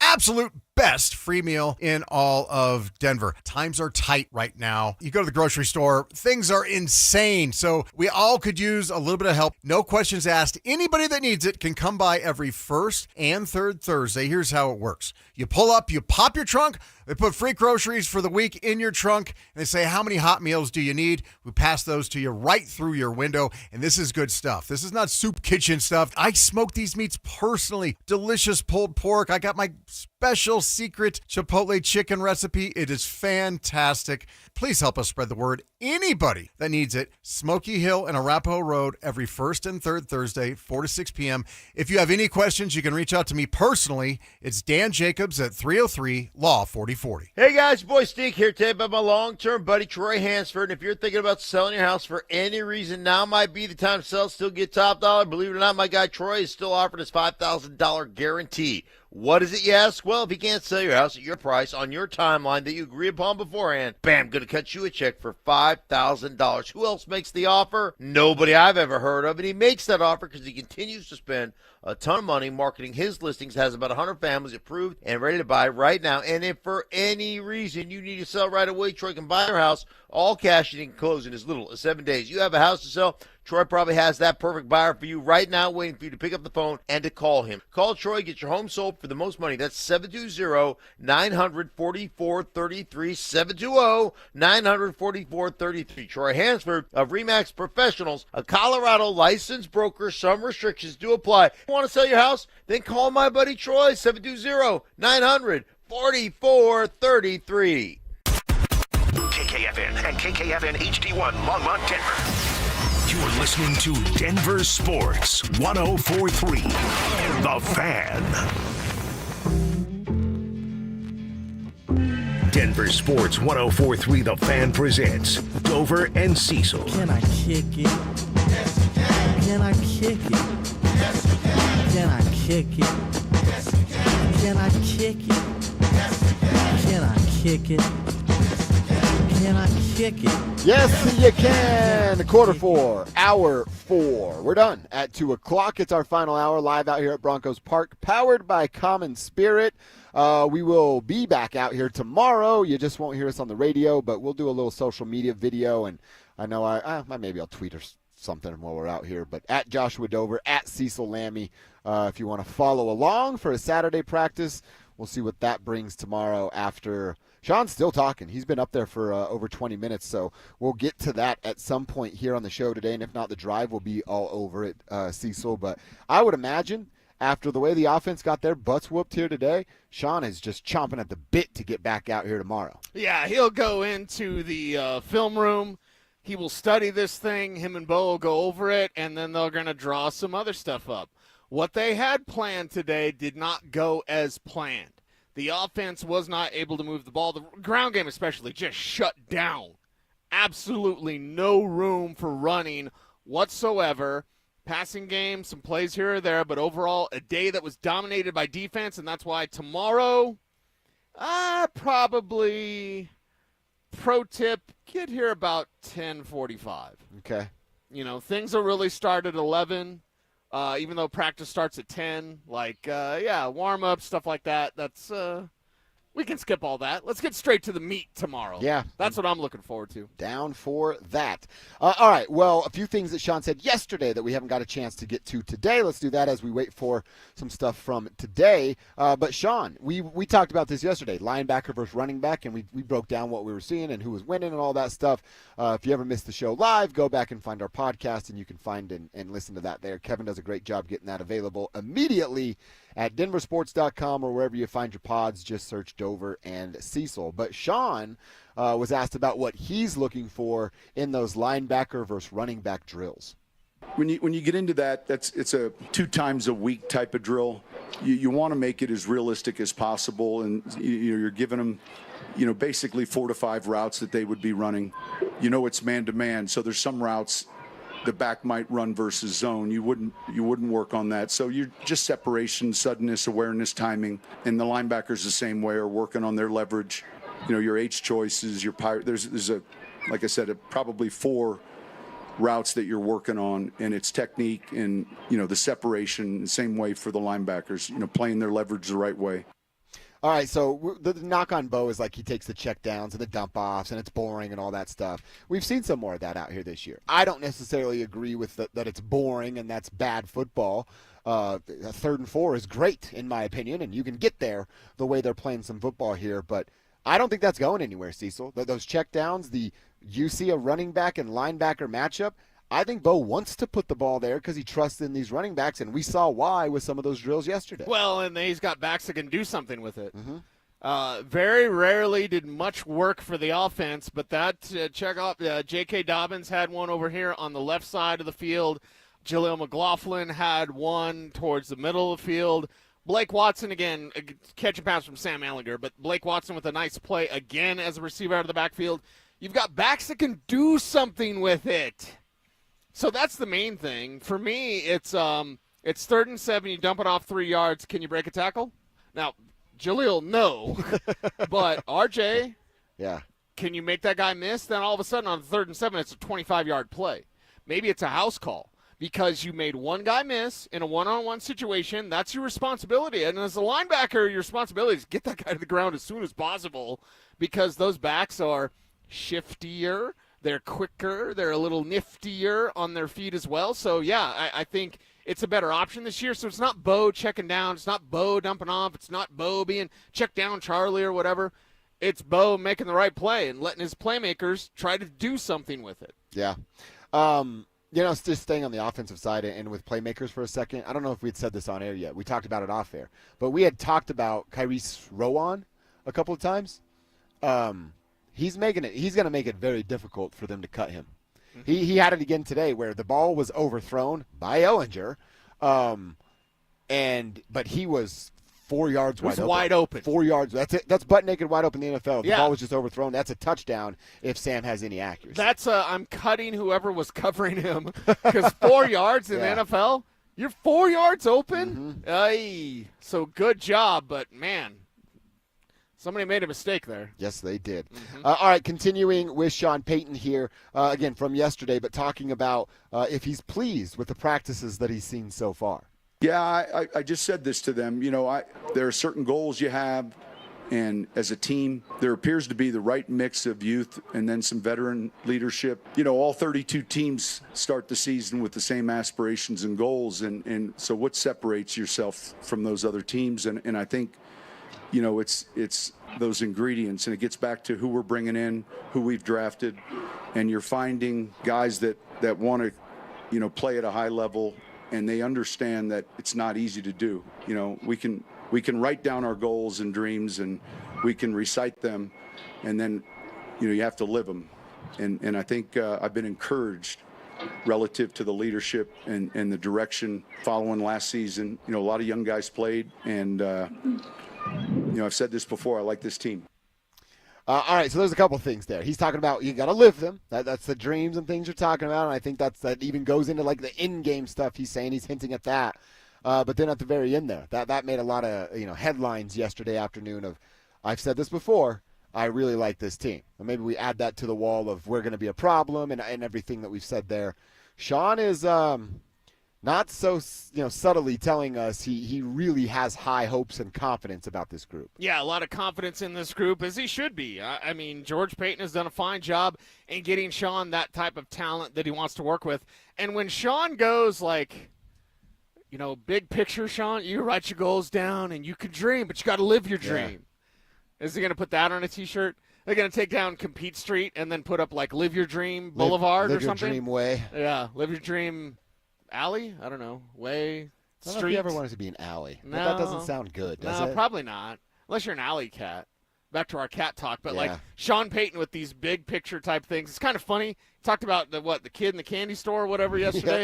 You got some 5-year-old. He's getting all the food. You want to, you look at the parents. You beat them down or whatever. Yeah. I don't know. Is that what he said? We'll just say that's what he said. He said childhood obesity is on the parents. That's basically what he was saying.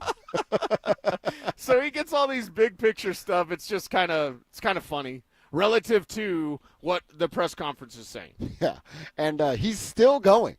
So they way. They set the record. That's not Drew him. just texted us. No Drew way. Just texted us. No way. He's still going.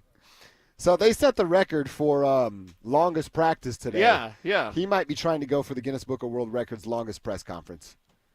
They're okay, 25 minutes at least. I'm going to blame BK. Yep. Yeah. Yeah. BK's asking questions. Andrew Mason I can think kind of get there from time to time. He might dip. Mace a dip. Mace is a dipper now. You don't get it twisted. You say, and I'm not talking about that Chaw girl. Like, Mace is that dipper, so he's going to be like. Well, listen, let's pull the curtain back for a second. Last Saturday, I don't even know who it was, but somebody starts asking questions that don't matter at the end of the press conference. Okay. And Chris Thomason, who we both love. Oh, yeah. He literally turns to us and says, well, if he's going to ask that, I got these special team questions that nobody cares about. I'm going to start asking him. And he did. And that's what's happening right now. Yes. If you get that audience with Sean Payton, it's like, oh, it's that kind of day? Yeah. I'm asking all the questions, man. So, yeah, I think Mason a dip. When I dip, you dip, we dip. Now I want to see Mace dance. We saw Clissy dance yesterday. Cliss dance. We need a Mace dance, right? Yeah. Mm-hmm. Yeah, make it happen. It was pretty impressive yesterday with Mike Kliss. He showed us the moves. All right, let's continue to hear a few things from Sean again yesterday because he's still just rattling on down there. I want to hear him talk a little bit about. I can't believe it. Zach Allen, and I actually want to do something we don't really do a lot, but I do want to have a special teams conversation with you based off a few things we've seen and something Sean said. We'll do it next. Listen up, golf fans. Want to witness the battle at Bethpage Black in New York this year? Well, Denver Sports 104.3 The Fan is teamed up with the City of Aurora to give away a trip to win your way in. To enter, just head to the pro shop at any of the City of Aurora's 5 beautiful courses between now and August 1st. Find the cutout of Sac By and scan the QR code. For more information and the list of course locations, head to denversports.com/golf. Denver Sports 104.3 The Fan. Are you having trouble hearing? Hearing loss can devastate the quality of your life. Now, there's an affordable fix for you or your loved one. Rated the best hearing aids of 2025 by Forbes Health, Audion Hearing has the highest quality hearing aids at the lowest prices, starting at just $98 a pair. I actually like them better than my old $5,000 hearing aid. I could not believe how my hearing and life changed. Join over 1 million happy customers by going to audionhearing.com. That's AUDIEN hearing.com. Finding great candidates to hire can be like, well, trying to find a needle in a haystack. But not with ZipRecruiter. Its powerful technology actively finds and invites qualified candidates to apply to your job. So while other companies might deliver a lot of hay, ZipRecruiter finds you the needle in the haystack. See why 4 out of 5 employers who post a job on ZipRecruiter get a quality candidate within the first day. Try ZipRecruiter for free at ZipRecruiter.com/free. That's ZipRecruiter.com/free. Men, the summer is here. Longer days, warmer nights, and romance in the air. Intimate dinners, walks on the beach, dancing in the moonlight. But if you have erectile dysfunction, you know it can ruin romance, both for you and the one you love. This is Jeff for the Rocky Mountain Men's Clinic, and if you have ED, don't let another summer go by without getting treated. Because intimacy is one of the greatest things in life, and fear of not being able to perform should not be something you have to deal with. At the Rocky Mountain Men's Clinic, we're ED experts. We've successfully treated tens of thousands of men. Our protocols work when others don't, and we have treatments that are effective in well over 90% of cases. You could even last up to an hour or more and perform like you haven't in years. So call us. Your initial appointment is only $99 and includes blood work, a medical consult, and if medically advised, a test dose. And if that test dose doesn't work in the office, your visit is free. Call 720-440-7900 or go to RockyMountainMen'sClinic.com. A lot of personal injury lawyers make claims about how good they are. But how do you know who's the best? Who will fight to get you the money you deserve? At Berg Simpson, we don't rely on simple claims like other firms. We have 28 best lawyers in America, 17 super lawyers, and we're one of the National Trial Lawyers' top 25 most influential law firms. Compare us to other firms, then call Berg Simpson. If you've been injured, call Berg Simpson for free now at 303-790-2525. BergSimpson.com. Good lawyers changing lives. Your roof's the single most important part of your house. Snow and high winds can damage your roof. Don't trust your roof to any fly-by-night roofing companies. Call the professionals at Golden Spike for a free roof inspection and tell them you heard about it on The Fan. They're a locally owned company and a Team Dave Logan member. Call Golden Spike Roofing when your roof needs a fix. 303-942-1386. Golden Spike Roofing.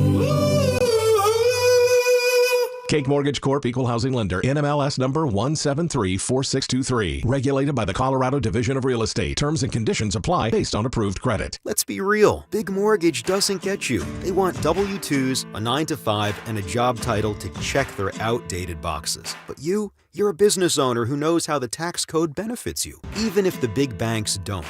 At CakeHome.com, we do mortgages differently. Our non-traditional loan experts get that your full financial picture won't fit on a pay stub.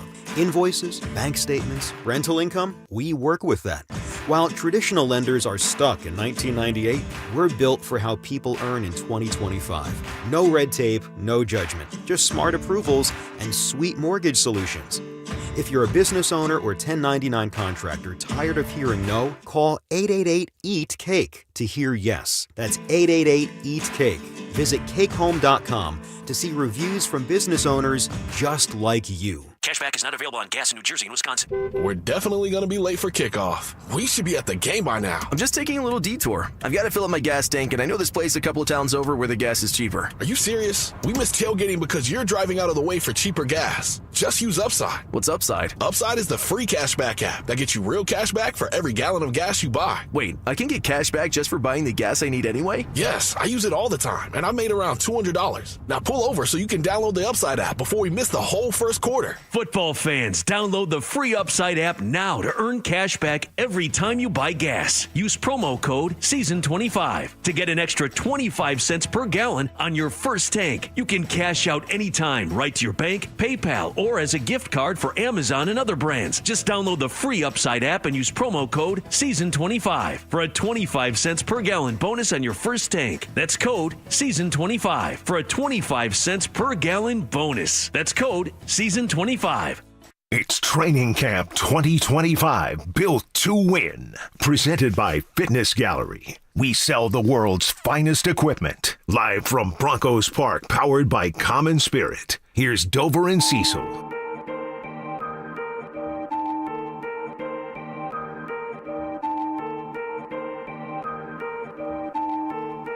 All right, with 45 minutes left in our show, Sean Payton just wraps up his 32-minute press conference.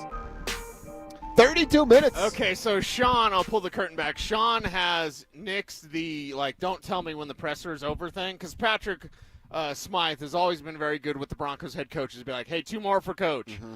And it's usually about 10 minutes. Yeah. You know what I mean? You can say everything you need to say. Most of it's coach speak. Most of it's kind of the standard. We're working real hard out there. Defense won today, but the offense will strike back. It's kind of standard stuff. Sean is nixed that. So we're getting a 36-minute press conference.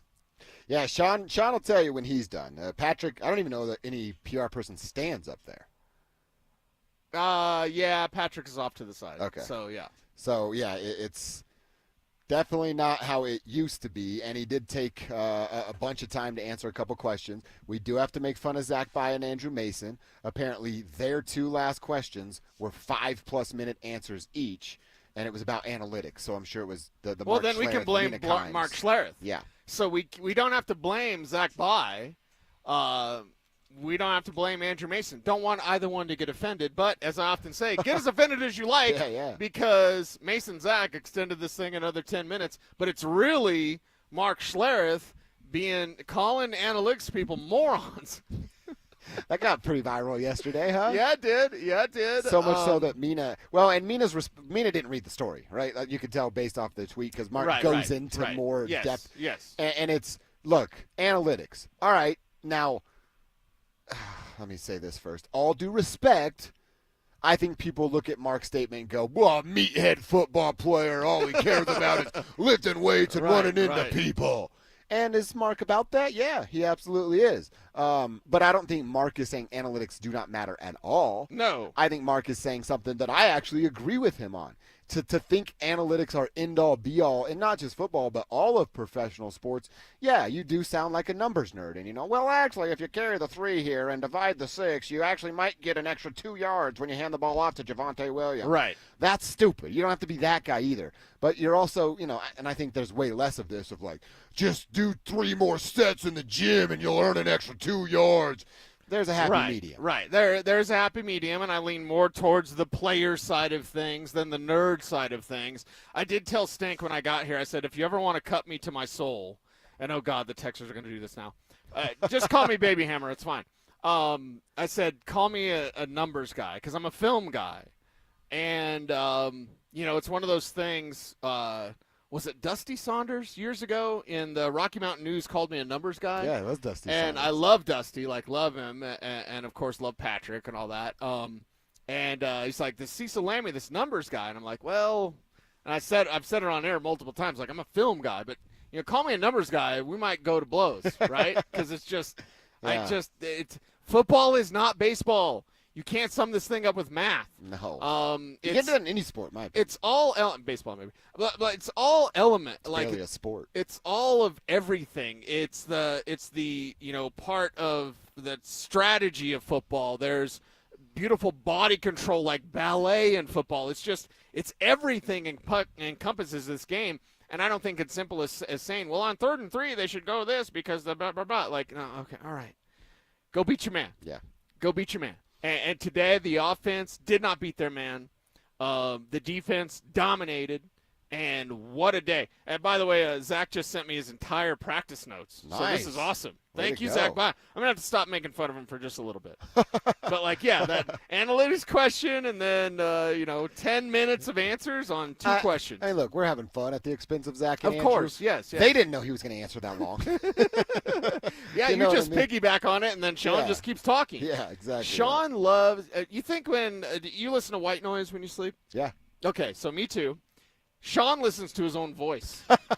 It's just him over and over saying relative Sean, to. He probably tells George, like, George, you having trouble sleeping? Yeah. It's because I'm dealing with you all the time, right? Yeah. And then Sean will be like, just put on my presser. It'll put you to sleep. Put on my presser. Exactly. Just Sean's got the answers for everything. Can't sleep, ED, whatever you got, Sean Payton's got the answer. That's right. Is it an appointment at RockyMountainMen'sClinic.com? Yes, but he's going to show up and talk to you while you're being evaluated there by the doctors. I don't know. That's going to get weird. Oh, that's my favorite part. Do it. I don't know how aroused I'd get with Sean Payton around. Let's just say that. That's fair. That's fair. It's a little weird. It's a little weird, but it's, yeah. All right. I think I'd be under control if Sean Payton. I do want to hear some more from Sean. Real fast, though. We were talking about the news out of Dallas that there may be considerations or a request from Micah to be traded. Micah Parsons, that is. Right. Jane Slater, who covers the NFL and covers the Cowboys, had this tweet Drew Kevin sent with us. Says, listen, the Cowboys internally had whispered the idea of trading Micah 2 seasons ago. I was told Jerry was absolutely against it. Why?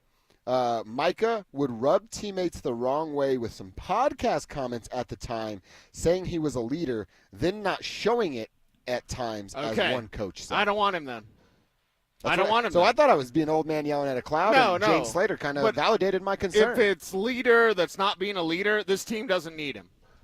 As great as he is, as versatile he is, as expensive as he would be and worth every penny because he's a hell of a football player. And I know pre-draft there's some stuff that I'm not going to bring up, but pre-draft there were some I guess the best way I'll put it is this. Before the draft there were some concerns like this about Micah Parsons, some leadership concerns. And some people went over the top. It's kind of like the Justin Fields thing. They just went too far because they're moronic. Hey, Stink can say moron all the time. I guess I can too.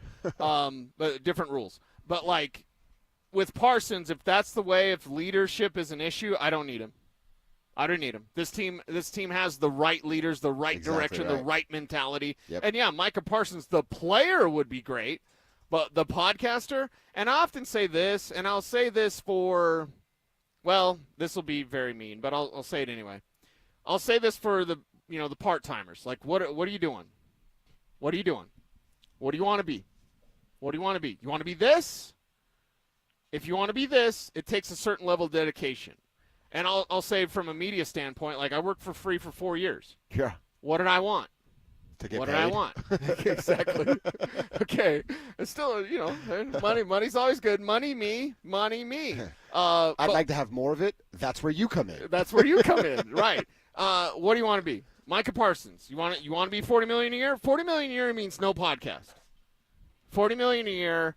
I know Max Crosby does a couple little podcasts. Well, there's two guys in the NFL that get that money. They're T.J. Watt and Miles Garrett Miles. Are they on the podcast? Max Crosby got it too, right? I don't think he got to 40. It's close, but let's just say, podcasting-wise, if you're making $40 million, that means no podcast.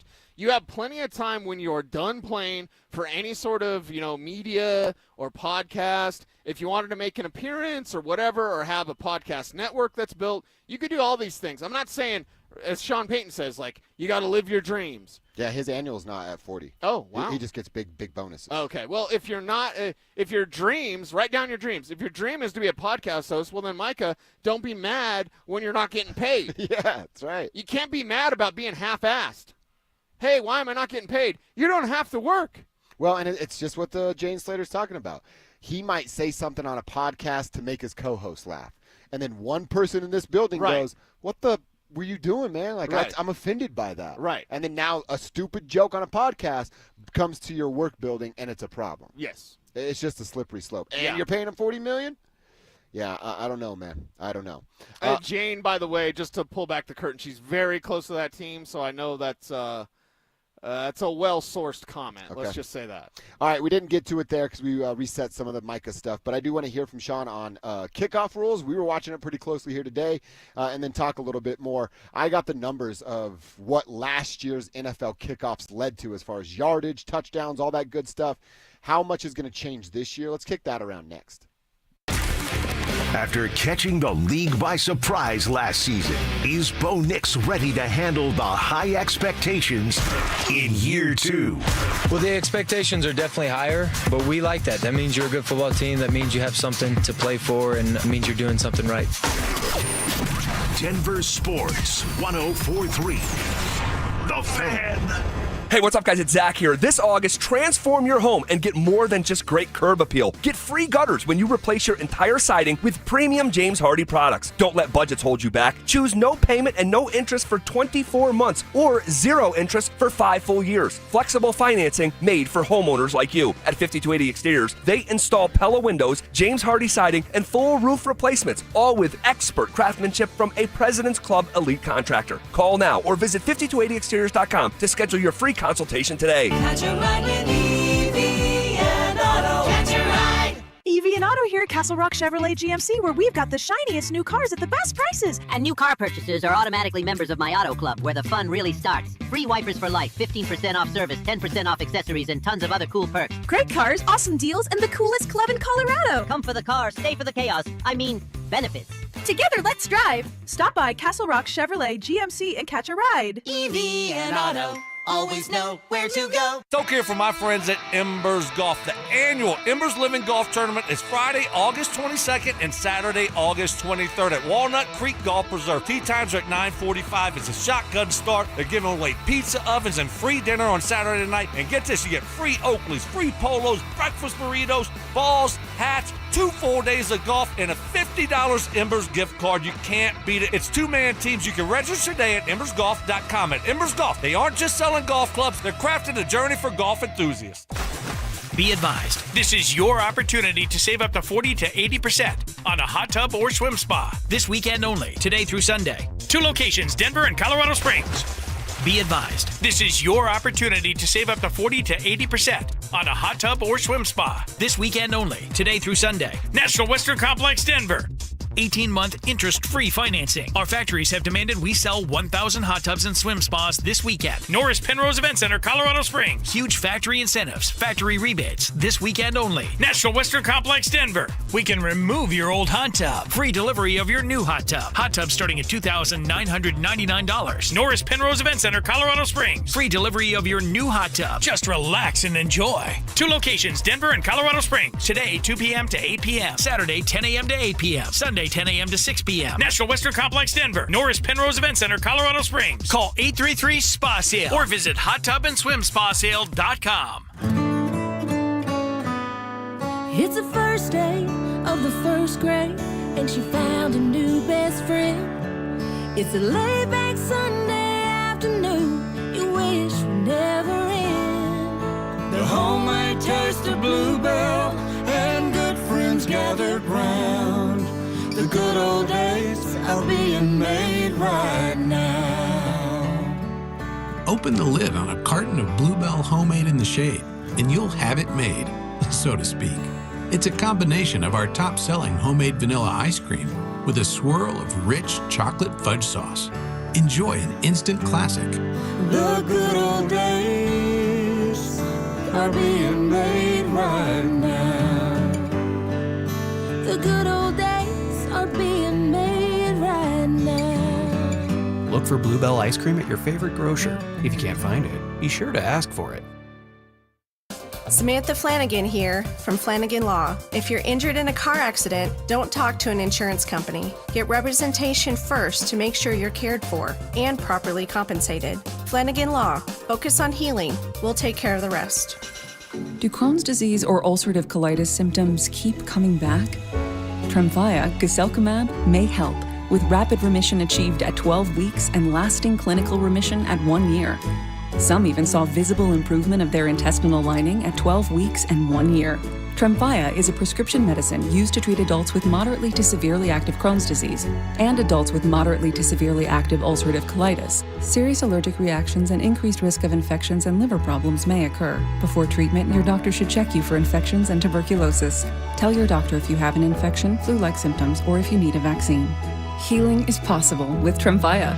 Approximately 3 out of 10 patients were in endoscopic remission at 1 year, based on areas visualized on colonoscopy, which may not represent the deeper bowel layer or entire GI tract. Individual results may vary. Ask your doctor about Tremfya today. Call 1-800-526-7736 to learn more or visit tremfyaradio.com. Rapid Radios are instant push-to-talk walkie-talkies with national LTE coverage. Go to rapidradios.com and you'll get up to 60% off, free UPS shipping. Add code RADIO for an additional 5% off. It's Training Camp 2025, built to win. Presented by Fitness Gallery. We sell the world's finest equipment. Live from Broncos Park, powered by Common Spirit. Here's Dover and Cecil. Oh, good. All right, Broncos Park, powered by Common Spirit. It's wrapping up, winding down. It's to the part of the day where it's just you, me, and Brian. Cecil over here in the tent. And, media people are socializing and talking about how cool their lives are, and then they'll go home. Is Drew Spivak okay? Because cutting up Sean Payton is a chore. And our man Spivak, he had to cut up a 32-minute presser? Are you kidding me? 32 minutes, Sean. 32 minutes. It's a lot of relative teams. Money is time, and time is money. 32-minute presser is a mistake. I mean, honestly, as a coach, you've got film to watch. Your offense just got work today. Yeah. You know what you don't need to do? Talk to the media for 32 minutes. Go watch the film and tell them what they did wrong. Right. That's how it should go down. Yeah. So there needs to be a governor. There needs to be some sort of – not for us, not for Spivak, but just for the Broncos' sake. Yeah. Well, we thought he might be in a bad mood because, as you mentioned, his offense got worked, but man. They were all about it today, and it looks like they're still waiting for someone over there. Poor beat reporters. Are they gonna wait? Are we gonna beat them out of here? Because Jaleel McLaughlin and one other player is supposed to talk. Okay, yeah, all right, and hey, maybe we're usually at like 1 o'clock. Yeah. We're the only ones here. Not today. Yeah, and Patrick's still standing out there. Yeah, so, they're waiting on a player. Somebody's going to come back out. Okay. All right, well, in the meantime, let's hear a few things from what Sean had to say. We'll get to a special teams conversation a little later on, and perhaps some of that stuff will come next week. But Sean, down there at the podium today, talking about what he's seen out of Hufanga. He had the pick 6 today, and does he have the traits to be a great safety? The play, the interception was an RPO, and if you really looked at his distance from the throw, I'll bet it was like 8 yards. And so to be able to go up and catch that with a crowded look in front of him, it was – I'm anxious to see it on film. I saw it from behind the line of scrimmage. You know, the one thing over the years, if I asked you to give us the best safeties that are in the Hall of Fame, the traits are always instincts and football smarts. Some are faster than others, but it's hard to be real effective at that position if you don't have those high football instincts. And certainly he brings that. You know, we made a comment in the offseason, there's certain players the ball finds them, and he's one of those guys. So that play was sick. Oh, sick.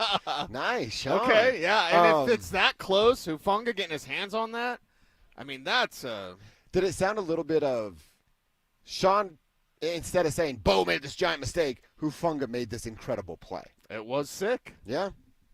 According to one Sean Payton. Yeah, I mean, a pick six, first pick of camp, like that's a damn good haul.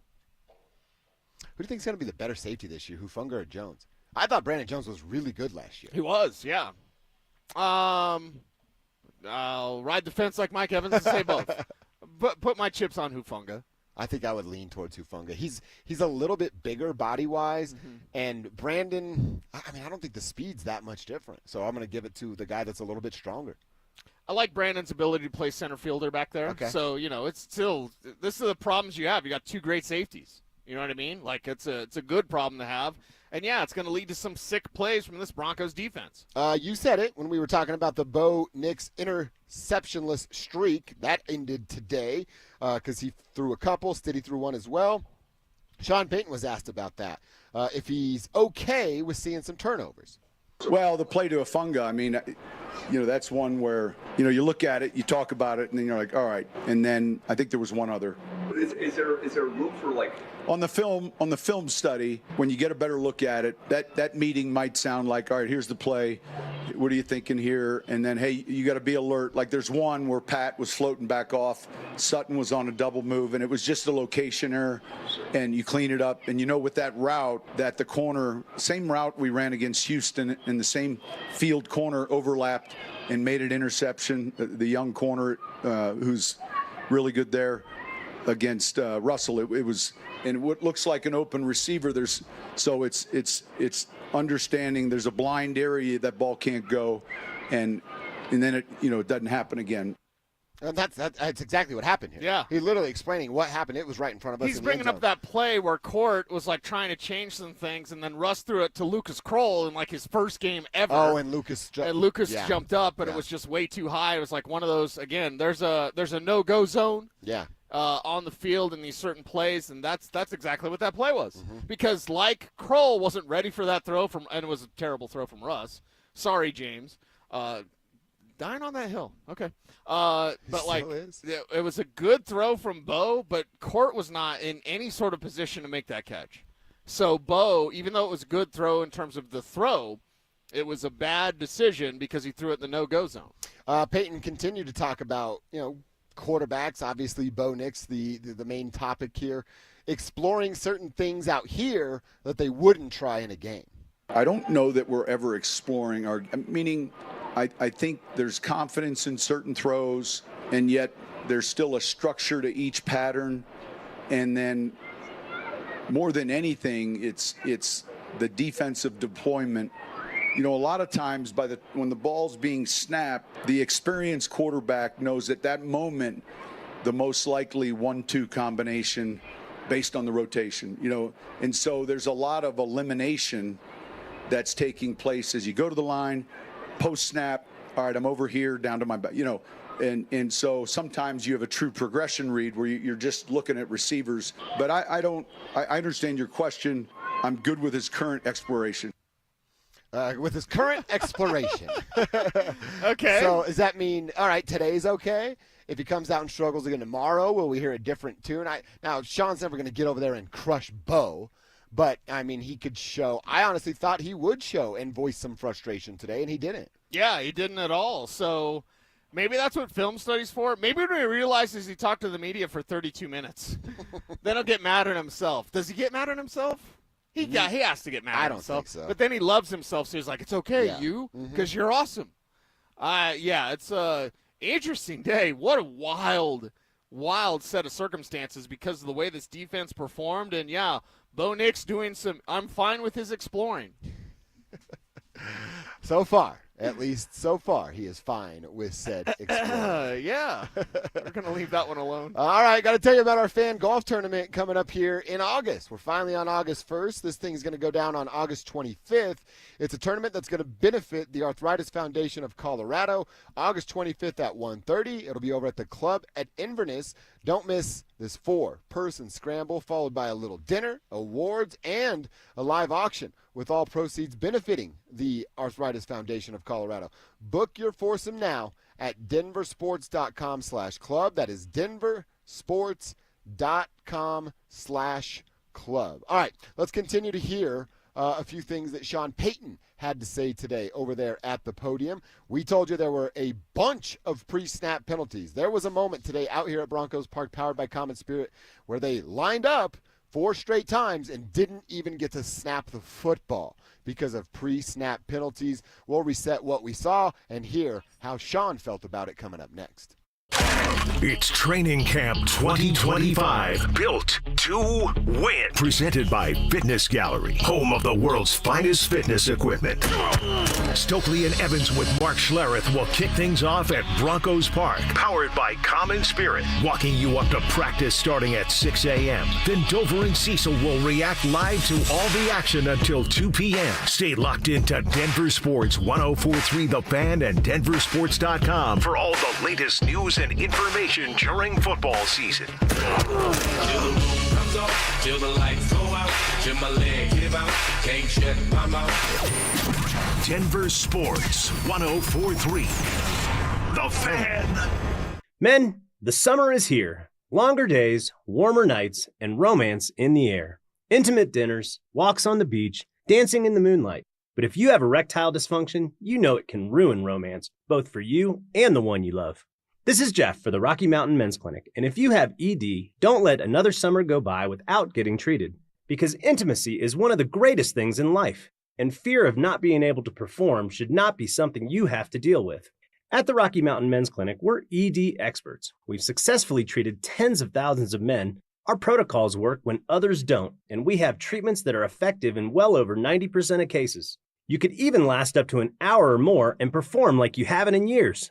So call us. Your initial appointment is only $99 and includes blood work, a medical consult, and if medically advised, a test dose. And if that test dose doesn't work in the office, your visit is free. Call 720-440-7900 or go to RockyMountainMen'sClinic.com. Is now a good time to buy a home in Colorado? The answer is absolutely yes. We are in a buyer's market, and if you've been sitting on the sidelines, you need to call my friends at American Financing today. The first step to getting a home is getting the right loan, and they can pre-approve you in 24 hours or less. There are more houses on the market today than there have been in the last 5 years. Interest rates are competitive, and home prices have been stable. That means you can find a great deal while locking in a monthly payment that fits your budget. Plus, with home equity building over time, your investment grows, making home ownership a smart long-term financial decision. If you continue to pay rent, you're just paying your landlord's mortgage, and you don't need 20% down. You could be in your new home with as little as 3% down. Plus, they offer down payment assistance programs to make home ownership even easier. Call American Financing at 303-695-7000. That's 303-695-7000 or visit AmericanFinancing.net. NMLS 182334, NMLSConsumerAccess.org.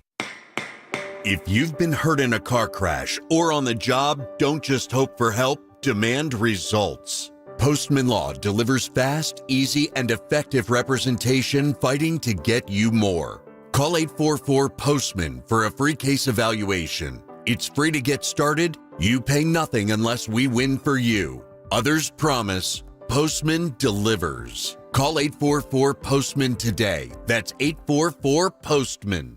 What's the biggest mistake you can make when selling your home? Settling for less money. That never happens with Orchard. Disappointing offers can wear you down, causing you to settle for thousands less. You don't have to settle when you sell with Orchard. Orchard reinvented the real estate industry by guaranteeing your home sale and helping you sell on the market for top dollar. First, Orchard gives you cash up front so you can buy and move into your new home first, on your timeline. No waiting, no showings, no double moves. Then once you're all settled in, your Orchard agent helps sell your home on market for top dollar. Here's what one Orchard customer said. I never could have sold without Orchard. I made way more than I expected, and it couldn't have been easier.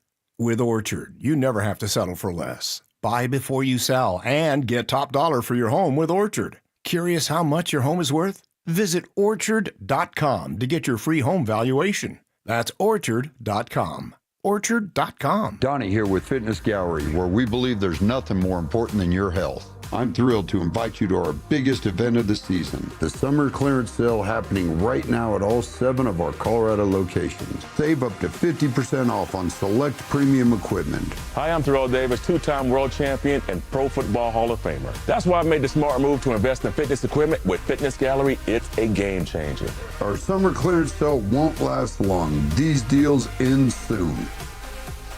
This segment on 104.3 The Fan is powered by American Financing. It's Training Camp 2025, built to win. Presented by Fitness Gallery. We sell the world's finest equipment. Live from Broncos Park, powered by Common Spirit. Here's Dover and Cecil.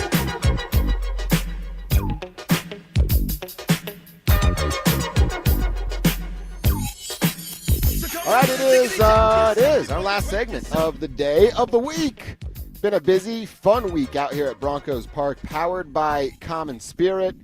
Really got things ramped up. You said it. It's like, first full week, and then by about Tuesday, Wednesday, you're like, it feels like the dog days going on out here. So it's been an outstanding week, We've learned a lot, mostly about how good this defense can be and the uphill battle that this offense has. That was highlighted today because the offense struggled, could not run the football. The first turnovers, and we saw a few of those today. And really the thing that stood out, Cecil, were pre-snap penalties. Like I said before our quick timeout there was a sequence here where they lined up to run 4 plays and didn't even get the ball snapped because of pre-snap penalties. Coach Payton was asked about those mistakes earlier today. A lot of pre-snap, and I like that the officials are here, right? And they're going to try to call it. And there's some points of emphasis this year. And so, man, I'd rather be diving into it right now than sit here and I told the players, I said, I don't want to turn and argue with the official. You know, I've yet to see one of those win. I just want to make sure we understand what they saw and why they called it, period. And that's it. And so, there were 2 or 3 times we were too deep at tackle. In a game you get one warning, we got to get that cleaned up. And then we had one period where, it appeared that we had at least 3 false starts. And so it's easy to point to one, and then I grabbed the cues and I said, hey, let's make sure we're taking ownership in this. And, some of them were check with me plays, but we got to get that cleaned up. They definitely have to get that cleaned up. He said, okay, some of them are check with me plays. That maybe you get, I don't even want to say it's an excuse, maybe a reason as for some of the mistakes that were made. But, that was the tiniest of things. And then we heard, was it Will or Richie that was telling us about Pat Bryant? Like, a couple of those are faulty formation penalties because Pat Bryant's feet were in the wrong spot. I believe Richie told us that. And then it was not only the referee, because as Sean said, we're paying the referees to come out here to help us get on the right page. But it was referee and Sean Payton going up to Pat Bryant like, this is where your feet have to be, and showing everybody else that's going to be called. The referee saying, we're looking for this specifically, fix your feet. That led to a couple of the pre-snap penalties. I like that as well because it's a teachable moment for the rookie, and it's one where you got to learn how to line up. As odd as that sounds or as simple as that sounds, like this ain't Illinois, you got to learn the pro way, and you've got to be on point because when you're in any sort of hurry-up situation, game's on the line, you got to have it. You're down by 6. You need that Bo Nix beautiful touchdown, and you're not going to get it if your receiver doesn't know how to line up. Not at all. All right, continue with Payton here. We got a few more to roll through. The defense has been absolutely dominant. Now, the offense hasn't got their butt kicked every day the way they did, but I don't know. Cecil, would you say there's a day the offense has won? I can't immediately jump to that, but I would say there's days the offense has been better than the defense. Okay. So, yes, they have won. It's just not a resounding win. Today it's fair. Completely obvious. Well, Sean was asked about, hey, is it good for this football team for one side of the ball to win multiple days in a row? That's where, as the offensive coach or the play caller, as the head coach, you separate yourself from that And typically in training camp, there's some ebbs and flows. It's more concerning when throughout the whole camp, it's one side. Yeah, part of that as the head coach is looking at what we did well defensively, and then also, hey, what are the things, the pre and the post-snap fouls we have to eliminate. Now, the in-snap fouls are usually technique-oriented. I got caught for a hold. I was a little behind on my block. But the pre-snap and the post-snap, those are ones that are on us.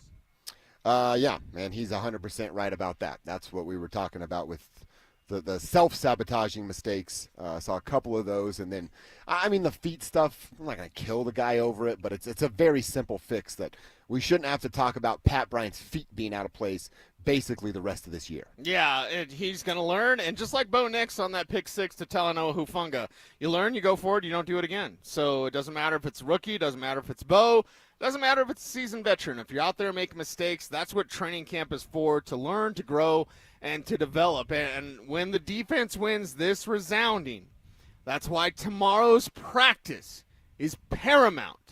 That if you want to know what this team is about, you better be out here. Yep. We're actually going to hear from Sean about tomorrow in a second. First, Payton we were wondering about the guy. Kept our eyeballs on him a little bit.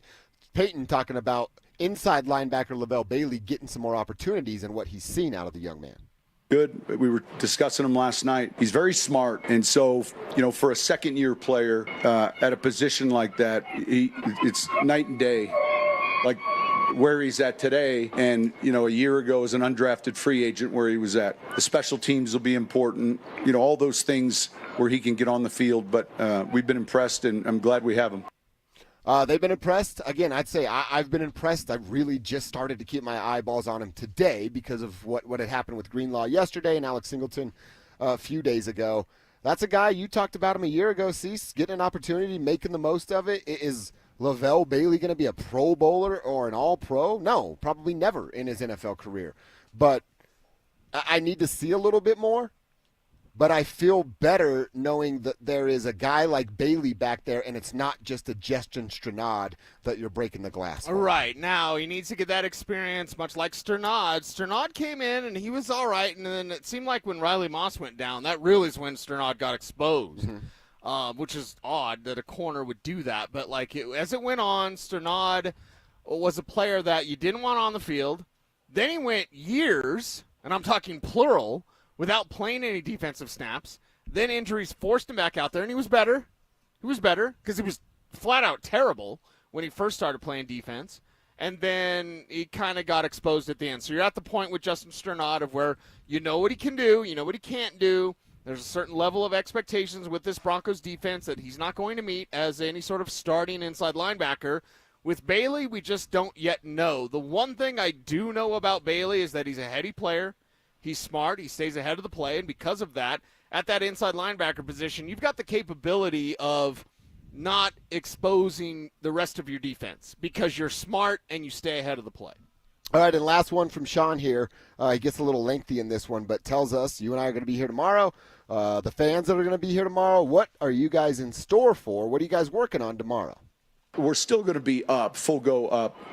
And, phase one, I'm just going to give you how it'll look. And you might remember from a year ago, phase one might start with 2 punts and then put the offense on the 25-yard line and then in the script move the ball to different segments, 6 plays with the ones, back up, 6 plays with the 2s, the 3s. That ends a kickoff segment, maybe another special team segment, break, hydrate.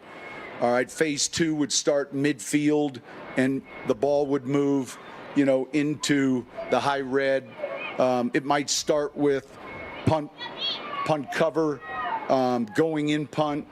Then we'd go to the defensive portion, and then we'd finish with kick return, 3 kick returns.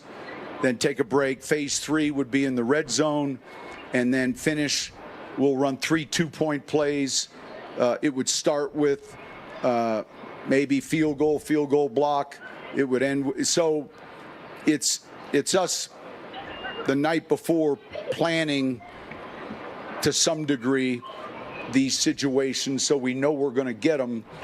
and yet it's going to be in, the format of the practice is much different than what you've been seeing.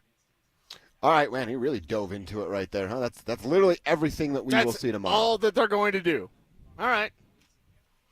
He kind of, I don't know if I can call it like a scrimmage type of thing. It's what we saw today, right? Maybe with a little bit more special teams mixed in. Yeah, a little more special teams mixed in, but a robust day as this team prepares for game week. After tomorrow, it's game week. Wow. A week from tomorrow, they play a football game. Yeah. So tomorrow's practice is kind of like the final training camp, to be quite literal, practice. Well, I guess the opposite would be true, but still, like, it's the final where it's just camp. Next week is game prep. Yeah. As little as it is for preseason, it's just preseason. Yeah. As little as that is, it's still game prep next week, which is odd, cool, and kind of frightening. It was a little weird, like seeing tweets with the football last night. Yeah. Like I said, we went to grab dinner right when Trey Lance throws that touchdown to Disley, and it's like checking my phone as the lady's driving back. I'm like, I just watched a touchdown highlight I know it's not a real game, but a game. With NFL players. Yeah, it's here. It's right here. It's right here. It's back. And, boy, Detroit didn't care about anything, huh? Sure didn't. It's a Hall of Fame game. Hendon Hooker can't play. So you learn some stuff. The Chargers got a third-string running back that's pretty good in Kamani Vidal. Who you've liked for a while. Yeah. I didn't get to see much of a Rondé Gadsden. I'll go back and watch the full game as I watched the highlights and I had it on. But you learned some stuff, and you learned, wow, Hendon Hooker. That's not great, Bob. Good thing the Broncos didn't take a chance on a developmental quarterback that isn't good. Yeah. Speaking of Los Angeles, actually. The Chargers? The Chargers could be bringing back Keenan Allen. Seeing it from Tom Pelissero of NFL Network, that Keenan Allen's going to visit the Chargers today. Obviously, mutual interest. He spent 13 seasons there. He is 33 now. Had the 1 year in Chicago. That didn't work out for him. And now looks like he may be going back to L.A. Does that make the Chargers that much better, or is Keenan Allen washed? He'll go. He knows how they choke, so it'll be like, oh, this is the part where we choke, right? I wonder how Mark Schlereth feels about that. He's probably on the way to buy a Keenan Allen Chargers jersey. Something, I don't know. But, I know there was conversation, and listen, we work in sports radio, so we have to have these conversations. We had a Micah Parsons conversation today about trading Nick Bonito and getting Micah Parsons. We've had that conversation. I came up with a new rule today. If you want $40 million, you can't have a podcast, or else I can't want you on my team. Exactly. I think that's a pretty good rule. So I understand our job is to have these exploratory. I didn't mind his exploring, right? Is that what Sean said? Yeah, that's what he said. I don't mind exploring these sort of topics because a good team is going to do that. But when we had the conversations like, should the Broncos be interested in Keenan? No. Should the Broncos and Keenan? No. God, no. So let him go to the Chargers. Hey, the Chargers just picked up that old broken-down receiver. Yeah. Shocker. And what was the old Jerry line? He'll get his cardio in. They ain't throwing the football. They're not in the business of throwing the football. They're going to run the heck out of the ball. Yeah. It's exactly what they want to do. All right, it's KKFN HD1, Longmont, Denver. Again, we'll be back out here tomorrow giving you guys a breakdown of everything it is that we are seeing. Follow along on social media. I'm at Joshua Dover on Twitter. Maybe do an Instagram, at Joshua Dover Radio. Over there, you're at Cecil Lammy. I believe you're the same thing on Instagram, aren't you? Yeah. Make it simple for the people. Something I should have announced to tomorrow as well. There was another Cecil Lammy. He was my grandfather. God rest his soul. So he just wasn't on social. I can't imagine Grandpa exactly taking to Twitter to talk about his update on breaking horses. Although some people might like that. Maybe. I'm sure there's a whole Twitter world of horse world on Twitter. Is Big E on Twitter just tweeting about horses and stuff? That'd be a no. Okay. Smart man, Big E. Very, very smart man. Yes. Real quick, because we can answer this tomorrow on our socials. Offense bounce back tomorrow, or does the defense dominate again? I think the defense dominates again. I think your offense. This is the ebbs and flows of training camp. The way that it looked today, tomorrow you better have something different. And this is where I don't want to fight tomorrow, but there might be one because guys are going to get pissed off. They're going to get pissed. They're getting worked. offense got absolutely worked today. So fight back, but I still believe the defense will have that confidence and momentum. Yeah, I would tend to agree with you. I mean, I don't have any real evidence as to why I should pick the offense to have a good day here. I like what you said. It didn't look like it hasn't looked like in previous days the way it did today, because they certainly lost today. But I think the defense continues to look like the better side of the football, and that will go through tomorrow as well. So that's what we'll be looking for tomorrow, reporting back live on the internet is where we'll be doing all of our action tomorrow. So keep it locked for those. By the way, Malcolm Roach, we didn't get a chance to do it because we ran out of time, and he just got done talking after Sean's 3-day press conference. But he responded to Marvin Mims. Basically said, yeah, I might be fat now. I can lose all of this weight. What are you going to do about being that little guy, Marvin? I'm paraphrasing, but that's basically what he said, right? He basically dunked on Marvin's head. So, it's interesting. Interesting, that's for sure. He did say they share lockers. Or yes. They're not share, but they're close to each other. They're close, right, yeah. And that Marvin likes to come out here and pretend he's not a talker, and then when they get back there, he's just talk. Yeah, well, and it's funny because when Mims talks to you, he's always angry. So maybe he'll have a podcast when he's done playing. The Marvin Mims podcast. I'm dropping F-bombs all the time. There's no chance Sean Payton's letting one of his guys do a podcast. God, no. You even suggest it. He'll trade you so fast it'll make your head spin. Yeah. You even ask him about a microphone. You ask him any sort of vague. You even tell him that you know what YouTube is. Sean Payton might cut you. Yeah. Is that one of those internet shows? You don't want to be barking up that tree anymore for Sean Payton. So we're fired up to be back out here tomorrow. It has been a nice first week. We're learning a lot about this football team. I love this camp so far. I mean, Monday was terrible with the heat, but, dude, we've seen so much. We've learned so much about this team. I think it's been fantastic. Yeah. And like I said, the defenses look good. 31 other NFL teams are going to have the same struggles that this Broncos offense had against this defense, specifically running the football. Good freaking luck. And you know what? They needed to get better in that specific I don't even know what I'm trying to say. That stopping the run. Department of run. Thank you very much, because there were a couple games last year where they were beat down, dissected a little bit there. All right, they were out here all day. They'll give you their breakdowns of what they saw throughout this week. It's time we get out of here and turn it over to The Drive. All right, thanks, fellas. Great stuff. Dover and Cecil out there live from training camp. We were out there as well, as we have been for every practice. And, we have a lot of ground to cover. But before we even start, okay, I got to tell you something. I have an admission. All right, what's going on? So I shower in between training camp and this show. As do I. I sprint home and shower, okay? Today, this is my 9th training camp, and couple thousand shows. I don't know how many since 2017, but over 8.5 years, or whatever. Brag about it, won't you? No. I just want to frame the context.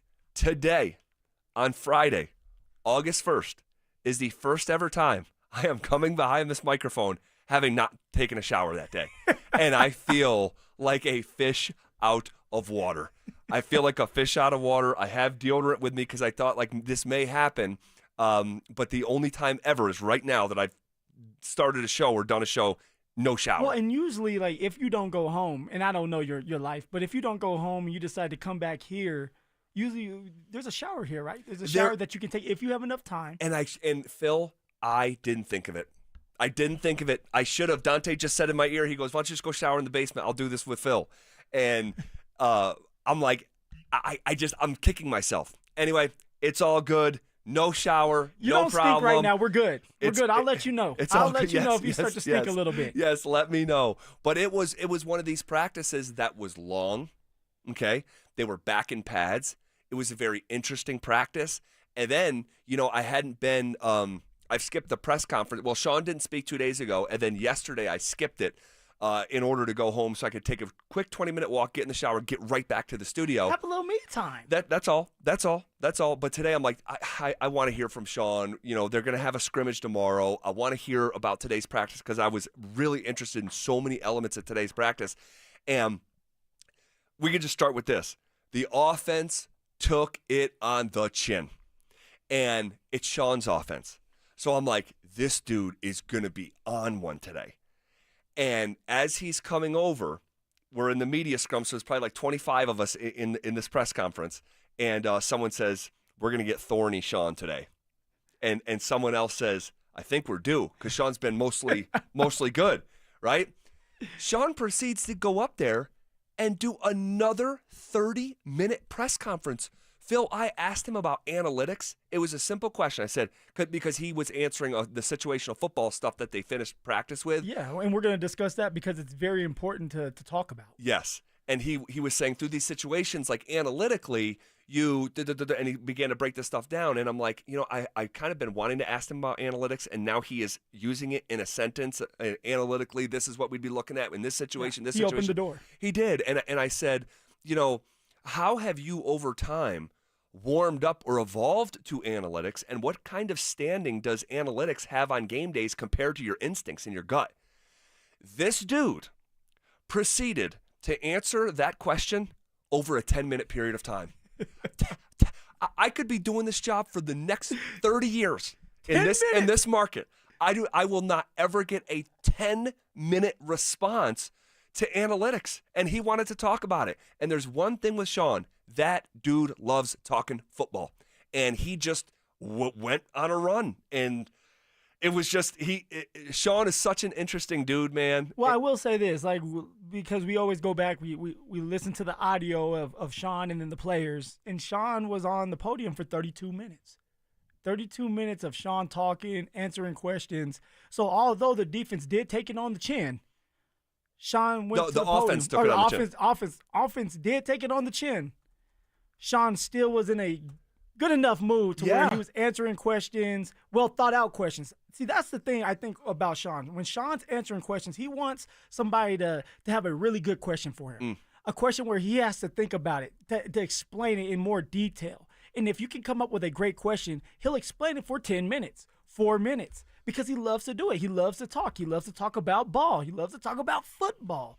But you've been giving great questions, Zach. Thanks, brother. Since day one, when you step foot out there and you got your polo on, you look good, you're presentable, and you're asking these questions, he's answering them in detail. This is what we want. This is what we need, so we can come back and break it all down. It's great, man. It's great, and I can tell you because I know how he can get. I appreciate the just because Sean is different and can be terse and short and sometimes biting. But out there's a lot of mutual respect, at least, between he and I. I mean, he is very respectful and the way that he's going about all this stuff. But I think there's something else here, man. It's not me. It's not me. Okay. I know that it's not me. I think he really likes his team. I just think he really likes his football team. And he said as much yesterday where he was finishing a response. He's like, but I really like this group. And I think that when your identity hangs in the balance with wins and losses, but you're not the one playing, you're calling the game, and 50 guys go out there and play on game days, and if you don't like those 50 guys to execute your vision, but you're the one who takes the wins and losses on the chin, like on SportsCenter, no one's going to talk about, hey, the reason the Broncos lost is like when the Broncos lost to the Kansas City Chiefs in Arrowhead last year, you didn't hear Alex Forsyth's name on ESPN and on SportsCenter. No. Like we talk about it here locally, but they didn't spend time on Alex Forsyth. We do that here. They talk about Sean Payton and the Broncos. Did they win or did they lose? And when it's such a bottom line business, either you're going to win or you're going to lose, and you don't like your team, it's probably hard to be happy. Well, let's go a little deeper than that, Zach. Like, what is the one position that you must have if you're going to win a lot of football games in the NFL? Quarterback. Well, last year, Sean was trying to show all of us and pitch to all of us how good Bo Nix was. And at times, we didn't agree with this 3-man competition. And at the beginning of the year, you had Bo, who started off horribly. Yep. But then as time went on, Bo got better and better and better. Now that takes pressure off of Sean, because now Sean's saying, okay, I have the quarterback situation under control. I know what I have in this young man, and now everybody else does as well. So they'll get off my back about that. Now I can just focus on my football team as a head coach and build around Bo, build around this team. And that's exactly what he's doing. So now he's not as stressed out, because it's not about trying to find the next quarterback. Right. It's not about trying to fix Russell Wilson. It's about now going into year 2 with this young man, Bo Nix, and building off of that. Going into year 2 with this year 3, or is it 4 now? Well, was it year 4 with the unit? This is the 3rd year. The first year was with Russell. They got rid of him. Exactly. Bo was last year. This is year 3, yeah. So going into year 3, and you're adding pieces to help you win a lot of football games, and not just football games in the regular season. Like you're bringing in pieces, veteran pieces to help you win playoff games. Like he's just in a better situation mentally with himself and with this team, to where now he's able to just enjoy talking to us and giving us facts and giving us more detailed explanations on what's going on with his football team, because he feels confident in what they're doing out there. Yeah, and look, man, I get it. And I'm sure everyone to a certain degree can get it in their own walk of life. If you are unsettled professionally, but you're also the face of the criticism or the glory, and you're unsettled, man, you'd be anxious, and maybe short in some of the ways that Sean, has revealed himself to be in the past. And I'm sure we're going to see moments like that in the future. But I'm telling you, in general, presser after presser, and his disposition day after day, this dude is just at a lot more peace than he has been in years past. And it's good to see. Our biggest takeaways from training camp practice coming up next. Is a young receiver on the verge of a breakout season for the Broncos. Troy Franklin, to me, looks so different than he did last year. He's smooth, and his speed is just different. And Sean is going to use that. I think that's going to be a huge advantage for this offense. Denver Sports 104.3. The Fan. When you bundle renters and auto with Progressive, you can save while protecting your most valuable possessions, like your really expensive limited edition sneakers and your new suit for your cousin's wedding.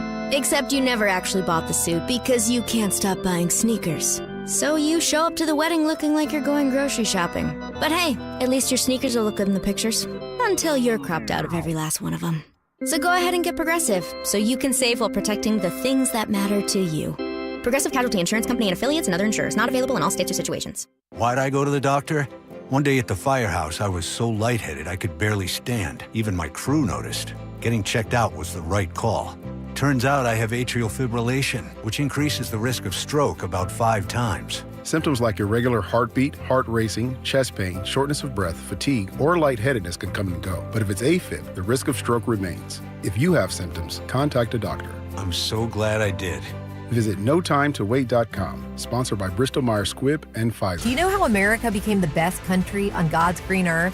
We made things, from automobiles to airplanes to textiles. We were the manufacturing epicenter of the world, the innovators that every other country turned to. I'm Katie Lyon, co-founder of Allegiance Flag Supply, and I'm here to tell you that the American spirit is alive and well at Allegiance, where we make American flags 100% in America. When you fly your American flag from Allegiance Flag Supply, you're not just honoring our country, you're supporting American men and women who proudly make the highest quality American flags, period.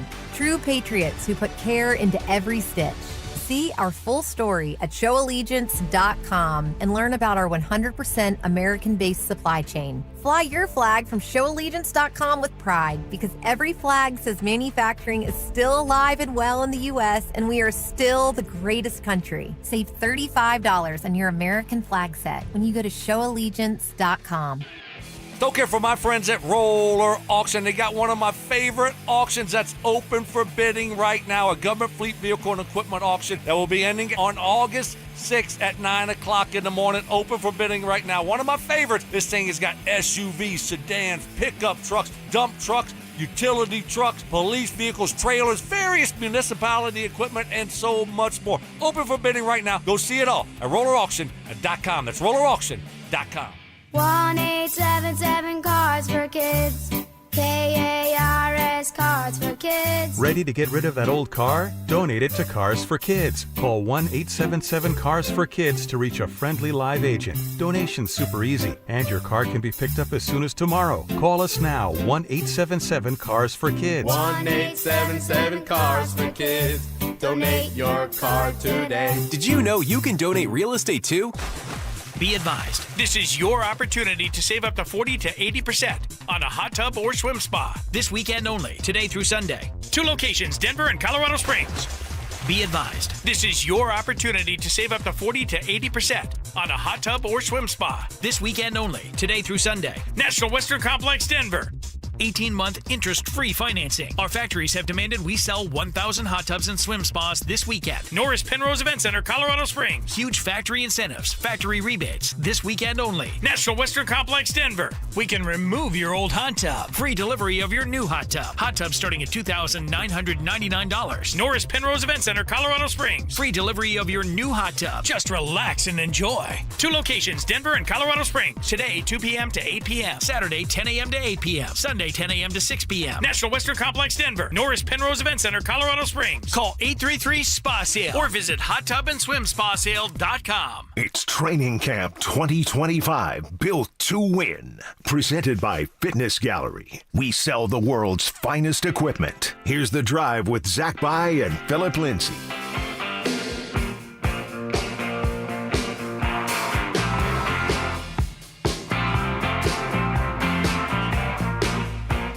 Off and rolling. Here on a Friday, woo! August 1st, we have ripped a page off of the calendar. No more July. Bye-bye, July. Bye-bye, July. We are now into the month of August, where college football will be getting off the ground this month. Gotta love it. CSU starting their fall camp. CU started a couple days ago. I mean, the pads are clapping, and we're going to see some good football being played. College football, that is, here soon, this month. Yeah, I mean, we are about 3 weeks away from the first Saturday of college football. Like, we're going to see, Iowa State and Kansas State. That's a great matchup. I mean, at least from a year ago, Iowa State and Kansas State, they were among the top of the Big 12. And so we're going to be off and rolling here quite literally on the football front. We had our first preseason game last night, all right, in the Hall of Fame game. A blowout. It's getting real. It's getting real. The first joint practice is looming in Santa Clara next week. But before we get to all that, the games and joint practices, we were out there today, a day after they throttled down practice, and we're in shells. They were back in pads, Phil, getting after it pretty good. They were getting after it pretty good. Well, I will say this. The practice was a lot more sloppier than I expected off of a day off. Where, like, not a day off, but like Sean giving them like a physical rest a little bit? Yes, a physical rest, mentally resting their brains by kind of like the helmets and shorts. The reason for it being a sloppy practice was because the referees were out there for the first or second time. Yeah. But the first time that we got to really witness and watch them, the refs, that is, in action. See, they were out there yesterday too, and so that's why I said, hey, give them a physical break. I did not think yesterday was not supposed to be a mental break. It was supposed to be like getting ready for a day like today, and we didn't see a lot of penalties because we didn't see a lot of team periods and full speed stuff. But they were going over cadence stuff yesterday in wholesale fashion. But whatever, I would say this, whatever Sean was trying to accomplish yesterday, I don't know if it completely hit the mark given how many, just the pre-snap penalties alone was, how many would you say, 10? Yeah, 10 or 11 it was of a them. lot. And it comes down to discipline.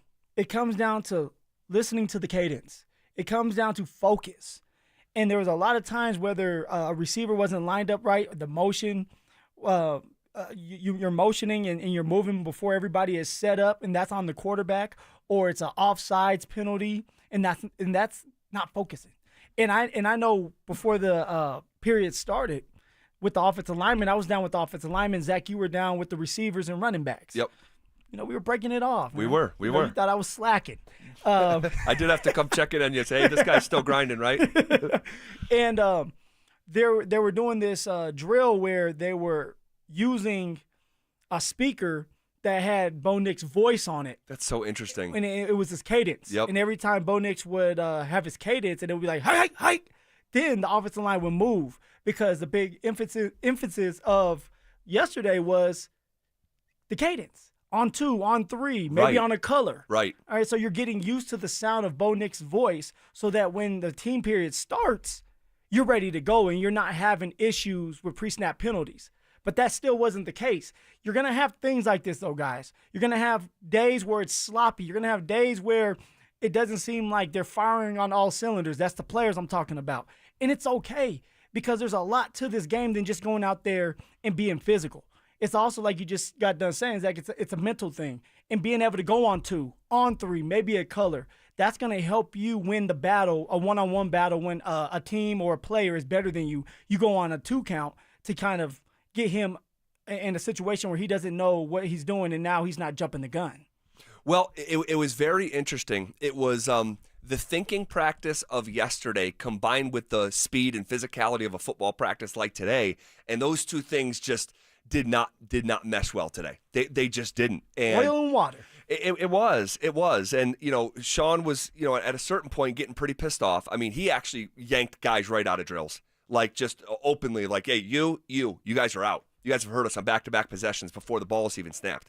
But in addition to that sort of dynamic where they're really trying to hone in on the rules of the game and the details of the game, the defense just, this defense, they're dominant. A lot of times is chewing the offense up and spitting them back out. And not to get carried away, but man, it was a one-sided affair out there. And not to say that, look, they're out there for 2.5 hours, so it's not like the offense didn't make a play or no one had a successful run or completion in the pass game. But in general, man. Well, tell me this, Zach. We haven't came in here one time and talked about how good the offense has done so far. I feel like every time we have sat in these seats, mine's clean, yours is not. No shower for me today.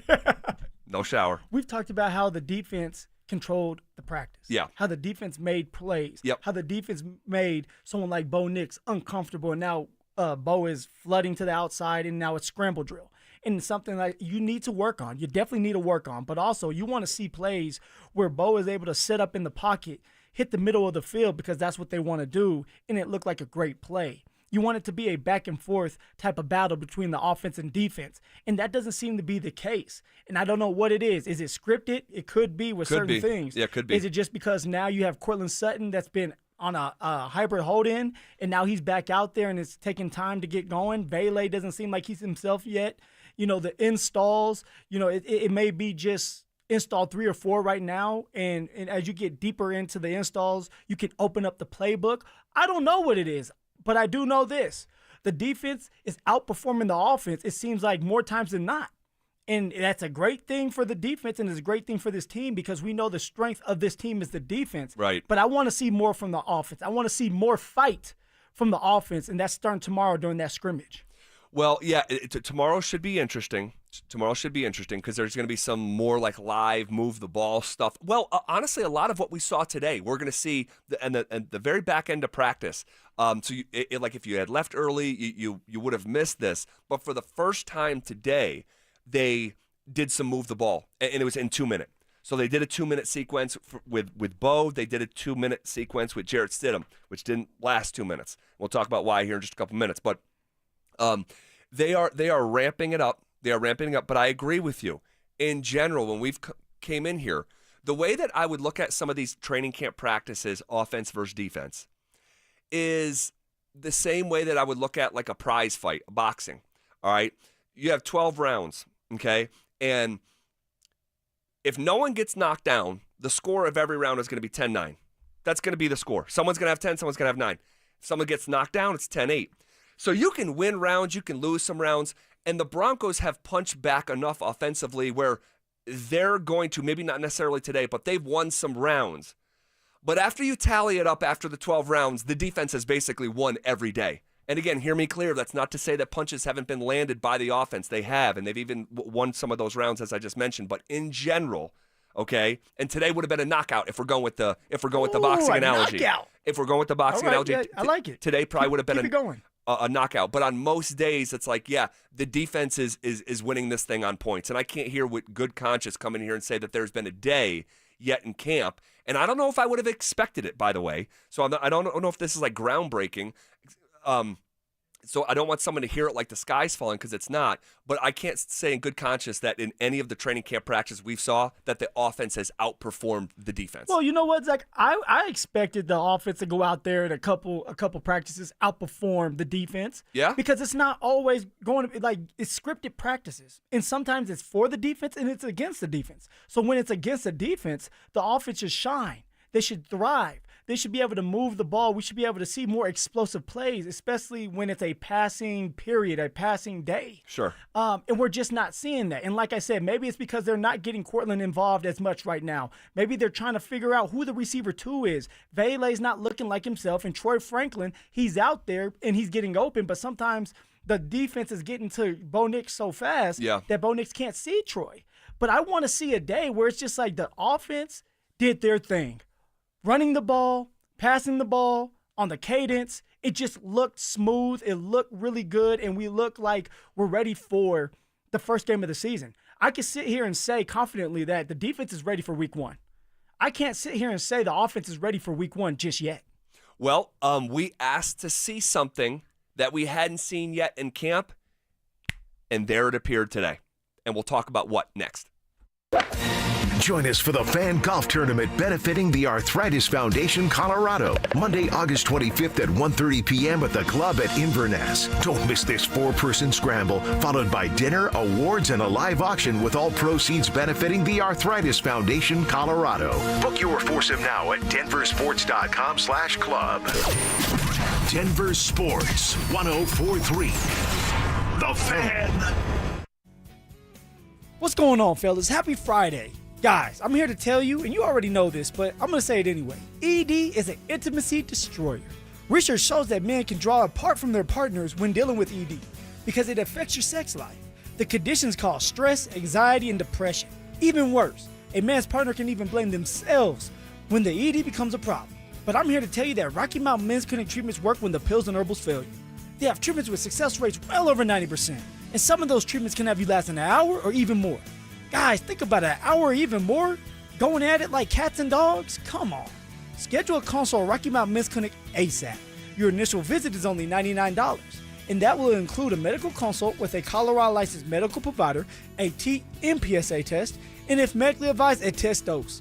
And if that test dose does not work in the office, gentlemen, the visit is absolutely free. They have 5 locations in Colorado to serve you as well, so there are no excuses. You can go to Fort Collins, North Denver, Central Denver, Castle Rock, and Colorado Springs. Give them a call today at 720-440-7900 or visit RockyMountainMen'sClinic.com. That's RockyMountainMen'sClinic.com. Hey, what's up, guys? It's Zach here. This August, transform your home and get more than just great curb appeal. Get free gutters when you replace your entire siding with premium James Hardie products. Don't let budgets hold you back. Choose no payment and no interest for 24 months or 0 interest for 5 full years. Flexible financing made for homeowners like you. At 5280 Exteriors, they install Pella windows, James Hardie siding, and full roof replacements, all with expert craftsmanship from a President's Club elite contractor. Call now or visit 5280exteriors.com to schedule your free consultation today. When you own a business, it feels like everything's on you. Orders, deliveries, employees, on you. That's why Comcast Business is giving you a year of mobile on us with your internet service. Really? Yep. We'll cover your first line of mobile for 1 year. So calling customers, getting directions, texting Janine and shipping, on us. The broken coffee maker? That one's still on you, which means you'll save hundreds for your business and get the fastest mobile service with 5G cellular and Wi-Fi hotspots on us. But hurry, this deal won't last long. Get a mobile plan and free up the budget to maybe, I don't know, fix that coffee maker? Get mobile on us for 1 year. You guessed it, on us.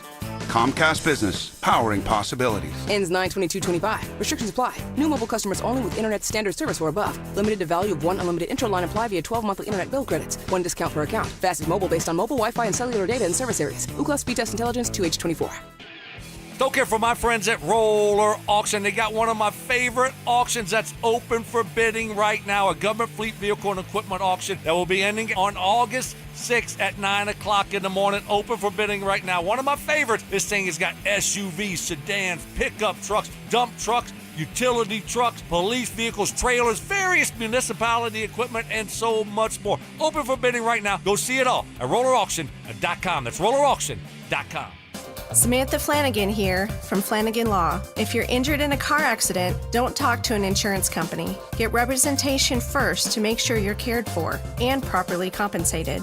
Flanagan Law. Focus on healing. We'll take care of the rest. Listen up, Broncos country. Phillip Lindsay here. For a stress-free summer travel, I chose Hermes Worldwide. Forget the airport chaos. Hermes Worldwide offers comfortable, reliable transportation services to the airport and more. They're dependable and professional, so you can focus on what really matters the most, enjoying that vacation. Make your summer travel easy. Call 303-577-7600 or visit ridehermes.com/DenverSports. Again, you can give them a call at 303-577-7600 to book your next ride. The new and emerging industries apprenticeship tax credit can save you money and boost your workforce. Take the first step to develop skilled apprentices in IT, healthcare, and more at apprenticeship.colorado.gov. Brought to you by the Colorado Department of Labor and Employment, the Colorado Broadcasters Association, and this station. When you've got real work to do, Metal Supermarkets will help you get it done fast. With a huge variety of metals in stock, we can help no matter what job comes your way. And we cut the size. Because just like taxes and BS, we think metal is better when cut. Metal Supermarkets, the convenient stores for metal. Find a store or shop online at metalsupermarkets.com. DQ presents The Sound of Happy. Hear that? That's the DQ Chicken Strip Basket. Only $7.49 for a limited time. We're talking 4 100% white meat seasoned chicken strips served with fries, Texas toast, and DQ signature country gravy. Yeah, you heard that right. For crunch time and no time, it can only be the DQ Chicken Strip Basket. Just $7.49 for a limited time. Get it delivered in the DQ app. Happy tastes good at participating locations. Rapid Radios are instant push-to-talk walkie-talkies with national LTE coverage. Go to rapidradios.com and you'll get up to 60% off, free UPS shipping. Add code RADIO for an additional 5% off. It's Training Camp 2025, built to win. Presented by Fitness Gallery. We sell the world's finest equipment. Here's the drive with Zach By and Phillip Lindsay.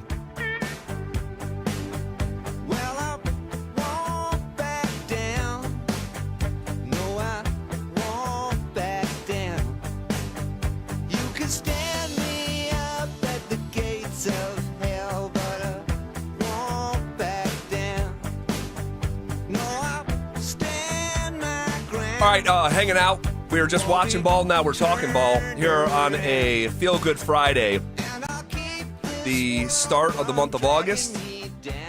We are, man, one step at a time inching our way to week one of the regular season. There are levels to go before that, but you get in the month of August, man, that is just synonymous. High school football, college football, professional football. And, Friday Night Lights. That's it, man. Honestly, there may not be anything better than Friday Night Lights. Like, those are the great days. Football, Friday nights in high school, you know, not a stress in the world because mom and dad take care of everything. Mom, if you just have a mom takes care of everything. Yep. You just go to high school. Yep. Just go to school. Yep. Simple times. Simple times. Simple times. Simple times. We were out there at practice, okay, and we have been, like, very recently, like we weren't talking about this the first week of camp, but really the first time I think we spoke about it was yesterday when we said, hey, Bo hasn't thrown a pick yet. And, like, interceptions are bad, touchdowns are good. But at this time of year, when you go that many practices without throwing a pick against that defense, the question I think is fair to ask of like, hey, are you being too risk averse? Like, would this approach translate on game days? And because of the structure of last summer and that silly 3-man competition, and he didn't throw a pick all summer, but then you're not ready to play actual football, and you throw 4 in the first 2 games and are leading the league, and that's 25% of your season totals in the first 2 games. And then you're seeing the same sort of thing the next summer where it's like, damn, we're into this training camp and we still haven't seen Bo Nix throw a pick. And today we saw it. We saw it. We did. You know what? I did people are going to be upset with me. Did a little fist pump to myself. Like, I want to see that. I want to see Bo Nix make a couple mistakes to see how he reacts. I want to see Bo Nix make a couple mistakes because he's being more aggressive with the football. Try things. This is practice. I think that it sucks when fans and reporters are out there when you're practicing because it can make a player tight. It can make a player feel like they cannot mess up. Because if they mess up, then you have Phil and Zach on your ass coming back here talking about it. So it sucks sometimes. So it makes you tight. It makes you want to feel like you have to do things perfect. And there's you can go through life and feel like you're perfect, and you're never going to be perfect. Never. And so for Bo, it's like, take those shots. Take those risks. Learn from them. Go back and talk with Sean during meetings. Talk with your quarterback coach, Davis Webb, during meetings. Come back out the next day and correct it. That's what it's all about. It's correcting your mistakes and moving on. That's when you become a really good football team and a really good quarterback. You can't care to make mistakes in practice. You try new things out, and then you move on from there. Yeah, and I could promise you, well, I got to be careful with my words here. I was going to say Peyton Manning didn't care if he threw a pick in practice. But then I was like, I mean, Peyton cared about everything, but there's context. Like, what pick matters and what doesn't. Like, where are you trying to purposefully sort of overextend yourself because it's a practice setting? And just maybe whether it's to see what the DB has in him, see what the receiver has in him, see what your arm has in it. Like, for all those collection of reasons, you might want to overextend yourself in a practice in a way that you would not in a regular season game. But the pick itself, let's just talk about the first one because there was more than one. Okay, defense walked away with 3 of them things today. 2 of them were for Bo. The first one. This dude, Halanoa Hufanga, oh my gosh. He was about, and we were standing right near each other. What are we talking, maybe 7 yards past the line of scrimmage? Yeah. Something like that? Yes. He came all the way up into the box. He looked like a linebacker. He did. And if you didn't know, you might think he was because of how tight he was to the line of scrimmage. But Bo, fires a laser across the middle, and Hufanga just jumps up. It looked like a 38-inch vert and just gobbles the football. Can we go 40? Like, if you're gonna say, I know it wasn't 40 though. I'm not. 40's 40. 40 special. Like 40-inch vert, like 38. Really? Yeah, I did. I shortchanged 37 and a half vert. So we can go. Okay, 40-inch vert. There we go. And just, but the zip that the ball had on it. It takes a special kind of hand-eye coordination to gobble that thing up, but that's exactly what he did. Well, Hufanga did a great job of setting that play up from the start by being down in the box with the linebackers, understanding that, hey, if I'm going to make this play, I'm going to have to set Bo up and create some kind of situation where Bo thinks that there's an opening when there really wasn't because Hufanga was sitting there. But because Hufanga has the athletic ability to jump, he has the IQ to know when to do something. It ended up being an interception because of that. It was a great play by Hufanga, but I will say this, what I noticed with that play with Bo Nix, and this is why you make mistakes in practice, that he was eyeing his receiver the whole time. And that happens. It's okay. And this is practice. But when you're able to eye a receiver the whole time, a defensive back, a safety, they're following your eyes. And if you're not finding ways to be creative with it and keeping them off your scent, that's when interceptions happen. And Hufanga read Bo Nix's eyes and was able to judge the ball and was able to get the interception because of that. But now you go back to the film room, you go back to work, and now it's like, hey, set Hufanga up with your eyes because he's a very savvy vet that has played a lot of football and understands how to get interceptions. So set him up next time so that you do have a window open for you for a big explosive play. And if you remember, this is going in the Wayback Machine, I think it was P.J. Locke who was complimenting Bo last summer of saying, man, he's already got veteran eyes. He's playing games with the safety as a rookie. Well, he wasn't playing games with Hufanga. Hufanga was playing games with him. And Sean Payton described the interception after practice. The interception was an RPO, and if you really looked at his distance from the throw, I'll bet it was like 8 yards. And so to be able to go up and catch that with a crowded look in front of him, it was. I'm anxious to see it on film. I saw it from behind the line of scrimmage. You know, the one thing over the years, if I asked you to give us the best safeties that are in the Hall of Fame, the traits are always instincts and football smarts. Some are faster than others, but it's hard to be real effective at that position if you don't have those high football instincts. And certainly he brings that. You know, we made a comment in the offseason, there's certain players the ball finds them, and he's one of those guys. So that play was sick. That play was sick. I didn't think Sean had it in his vocabulary to say that. That play was sick, he says. I mean, goodness, it was, though. 40-inch vert? That would have been, that would have been, a top 10 play of the day candidate on SportsCenter. I mean, it was that good. And then the second one was a little bit more, I think, on Bo in terms of decision-making. And they're in a team period. Why are you hesitant? Just say it's on Bo. A little bit more on Bo. It was on Bo, Zach. It was on Bo. Yes. It was on Bo. It was just an ill-advised throw into what looked like double coverage in the back right corner, or maybe front right corner of the end zone, somewhere in there. Yeah. Trying to get it to Cortland Sutton and got picked off. Yeah, hey, he was forcing the ball to Court. You had double coverage, and he was on PS2. PS2 was battling with Cortland Sutton. A lot of times, if you're a quarterback here in a game, you're probably not throwing the PS2 side. Well, it was double coverage. It was cover 2. Bo threw the ball, and it was picked off. It was a bad play by Bo, but it's okay. This is why you go through practice. This is why you go through these plays, to give Cortland that chance to try to build this chemistry back up with Court, because it's kind of been off-kilter because Court's been having that hold-in, hybrid hold-in, that is. Yep. So good play by PS2 with the interception. Bad play by Bo, but it's okay. Keep going. Go out there, fix it. It was a play that Sean talked about that has happened before to Russ, where it's in the blind spot of the quarterback's eyes, so you really don't see the safety, and you think it's one-on-one, a one-on-one matchup with the cornerback. And, of course, if Cortland Sutton's out there, no matter who he's going up against, you're always going to give your guy a chance, your number one receiver a chance with the 50-50 ball. So I understand where Bo was going with it and thinking about, but it just wasn't a good play because he was in double coverage. Yep, he would like to have that back when he sees that puppy on film, if he needs to see it on film. He'd probably like to have it back right as he was releasing the ball, because even when it was in the air, it was like, uh-oh. Like, this is being floated in, and there's 2 defenders there, and one of them, the Defensive Player of the Year.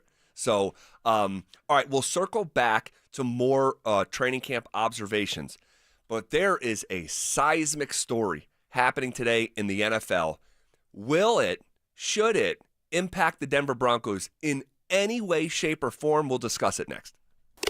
Listen up, golf fans. Want to witness the battle at Bethpage Black in New York this year? Well, Denver Sports 104.3 The Fan has teamed up with the City of Aurora to give away a trip to win your way in. To enter, just head to the pro shop at any of the City of Aurora's 5 beautiful courses between now and August 1st. Find the cutout of Sac By and scan the QR code. For more information and the list of course locations, head to denversports.com/golf. Denver Sports 104.3 The Fan. What if you could delay your next 2 mortgage payments? That's right. Imagine putting those 2 payments in your pocket and finally getting a little breathing room. It's possible when you call my friends at American Financing. If you're feeling stretched by everyday expenses, groceries, gas, bills piling up, you're not alone. Most Americans are putting these expenses on credit cards, and there doesn't seem to be a way out. American Financing can show you how to use your home's equity to pay off that debt. You need to call American Financing today before you get to a point where you can't make those payments. Their salary Gallery-based mortgage consultants are helping homeowners just like you restructure their loans and consolidate debt, all without upfront fees. And their customers are saving an average of $800 a month. That's like a $10,000 raise. It's fast, it's simple, and it could save your budget this summer. Call them before it's too late at 303-695-7000. That's 303-695-7000, or visit them online at AmericanFinancing.net. NMLS 182334, NMLSConsumerAccess.org. This is Rob Wilhite of the Wilhite Law Firm. If you've been injured in an accident, you want Wilhite. Colorado drivers know that when they're hit, we hit back harder. Get your free case review right now. Just call 303-GOOD-LAW today or visit WilhiteWins.com and win big with Wilhite. Catch a ride with EV and Auto. Catch a ride. EV and Auto here at Foundation Chevrolet, where we've got the shiniest new cars at the best prices. And new car purchasers are automatically members of my Auto Club, where the fun really starts. Free wipers for life, 15% off service, 10% off accessories, and tons of other cool perks. Great cars, awesome deals, and the coolest club in Colorado. Come for the car, stay for the chaos. I mean, benefits. Together, let's drive. Stop by Foundation Chevrolet in Wheat Ridge and catch a ride. EV and Auto, always know where to go. Men, summertime is here, and that means vacations, summer barbecues, outdoor parties, camping, beaches, and so much more. This is Jeff for the Rocky Mountain Men's Clinic, and if you're like many men, you may not be feeling like yourself this summer. Perhaps your energy is low and you aren't sleeping well. Maybe your workouts aren't as good as they used to be. And if what I'm describing is you, it's very likely you're suffering with low testosterone. But low T doesn't have to affect you anymore. Just call Rocky Mountain Men's Clinic, get treated, and see how it changes your life. If you're like most men, you'll feel so much better. Deeper sleep, improved vitality and clarity, greater strength and energy, and an enhanced sex drive as well. So call us. Just $99 gets you a PSA and T-test and a medical consult. And if you start on testosterone the day of your appointment, your visit is free. Call 720-440-7900. That's 720-440-7900, or go to RockyMountainMen'sClinic.com. We have 5 offices across the Front Range to serve you. Summer is a time to feel and look your best, but I'm not talking about your tan or abs. Guys, I'm talking about your hair. Restore that bald spot, reverse your receding hairline, or add volume to decades of thinning during Advanced Hair's once-yearly summer savings event. Advanced Hair's simple one-day treatment begins to regrow your own natural hair the very next day, and it can even grow for life. Did I mention Advanced Hair even guarantees your new hair will grow? Take advantage of your flexible summer calendar and get the most hair for your dollar during Advanced Hair's best offer ever. The summer sales event is on for a limited time, so schedule your free consultation and get the details today. 720-459-HAIR. One-day treatment, life-changing results with Advanced Hair. Your new hair is guaranteed to grow. Check out the incredible before and afters and get your savings details while still available. That's 720-459-HAIR or at advancedhair.com. That's advancedhair.com. It's Training Camp 2025, built to win. Presented by Fitness Gallery. We sell the world's finest equipment. Here's The Drive with Zach By and Phillip Lindsay.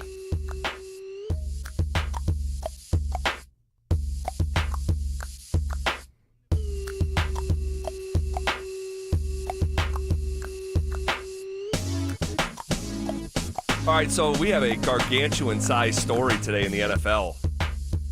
And it is Micah Parsons asking for a trade out of Dallas. Now, is it Micah? Because when Jerry Jones was talking, he called him Michael. He called him Michael. Do you think he was intentionally trying to be disrespectful? Oh, yes. Come on. That's your best player, your star player. You know his name. He's been there for many years, has done well. You talk to him all the time, and you call him Michael. You did that on purpose. I would have been upset if I was Micah. Yeah.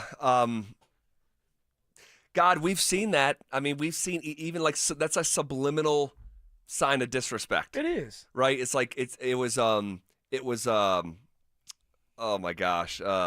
Hurricane Josh McDaniels, calling the quarterback the player. The player. Mm. It's like, oh, you don't want to say his name. I think he was too. This has gotten toxic. This has gotten like real toxic. And to the point where Micah Parsons puts out a 3-page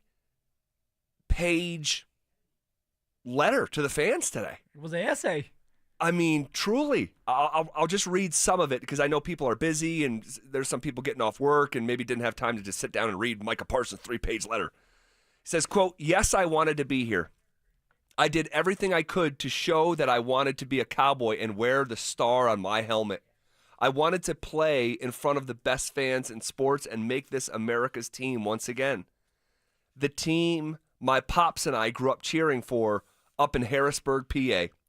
Unfortunately, I no longer want to be here. I no longer want to be held to closed-door negotiations without my agent present. I no longer want shots taken at me for getting injured while laying it on the line for the organization, our fans, and my teammates. I no longer want narratives created and spread to the media about me. I had purposefully stayed quiet in hopes of getting something done." End quote. I mean, that's just getting started with some of the stuff that he wrote today. They pulled me in. And it's like, wow, like this is great. And it's not just coming from Micah. This is coming from his agent. His agent said, "This is what we're gonna do. Totally. Like, we need to do this. People need to know what's really going on, and that you're not this villain, and that you want to be here, but they don't want to take care of you." I love that they're doing this. Like, I'm sorry, as a player, it's like speak up for yourself. Finally, somebody is speaking up for themselves because they have the power. Because he's so dominant in this league that you can't say anything about him or you can't do anything to him. What are you going to do? You can't blackball him. Somebody else is waiting to pick him up. More from his letter. He said, "I had purposefully stayed quiet in hopes of getting something done, but since there's confusion out there, let me clear some things up. I had my agent reach out to the Cowboys last offseason after my 3rd year in hopes of getting a deal done early. Unfortunately, the team did not want to start any negotiations at that point. I was okay with that, didn't complain, and focused on the 24 season. After the season, I told my agent once again to let the team know we were open to negotiate when they met at the Combine. My agent informed me I should wait for other deals to get done because the price would only go up, but I didn't care and wanted to secure myself as a Cowboy long term. This was before any of the other pass rushers deals got done. All right. And he go. I'm sorry, I'm changing pages here. Because it's an essay. It is an essay. Is it grammar and spelling correct? It's about a 7 out of 10 on the Phillip Lindsay scale. He says, I'll take it. Heck yeah. That's passing. Heck yeah. He said, "I knew I would be leaving money on the table, but again, I was okay with that. Again, radio silence as far as my extension. In March, I met with Mr. Jones to talk about leadership. Somehow, the conversation turned into him talking contract with me. Yes, I engaged in a back and forth in regards to what I wanted from my contract, but at no point did I believe this was supposed to be a formal negotiation. And I informed Mr. Jones afterward my agent would reach out thinking this would get things done. But when my agent reached out and spoke to Adam, he was told the deal was pretty much already done. My agent, of course, told him that wasn't the case and also reached out to Stephen Jones. Again, the team decided to go silent. At that point, we decided we would allow the team to reach out to us whenever they decided they wanted to talk. Yet, still not a call, email, or text to my agent about starting a negotiation." Wow. That's crazy. That is. We're talking about Micah Parsons and like, hey, we're not going to call and text him. We're not going to try to start getting things going when you know you have to. It's just complete silence. Crazy. And this is how he finishes up. There's only just a couple sentences left. Micah Parsons finishes up by saying, quote, "Up to today, the team has not had a single conversation with my agent about a contract. Not one demand has been made by my agent about money, years, or anything else. Still, I stayed quiet, but again, after repeated shots at myself and all the narratives, I have made a tough decision. I no longer want to play for the Dallas Cowboys. My trade request has been submitted to Stephen Jones personally." End quote. Whoa. Mic drop. Whoa. I mean, this is a messy divorce that is playing out in front of the neighborhood. Mom and dad are in the front yard, and the neighbors are watching. He said he no longer wants to be a part of the Dallas Cowboys. You do not hear a lot of people ask out from the Los Angeles Lakers, the Boston Celtics, the Dallas Cowboys. You don't hear a lot of people wanting out of those situations. But, I mean, come on. The man's one of the top pass rushers in the league. He wants to be paid. They're playing games with him. They don't want to go through his agent. They want to talk to him because they feel like they can get away with certain things if they bully him in a room. You know how it can go. You know how it can go when you're sitting there with the owner and you're having talks and they're going back and forth. You know that you need your agent. This is why he's being paid. He's qualified to have these conversations, not you. And they're trying to use his words against him, saying we verbally came up with an agreement. That's not how it works. And that's illegal anyway to do. You have to go through an agent. Agent has to sign off to start the contract negotiation. That's how that works. And then literally the agent has to sign the physical contract. Yes, physically sign the contract. Kind of got me going. I guess I was stuttering. I'm upset for my man. Could the Broncos be entering a Super Bowl window? Yes, sir. They could, and they can, and they should be with all the additions that they just brought here to this team. They look to be all in my eyes. Could there be one more addition? Should the Denver Broncos get involved in the Micah Parsons trade conversations? We'll talk about it coming up next. After catching the league by surprise last season, is Bo Nix ready to handle the high expectations in year 2? Well, the expectations are definitely higher, but we like that. That means you're a good football team. That means you have something to play for, and it means you're doing something right. Denver Sports 104.3. The Fan. Change is always happening. Hey, it's part of life, and when it comes to music, change is all around us. Songs are rewritten, classics are remixed, bands and artists come and go. Even our taste in music changes. But no matter how things change in 5 years, there's one thing that'll stay the same: the price of your internet. Xfinity is introducing the 5-year price guarantee. It means you'll get 5 years of the most reliable Wi-Fi with their best equipment included for a price that stays exactly the same. Surprised? Life is full of them. One internet price, 5 years guaranteed. Learn more at Xfinity.com/deals. Restrictions apply. New residential customers only. Taxes and fees extra and subject to change. Most reliable Wi-Fi based on Open Signal Awards USA. Fixed Broadband Experience Report August 2024. Why'd I go to the doctor? One day at the firehouse, I was so lightheaded I could barely stand. Even my crew noticed. Getting checked out was the right call. Turns out I have atrial fibrillation, which increases the risk of stroke about 5 times. Symptoms like irregular heartbeat, heart racing, chest pain, shortness of breath, fatigue, or lightheadedness can come and go. But if it's AFib, the risk of stroke remains. If you have symptoms, contact a doctor. I'm so glad I did. Visit NoTimeToWait.com. Sponsored by Bristol-Myers Squibb and Pfizer. Coverage varies by plan. View contracts and exclusions at EnduranceWarranty.com. If you have a 2004 or newer vehicle that's out of warranty or about to be, Endurance is urgently notifying U.S. drivers about their low-cost vehicle coverage plan designed to save drivers thousands on rising vehicle repair costs. Those who qualify can pick their plan, coverage, and repair shop. Roadside service, towing, and rental cars included. All covered repairs get paid directly to the repair shop for you. Call now for your free quote. Call 800-298-7906. 800-298-7906. The IRS finally caught up with Louie. I hadn't paid my taxes in 8 years. I owe the IRS a lot of money. Louie was in deep trouble. We're going to take your house, put a lien on your bank account, garnish your pay. They don't care. They're going to take your paycheck. Louie found out about Optima Tax Relief, the leading tax resolution firm. A-plus rated by the Better Business Bureau, they've resolved over $1 billion for their clients. Optima Tax, they helped me. They calmed me down. They made me feel comfortable, and I trust them. Louie has a lot to be thankful for. I don't owe the IRS anymore, and I'm able to live a comfortable life, a lot better life. It was because of Optima Tax. For tax help you can trust, call Optima now for a free consultation. Take it from Louie. If you owe the IRS, don't go it alone. Give Optima Tax a call. They can help you. Call 800-343-6460. 800-343-6460. 800-343-6460. Optima Tax Relief. Testimonial from an actual client. Some restrictions apply. For complete details, please visit OptimaTaxRelief.com. What's the biggest mistake you can make when selling your home? Settling for less money. That never happens with Orchard. Disappointing offers can wear you down, causing you to settle for thousands less. You don't have to settle when you sell with Orchard. Orchard reinvented the real estate industry by guaranteeing your home sale and helping you sell on the market for top dollar.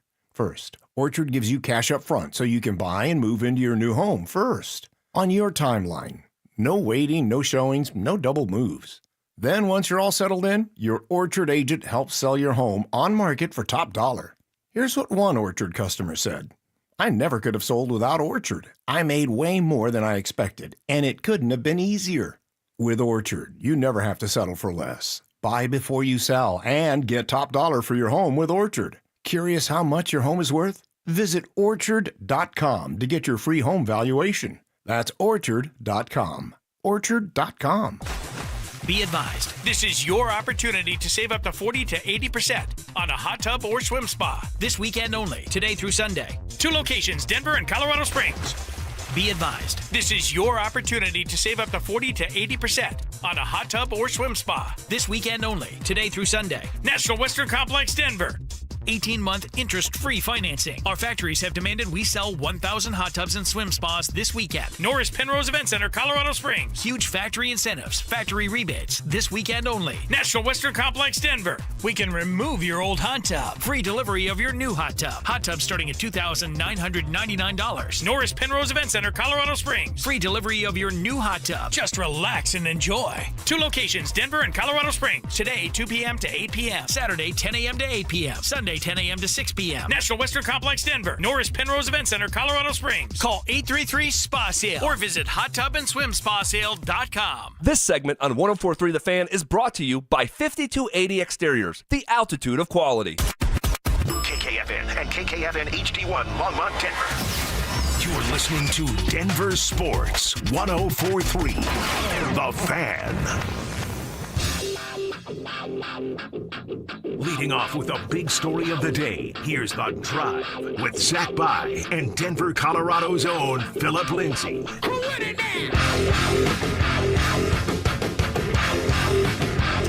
hour in the books. Quicker than a New York minute. Hanging out at practice. Hanging out at practice. Watching ball. Talking ball. You crack me up, Zach. That's so funny. Just out there anyway. I mean, we have a good time out there, guys. We do. Going back and forth. Yeah, if our observations. Yeah, and if you want to see some of those observations, I put a couple on my Instagram at zby23, and there is one in particular that I just told you off the air is getting as much reaction, basically anything I've ever posted from a Broncos practice. It's gaining traction. Okay, I can't tell you what it is here on the air, but go check it out at zby23. All right, Phil. We're just having the Micah Parsons conversation. I want to say it's out of nowhere, but it's sort of been building up for like a year between he and the organization. Yeah, it has. And for Micah, he started off camp going to practice. Now, he wasn't doing the drills. He wasn't a part of that, but he was out there. And his thought process was, just like Cortland, I'll be out here, with good faith that you guys are going to get something done. I want to be here. I'm showing you that I'm here by being out here with my jersey on. I'm ready to go, but I want to have some type of security that I'm going to be here long term, and in his case, with the Dallas Cowboys. Yep, and I'm already seeing some of this on the RamosLaw.com text line 303-713-1043. When did football players stop honoring their contracts? Well, here's the thing. You can't I suppose you can. I'm not going to tell you how to think. But it's impossible to take the regular rules of life and apply it to the NFL. It's just impossible. It's impossible. You can do stuff in an NFL locker room that you would never get away with in the normal workplace. Is that right, Phil? Oh, yeah, you know that's true. Oh, yes, you're right. Right? We heard from a former Bronco this past week at training camp, some of the stuff that he saw in an NFL locker room 15 years ago, and it's just like insane. Holy mother of God! and again, can't even tell you what it is. It's so off the wall. The hazing that goes on. I mean, there's a lot of stuff that happens in these locker rooms. Used to be worse in that Yes, hazing you are department. Right. You're right about that. But it's like if you put that in the real world with regular people, it would not fly. No, a lot of people are too sensitive. Well, and sometimes it's just insane. It is. You wouldn't want it to fly. You're right. Some of this stuff, but also like when it comes to contracts and like the normal protocol almost. It's not protocol, but it nearly is. When you're a player of Micah Parsons' caliber, you never see someone of his caliber even play on their 5th-year option. They get the deal done last year. And had Dallas got the deal done last year like they probably should have, they'd pay, I don't know, $12 million less than they'll have to pay this time around if they do want to get it done. But if they don't want to get it done, and he now doesn't want to get a deal done with Dallas, his words, he wants out of there. He's put in his request for a trade personally with Stephen Jones. I have to ask the question. If the Broncos are entering a window where they believe they can win a Super Bowl, and we believe that it lives within the realm of possibility, in any way, shape, or form should the Broncos get involved in this? I believe they should. I believe now, does it happen? Probably not. But if you're a general manager, which George is our general manager, you're not doing your job if you're not calling and checking in. Anytime you can bring in an elite athlete, an elite player in a position where you need, and that's rushing the passer, you should do it. Micah Parsons would be a great addition to the Denver Broncos on our journey to try to win a Super Bowl this year. And the reason why I say this year is because of the moves that have been made on the offseason. Oh, yeah. During the draft. You don't just do that, and you're not as aggressive as the Denver Broncos have been if you don't think you can win a Super Bowl or get close to it. Well, if you add someone like Micah Parsons to the mix, who's an elite pass rusher, and the last time we had an elite pass rusher here was Von Miller and we won a Super Bowl. You do that. Now, somebody may be out there saying, well, what about Nick Bonito? I understand. A young emerging, hopefully star. But would you rather have a guy that you know that he's going to have double-digit sacks every single year as long as he stays healthy? Which he has, by the way, 4 years in a row. And a guy that you know can stop the run and not only play the outside as a pass rusher defensive end, but he can be moved around all around the football field. He's very versatile. He is. Don't you want a type of guy like that on your team again, like we had in Von Miller? Give me Micah Parsons because I know what we have in him. It's not just 1 year. It's 4 years of body work, and that resume speaks for itself. And to add to this defense, woo, that would be a scary sight to see for other teams. Wow. Okay. Even missing 4 games a year ago, he still got to 12 sacks. Missed a month of football. Still got to 12 sacks. It was the most time he had ever missed. He played in all 17 and 23, all 17 and 22, 16 of 17 and 21. He is a great player. Okay, he just is. And I agree with everything he said about how dynamic he can be. You can move him around like a queen on a chessboard. God. What's going on? Well, what's up with the sigh now? What did I? No. And I know you said right off the top, hey, this is probably not going to happen. And of course, I agree. There's a little bit of fantasy football here in this. But the guy did just request a trade. Dallas plays in the NFC. They will likely want him to deal him to an AFC team. So you're cutting out half of the NFL right there, more than likely. I just wonder if you want to mess with what the Broncos have going on right now. This defense, we're already expecting this defense to be among the league's best, maybe the league's best. And this guy is going to want quarterback money. So the most recent frame of reference is TJ Watt. Yeah. But I think 41 a year. Yep, I think it was $123 million, 108 guaranteed. Yeah. So that's the threshold, and it's got to be higher than that. So what, about 45 a year? Yeah. 40, let's just say that. Let's just say it's 43 a year. Okay. Let's just say it's 43. We'll split the difference between TJ Watt and 45. $43 million a year. Oh man. That's just the market, though. It is. It is the market. It is the market. And I've said this in the past. There's not a general manager or owner out there that wants to fork up $43 million. Right. But it is what it is. The market is speaking for the pass rushers, and that's why Nick Bonito said, I'm in a great position because pass rushers are getting paid a lot of money right now. It's all about timing. It's just Micah Parsons' time to get paid and who's willing to give him the $43, maybe $45 million a year. But when you're a guy that's consistent like Micah Parsons that can be moved all around the field, he's worth every single penny. So, like, you just said, like, do you want to mess up what's going on here in Denver? Like, what would he mess up? Well, I think there's just something super organic building from a just football standpoint. I'll give it to football right now. Like Jonathan Cooper looks excellent. Homegrown guy on a discounted deal. Double-digit sack guy. We waited years. If it wasn't for Bonito, Cooper would be the guy that we talk about. Like, first double-digit sack guy since Von Miller and Bradley Chubb. Yeah. Right? But Bonito also did it too and had 3.5 more sacks, so he gets a lot of the attention. And rightfully so. 13.5, third in the league is legit.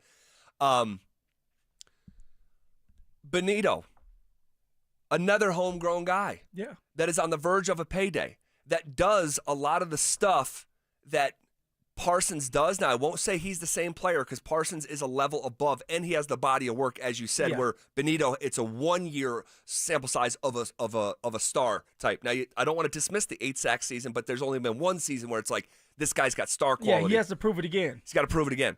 And I like those guys, and I like that they're homegrown. But here's what I like maybe even more than the football stuff, is that the Broncos have reset a culture here. And there seems to be a very, very organic culture that has been developed starting probably a year ago, cultivated to the point that we are now. And Parsons, he doesn't have a great reputation, right? I mean, he had questions about, before he ever came out of Penn State. Yeah. And he's an outgoing guy. Very outgoing. I mean, he's going to get done with the game and he's going to host his own podcast, which he has, like, some teammate stuff on that podcast. He has gone down roads where it's like, ooh, I wouldn't want to be the teammate that he's talking about. Like, kind of like not taking shots, but sort of like dogging him out a little bit. And, I wonder, again, I'm not going to act like I know Micah Parsons' heart, but there's some red flags there that just don't really exist with Bonito and but tell me Cooper. Is this league not about winning? It's about winning. All right, like, why do you build a culture? You build a culture because you want to win, and you want a winning culture. But if you put a player in a situation where he's a winning player on a winning team, that's all that matters. Like at some point, not everybody's going to be this holy person, right? He's not going to just sit here and do like a choir boy. Exactly. You're saying, no. Yeah, no. I'm not saying that, but is he worth the distraction? Because what you're saying is maybe he's going to be a distraction. Is he worth the distraction though when you're winning? Yeah, when he's putting up double-digit sacks and your defense is number 1 in the league. Yeah, that's all we care about. I know that's all I care about. Yeah, you'll accept a lot of other stuff when you're that great of a player, and I get that. I do. But you're going to pay him quarterback money. But he doesn't impact a game like a quarterback because that guy played in 13 of the 17 games last year for a team that went 7-10. But if you're not paying a quarterback, what's the next position you would pay? It would be pass rusher or corner. Why is that? Yeah, you put corner in the pass rusher because you do impact the game. Yeah, you can. So just like a quarterback, a pass rusher is impacting the game. Tell me this: who are you going with when the game is on the line? You're going against the Kansas City Chiefs, and it's 3rd and 8, and now you have this pass rusher that's going to pin his ears back. Nick Bonito or Micah Parsons? Who do you trust to get the job done?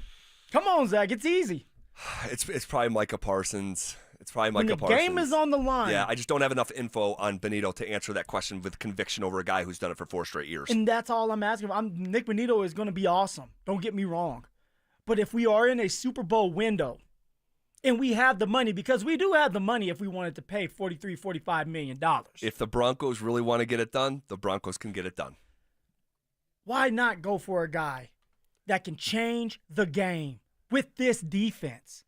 With the Defensive Player of the Year in Micah Parsons. Hufanga. Hey, Drake Greenlaw. Dante, can you pull up the article that you pulled up yesterday from Bill Barnwell and what it would cost for it, how many number one picks each team has on their current roster? Because I'm curious what they had for Micah Parsons, because that's the part of this equation that hasn't got brought up yet.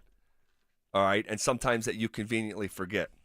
I didn't forget. I'm thinking about a Super Bowl. There's a price tag. Calvin Booth. A huge. Well played. There is a huge price tag on Micah Parsons, and I saw Schefter actually. And we have it here in our thread. Let me try to pull it up. Schefter put the what was it? It was the Khalil Mack trade. It was the Khalil Mack trade and what that trade looked like, because Schefter said, hey, a potential trade comp for Micah Parsons is 27-year-old Khalil Mack. And Parsons, by the way, is six. He's 26 years old. Yeah. He just turned 26 this spring in May. So he's a young player that does fit the Broncos timeline. But when you look at the compensation that the Khalil Mack trade generated, I mean, you're talking about like a historical haul here. I mean, it was a 2019 first round pick. It was a 2020 first round pick, and it was a 2020 sixth round pick, and it was a 2020 third round pick. So forget the sixth round pick. It was 2 firsts and a third. I mean, that's a huge price tag. It is, Zach. But look, you're looking too much into the future. What about the now? If you have a chance to win now, why not take advantage of this opportunity? That's why I called you Calvin Booth, because it was like, hey, I'm not obsessed of going back to back. You should be. Your job's on the line when you don't win enough games, or you don't get back to a championship when you have the team to do it with. But that was, we thought, irresponsible because you had just won a championship. Yeah. The Broncos just had their first winning season in nearly a decade. Why are we gradually building up to this? Why there's nothing in the book that says we have to gradually build up to win a Super Bowl. If you have Why is it gradual pieces, though? Well, that's what you're saying. Like you're saying, I don't think let's so. build up and let's not give up our pieces. I mean, think in about the this. future for a guy, right? But think about these picks. Who was a first round pick last year? Bo Nix, immediate impact. I think Jahdae Barron is going to be a starting nickel right out of the gate and impact winning right now. So it doesn't. That's why those first round picks are so precious, because those are blue chip players. They are blue chip players, but still, even with them being blue chip players, you don't know if they're going to pan out. But you do know what you have in someone like Micah Parsons, a guy that's going to give you double-digit sacks every single year, a guy that can change the game, a guy that not only can be used on the outside, but you can put him in the interior right there at nose if you really wanted to, or at inside linebacker with Drake Greenlaw and Alex Singleton. Like, that's something that a lot of players cannot do, and he's been playing in this league, so you know he can play at a high level. No, we know that. No, we know that. But these young players, you don't know what you're getting out of them. We don't. That's why I say that. If you're in a window where you believe that you can win it all this year or next year, why not do it? Nick Bonito maybe gets traded to the Dallas, and they pay Nick Bonito. Nick Bonito still gets his payday, and we get a really, really, really good player, a great player in exchange. So you're talking about trading Bonito to Dallas, yes, for Micah Parsons, and what did Bill Barnwell say that Parsons would generate in terms of the trade market? So he's listed under the 2 first-round picks and more. Oh, hell no. Hell no. But if you trade Nick Bonito, you're not giving 2 first rounds up. No, that's true. That's true. Because now you have Nick Bonito that you have to pay, and what you're telling Bonito them. worth a first? So he's playing.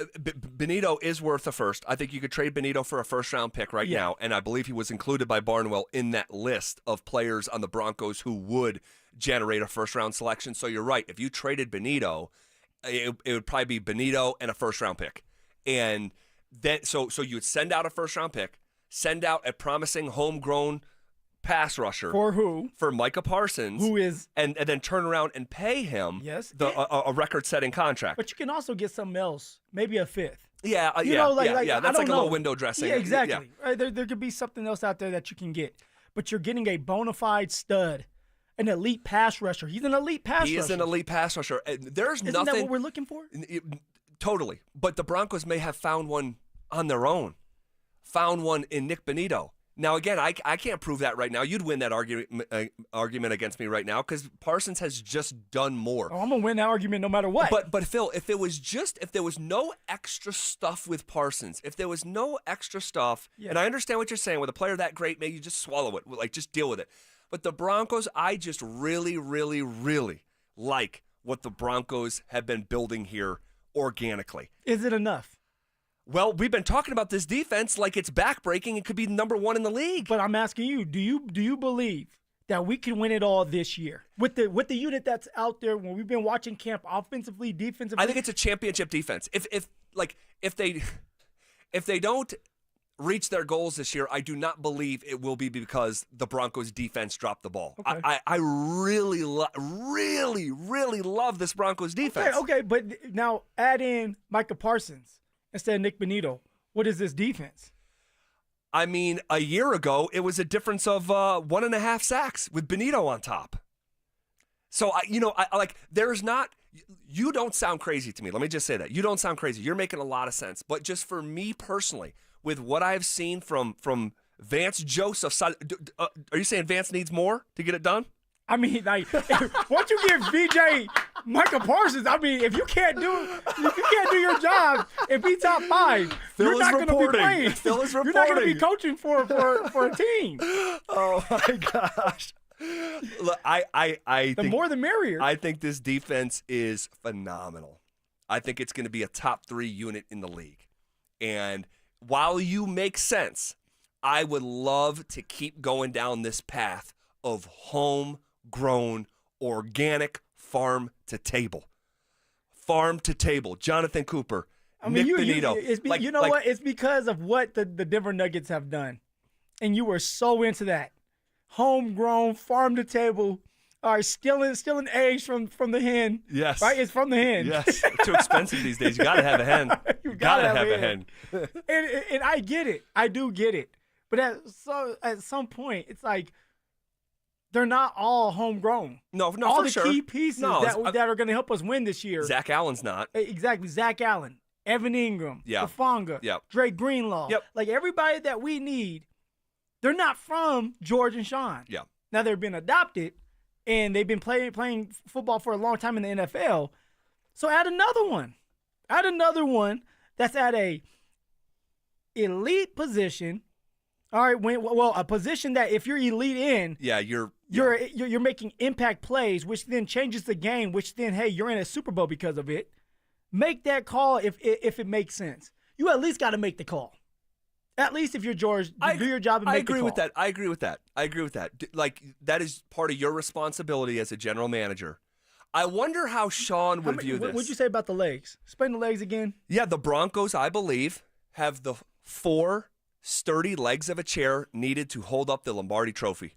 And that is Greg Penner is one leg, George Payton, the evaluator, the second leg, Bo Nix, franchise quarterback, the third leg, and a bona fide proven head coach like Sean Payton is the fourth leg. And those are sturdy enough to hold up a Lombardi. Okay, I thought we were going to go with the pass rusher.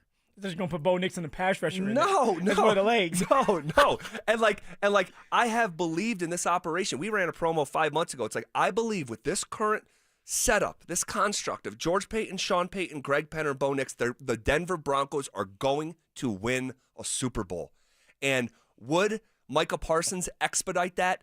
If everything went great, yeah, he would. He's a great player. He might be the best player on the Denver Broncos, on the Denver Broncos. But you just don't like it because he's not homegrown. No, he wasn't from the hand that you keep stealing from. It's not just that. He has, as a personality, I would be afraid that he would disrupt what is going on organically here in Denver. I mean, this is someone who's going to get done. He's going to take a shower at Mile High and then host his podcast and we're all going to be tuning in. And we would, from a content standpoint, it'd be sensational, for sure. But like, he has ruffled his own teammates' feathers repeatedly hosting that thing. And I'm just going to say it. There are plenty of people in Dallas who believe he has a screw loose. okay, that he's got a screw loose. Now, you need some guys with a screw loose now and then. Come on, Zach. If you play football, you're going to have a couple screws missing. The last time Dallas Cowboys were winning Super Bowls, they had some dudes with some screws loose.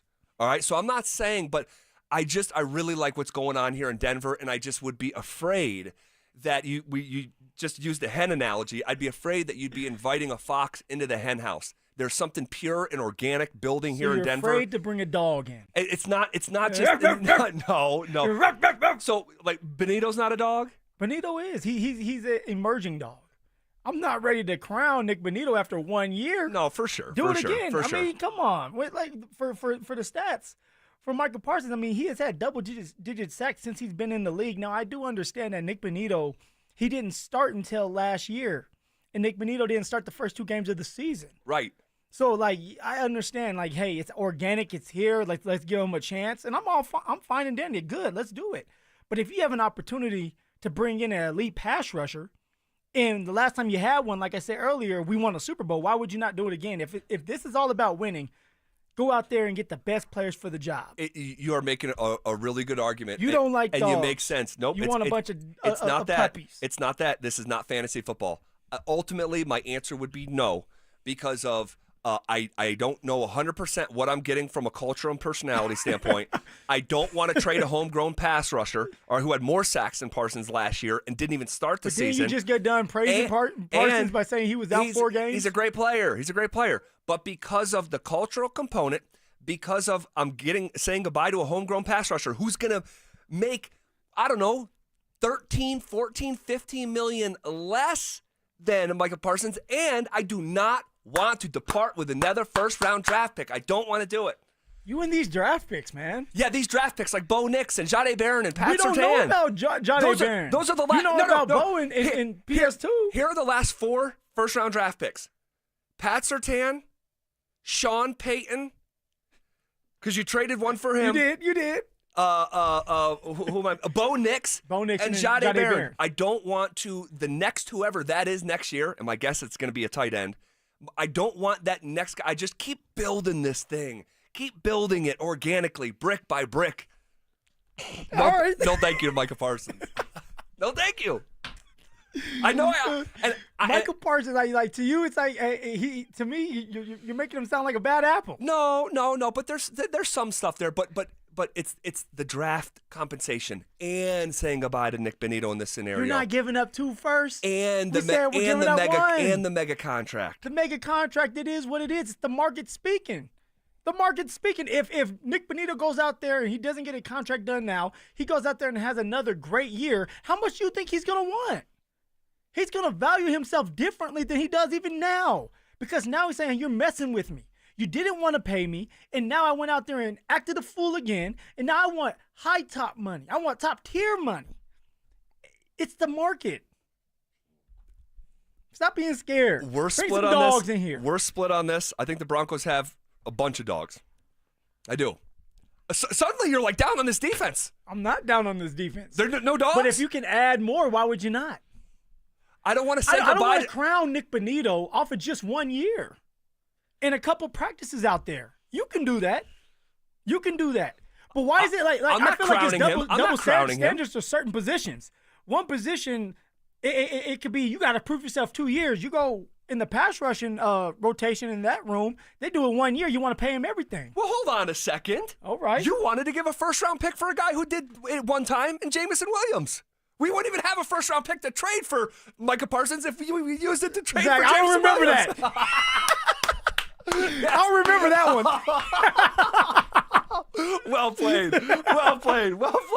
I will bounce a scenario off of you. If you could add one of the following to you, Sly Dog. If you could add one of the following 2 players in fantasy football fashion to these Broncos, who would it be? I'll give you the 2 options next.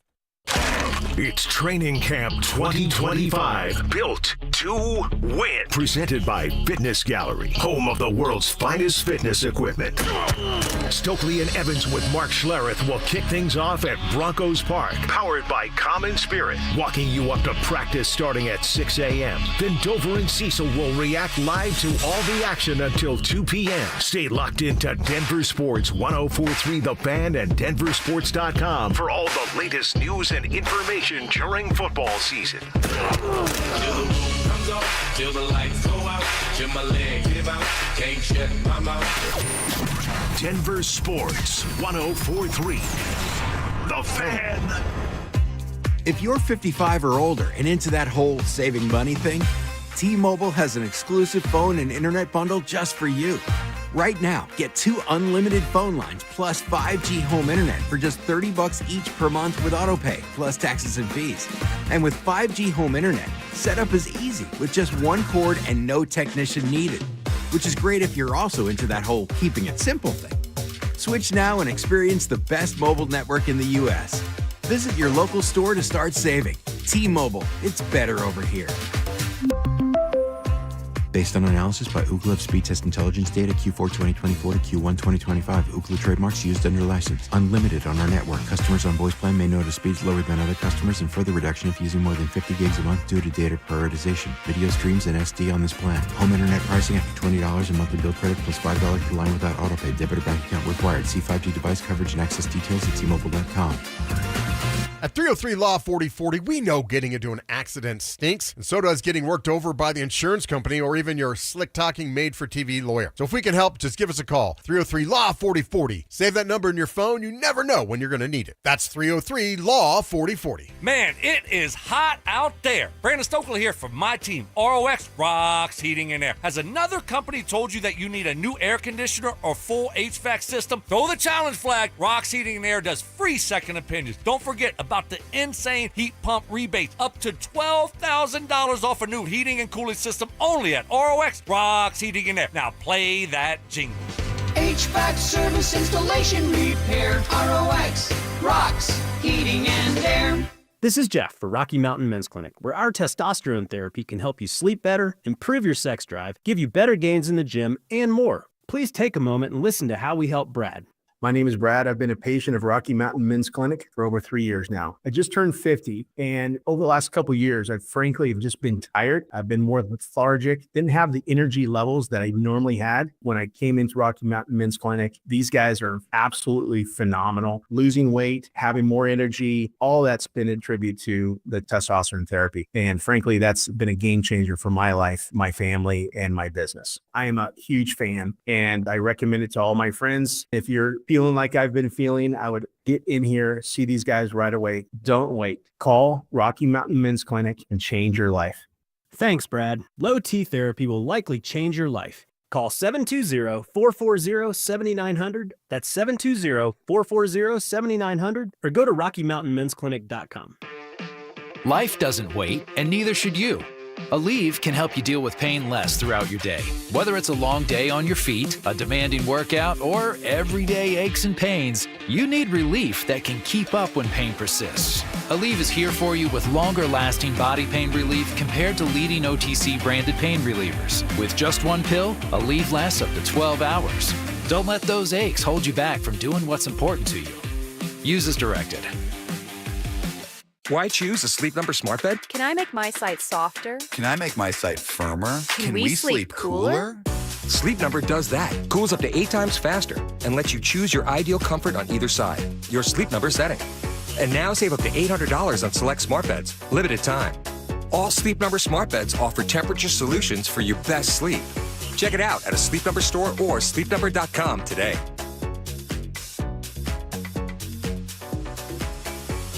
Now that it's nice outside, I can't wait to spend time at my favorite outdoor oasis right in my own backyard. With my custom built-in grill island, comfy patio furniture, and blazing fire pit from O.W. Lee, I may never want to leave. Hi, this is Keith Lair with Lair Fireplace and Patio to let you know that we'd love to help you create your very own outdoor oasis in your backyard. Lair's offers the widest variety of top-quality O.W. Lee furniture and fire pits. With a great selection of in-stock items along with our custom ordering process, you can choose the exact style and color that will make your patio sizzle this summer. Lair's also sells the top names in quality barbecue grills and accessories to help you create an outdoor kitchen that will be the envy of your neighborhood. Lair Fireplace and Patio is Denver's oldest, most trusted name in barbecues and outdoor furniture. Family owned and operated since 1954. Go to LairFireplacePatio.com and see why O.W. Lee is the most sought after name in quality outdoor furniture and fire pits. That's Lair Fireplace and Patio, Denver's outdoor room experts. Visit any of Lair Fireplace and Patio's beautiful showrooms. Great news. It's $5 Fridays at Papa Murphy's Pizza. Only on Friday, get a large, thin-crust pepperoni sausage or cheese pizza for only $5. That's right, just $5. Best deal in town. Pick up a few today only at Papa Murphy's. For Phi, winning the fight against vision loss means seeing new ways to push himself. The Foundation Fighting Blindness is committed to funding research to end blinding retinal diseases. The Foundation Fighting Blindness. Together, we're winning. Learn more at fightingblindness.org. If you didn't think skipping breakfast was a big deal, you'd be right. Before. But now, Wendy's has Buck Biscuits. We're talking sausage, egg, and cheese biscuit, bacon, egg, and cheese biscuit, or even the Honey Buddy chicken biscuit for just $1 each. Seriously, you can get all three if you want. They're just $1, so you'll never skip breakfast again. If you're smart. Breakfast for $1? Gotta be Wendy's. Limited time only. Price and participation may vary. Limit 5 qualifying items per transaction. Not valid in a combo while supplies last. Check engine or ABS light on? Take the guesswork out of your warning lights with O'Reilly Veriscan. It's free. Ask for O'Reilly Veriscan. O'Reilly Auto Parts. Want to partake in our contests? Check out the rules at DenverSports.com. Every day at 3:30, the drive comes off the top rope to hit you with a 1, 2, 3. Finally, The Rock has come back to Denver! Tape your wrists, stretch your spandex, and oil your hair. Here's Zach and Phil with today's 3 count on the drive. All right, let's come off the top rope with it! 1! All righty. So, if I gave you two options, okay? Is my life on the line? No. All right. Not in this hour, anyway. I had to watch that. So, just to go through the exercise, it's a little bit fantasy football. I totally get it, but that's the beauty, truly, and I mean this, of like doing sports talk radio. It's like if you're like some sort of insider, you don't have conversations like this. It's got to be too rooted in factual, hard-hitting evidence. This job, we can kind of have fun with it. So just for the mental exercise and game theory of it, if I gave you two options, okay, to add to this football team. All right.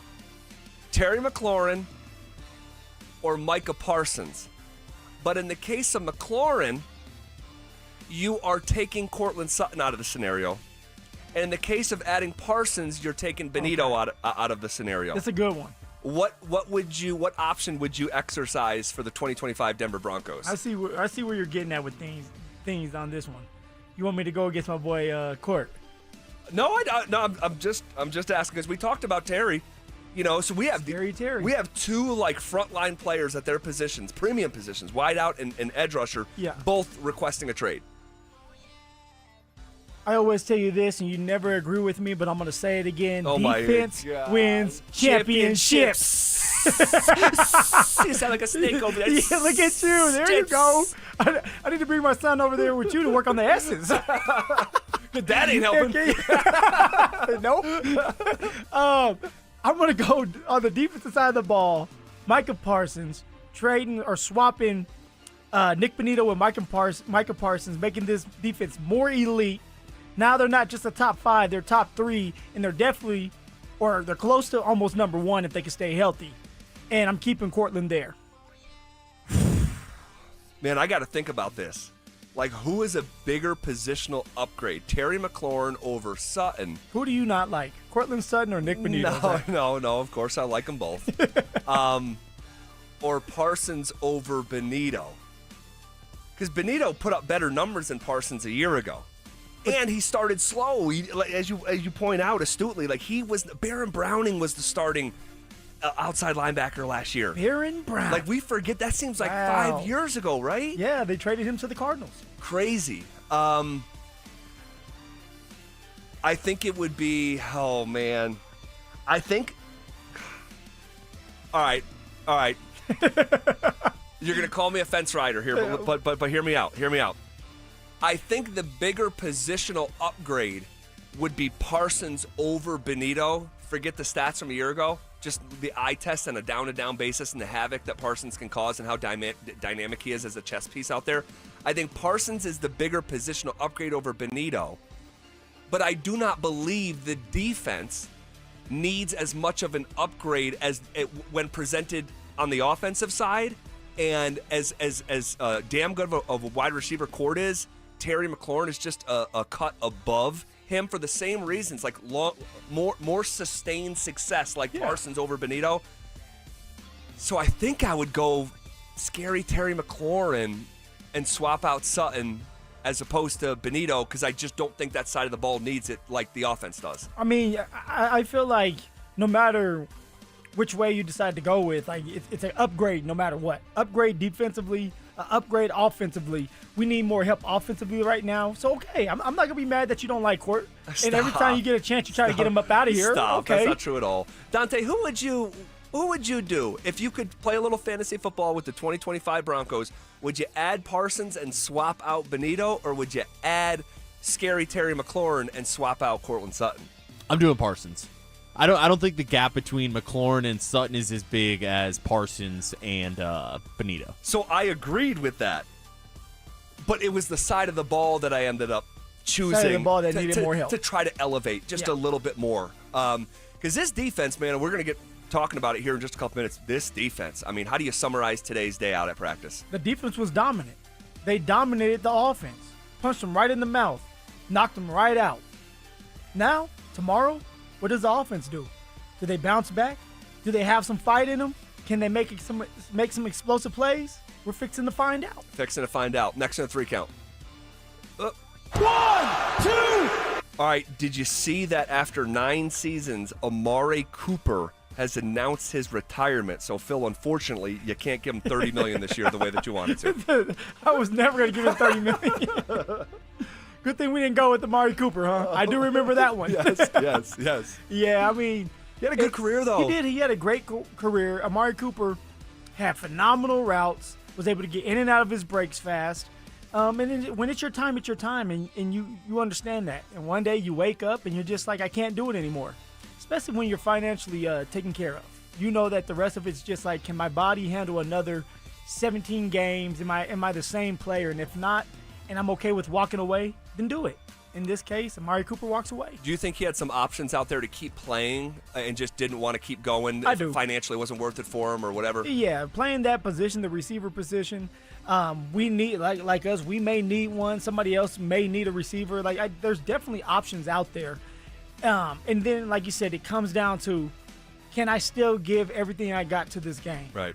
And if the answer is no, and you're okay with it, then you just walk away from it. So, especially if you've made $136 million. Yeah, that's it.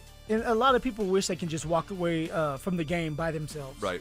But a lot of times in the NFL specifically, it forces you out, and you're never gonna have that opportunity to just walk away on your own. Usually, few people on each team will. Yeah, very few. All right, we're kicking out of the last slap of the mat in the 3 count. It's Mike Kliss coming up next. Is a young receiver on the verge of a breakout season for the Broncos. Troy Franklin, to me, looks so different than he did last year. He's smooth, and his speed is just different. And Sean is going to use that. I think that's going to be a huge advantage for this offense. Denver Sports 104.3. The Fan. Be advised, this is your opportunity to save up to 40 to 80% on a hot tub or swim spa. This weekend only, today through Sunday. 2 locations, Denver and Colorado Springs. Be advised, this is your opportunity to save up to 40 to 80% on a hot tub or swim spa. This weekend only, today through Sunday. National Western Complex, Denver. 18-month interest-free financing. Our factories have demanded we sell 1,000 hot tubs and swim spas this weekend. Norris Penrose Event Center, Colorado Springs. Huge factory incentives, factory rebates, this weekend only. National Western Complex, Denver. We can remove your old hot tub. Free delivery of your new hot tub. Hot tub starting at $2,999. Norris Penrose Event Center, Colorado Springs. Free delivery of your new hot tub. Just relax and enjoy. 2 locations, Denver and Colorado Springs. Today, 2 p.m. to 8 p.m. Saturday, 10 a.m. to 8 p.m. Sunday, 10 a.m. to 6 p.m. National Western Complex, Denver. Norris Penrose Event Center, Colorado Springs. Call 833-SPA-SALE or visit hottubandswimspasale.com. My perfect day has sand, salt water, and friends. But my moderate to severe plaque psoriasis can take me out of the moment. Now I'm all in with clearer skin thanks to Skyrizi. Risankizumab Riza, a prescription-only 150 milligram injection for adults who are candidates for systemic or phototherapy. With Skyrizi, most people saw 90% clearer skin, and many were even 100% plaque-free at 4 months. Skyrizi is just 4 doses a year after 2 starter doses. Don't use if allergic to Skyrizi. Serious allergic reactions, increased infections, or lower ability to fight them may occur. Before treatment, get checked for infections and tuberculosis. Tell your doctor about any flu-like symptoms or vaccines.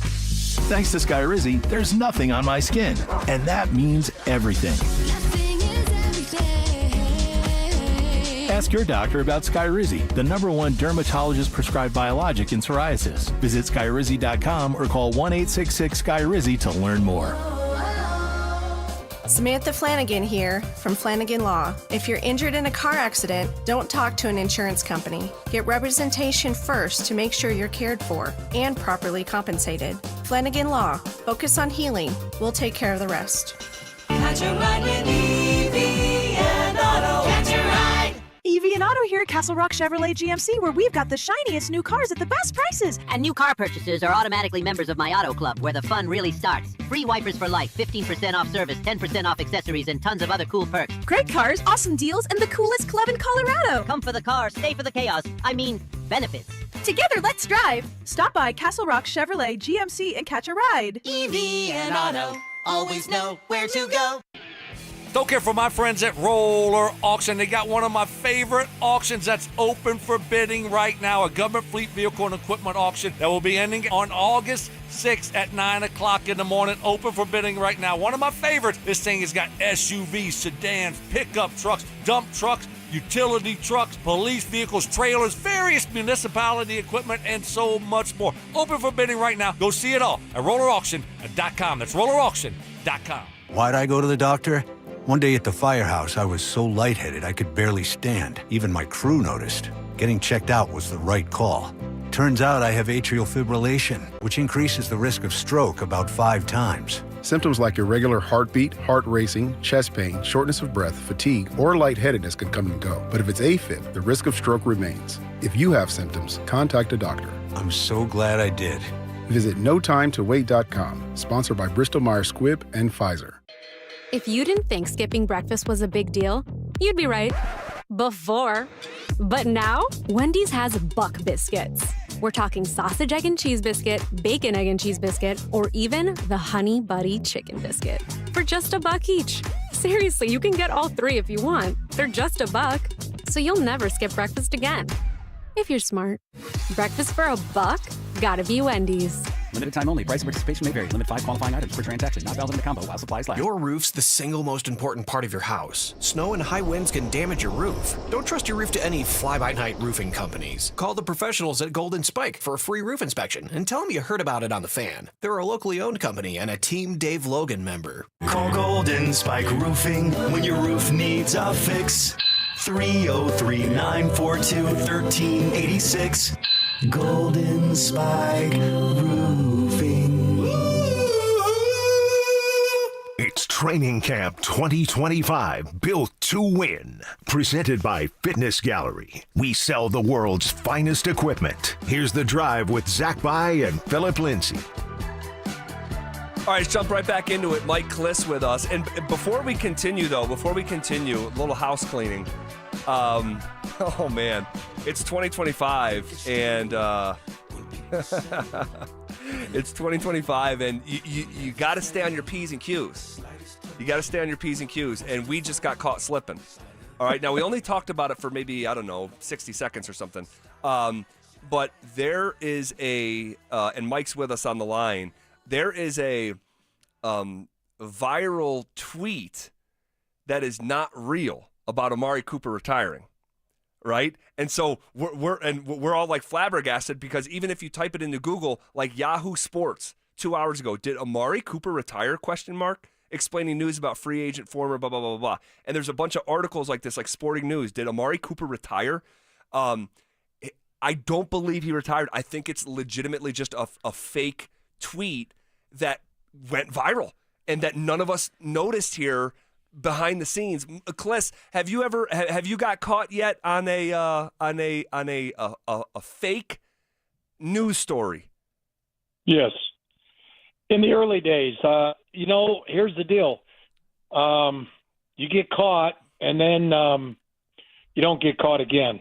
You're much more careful. You don't realize, Pete, that the fake stuff is out there, And but yeah, I think in the early days of this social media, the Twitter, I got caught out. When you said that tweet went viral, I thought you were talking about my crane videos that I put out at 9 this morning, but I guess not, huh? No, not the crane videos. And actually, I'm going to take this moment to actually blame Dante, our behind-the-scenes producer, who had it in our rundown for the 3 count after 9 seasons. Amari Cooper has decided to retire. Oh, my gosh, that's good. All right, all good. Mike, what was your biggest takeaway today from practice? Well, the 2 interceptions that Bo threw, I guess. Let me back up. First of all, it was by far the worst practice they've had in camp. Agreed. The mental mistakes, the pre-snap, all the false starts. The second string offense got the boot. They got benched after 3 reps because they had 2 false starts and a fumbled snap. Yep. Now Stidham went back in there at the end. He followed Sam Ehlinger after the 3s went and, made up on the snaps, but still it was that kind of day. And then Bo threw the pick over the middle, which, there's been a couple close calls on some passes over the middle. That's where there's congestion. Hufanga went up and made a real nice catch. And then I was surprised that it was almost like he was, how momentum goes either way in sports. It was like he was shook a little bit. That was his first interception at camp, by the way. I do believe. Is that what you guys got? Yeah, correct. Yeah, first interception at camp, and it was the 9th practice, counting the ramp ups. And we may have lost Mike there for a second. He's still on the line with us, so he may be in some sort of. He may be on the crane he's been talking about. He may be on the crane. How about freaking Greg and Carrie Penner going up all the way up to the crane and then walking out on the scaffold? No. Holy, dude, I was about to say it would take I don't know, because if you said, hey, I'll give you $500, I wouldn't even think about it. Well, tell me this: $300 million to hang from the crane, hang off the crane for 5 seconds, and they have to pull yourself back on. No. $300 million. No. And I know I could do it in any other setting, but I'm not leaving it to chance. I'm not, dude. No joke. There was a YouTuber in Japan.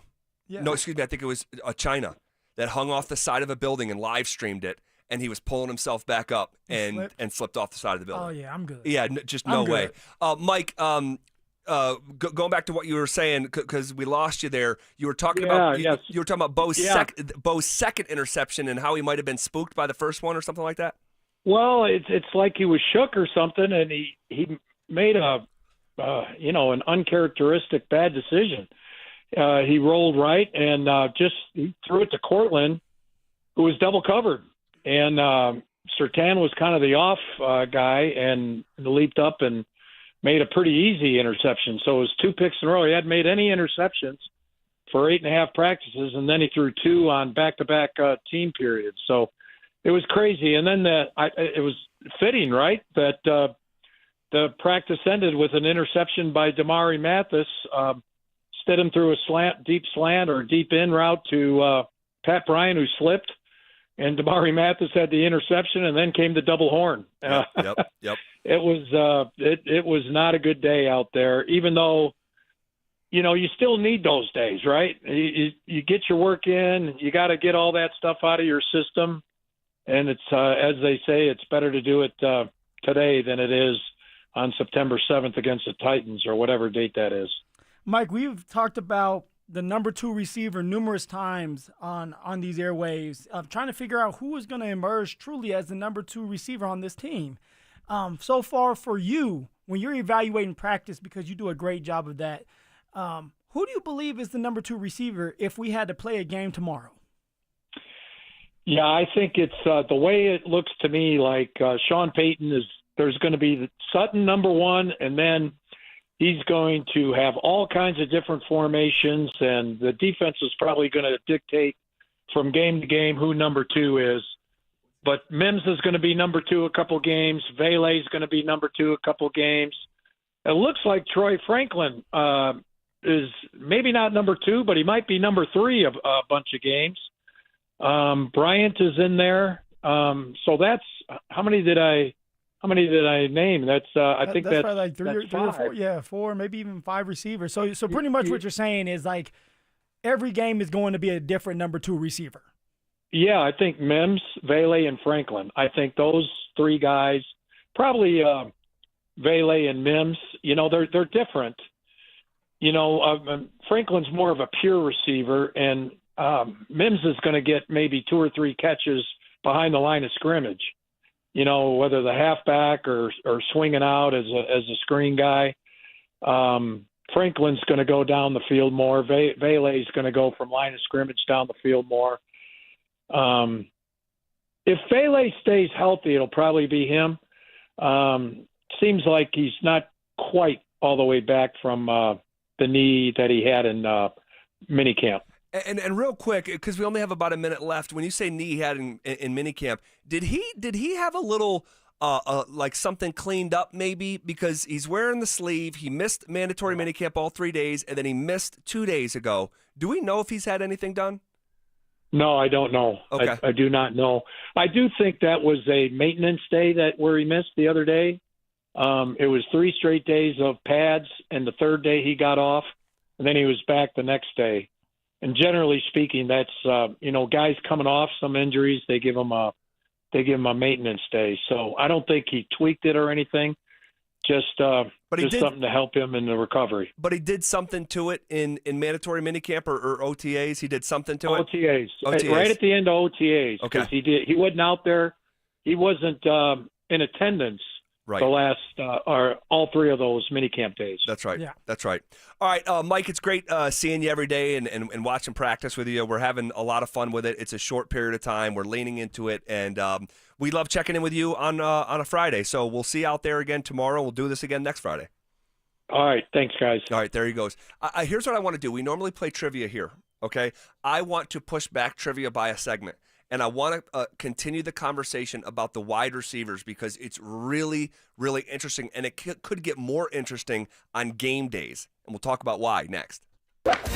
Join us for the Fan Golf Tournament benefiting the Arthritis Foundation Colorado, Monday, August 25th at 1:30 p.m. at the club at Inverness. Don't miss this 4-person scramble, followed by dinner, awards, and a live auction with all proceeds benefiting the Arthritis Foundation Colorado. Book your foursome now at DenverSports.com/club. Denver Sports 104.3. The Fan. Summer is a time to feel and look your best, but I'm not talking about your tan or abs. Guys, I'm talking about your hair. Restore that bald spot, reverse your receding hairline, or add volume to decades of thinning during Advanced Hair's once-yearly summer savings event. Advanced Hair's simple one-day treatment begins to regrow your own natural hair the very next day, and it can even grow for life. Did I mention Advanced Hair even guarantees your new hair will grow? Take advantage of your flexible summer calendar and get the most hair for your dollar during Advanced Hair's best offer ever. The summer sales event is on for a limited time, so schedule your free consultation and get the details today. 720-459-HAIR. One-day treatment, life-changing results with Advanced Hair. Your new hair is guaranteed to grow. Check out the incredible before and afters and get your savings details while still available. That's 720-459-HAIR or at advancedhair.com. That's advancedhair.com. A careless driver caused your crash. Medical bills are piling up, and you might not be able to work. Life just got a lot more expensive, and you don't know what to do. At Berg Simpson, your consultation is absolutely free. We'll explain your legal options at no cost to you. Help starts with a phone call to us. If you've been injured, call Berg Simpson for free now at 303-790-2525. 303-790-2525. BergSimpson.com. Good lawyers changing lives. It's not just a slogan, it's who we are. Are you self-employed or a contractor and struggling to find a lender that can help you access the equity in your home to pay off your high-interest debt? My friends at American Financing have the perfect loan for you, the bank statement loan. They can get you qualified by using your bank statements, which many other lenders are unable to do. The credit card bills are going to continue to climb, so don't wait any longer. Call today. American Financing is saving their customers an average of $854 a month, and if you start today, you may be able to delay 2 mortgage payments, giving you greater savings up front. Even if you've been turned down by other lenders, give them a call. American Financing has been helping borrowers just like you with this new loan program. There are no upfront fees or obligation to find out how much you can save every month. Call American Financing at 303-695-7000. That's 303-695-7000, or visit them online at americanfinancing.net.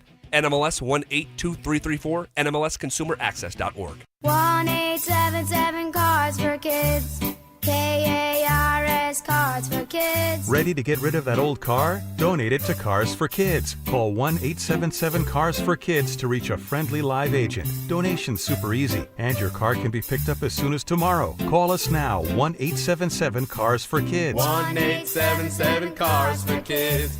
Donate your car today. Did you know you can donate real estate too? Catch a ride with Evie and Auto. Catch a ride. Evie and Auto here at Foundation Chevrolet, where we've got the shiniest new cars at the best prices. And new car purchasers are automatically members of my auto club, where the fun really starts. Free wipers for life, 15% off service, 10% off accessories, and tons of other cool perks. Great cars, awesome deals, and the coolest club in Colorado. Come for the car, stay for the chaos. I mean, benefits. Together, let's drive. Stop by Foundation Chevrolet in Wheat Ridge and catch a ride. Evie and Auto, always know where to go. Great news. It's $5 Fridays at Papa Murphy's Pizza. Only on Friday, get a large, thin-crust pepperoni sausage or cheese pizza for only $5. That's right, just $5. Best deal in town. Pick up a few today only at Papa Murphy's. Hey, Stoke here. At Colorado Joint Replacement, your hip or knee replacement surgery is their first priority. They completed over 27,000 joint replacements since 2005, and their expert surgeons are committed to helping you get back to the life you love. To schedule an appointment, visit coloradojoint.org. Audible delivers thrills of all kinds on your command. Audiobooks that keep you guessing, captivating originals, and hotly anticipated new releases. Start listening free with a 30-day trial at audible.com. This segment on 104.3 The Fan is brought to you by Trade Gen Wealth, your trusted local fiduciary advisors. KKFN and KKFN HD1 Longmont, Denver. You're listening to Denver Sports 104.3 The Fan. It's Training Camp 2025, built to win. Presented by Fitness Gallery. We sell the world's finest equipment. Here's The Drive with Zach By and Phillip Lindsay.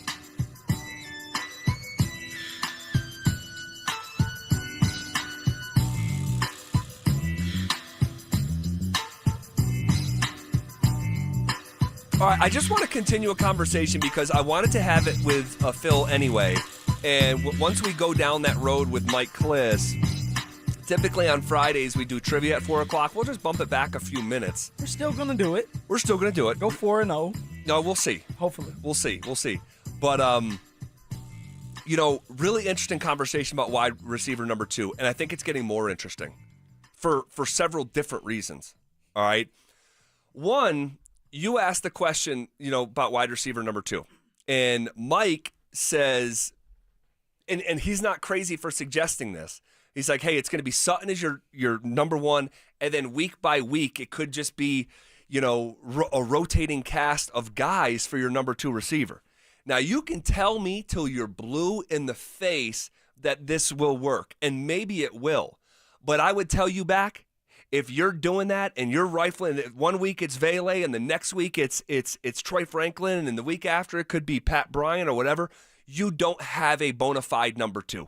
You just don't. Because when you have a bona fide number 2, you don't want to do that. You want the bona fides on the field. And right now there's just not one emerging, Phil. There's just a lot of uncertainty at that position when it comes to the number 2 receiver. There's a bunch of number 3s. We all know that.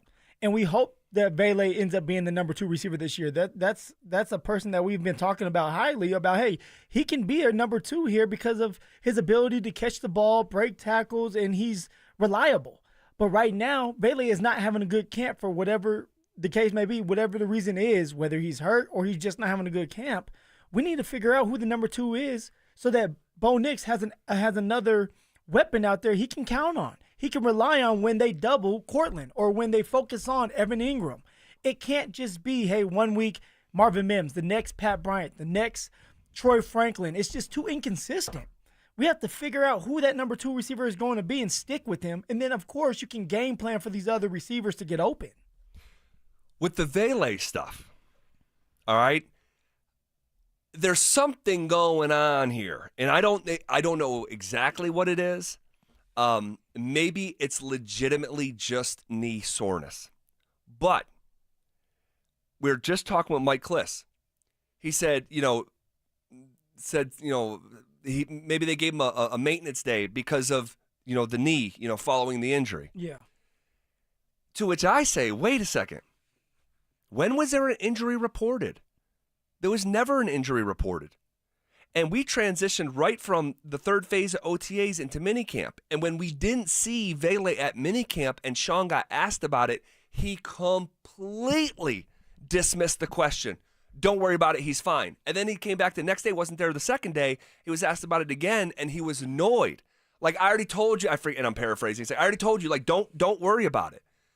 And then, of course, he wasn't there the third day at OTAs, and then he's getting a maintenance day. In his second year. In his second year in the NFL. He's not some, grizzled veteran. No, like there's only been one guy with a maintenance day, and it seemed to be Vele. There's a bunch of veterans on that football field and have not yet to have a rest day. And yet Vele's getting one. It's because of maybe dealing with that knee. And whatever it is. Could have been a clean out during the OTAs. It could be something like that. And I told a story yesterday about how I had a cleanup done with my wrist before OTA started. And then it got out. Mike was able to get the story, Mike Kliss. Yep. And, everybody knew I had another cleanup or a surgery, you can call it, on my wrist. So it does happen. It's a physical sport. Things will happen when you cut, and you cut the wrong way. You got to go get something cleaned out. So I would not be surprised if a couple weeks from now we get some kind of report on Vele having a cleanup job. No, it wouldn't shock me. And if that did happen, which is super reasonable, it's football, I just don't know why it would be a state secret. Like, even when you told the story yesterday, like about your wrist, like, hey, you're going to go to New York, you're going to get certain, no one's going to know. Yeah. And Kliss ends up getting the information because in a roundabout way. We won't get into the details, but he told us it was like something that didn't have anything to do with anything, reaching out to him. It wasn't like the team saying, hey, you can put it out there. No, they wanted to keep it a secret. I don't know why this would be a secret, because stuff happens and it's clearly not major. Like, he's out there. I mean, but you think about it like this. You have someone like Dre Greenlaw that's dealing with the quad. And if something happened where it's like Vele ends up coming out with something with his knee, it's like, okay, we start to come back and we report about it, and how Sean has bragged about how good their staff is when it comes to keeping players healthy. It's something that you start to question. And maybe that's why you kind of keep it under wraps of like, hey, let's keep this quiet. Let's keep it quiet and move on, because we know he is going to be back sooner rather than later, so there's no reason to just put it out there to the world. Okay. This was Sean back at OTAs talking about Devon Vele. He's going to be full go, start a training camp, everything's good. We should be, that's it. That's it. Did you hear me? Okay. That's it means. That means it stops. We should be, there may be one player, Perry, that might go a week into training camp and then be ready, depending on how the summer goes. But outside of that, we expect everyone back. All right, but you see how he got frustrated with the Vele. Sounds like a cleanup job to me, where it's like you're getting the news, like maybe Sean just got the news and was like, okay, that's it, I'm frustrated. I'm frustrated because I don't know necessarily like what's going on with him. Yeah. Something's going on. He's not out there putting on a show like he did last year. It's not one-a-day Vele. Now it's like, hey, every now and then Vele catches a ball for 5 yards. That can't be if you're going to be the number 2 target. And then when Vele comes walking out and he's kind of limping at the beginning of practice, and then he builds up because he kind of gets going, it's telling you something's wrong. By just obeying your eyes and following the evidence. That's it. That's all. That is it. That's all. So with the wide receivers, briefly, all right, and this may be more expansive conversation down the road, but you're probably going to keep 6 wide receivers on the team, and you're probably going to dress 5. If one of those 5 is Trent Sherfield, the veteran wide receiver who is here for special teams, not necessarily to catch passes, although he did have 2 really nice catches here very recently in a practice, I think, on Tuesday. Or maybe it was Wednesday, whatever. But if Sherfield is going to be on the game day roster, and he's one of the 5 wide receivers, Sutton's going to be one of the 5 wide receivers. Now you're at 2. Mims is going to be one of the 5. Now you're at 3. Then you're looking at Devon Vele, Pat Bryant, and Troy Franklin. Man, I think Pat Bryant's going to play. You think so? I do. Well, tell me this. What has Pat Bryant done lately that's letting all of us know, and myself included, that he's going to play? I thought other than being a 3rd-round draft pick. Yeah, I thought he was good in team yesterday. Okay. Had a couple catches, but he's not lighting the world on fire, but he looks like solid, especially for a rookie player. He looks solid to me. And a part of that answer, of course, is that Sean is so high on him. But I don't know. I mean, I would guess Troy Franklin's going to be a part of that group. I think it's going to be Cortland. It's going to be Vele. It's going to be Troy Franklin, Marvin Mims, Sherfield. Yeah. And there's the 5. And then you're gonna have 6 receivers on your roster, but there's gonna be an active inactive one. Right. Like Troy Franklin was at the beginning of the year. Correct. I can see Vele was a healthy scratch some games. I can see Pat Bryant being the guy that's active inactive if he's inconsistent during preseason games. Now, if he's popping during preseason games, he's definitely gonna make this roster. And now you have a situation with Sherfield, who's here to do special team work. Can he be replaced? Can you find somebody on this roster that can do the exact same thing as that man? Like a Pat Bryant? Exactly, like a Pat Bryant. And that's something that we have to talk about, too, because Pat Bryant's out there doing special team work as a gunner. Sherfield's another one that's a gunner. We'll have the gunner conversation here this afternoon because we need to. No, for sure. So it's one of these things where they may end up with 6 receivers, but one's going to be active inactive. All right, very interesting. Very interesting as we comb through the layers of training camp. We're going to play a little trivia here on a Friday coming up next.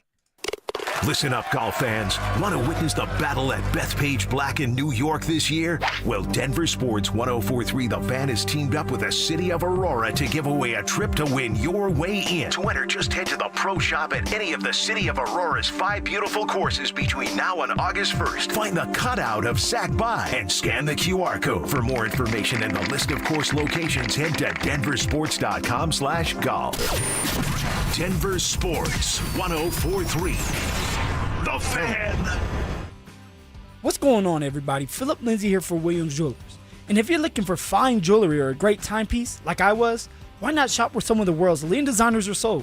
Williams Jewelers helped me find my new Tudor watch. They treated me just like family the minute I walked through those doors, and they didn't pressure me at all. They gave me the time I needed to make the right decision for myself, and I can sit here and confidently say today, I made a great decision because of that. Starting from one little store in Inglewood, Williams Jewelers has grown into 2 locations and has become one of the largest fine jewelers in the country. So when you step foot into their showroom, you'll feel just like family, and their service reflects that. They are dedicated and they work hard to make sure you're satisfied with your purchase. And not only will they share the secrets of the business with you, but they will give you the best price in Colorado, guaranteed.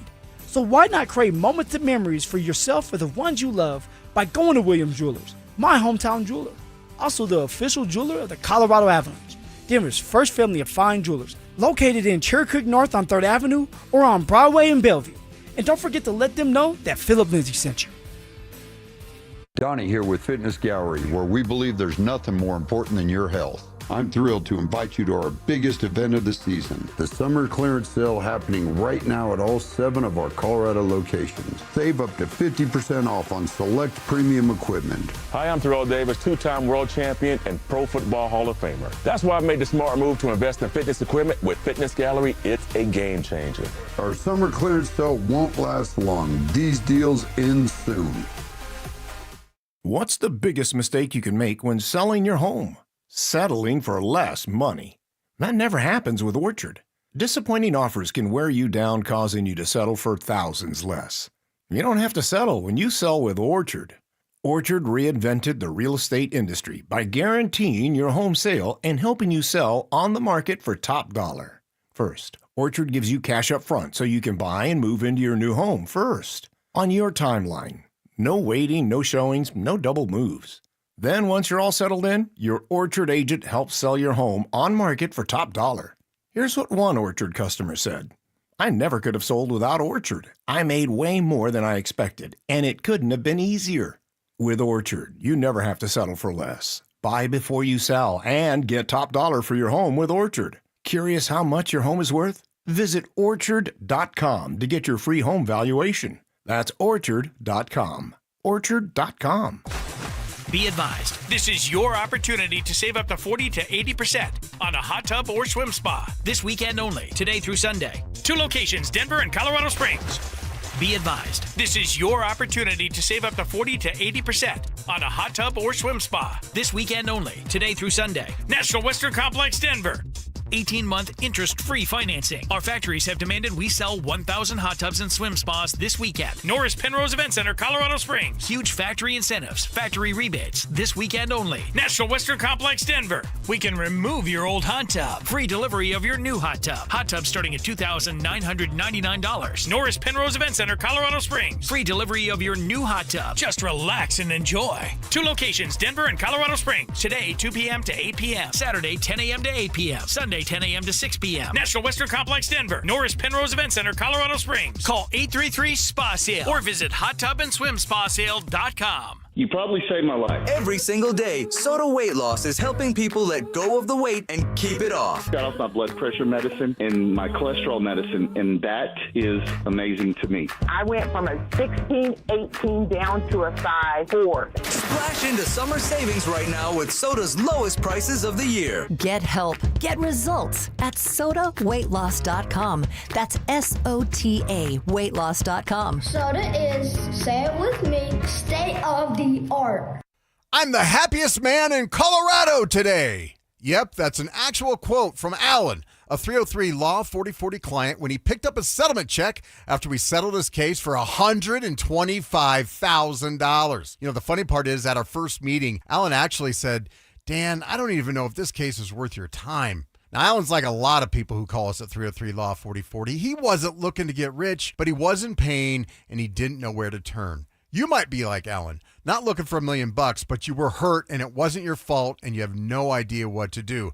Heck, the insurance company may already be throwing a lowball offer at you so they can get off the hook. When you call 303 Law 4040, my lovely wife Kimberly and I will meet with you in person free of charge. We'll come up with a plan where you get to focus on getting better while our team fights to get you a fair settlement. You know what we say. Save that number in your phone. You never know when you're going to need it. It's 303 Law 4040. That's 303 Law 4040. Hey guys, Mark Schlereth here from my friends at Comcast. Well, spring has sprung, and you know what that means. It's officially moving season. A time filled with hours of packing, unpacking, and so much bubble wrap. But the first thing you should do when moving is make sure the Wi-Fi is booming with Xfinity. It's super quick and easy to set up. Then, boom, you'll have your new home hooked up with the ultimate Wi-Fi experience faster than the time it takes to parallel park a moving truck. Then, you'll be back online with the most reliable Wi-Fi and the best in-class equipment from Xfinity. So you can just kick back, relax, and stream your favorite movies and TV shows while someone else deals with all those boxes. Because with Xfinity, the only thing you'll have to worry about is remembering where you pack the remote. Make it right, make it easy, and move with Xfinity. Learn more at Xfinity.com/move. Restrictions apply, not available in all areas. Most reliable Wi-Fi claim based on Open Signal Awards USA Fixed Broadband Experience Report August 2024. It's Training Camp 2025, built to win. Presented by Fitness Gallery. We sell the world's finest equipment. Here's The Drive with Zach By and Phillip Lindsay. All right, hanging out on a Friday. A little tardy for trivia, but I wanted to keep that wide receiver conversation going. All right, on the heels of talking to Mike Kliss, but we will get to it here. Let's let that beat drop. There it is. All right. The morning show went 2-2. All right. 2-2. And so 2-2, you feel solid, but like you left some points out there. Yeah. 3-1, feel great. 4-0, euphoric. You're on top of the world. 1-3, you're in the dumps. 0-4, you just suck. Thinking about life. You said thinking about life. Thinking about life. All right, so without further ado, let's get it cracking. Dante Gomez, hit the music. The disastrous 2022 Broncos had only 3 players with more than 30 receptions. Jerry Jeudy and Courtland Sutton were 2 of them. Who was the third? The 2022 Broncos had 3 players with 30 reception or more. Jeudy and Sutton were the 2. Who was the third? Did he say players or wide receiver? What? I thought he said players. I heard players. I think that's what I heard. I think he said players. If that's the case, what, KJ Hamler was on that team, 2022. KJ was still on that team. Yeah. Let's think receivers, tight ends, and running backs. Was right? Javonte healthy? Was that the year he had the ACL? He blew his ACL. He blew his ACL. He did. Man. Because remember, 23 he was back. 24 he was back. Okay, so 21 was his first season? 21. Okay, yeah. So it was definitely a second 20. year. I Okay. was there 20. Okay. Yeah. So what it wouldn't be Javonte. It wouldn't have been a tight end either. No? I don't think so. Russell Wilson thrown to a tight end over 30 times in What the about season? what's the injured guy? Dulcich. Greg Dulcich. But he only played 10 games. So that would have been 30 receptions crammed into 10 games. That could be it. But he was he had you guys used to talk about him all the time, you and Cecil. But in terms of explosive plays, he would have one every other week on average, but I don't know if he accumulated the receptions. Okay, what about Melvin Gordon? Melly Mel. He was a part of that. It was Melvin Gordon and Javonte Williams. Right. And then Latavius Murray. Yep. Who, by the way, we know for sure he just retired. Yes, and he was the last 100-yard rusher for the Broncos, yeah. Latavius Murray. Goodness gracious. Would it have been any one of Sean's guys that came over? Who was the bigger receiver that's no longer with the team? That you think of Lil Jordan? Yeah, Lil Jordan Humphrey. Was he? I don't think he was here yet. Not there yet. No. It might be Melvin. You think it's Melvin? It feels like a running back, doesn't it? You would think. I mean, he's a dump off. Right. And Russ liked to dump the ball off. Yeah, used to love that. Is there a receiver that we're not thinking of? I liked the Hamler. Hamler one. Hamler's not a bad one. He was pouting all the time. I gotta be careful with that. He was pouting because remember, 22. I was with the Colts. We came to town. KJ was open, and he was mad because he didn't get the ball. Oh yes, he threw his helmet at the end of the game. That's why I say he was pouting. Yes. Good memory. Yeah. Good memory. Yeah. But I don't. Oh man. And I don't know how much KJ. I don't how think much action it was 30 he was getting. catches. So they brought Latavius in for running back depth. Who was getting injured before that? That's my thing. That maybe the guys weren't playing long enough to get 30 catches. You know who else was out here? Marlon Mack. Remember that name? The running back. He was with. Yeah, Marlon Mack. Yeah. Because He was a Colt at some so point. it's not Melvin. It's not Melly Mel. Melly Mel got cut. He got cut during that time. I thought they brought him back. No, they brought him back, and then they ended up releasing him. Really? Yeah, they released him, and that's when it was Latavius Murray, Marlon Mack, somebody else. I cannot believe that was the running back room. Yeah. So then if it's not Melvin, then Dulcich? Either Dulcich or KJ Hamler. I like those two options out of. If it's between those two for me, I would go KJ Hamler. I just don't know if Dulcich got enough balls. And not that I think KJ did either, but golly. I don't know. I don't know. I would go maybe Greg Dulcich. In 10 games? Yeah, 10 games. 3 catches a game? How many yards did he have? He had. I mean, the yards, it was like something around, I want to say, 450 or approximately. And it couldn't be all just big plays. Oh, man. You want to go with KJ? I feel legitimately torn. Dante, were you here? I was here. You were here? Any inkling here? I mean, I brought up Dulcich, but Dulcich or Hamler, I'm good either way. I don't think it was KJ. Was Tim Patrick playing? Tim blew his Achilles out. Right. Or his knee. Yeah, and it was in consecutive years, and that would have landed in that era. Yeah. I think we lean on Phil. He feels confident in Greg. He didn't know anything about Dulcich. He was playing for the Colts. Well, listen. When he feels confident, you got to let the guy shoot, you know? Oh, my Peacock, let me fly. I'm good with Dulcich. Let's go with Dulcich. Dulcich? Feels like they're trying to trick us, maybe. Yeah. Yeah. You can go KJ. Samaje wasn't here, right? No, that was too early. Yeah, no. He was the next year. Let's go. I don't know. You can go KJ. You can go Dulcich. You can go Latavius Murray. Let's flip for it. I don't have a penny anymore. They don't make them. Oh. Here, I'll flip the TV remote. Yeah, flip the TV remote, please. KJ Hamler, Greg Dulcich. Greg Dulcich it is. All right, let's go Greg Dulcich. Send it in. Send it in, Jerome! The answer is Greg Dulcich. Let's go! Let's go, boys! Good job! Wow. Good job, Dante! Sit down, Zach. You're done. You're benched. You're benched. Whoa! I said Greg Dulcich. You didn't want to go with me. We were lucky the batteries were heavier on the one side of the remote. I'm going to be honest, the battery was terrible. It's rounded on the bottom. Yeah. It was only going to land one way. Yeah. Terrible idea. Worked in our favor. It was fate. Yeah. Next question. Since 2015, the Broncos have drafted 5 players out of Missouri. Name 4 of them. Since 2020? 2015. Or he said 2015? I think, right? Since Drew Lock. 2015, the Broncos have drafted 5 players. Drew Lock. Yep. Shane Ray. Shane Ray. He led the SEC in sacks at one point in time. Chris Abrams-Drain. Yes, good one. Is there a receiver? Is there a receiver that we're... Where's Hamler from? Penn State. Another Missouri guy. A defense. I guess I would go. Yeah, defense. I lean defense. Yeah.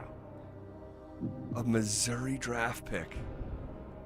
Drew Lock, Shane Ray, Chris Abrams-Drain.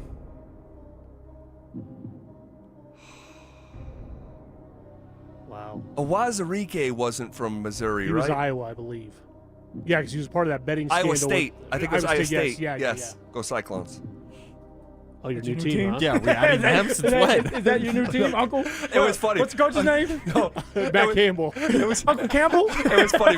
We had visitors here in the studio last month. It was like a mother and her daughter, and I'm like, hey, like, nice to meet you guys. And she goes, yeah, my daughter's going to college. And I go, so where's?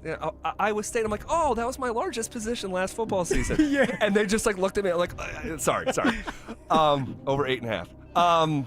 Man, I don't know. This is tough. Can we think about it through the break? Are we allowed to do that and then finish it off? That feels like cheating.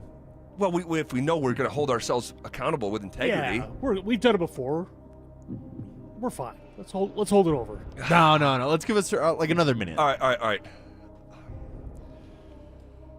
Drew Lock. There'd be no running back. We would have remembered Ray. it. A wide receiver feels like it could be. Was there anybody with Shane Ray during that time? Because you said 2015. Like, my guessing it was like that 15, 16, 17 era where there was another Missouri guy. Was there any of Drew Lock's teammates? Did he have a teammate that was here? None of them is ringing. It's not ringing a bell. What about... Didn't we say, didn't he used to connect with a pass catcher like a tight end? Or... Was it Okwebanam? Albert Okwebanam! Oh, yes, it was. Oh, let's go. Yes, it was. Yes, because he caught a bunch of touchdowns from Drew. No, yeah. He was part of it. Let's go. Good job, Dante. All right, so Drew Lock, Shane Ray, Chris Abrams-Drain, and Albert O. Final answer. Send it in, Jerome! The answers include Shane Ray, Drew Lock, Albert O, Connor McGovern, and Chris Abrams-Drain. Wow. Good job, boys. Man, gotta feel good about that. Way to get there. Power through, Dante. That was a good judgment call. Let's not wait. Let's give us one more minute. Put it together. I knew there was a pass catcher that connected with Drew. All right, we'll finish our trivia on the other side coming up next. After catching the league by surprise last season, is Bo Nix ready to handle the high expectations in year 2? Well, the expectations are definitely higher, but we like that. That means you're a good football team. That means you have something to play for, and it means you're doing something right. Denver Sports 104.3. The Fan. All right. It's that time of year again. It's summertime, which means concert season, vacations, and all the things you guys want to do outside. And nobody wants to worry about how they're going to get somewhere or where they're parking. Guys, let Hermes Worldwide handle all the travel needs so you can focus on what really matters the most, having as much fun as possible this summer. I actually stopped by and visited with my friends at Hermes a few weeks ago, and they've got so many different vehicles to choose from. If you and your friends are ready to go crazy and go party this summer, ride in style on one of Hermes' luxury charter buses or Sprinter vans. If you are someone who's concerned about the environment, which a lot of people are out there, they've got you covered with something called the Lucid Air, which is an all-electric and totally silent car. Are you and your lady friend heading to a concert this summer? You can take a luxury sedan or SUV, make it easy on yourselves. So no matter where you're going or what you're doing, Hermes Worldwide has you covered. Head to ridehermes.com/DenverSports or give them a call at 303-577-7600. Again, you can go to ridehermes.com/DenverSports or call them at 303-577-7600 to book your next ride today. Comcast Business High Five Hotline. What's the state of your excitement? I signed my business up for the 5-year price lock guarantee, and I can't stop high-fiving people. High five! Okay, deep breath. High five. You're in a good place. You signed your business up for 5 years of gig speed internet and advanced security, all on our ultra-reliable network. Gig speeds and advanced security? I'm so stoked. Yep, and you get it at a great rate that's locked in for 5 years. Woo! The high five is just your body's way of saying, I'm winning. So this is natural. High-fiving everyone you see in a state of business savings enthusiasm? Totally natural. Sweet! Thank you! High five, everybody! High five! The Comcast Business 5-year price lock guarantee is back, but only for a limited time, so sign your business up today. High five! Comcast Business, powering possibilities. Ends 9/21/25 for new customers with qualifying bundle. Current customers may be eligible depending on services and area. Guaranteed rate applies to monthly service charge, excluding taxes and fees. Other restrictions apply. The IRS finally caught up with Louie. I hadn't paid my taxes in 8 years. I owe the IRS a lot of money. Louie was in deep trouble. We're going to take your house, put a lien on your bank account, garnish your pay. They don't care. They're going to take your paycheck. Louie found out about Optima Tax Relief, the leading tax resolution firm. A+ rated by the Better Business Bureau, they've resolved over $1 billion for their clients. Optima Tax, they help me. They calm me down. They make me feel comfortable, and I trust them. Louie has a lot to be thankful for. I don't owe the IRS anymore, and I'm able to live a comfortable life, a lot better life. It was because of Optima Tax. For tax help you can trust, call Optima now for a free consultation. Take it from Louie. If you owe the IRS, don't go it alone. Give Optima Tax a call. They can help you. Call 800-783-8055. That's 800-783-8055. 800-783-8055. Optima Tax Relief. Testimonial from an actual client. Some restrictions apply. For complete details, please visit OptimaTaxRelief.com. Hey guys, your boy Steve here today about my long-term buddy Troy Hansford. And if you're thinking about selling your house for any reason, now might be the time to sell, still get top dollar. Believe it or not, my guy Troy is still offering his $5,000 guarantee. What is it, you ask? Well, if he can't sell your house at your price on your timeline that you agree upon beforehand, bam, going to cut you a check for $5,000. Who else makes the offer? Nobody I've ever heard of. And he makes that offer because he continues to spend a ton of money marketing his listings, has about 100 families approved and ready to buy right now. And if for any reason you need to sell right away, Troy can buy your house, all cash, and he can close in as little as 7 days. You have a house to sell, Troy probably has that perfect buyer for you right now, waiting for you to pick up the phone and to call him. Call Troy, get your home sold for the most money. That's 720-944-33. 720-944-33. Troy Hansford of RE/MAX Professionals, a Colorado licensed broker. Some restrictions do apply. Want to sell your house? Then call my buddy Troy, 720-900-4433.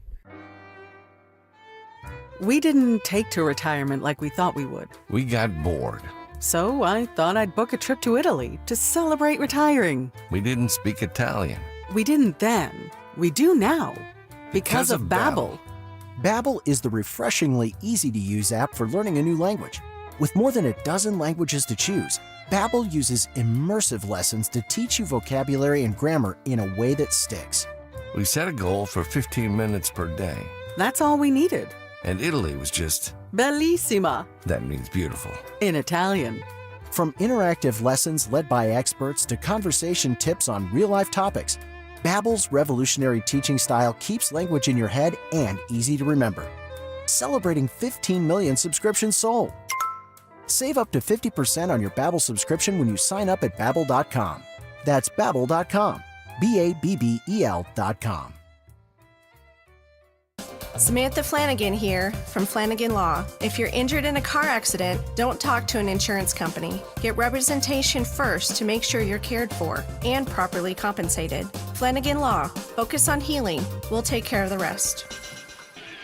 Don't care for my friends at Roller Auction. They got one of my favorite auctions that's open for bidding right now, a government fleet vehicle and equipment auction that will be ending on August 6th at 9 o'clock in the morning, open for bidding right now. One of my favorites. This thing has got SUVs, sedans, pickup trucks, dump trucks, utility trucks, police vehicles, trailers, various municipality equipment, and so much more. Open for bidding right now. Go see it all at rollerauction.com. That's rollerauction.com. This segment on 104.3 The Fan's brought to you by Williams Jewelers, the official jeweler of the Colorado Avalanche. It's Training Camp 2025, built to win. Presented by Fitness Gallery. We sell the world's finest equipment. Here's The Drive with Zach By and Phillip Lindsay.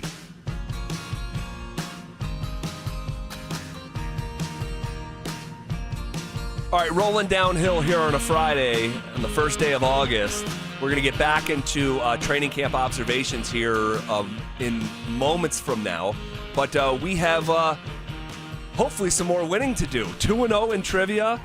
The two questions were in the dreadful 2022 season. These were two good questions, too.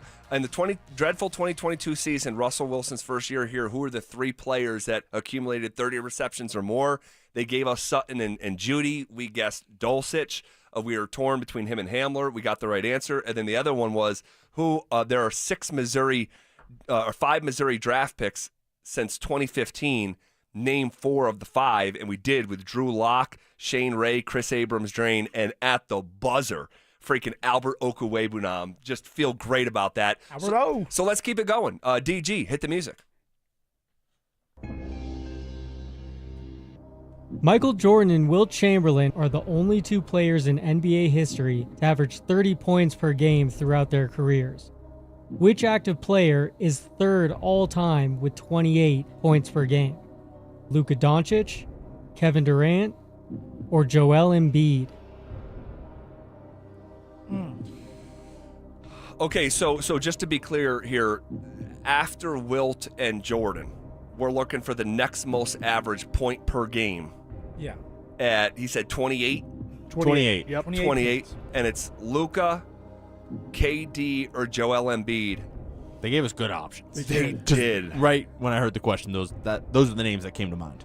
I do not believe it's Luka. No. Oh. Why? Out of the start. I just think that his top seasons are in that variety, but I think I want to say earlier in his career, wasn't he more like 24, 25 points a game, or do I have that mistaken? I think he was always pretty like 26, and then I think he's been like 32 a couple times. He's been like, when it comes to scoring, he's been on the top of his game for. See, I didn't think it was Embiid. I like Luka or KD. See, I thought that was the sneaky one. Because when Embiid is healthy, he is as good of a scorer that we have seen at the center position, right up there with Joker and really since Shaq. And I remember the stat, Embiid was the first center to lead the league in scoring since Shaquille O'Neal, and he was over 30 a game. My head initially went to KD, but because he hasn't been as good in Phoenix the last couple of years, I feel like his average has dipped a little bit. Yeah, I feel like KD's like a setup. We have a resident KD expert who got his undergrad. Well, he didn't cross the stage, but he studied as an undergrad about Kevin Durant. Dante, what does your gut say about KD here? I think it's going to be dang close. If it's not 28, it's like 27. Right. And first of all, KD has been great the last 2 years. The Suns as a team have not been good. I mean, KD and Booker have both been healthy and they stink, so I don't know. No, but those two individuals have been incredible. Yeah. That's not what it's about. That is not what that's So not why what we're you're here. saying is KD is getting this point. I think he's at like 27 and a half, Yeah. maybe. I mean, all these guys are going to be. All these guys are going to be. That's why they're all great answers. I would lean Luka. I was gonna say Luka as well. And see, now I lean Embiid. I feel like I lean Embiid too. Where's the controller at? Where's the remote?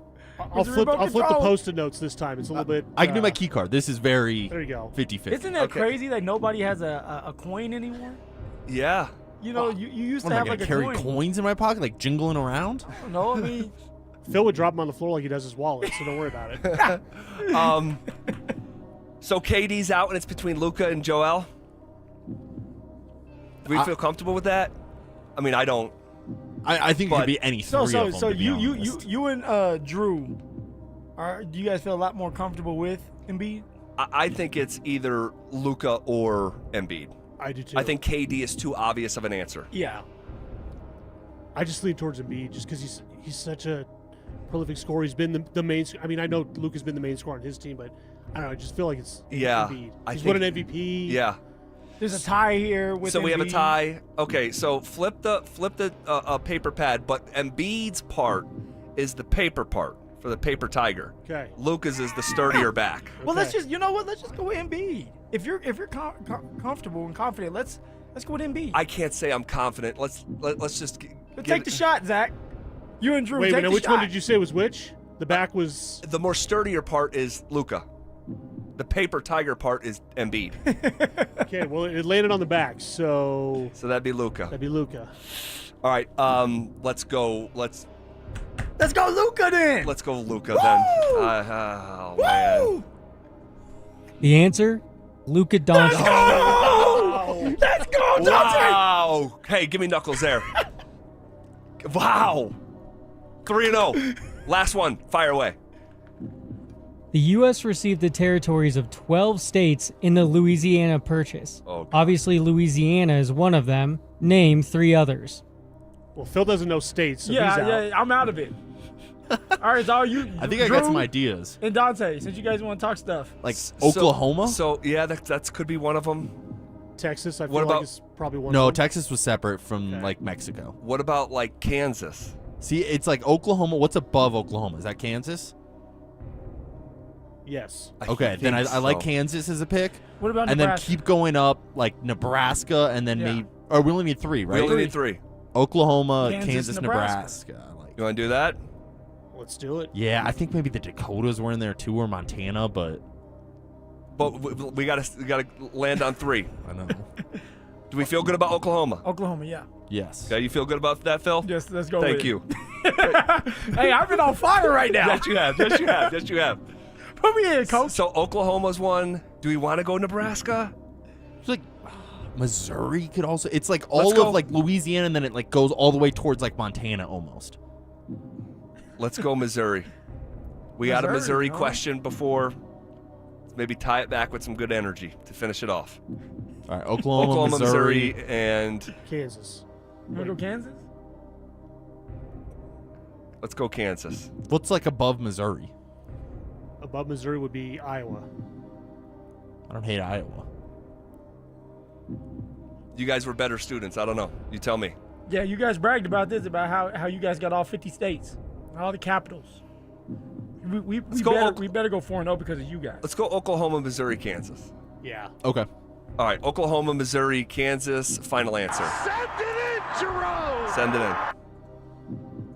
The answers include Oklahoma, Arkansas, Kansas, Missouri, Iowa, Nebraska, South Dakota, North Dakota, Wyoming, Montana, and Colorado. Wow, is Colorado a part of it? Okay. I just learned something. All right. Wow, guys, 4-0. Well done, boys. 4-0. Let's go. Hey, full team effort.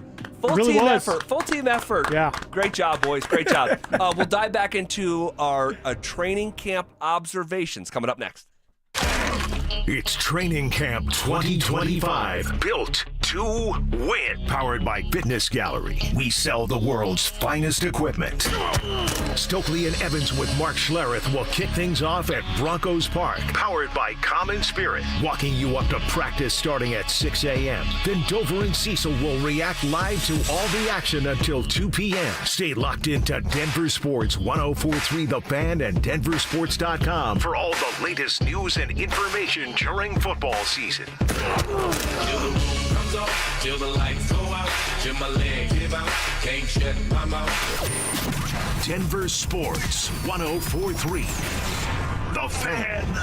Is now a good time to buy a home in Colorado? The answer is absolutely yes. We are in a buyer's market, and if you've been sitting on the sidelines, you need to call my friends at American Financing today. The first step to getting a home is getting the right loan, and they can pre-approve you in 24 hours or less. There are more houses on the market today than there have been in the last 5 years. Interest rates are competitive, and home prices have been stable. That means you can find a great deal while locking in a monthly payment that fits your budget. Plus, with home equity building over time, your investment grows, making home ownership a smart long-term financial decision. If you continue to pay rent, you're just paying your landlord's mortgage, and you don't need 20% down. You could be in your new home with as little as 3% down. Plus, they offer down payment assistance programs to make home ownership even easier. Call American Financing at 303-695-7000. That's 303-695-7000 or visit AmericanFinancing.net. NMLS 182334, NMLSConsumerAccess.org. Your roof's the single most important part of your house. Snow and high winds can damage your roof. Don't trust your roof to any fly-by-night roofing companies. Call the professionals at Golden Spike for a free roof inspection and tell them you heard about it on The Fan. They're a locally owned company and a Team Dave Logan member. Call Golden Spike Roofing when your roof needs a fix. 303-942-1386. Golden Spike Roofing. Catch a ride with Evie and Auto. Catch a ride. Evie and Auto here at Castle Rock Chevrolet GMC, where we've got the shiniest new cars at the best prices. And new car purchasers are automatically members of my Auto Club, where the fun really starts. Free wipers for life, 15% off service, 10% off accessories, and tons of other cool perks. Great cars, awesome deals, and the coolest club in Colorado. Come for the car, stay for the chaos. I mean, benefits. Together, let's drive. Stop by Castle Rock Chevrolet GMC and catch a ride. Evie and Auto, always know where to go. Summer is a time to feel and look your best, but I'm not talking about your tan or abs. Guys, I'm talking about your hair. Restore that bald spot, reverse your receding hairline, or add volume to decades of thinning during Advanced Hair's once-yearly summer savings event. Advanced Hair's simple one-day treatment begins to regrow your own natural hair the very next day, and it can even grow for life. Did I mention Advanced Hair even guarantees your new hair will grow? Take advantage of your flexible summer calendar and get the most hair for your dollar during Advanced Hair's best offer ever. The summer sales event is on for a limited time, so schedule your free consultation and get the details today. 720-459-HAIR. One-day treatment, life-changing results with Advanced Hair. Your new hair is guaranteed to grow. Check out the incredible before and afters and get your savings details while still available. That's 720-459-HAIR or at advancedhair.com. That's advancedhair.com. Your life can go from healthy and happy to hopeless in an instant. When a serious accident hits you with injuries, too many bills, and no way of caring for your family, it's time to strike back. Let Berg Simpson's team of experienced personal injury lawyers fight to get you the money you need and deserve. If you've been injured, call Berg Simpson for free now at 303-790-2525. 303-790-2525. BergSimpson.com. Good lawyers changing lives. It's not just a slogan, it's who we are. 1-877 Cars for Kids. KARS Cars for Kids. 1-877 Cars for Kids. Donate your car today. Call 1-877-CARS-FOR-KIDS to reach a friendly live agent. Donation's super easy, and your car can be picked up as soon as tomorrow. Call us now. 1-877 Cars for Kids. Donate your car today. Did you know you can donate real estate too? Be advised, this is your opportunity to save up to 40 to 80% on a hot tub or swim spa. This weekend only, today through Sunday. 2 locations, Denver and Colorado Springs. Be advised, this is your opportunity to save up to 40 to 80% on a hot tub or swim spa. This weekend only, today through Sunday. National Western Complex, Denver. 18-month interest-free financing. Our factories have demanded we sell 1,000 hot tubs and swim spas this weekend. Norris Penrose Event Center, Colorado Springs. Huge factory incentives, factory rebates, this weekend only. National Western Complex, Denver. We can remove your old hot tub. Free delivery of your new hot tub. Hot tub starting at $2,999. Norris Penrose Event Center, Colorado Springs. Free delivery of your new hot tub. Just relax and enjoy. 2 locations, Denver and Colorado Springs. Today, 2 p.m. to 8 p.m. Saturday, 10 a.m. to 8 p.m. Sunday, 10 a.m. to 6 p.m. National Western Complex, Denver. Norris Penrose Event Center, Colorado Springs. Call 833-SPA-SALE or visit hottubandSwimSpaSale.com. Is water damaging your home? Contact Groundworks, the basement concrete foundation experts. Get your free inspection today. Learn more at groundworks.com. Licensed in all states where work is performed. It's Training Camp 2025, built to win. Presented by Fitness Gallery. We sell the world's finest equipment. Here's The Drive with Zach By and Phillip Lindsay. All right, hanging out with you here on a Friday. We are about to go 40 minutes consecutively with no commercial interruption. Just straight sports talk injected into your veins. All right, we were out at training camp again today. Covered a lot of ground today. We just went 4-0 in trivia. I'm just taking a peek at the text line here. Appreciate all the interactions. You guys try to help us on the answers. We're not looking though. Yeah, we're not allowed to. But a lot of folks saying, "Hey, I'm screaming out the answers in my car and all that stuff." So we love all that stuff. I will say this, man. I mean, at some point, who's gonna be the highest paid on our team? I don't know. Like, see, this is the thing, man. I go into the commercial break and open the door, and I go, Dante, what are you laughing at? And he goes, nothing. I'm like, what do you mean what's nothing? so funny? Why can't you tell me? And he goes, well, I said I didn't want Zach to hear, but I think I got all the answers myself. And I said, this is unbelievable. This is like you win one championship, and Pat Riley's disease of more, disease of me just creeps instantly. Incredible. Oh, man. Contract talks. Yeah. And forgetting where you came from. Good where I came from. You guys wanted to trade me for Ty. You think point, Ty's getting those answers? There was some picks on the table too, so we, You were gonna have to attach picks to me. It was the other way. oh yeah, that's right. We did try to move you. Oh my gosh, good stuff. They said we did try. So we're out there at practice today, and let's start with the the big theme of the day, which they were back in pads. They were competing their tails off. It was another long, tough practice. There must have been maybe like 4 team periods, definitely 3. And I think they did finish with a 4th. But the defense, it's the same sort of vibe that we've been talking about. This defense, often days, now not every day, because I thought that great practice that they had on Wednesday in the full pads, I thought the offense, particularly the run game, had its best practice. Yeah, I will agree with you on that one. Like, when it mattered the most so far, the most physical practice, the offense stood out. And like you said, particularly in the run game, Esme had some great runs. Mr. Blake Watson, J.K. Dobbins, R.J. Harvey, like the list went on and on. Yeah. But in general, most days, definitely today, the defense can just have its way with the offensive side of the ball. And that's one thing that you have to continue to look at. Now, if the offense is going back and forth, and it's like one day offense wins, the next day defense wins, good, that's healthy. But if it starts to become a trend where the defense is just taking over and just punching the offense in the mouth practice after practice, then you have an issue on your hands, because now it's like, okay, like, what is the offense doing? The offense still needs to make plays. Iron sharpens iron. But that means both sides have to be working. It can't just be the defense just putting it on the offense, and now Bo is just sitting there and not able to ever have a good, clean pocket and making a good, clean pass.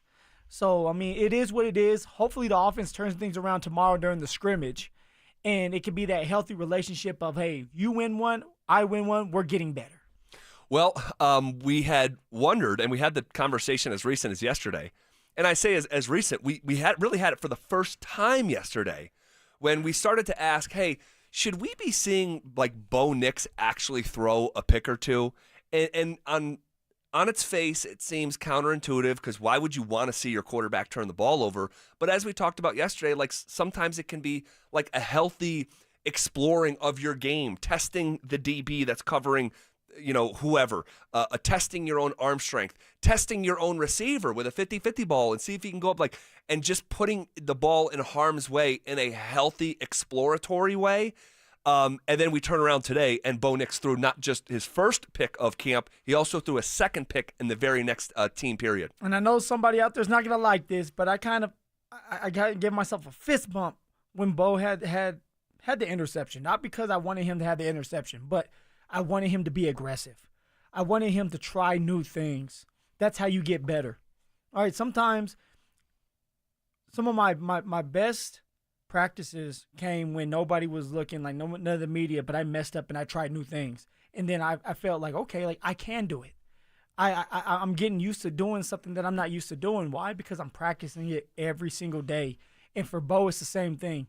If you have not thrown a pass a certain way, the first time in a game is not the time to do it. The first time to do it is in practice. To Cortland Sutton, against someone like Pat Surtain. And if it works out, great. We found something new. And if it doesn't, great. We know not to do it again. And so that's why it was okay for Bo Nix to mess up a couple times. One was just a great play by Hufanga. It really was. And the other one, that was all on Bo. And Bo is human, and he's young. He's only going into year 2. He hasn't seen all the football just yet. He's not like Peyton Manning and Tom Brady right now where they know every single defense and they played against every single defense. So this is the time to make mistakes. Well, the interception to Hufanga, I mean, what an individual effort. Like when you talk about playing above the X's and O's, that's the type of play that I thought of or think of. And how it happened, just to sort of visually paint a picture for you, Hufanga came way down inside the box. I mean, he must have been 7 to 10 yards from the line of scrimmage. Like a linebacker. Like a linebacker. And if you didn't know, you would have thought he was a linebacker right there. And Bo tried to uncork one across the middle. I mean, it was a ball with pace on it. This was not a, sort of floater.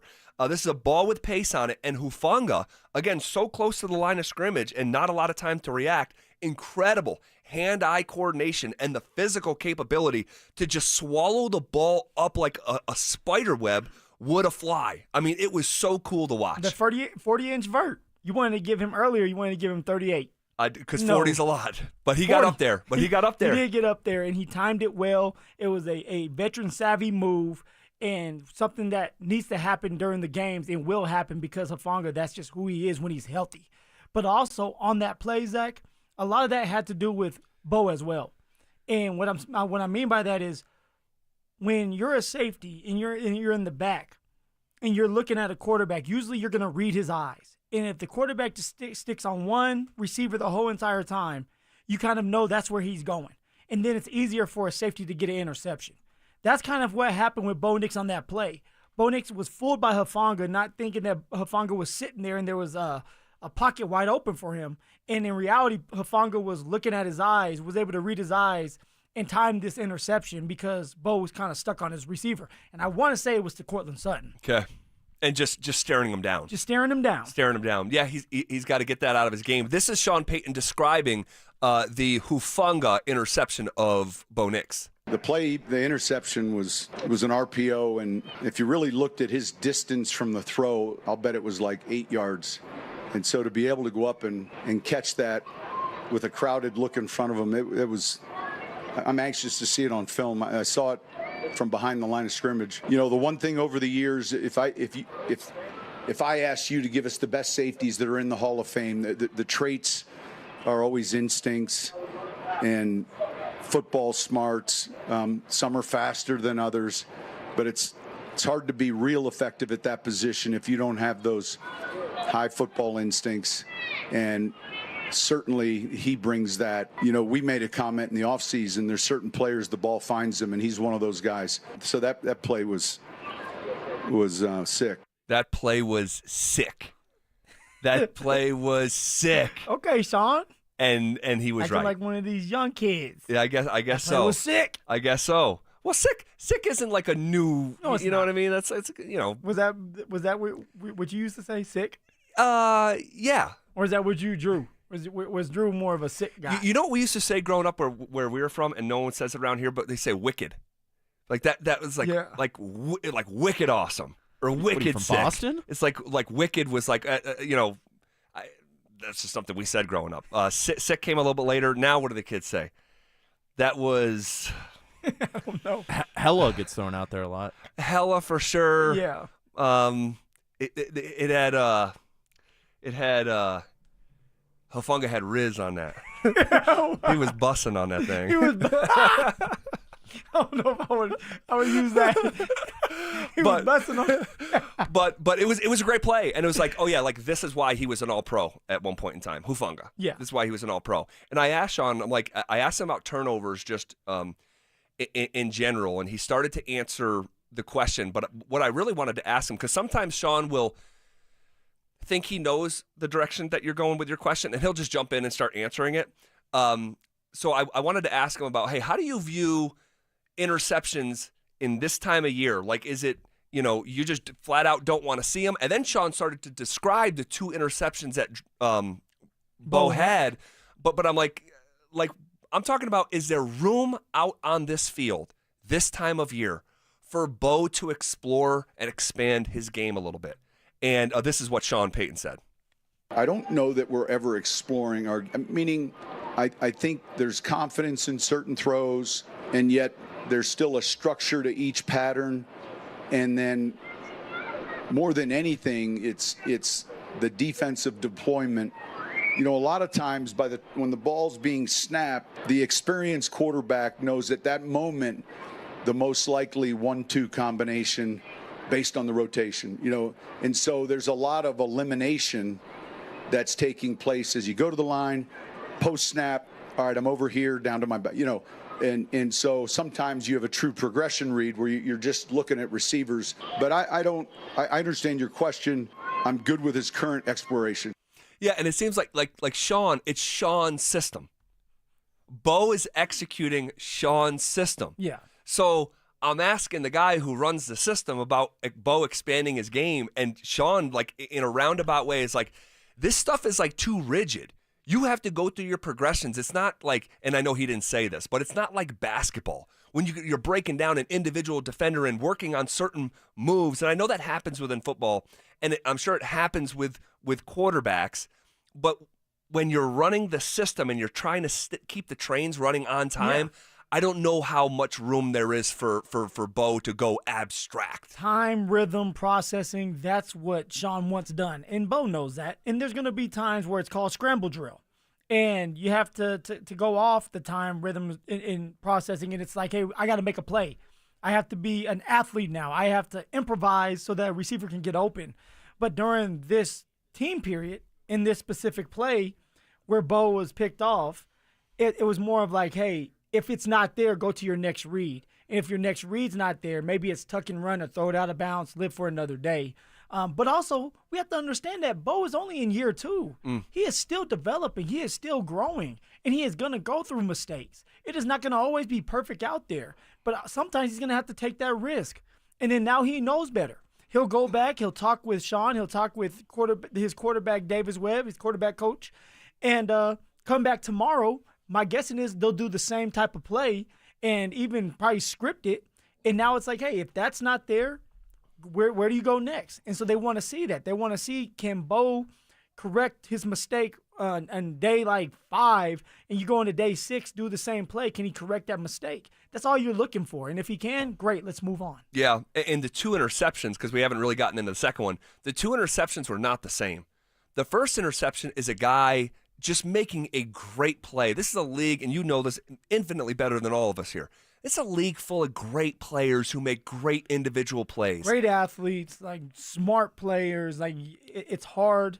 It's hard to make plays on these guys. Yeah, so for the Hufanga pick, it's like, damn, he just got me.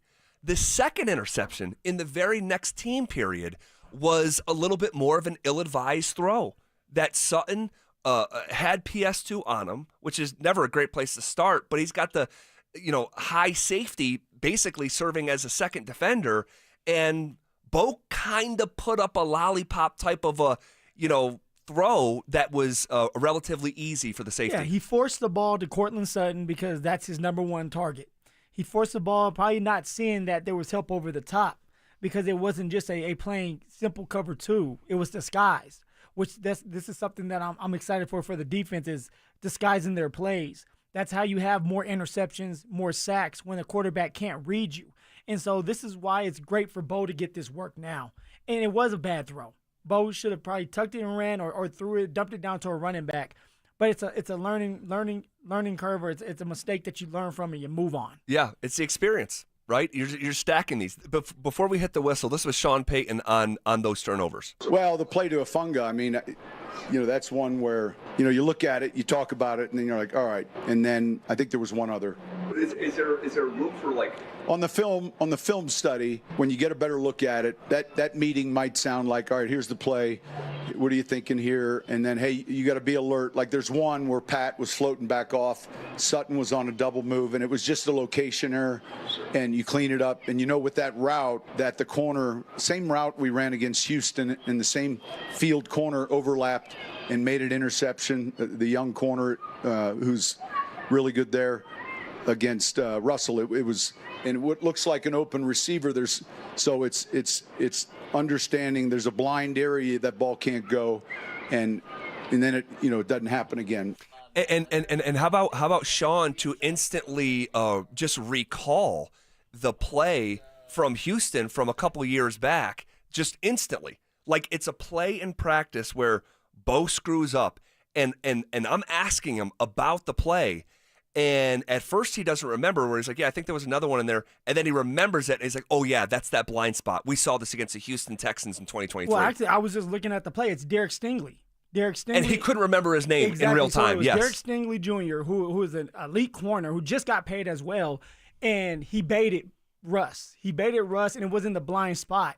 And so that's what he's kind of bringing back is like, hey, Bo kind of fell into the same trap as Russ. But Russ is a guy that should know better because he's played a lot of football. Bo doesn't. And when you're going up against someone, because guess what? You're going against Houston this year. This is another thing, right? You're going against Houston. So some of these plays and some of these defenses that you may play against, even in practice, it's trying to get you ready for the season. And it's like you're going to see a coverage like that where you have Derek Stingley that's able to improvise and hide his coverage, and you don't want to fall into that trap. This is KKFN and KKFN HD1 Longmont, Denver.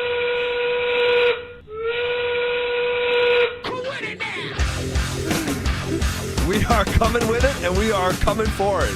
It's Zach By and Phillip Lindsay, and we are The Drive. Rolling downhill, hour number 4 on a Friday like it's nothing. Like it's nothing.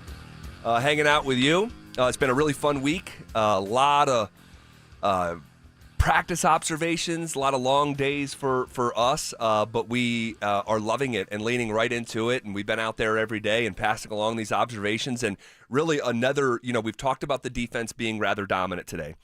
Practice ended with a separate pick from the 2 that we're talking about with Bo, where, Jarrett Stidham's second team, Sean ended their period early in one of the sequences, and then practice ended with Stidham throwing it to the defense. Yeah. Now, there's context to it because Pat Bryant fell on the ground, or he slipped. Sure. And you guess what? It was on a slant. It was on a slant. He's supposed to be the slant guy. Exactly. He falls, gets picked off.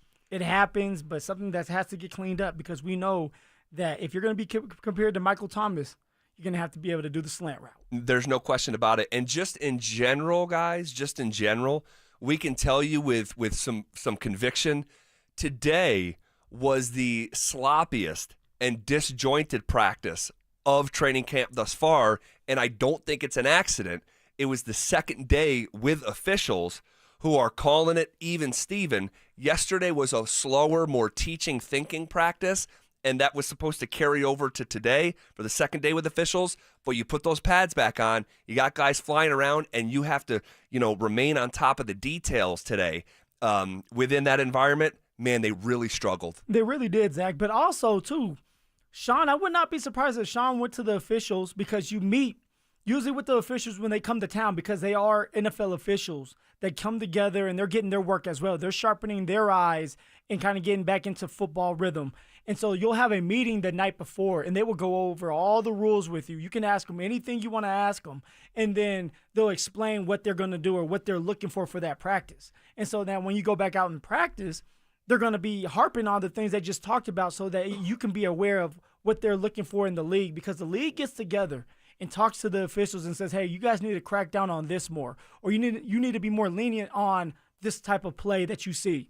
So everybody's on the same page. And so what I'm saying is I wouldn't be surprised, too, is if Sean has talked to the officials and said, hey, I want you to kind of see the game a little harder for us. Like, any little thing that happens, throw a flag. Yeah, like, don't cut them any slack. No, don't cut them any slack. They need to be disciplined, and they need to know what it feels like to get frustrated when they're not doing things right. Because when you're going up against the Philadelphia Eagles, you have to be disciplined. You're going to have to play perfect football to beat them. Let's be real. Right, you can't beat yourself. No, and that's not having penalties. Pre-snap and post-snap penalties. It's about being in front of the chains, like making sure that you're always in front of the chains when you're doing this. So it's great to have the officials out there. It's going to be one of these things as a player you get frustrated because it's like, yo, why am I getting a flag for this pass interference when he was the one to do it? Yeah. But it is what it is. Like, don't argue. Yeah. Just go with it. And there was a moment there. There's a couple moments where Sean was pretty spirited and probably a little bit frustrated. But there was one period where the second team just couldn't get it together. He literally stopped the drill and kicked two offensive linemen out of the drill. It was Matt Pert and Calvin Throckmorton. All right, kicked him right out of the drill. There was a separate sequence where it looked like Jaquan McMillan was complaining about a penalty on him. And he's like, it is what it is. It is what it is. It is what it is. You've got to move on. And McMillan was all upset and animated, and he's like, just stop. Stop. There was another one where, who was the receiver? I have it here in my notes. He extended his arm and got called for. It was Cortland. Was it Cortland versus Riley Moss? And was it Riley? If it's the one we're talking about, because Cortland and Riley went at it, and Riley ended up getting a pass interference because Court came back to the football. And Riley was upset as well because he's like, what do you want me to do? It was a good play. It's just that when the receiver is able to get inside of a cornerback or come back to a football and you make contact with him, it's going to be a flag on you. So the play that I was thinking was different than the one that you were just describing. It was on Troy Franklin. Oh, yeah. And Sean, Troy was upset. He got flagged for an offensive pass interference. And Sean is yelling at him and saying, dude, it doesn't matter if you did or didn't push off. You extended your arm. You baited the official to call it, and he called it. Like, it doesn't matter if you actually did it or not. You left it in their hands. And, Sean was doing a lot of teaching today in a different kind of way. And Phil, what are we talking about? Not even in-snap penalties, because those are just going to happen. The holds, the push-offs, whatever, pass interference. How many pre-snap penalties do you think there were that killed the play before it started? I would have to say at least 8. At least 8. Maybe 7, 8. Maybe even more than that. I think there was a few. Yeah, I'd say 9, 10. So you said 9, 10. Yeah. So, and it's not good enough. That is not good enough when you want to be a great offense, a great defense, and it's all about focus, attention to detail, and being disciplined. And that's something that this team needs to continue to grow with, and it's early. This is why you bring the referees out there. Right. To teach all these players a lesson. Even to teach Sean a lesson if he needs to learn, like, okay, like this is something I can't do. And then you go from there and you build off of this. Now, tomorrow, it can't happen again. Right. And now you're going into a situation where it's a scrimmage mode. So anything goes. And for the last 2 days, the Denver Broncos have been working on their cadence. They've been working on going on 2, 3, maybe a color, because you can't just go on one snap count all the time. Defenses are too good for that. They'll jump the play. And there was something interesting that happened before practice even started during individual drills with offensive linemen. They had a speaker in behind them, and it had Bo Nix's voice. And Bo Nix was going over different cadences, and then the offensive line would take off and they would react. That's smart because you're just muscle memory and you're getting used to hearing his voice all the time. They did that last year, but it was with Drew Brees because they didn't have Bo ready to go. Great memory, dude. Yes, you're on it. They didn't know the cadence just yet. So it's little things like that that will help you out. And, of course, when you have 11 guys that need to do the exact same thing, not all 11 are going to be on the same page. That's why you practice it. Yep. Great stuff on the cadence stuff. And they struggled with it. They just struggled with it in wholesale fashion. And there was one sequence where Pat Bryant actually catches an out route on Pat Surtain. We talked about how Pat Surtain, just had him, hemmed up in coverage in the last couple days when they would face each other. Well, this one, Pat Bryant actually catches an out route on PS2, but a pre-snap penalty called it back. The next play, false start. The next play, false start. Now, this was combining first and second team. The fourth play, fumbled snap with Jarrett Stidham. I mean, and it was just, there was sequences like this where it was like, wow. It was rough. Like this operationally still has a long way to go with the details. I mean, I'm telling you, there was a point at practice where Pat Bryant lined up wrong, and the official is trying to coach him up. Sean comes over, and they're like manually like grabbing Pat Bryant's foot and putting it where it's supposed to go. Like, it was very granular, some of the teaching and learning that was going on out there. But Sean Payton was asked about so many pre-snap penalties after practice, and this is what Sean said. A lot of pre-snap, and I like that the officials are here, right? And they're going to try to call it. And there's some points of emphasis this year. And so, man, I'd rather be diving into it right now than sit here and I told the players, I said, I don't want to turn and argue with the official. I've yet to see one of those win. I just want to make sure we understand what they saw and why they called it, period. And that's it. And so, there were 2 or 3 times we were too deep at tackle. In a game you get one warning, we got to get that cleaned up. And then we had one period where, it appeared that we had at least 3 false starts. And so it's easy to point to one, and then I grabbed the cues and I said, hey, let's make sure we're taking ownership in this. And, some of them were check with me plays, but we got to get that cleaned up. Got to get it cleaned up. But this is the time of year to do it. Yeah. I remember a story, Zach, with the officials and Vic Fangio. And he had him come in after practice. It was a night meeting. And he would grill them questions of why did they make, like, it was film work. And we were all there to hear what the referees are thinking. And there would be a flag. And he would say, why did you guys throw the flag on this one? And they would have to stand up and explain why they threw that flag to give us a better understanding of, like, what's going on in their head. Yep. So I wouldn't be surprised if that's happening now with their team meeting where they're going over this and they're explaining, the referees are explaining, hey, look, this is why I threw this flag. You can't do it. The league is cracking down on this. And so that you're more knowledgeable of what's going on before the season starts, so that when you get into week 1, you're ready to go. You're disciplined. You understand what the referees want done. It's a clean getting in and out of the huddle, the motions. And now when you have a big play, it's not coming back. Right. Speaking of big plays coming back and leaving it in the officials' hands, I remember, and this is a little bit random, rabbit hole, and I don't know if you were on the team yet because I forget if it was 17 or 18, because I think it was one of those two, where I think it was against the Ravens, and I think there was a blocked field goal. Blocked field goal or blocked punt. It might have been a blocked punt. And it was being returned the other way, and Domata Peko is running back with the play, and all he did, there's a pursuing Raven, and all Peko did is he just reached out and touched the guy's back. Well, the guy felt Peko's hand and threw himself on the ground. Flag comes out. Penalty. Touchdown comes back. And it was like, when you watch the replay, he just touched, but you extended your arm, you made physical contact, and took back a touchdown. And I'm pretty sure the Broncos lost that game. Yeah. You might have got tossed out of that game. I was being a bad boy. Da-na-na-na-na-na. I threw a couple punches, threw a couple haymakers, knocked somebody out. Was that? We're still trying to confirm that last part, but I want to say it was that, because we did block a punt. I want to say we blocked a couple punts that game.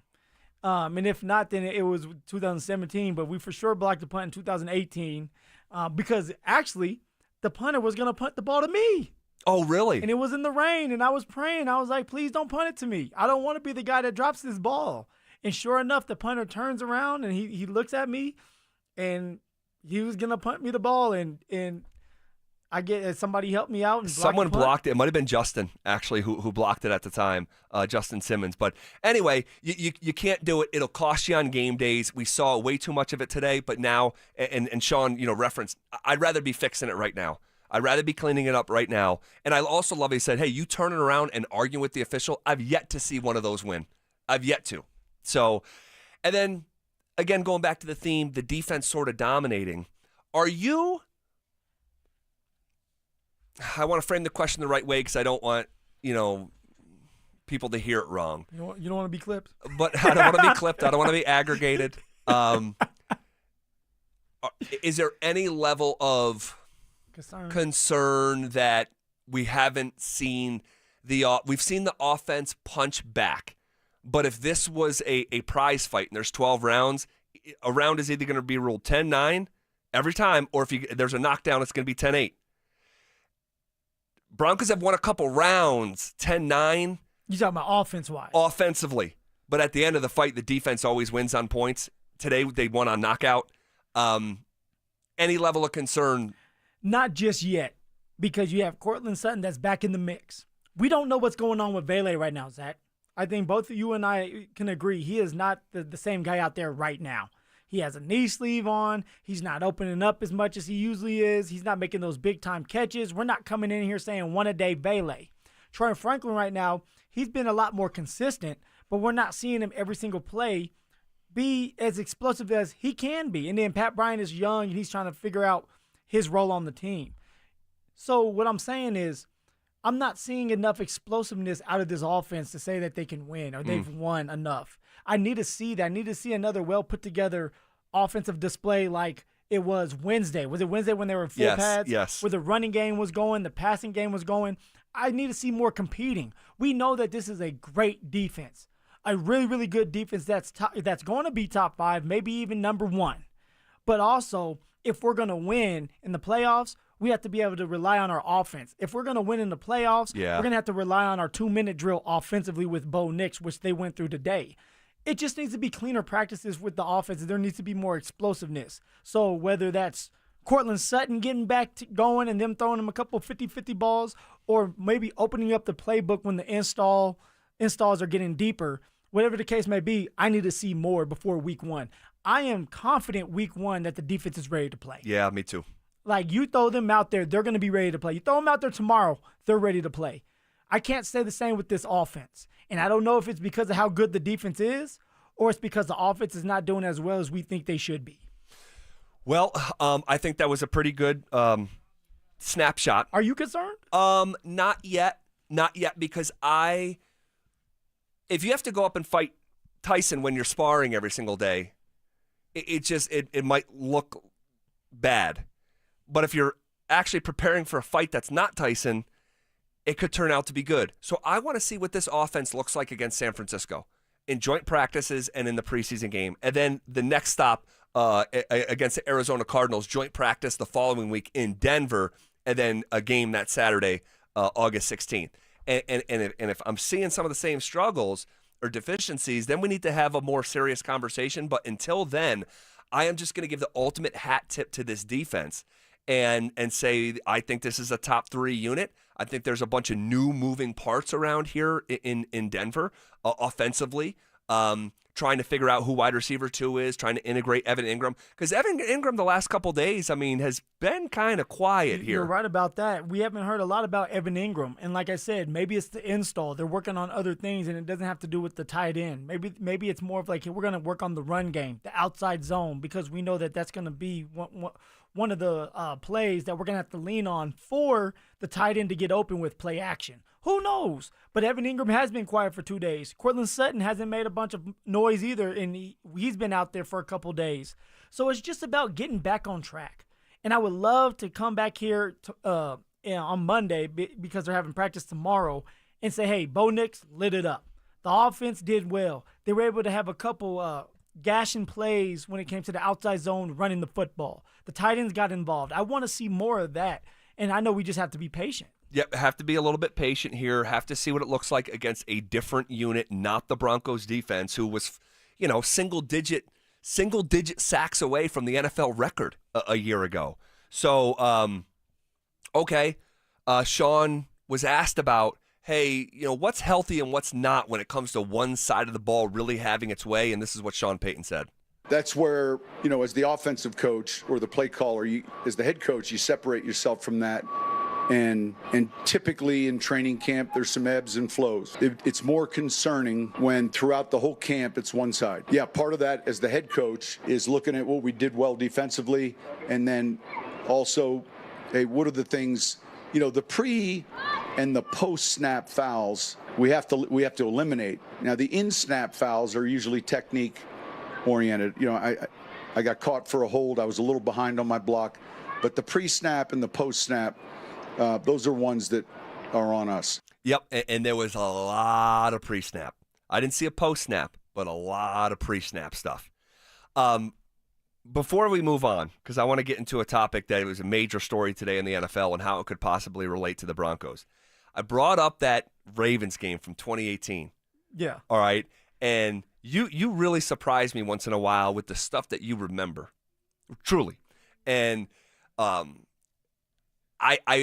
brought up that game because there's this play that sticks out in my head and the reason that it came up in my head is that when you leave it to the officials, and that Sean was trying to explain that to Troy Franklin, say, I don't care if you actually pushed off, your arm extended.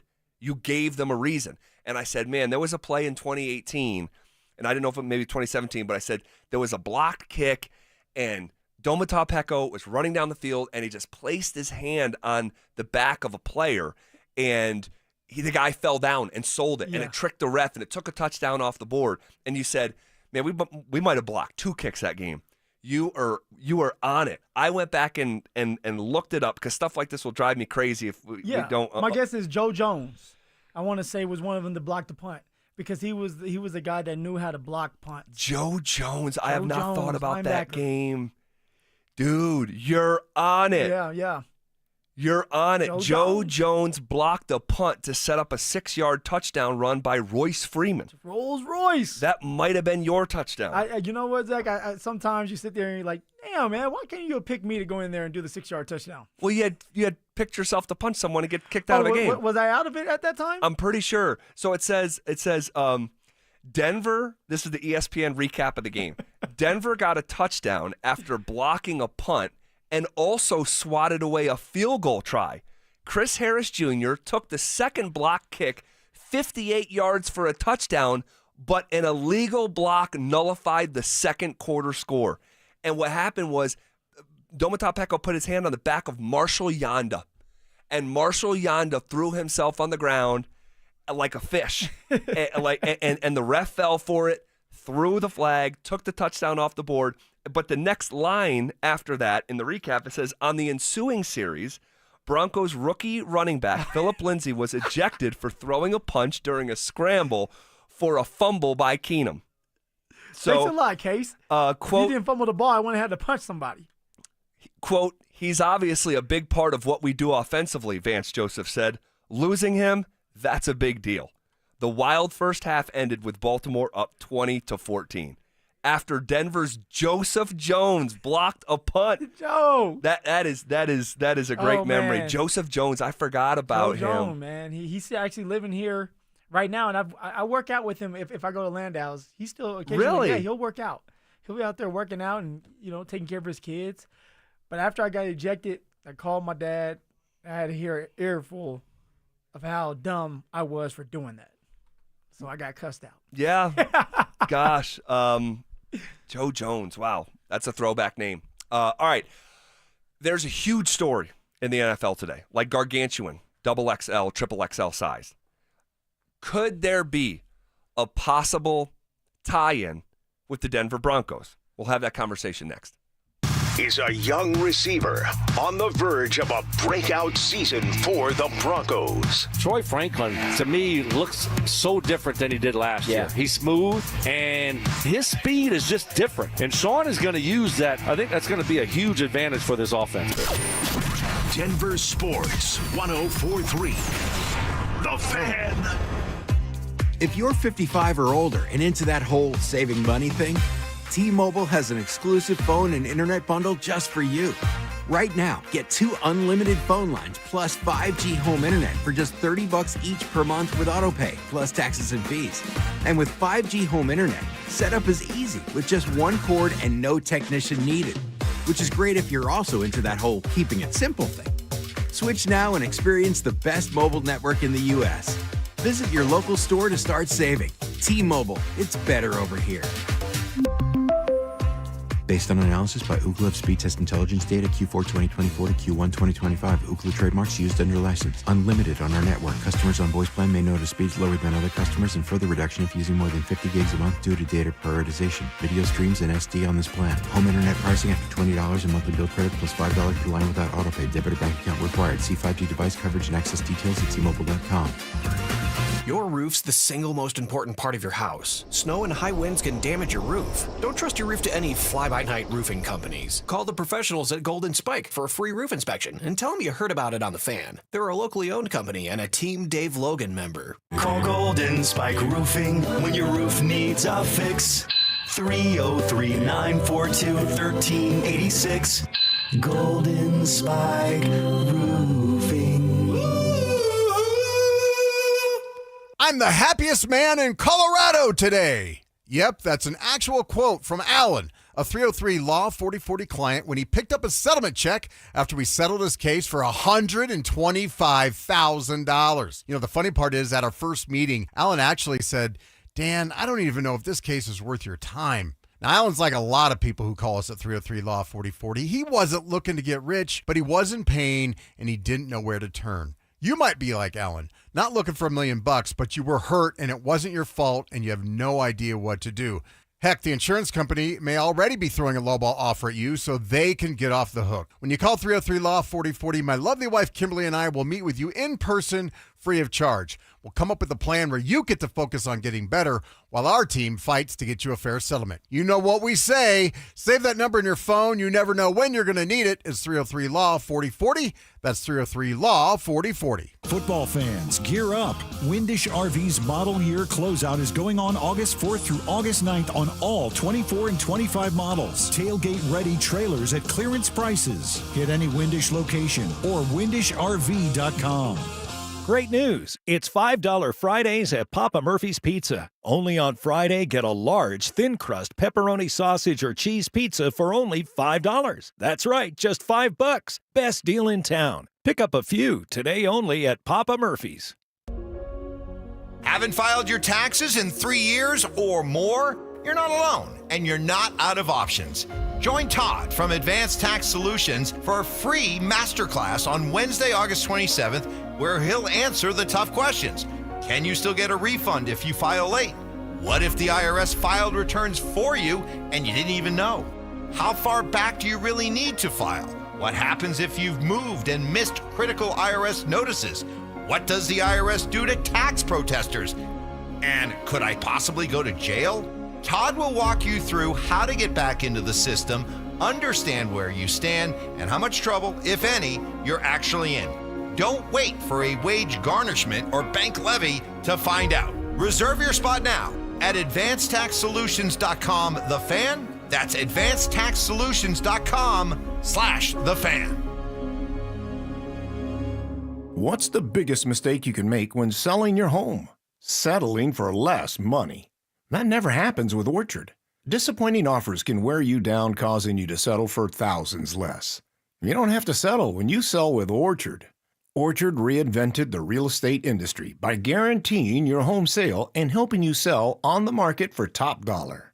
First, Orchard gives you cash up front so you can buy and move into your new home first, on your timeline. No waiting, no showings, no double moves.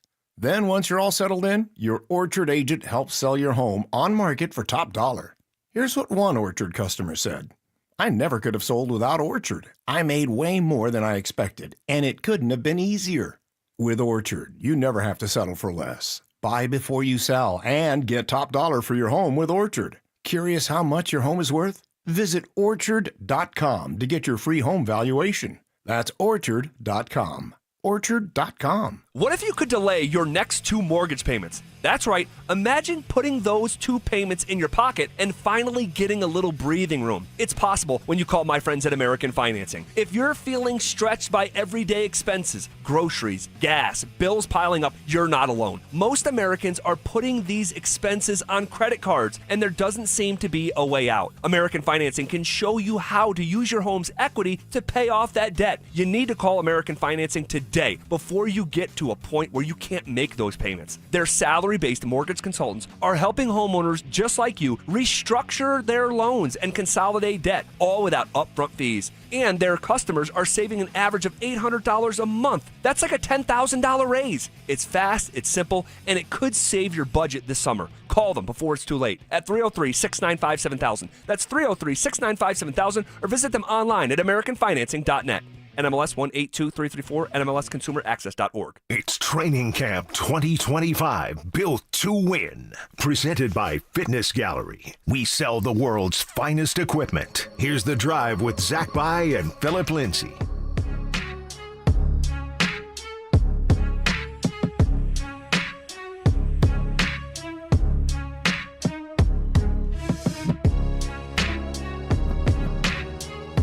All right, so there is a huge story today in the NFL that has dominated so much of the national coverage, and rightfully so, because today, Micah Parsons asked out of Dallas in a way that we do not see a lot of players asking not to be a member of the Dallas Cowboys. And it's kind of dramatic, to be 100% honest with you. So should we get the full context? Should I do the reading? Yeah, here? I mean, everybody needs to know what's really going on. Okay, so Micah Parsons wrote quite a letter and put it out there publicly. I'll try to rifle through it here as best I can. He said, quote, "Yes, I wanted to be here. I did everything I could to show that I wanted to be a Cowboy and wear the star on my helmet. I wanted to play in front of the best fans in sports and make this America's team once again. The team my pops and I grew up cheering for all the way up in Harrisburg, PA. Unfortunately, I no longer want to be here. I no longer want to be held to closed door negotiations without my agent present. I no longer want shots taken at me for getting injured while laying it on the line for the organization, our fans, and our fans and my teammates. I no longer want narratives created and spread to the media about me. I had purposefully stayed quiet in hopes of getting something done. But since there is confusion out there, let me clear some things up. I had my agent reach out to the Cowboys last offseason after my 3rd year in hopes of getting a deal done early. Unfortunately, the team did not want to start any negotiations at that point. I was okay with that, didn't complain, and focused on the 24 season. After the season, I told my agent once again to let the team know we were open to negotiate when they met at the Combine. My agent informed me I should wait for other deals to get done because the price would only go up, but I didn't care, and I wanted to secure myself as a Cowboy long term. This was before any of the other pass rushers deals got done. And I'm just trying to find, because it's hard. He posted 3 screenshots, but some of it bleeds into the next. This was before any of the pass rushers got done this offseason. I knew I'd be leaving money on the table, but again, I was okay with that. Again, radio silence as far as my extension. In March, I met with Mr. Jones to talk about leadership. Somehow, the conversation turned into him talking contract with me.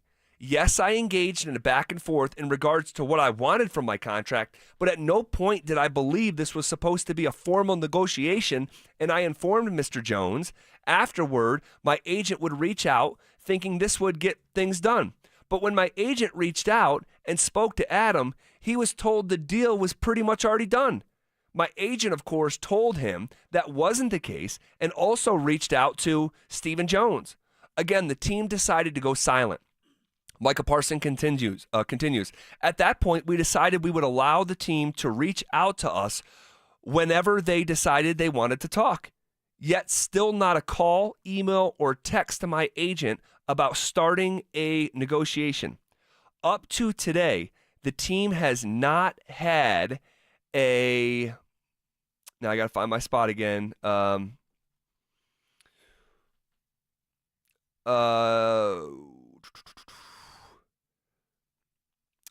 I engaged in a back and forth in regards to what I wanted from my contract, but at no point did I believe this was supposed to be a formal negotiation, and I informed Mr. Jones afterward my agent would reach out thinking things would get done. But when my agent reached out and spoke to Adam, he was told the deal was pretty much already done.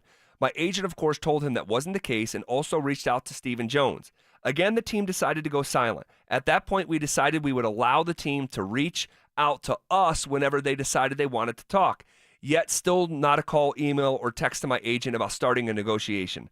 Up to today, the team has not had a single conversation with my agent about a contract. Not one demand has been made by my agent about money, years, or anything else. Still, I stayed quiet, but again, after repeated shots at myself and all the narratives, I have made a tough decision. I no longer want to play for the Dallas Cowboys. My trade request has been submitted to Stephen Jones personally. End quote.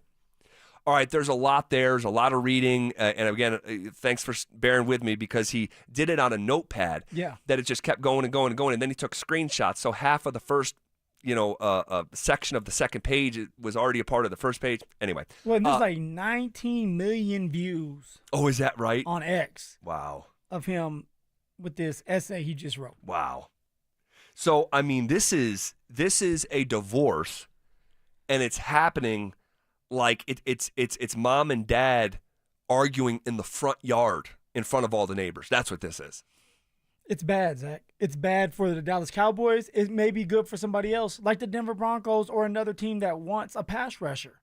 But for the Dallas Cowboys to go through this yet again, they did this something similar to CeeDee Lamb. And CeeDee Lamb actually was vocal about it on his X or Twitter, whatever you want to call it. And he was like, just pay the man.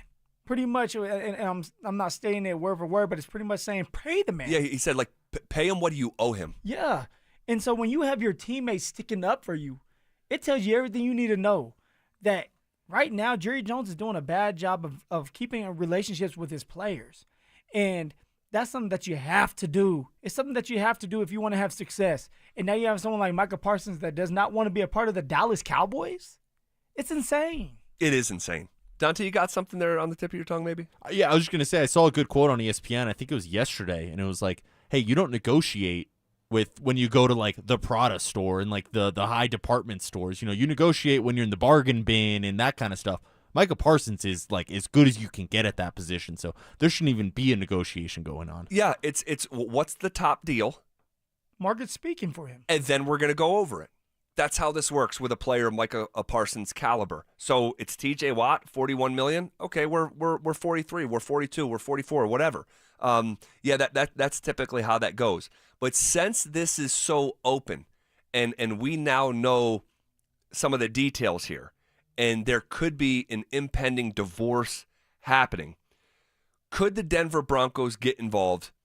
And could the Broncos be impacted by a move involving Micah Parsons in any way, shape, or form? We'll address both of those questions coming up next. Join us for the Fan Golf Tournament benefiting the Arthritis Foundation Colorado, Monday, August 25th at 1:30 p.m. at the club at Inverness. Don't miss this 4-person scramble, followed by dinner, awards, and a live auction with all proceeds benefiting the Arthritis Foundation Colorado. Book your foursome now at DenverSports.com/club. Denver Sports 104.3. The Fan. Hey, what's up, guys? It's Zach here on behalf of my friends at the Rocky Mountain Men's Clinic, talking to you men out there about how you're feeling on this Friday.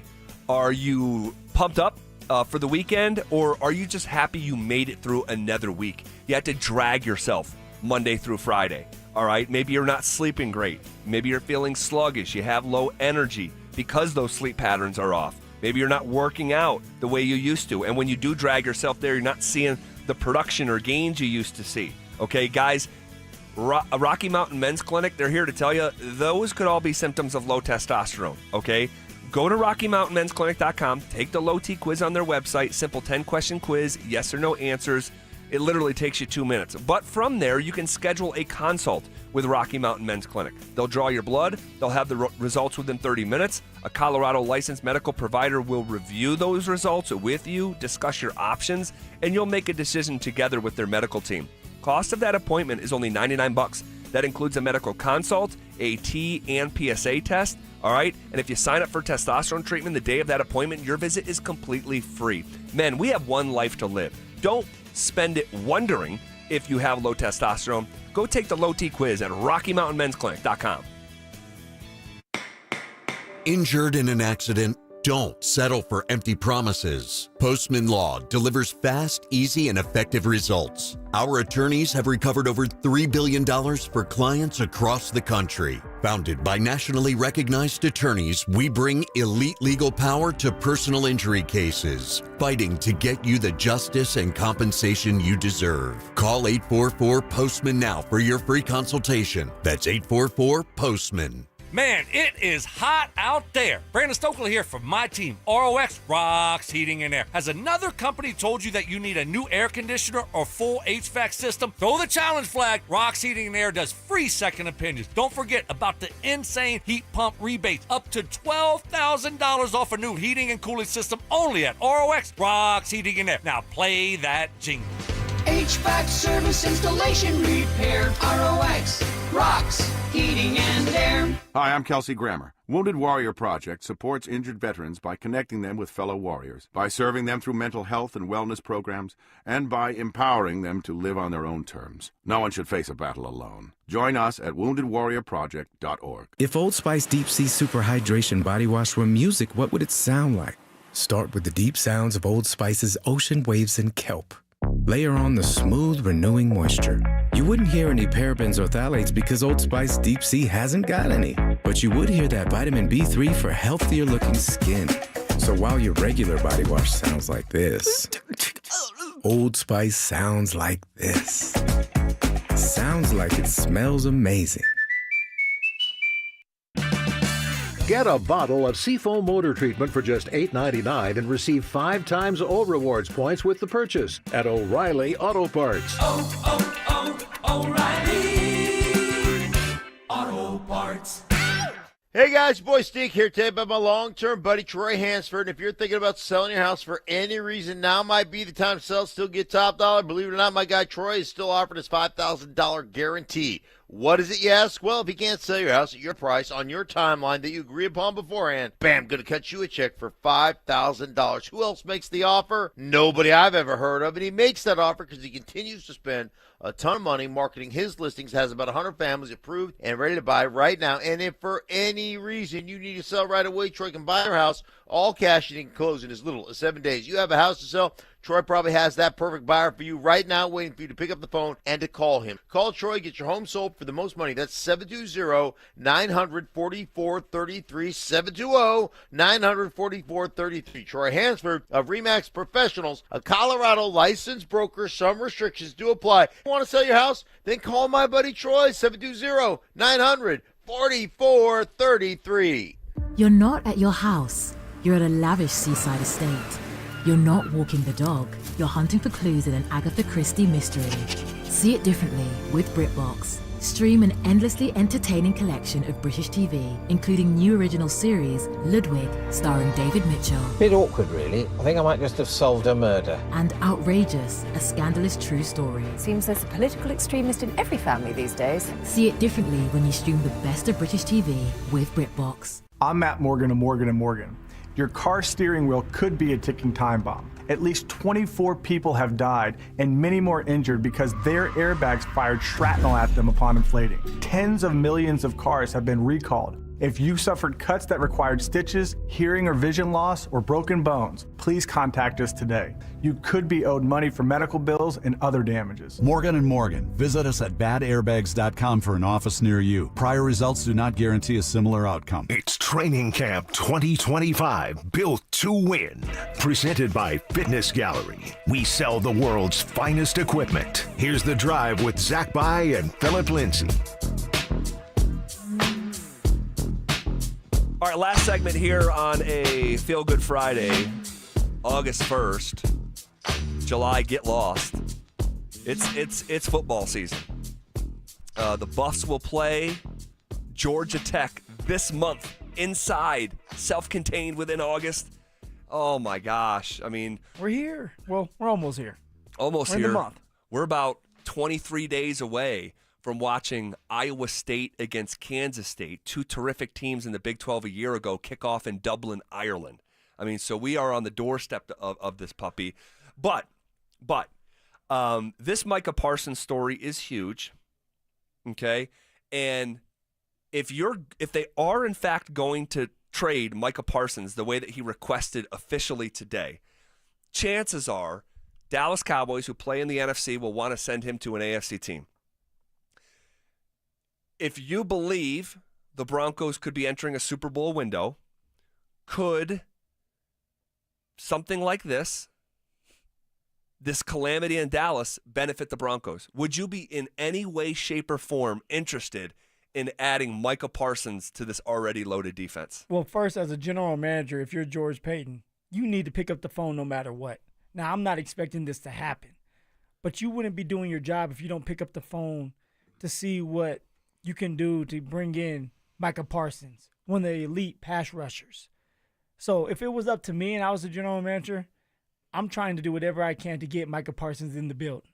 Here's why. You're already all in. With the moves you have made on the offseason with Hufanga, Drake Greenlaw, Evan Ingram, with the draft, with the quarterback that you guys believe in, with Sean kind of stating to the world that they're going to be a problem. You're all in. But you need a couple more pieces. This defense is really, really good. Their top five could be number one, but how do you become number one? You add an elite pass rusher. Now, I know somebody out there, well, Nick Bonito. Yeah, Nick Bonito is emerging into a star. Can he do it again? If he can do it again, there you go. But when you have someone like Micah Parsons, who has done it year in and year out, double-digit sacks, but not only coming off the edge, you can place him anywhere on the field. He's very versatile. If you want to, you can put him down in the middle of the defensive line as a defensive tackle.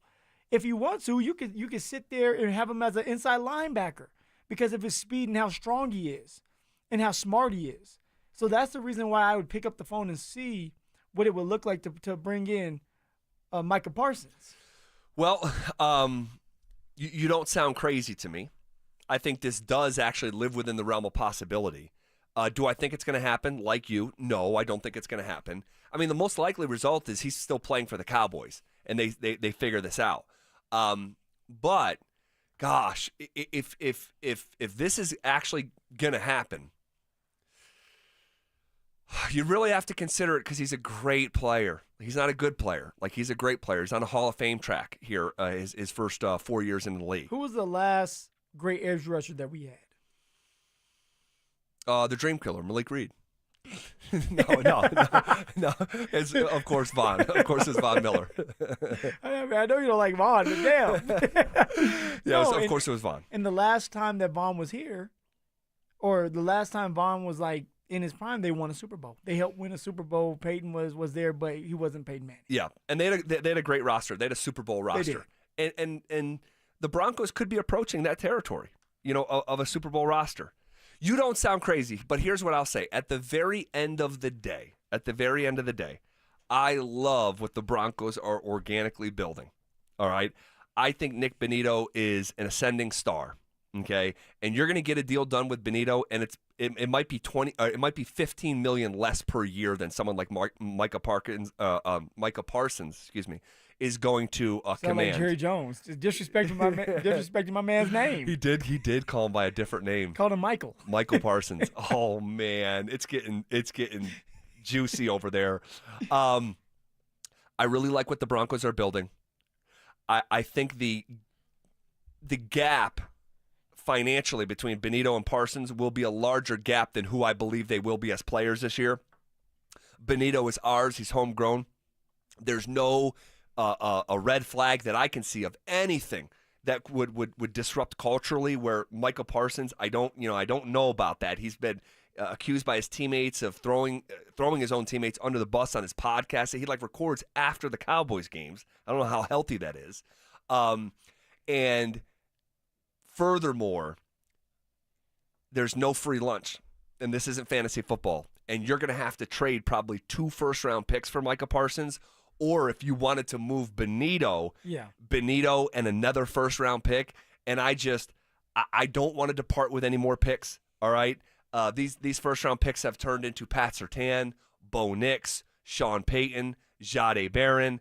And let's keep it to PS2, Bo Nix and Sean Payton. We don't know what Jahdae Barron's going to do this year. No, we don't. But real quick note from practice that doesn't have anything to do with this. We saw a design run from Bo today for the first time this training camp, and he took off the left side, and I saw Jahdae Barron from the opposite hash close ground on Bo Nix. That was, for me personally, the first real flash, and I'm not saying there hasn't been, but for me personally, from a physical standpoint, everyone talked about how smart he is. This guy's so smart. The way he closed that gap on that Bo Nix run, I was like, whoa. In and out of his breaks, too, it's like, hey, I can backpedal, but then all of a sudden when I need to come up and make a play, I can come up and make a play with no hesitation. So smart, aggressive, that's what we're looking for, and that's why Sean called him a crystal, right? The crystal ball. Right. No, just a piece of crystal. Yeah, a crystal. And so when you're calling somebody a crystal, it's because they have a unique talent. And so I can't wait to see what Jahdae Barron looks like out there playing real football. Yeah, same. But if you want to take Barron out, I totally get it. He hasn't done anything yet. But I don't want to depart with more first round picks. I don't want to disturb the culture. All right. And I'd rather just bet on Benito at a much lower price point. So for all those reasons, I'm out. For everything you just said, you're out. Shark Tank style. You don't want an elite pass rusher. I mean, I get it with Nick Bonito. Believe me, I like Nick Bonito, and he is going to be here. But if I have a chance to bring in Micah Parsons, who has done it multiple times, double-digit sacks, that he's been healthy majority of the time. He missed 4 games last year. Give me him to go with this defense. I can't pass up on that because it's all about winning now, Zach. I understand about the future, but I think the future's now with Nick Bonito. The guy just had more sacks than Parsons last year. Okay, but what did I just say? Parsons missed 4 games. He did. But I just, you don't sound crazy to me. You don't. But let's win. And if it was just a 1-for-1 swap, and we're playing Madden football, I'll do the trade. But with the attached first-round pick and the finances that he's going to command, he's going to want quarterback money. What did Alan from Hangover say? We're rich. Greg Bitter has the money. Well, we'll see. We'll see if this becomes a relevant conversation in reality, the same way that we just kind of had it here. Phil, really, really, really fun week out at Broncos and coming to do these shows. It's been a blast, truly. It has been, man. But you know what? We need some rest. I need some rest from you. Yes. Seeing that face every day. Agreed. So, we're going to go our separate ways for a couple of days. Yes. Bring it back. Well, we'll have to watch camp one more time, but bring it back and discuss on Monday. No doubt. Shout out Drew Spivak, who has already hit the bricks in the car. Shout out Dante Gomez, who's a little bit more of a grinder. 4-0 in trivia. Take that to the bank. Take that for data. All right, we step aside. It's Denver Sports Tonight coming up next.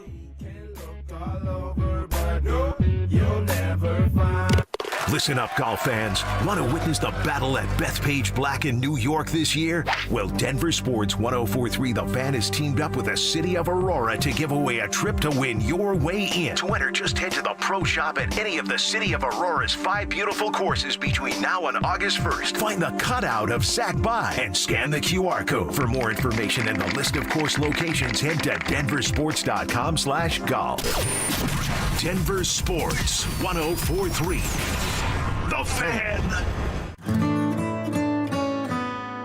It's the first day of the first grade, and she found a new best friend. It's a laid-back Sunday afternoon you wish would never end. The homemade taste of Bluebell and good friends gathered round. The good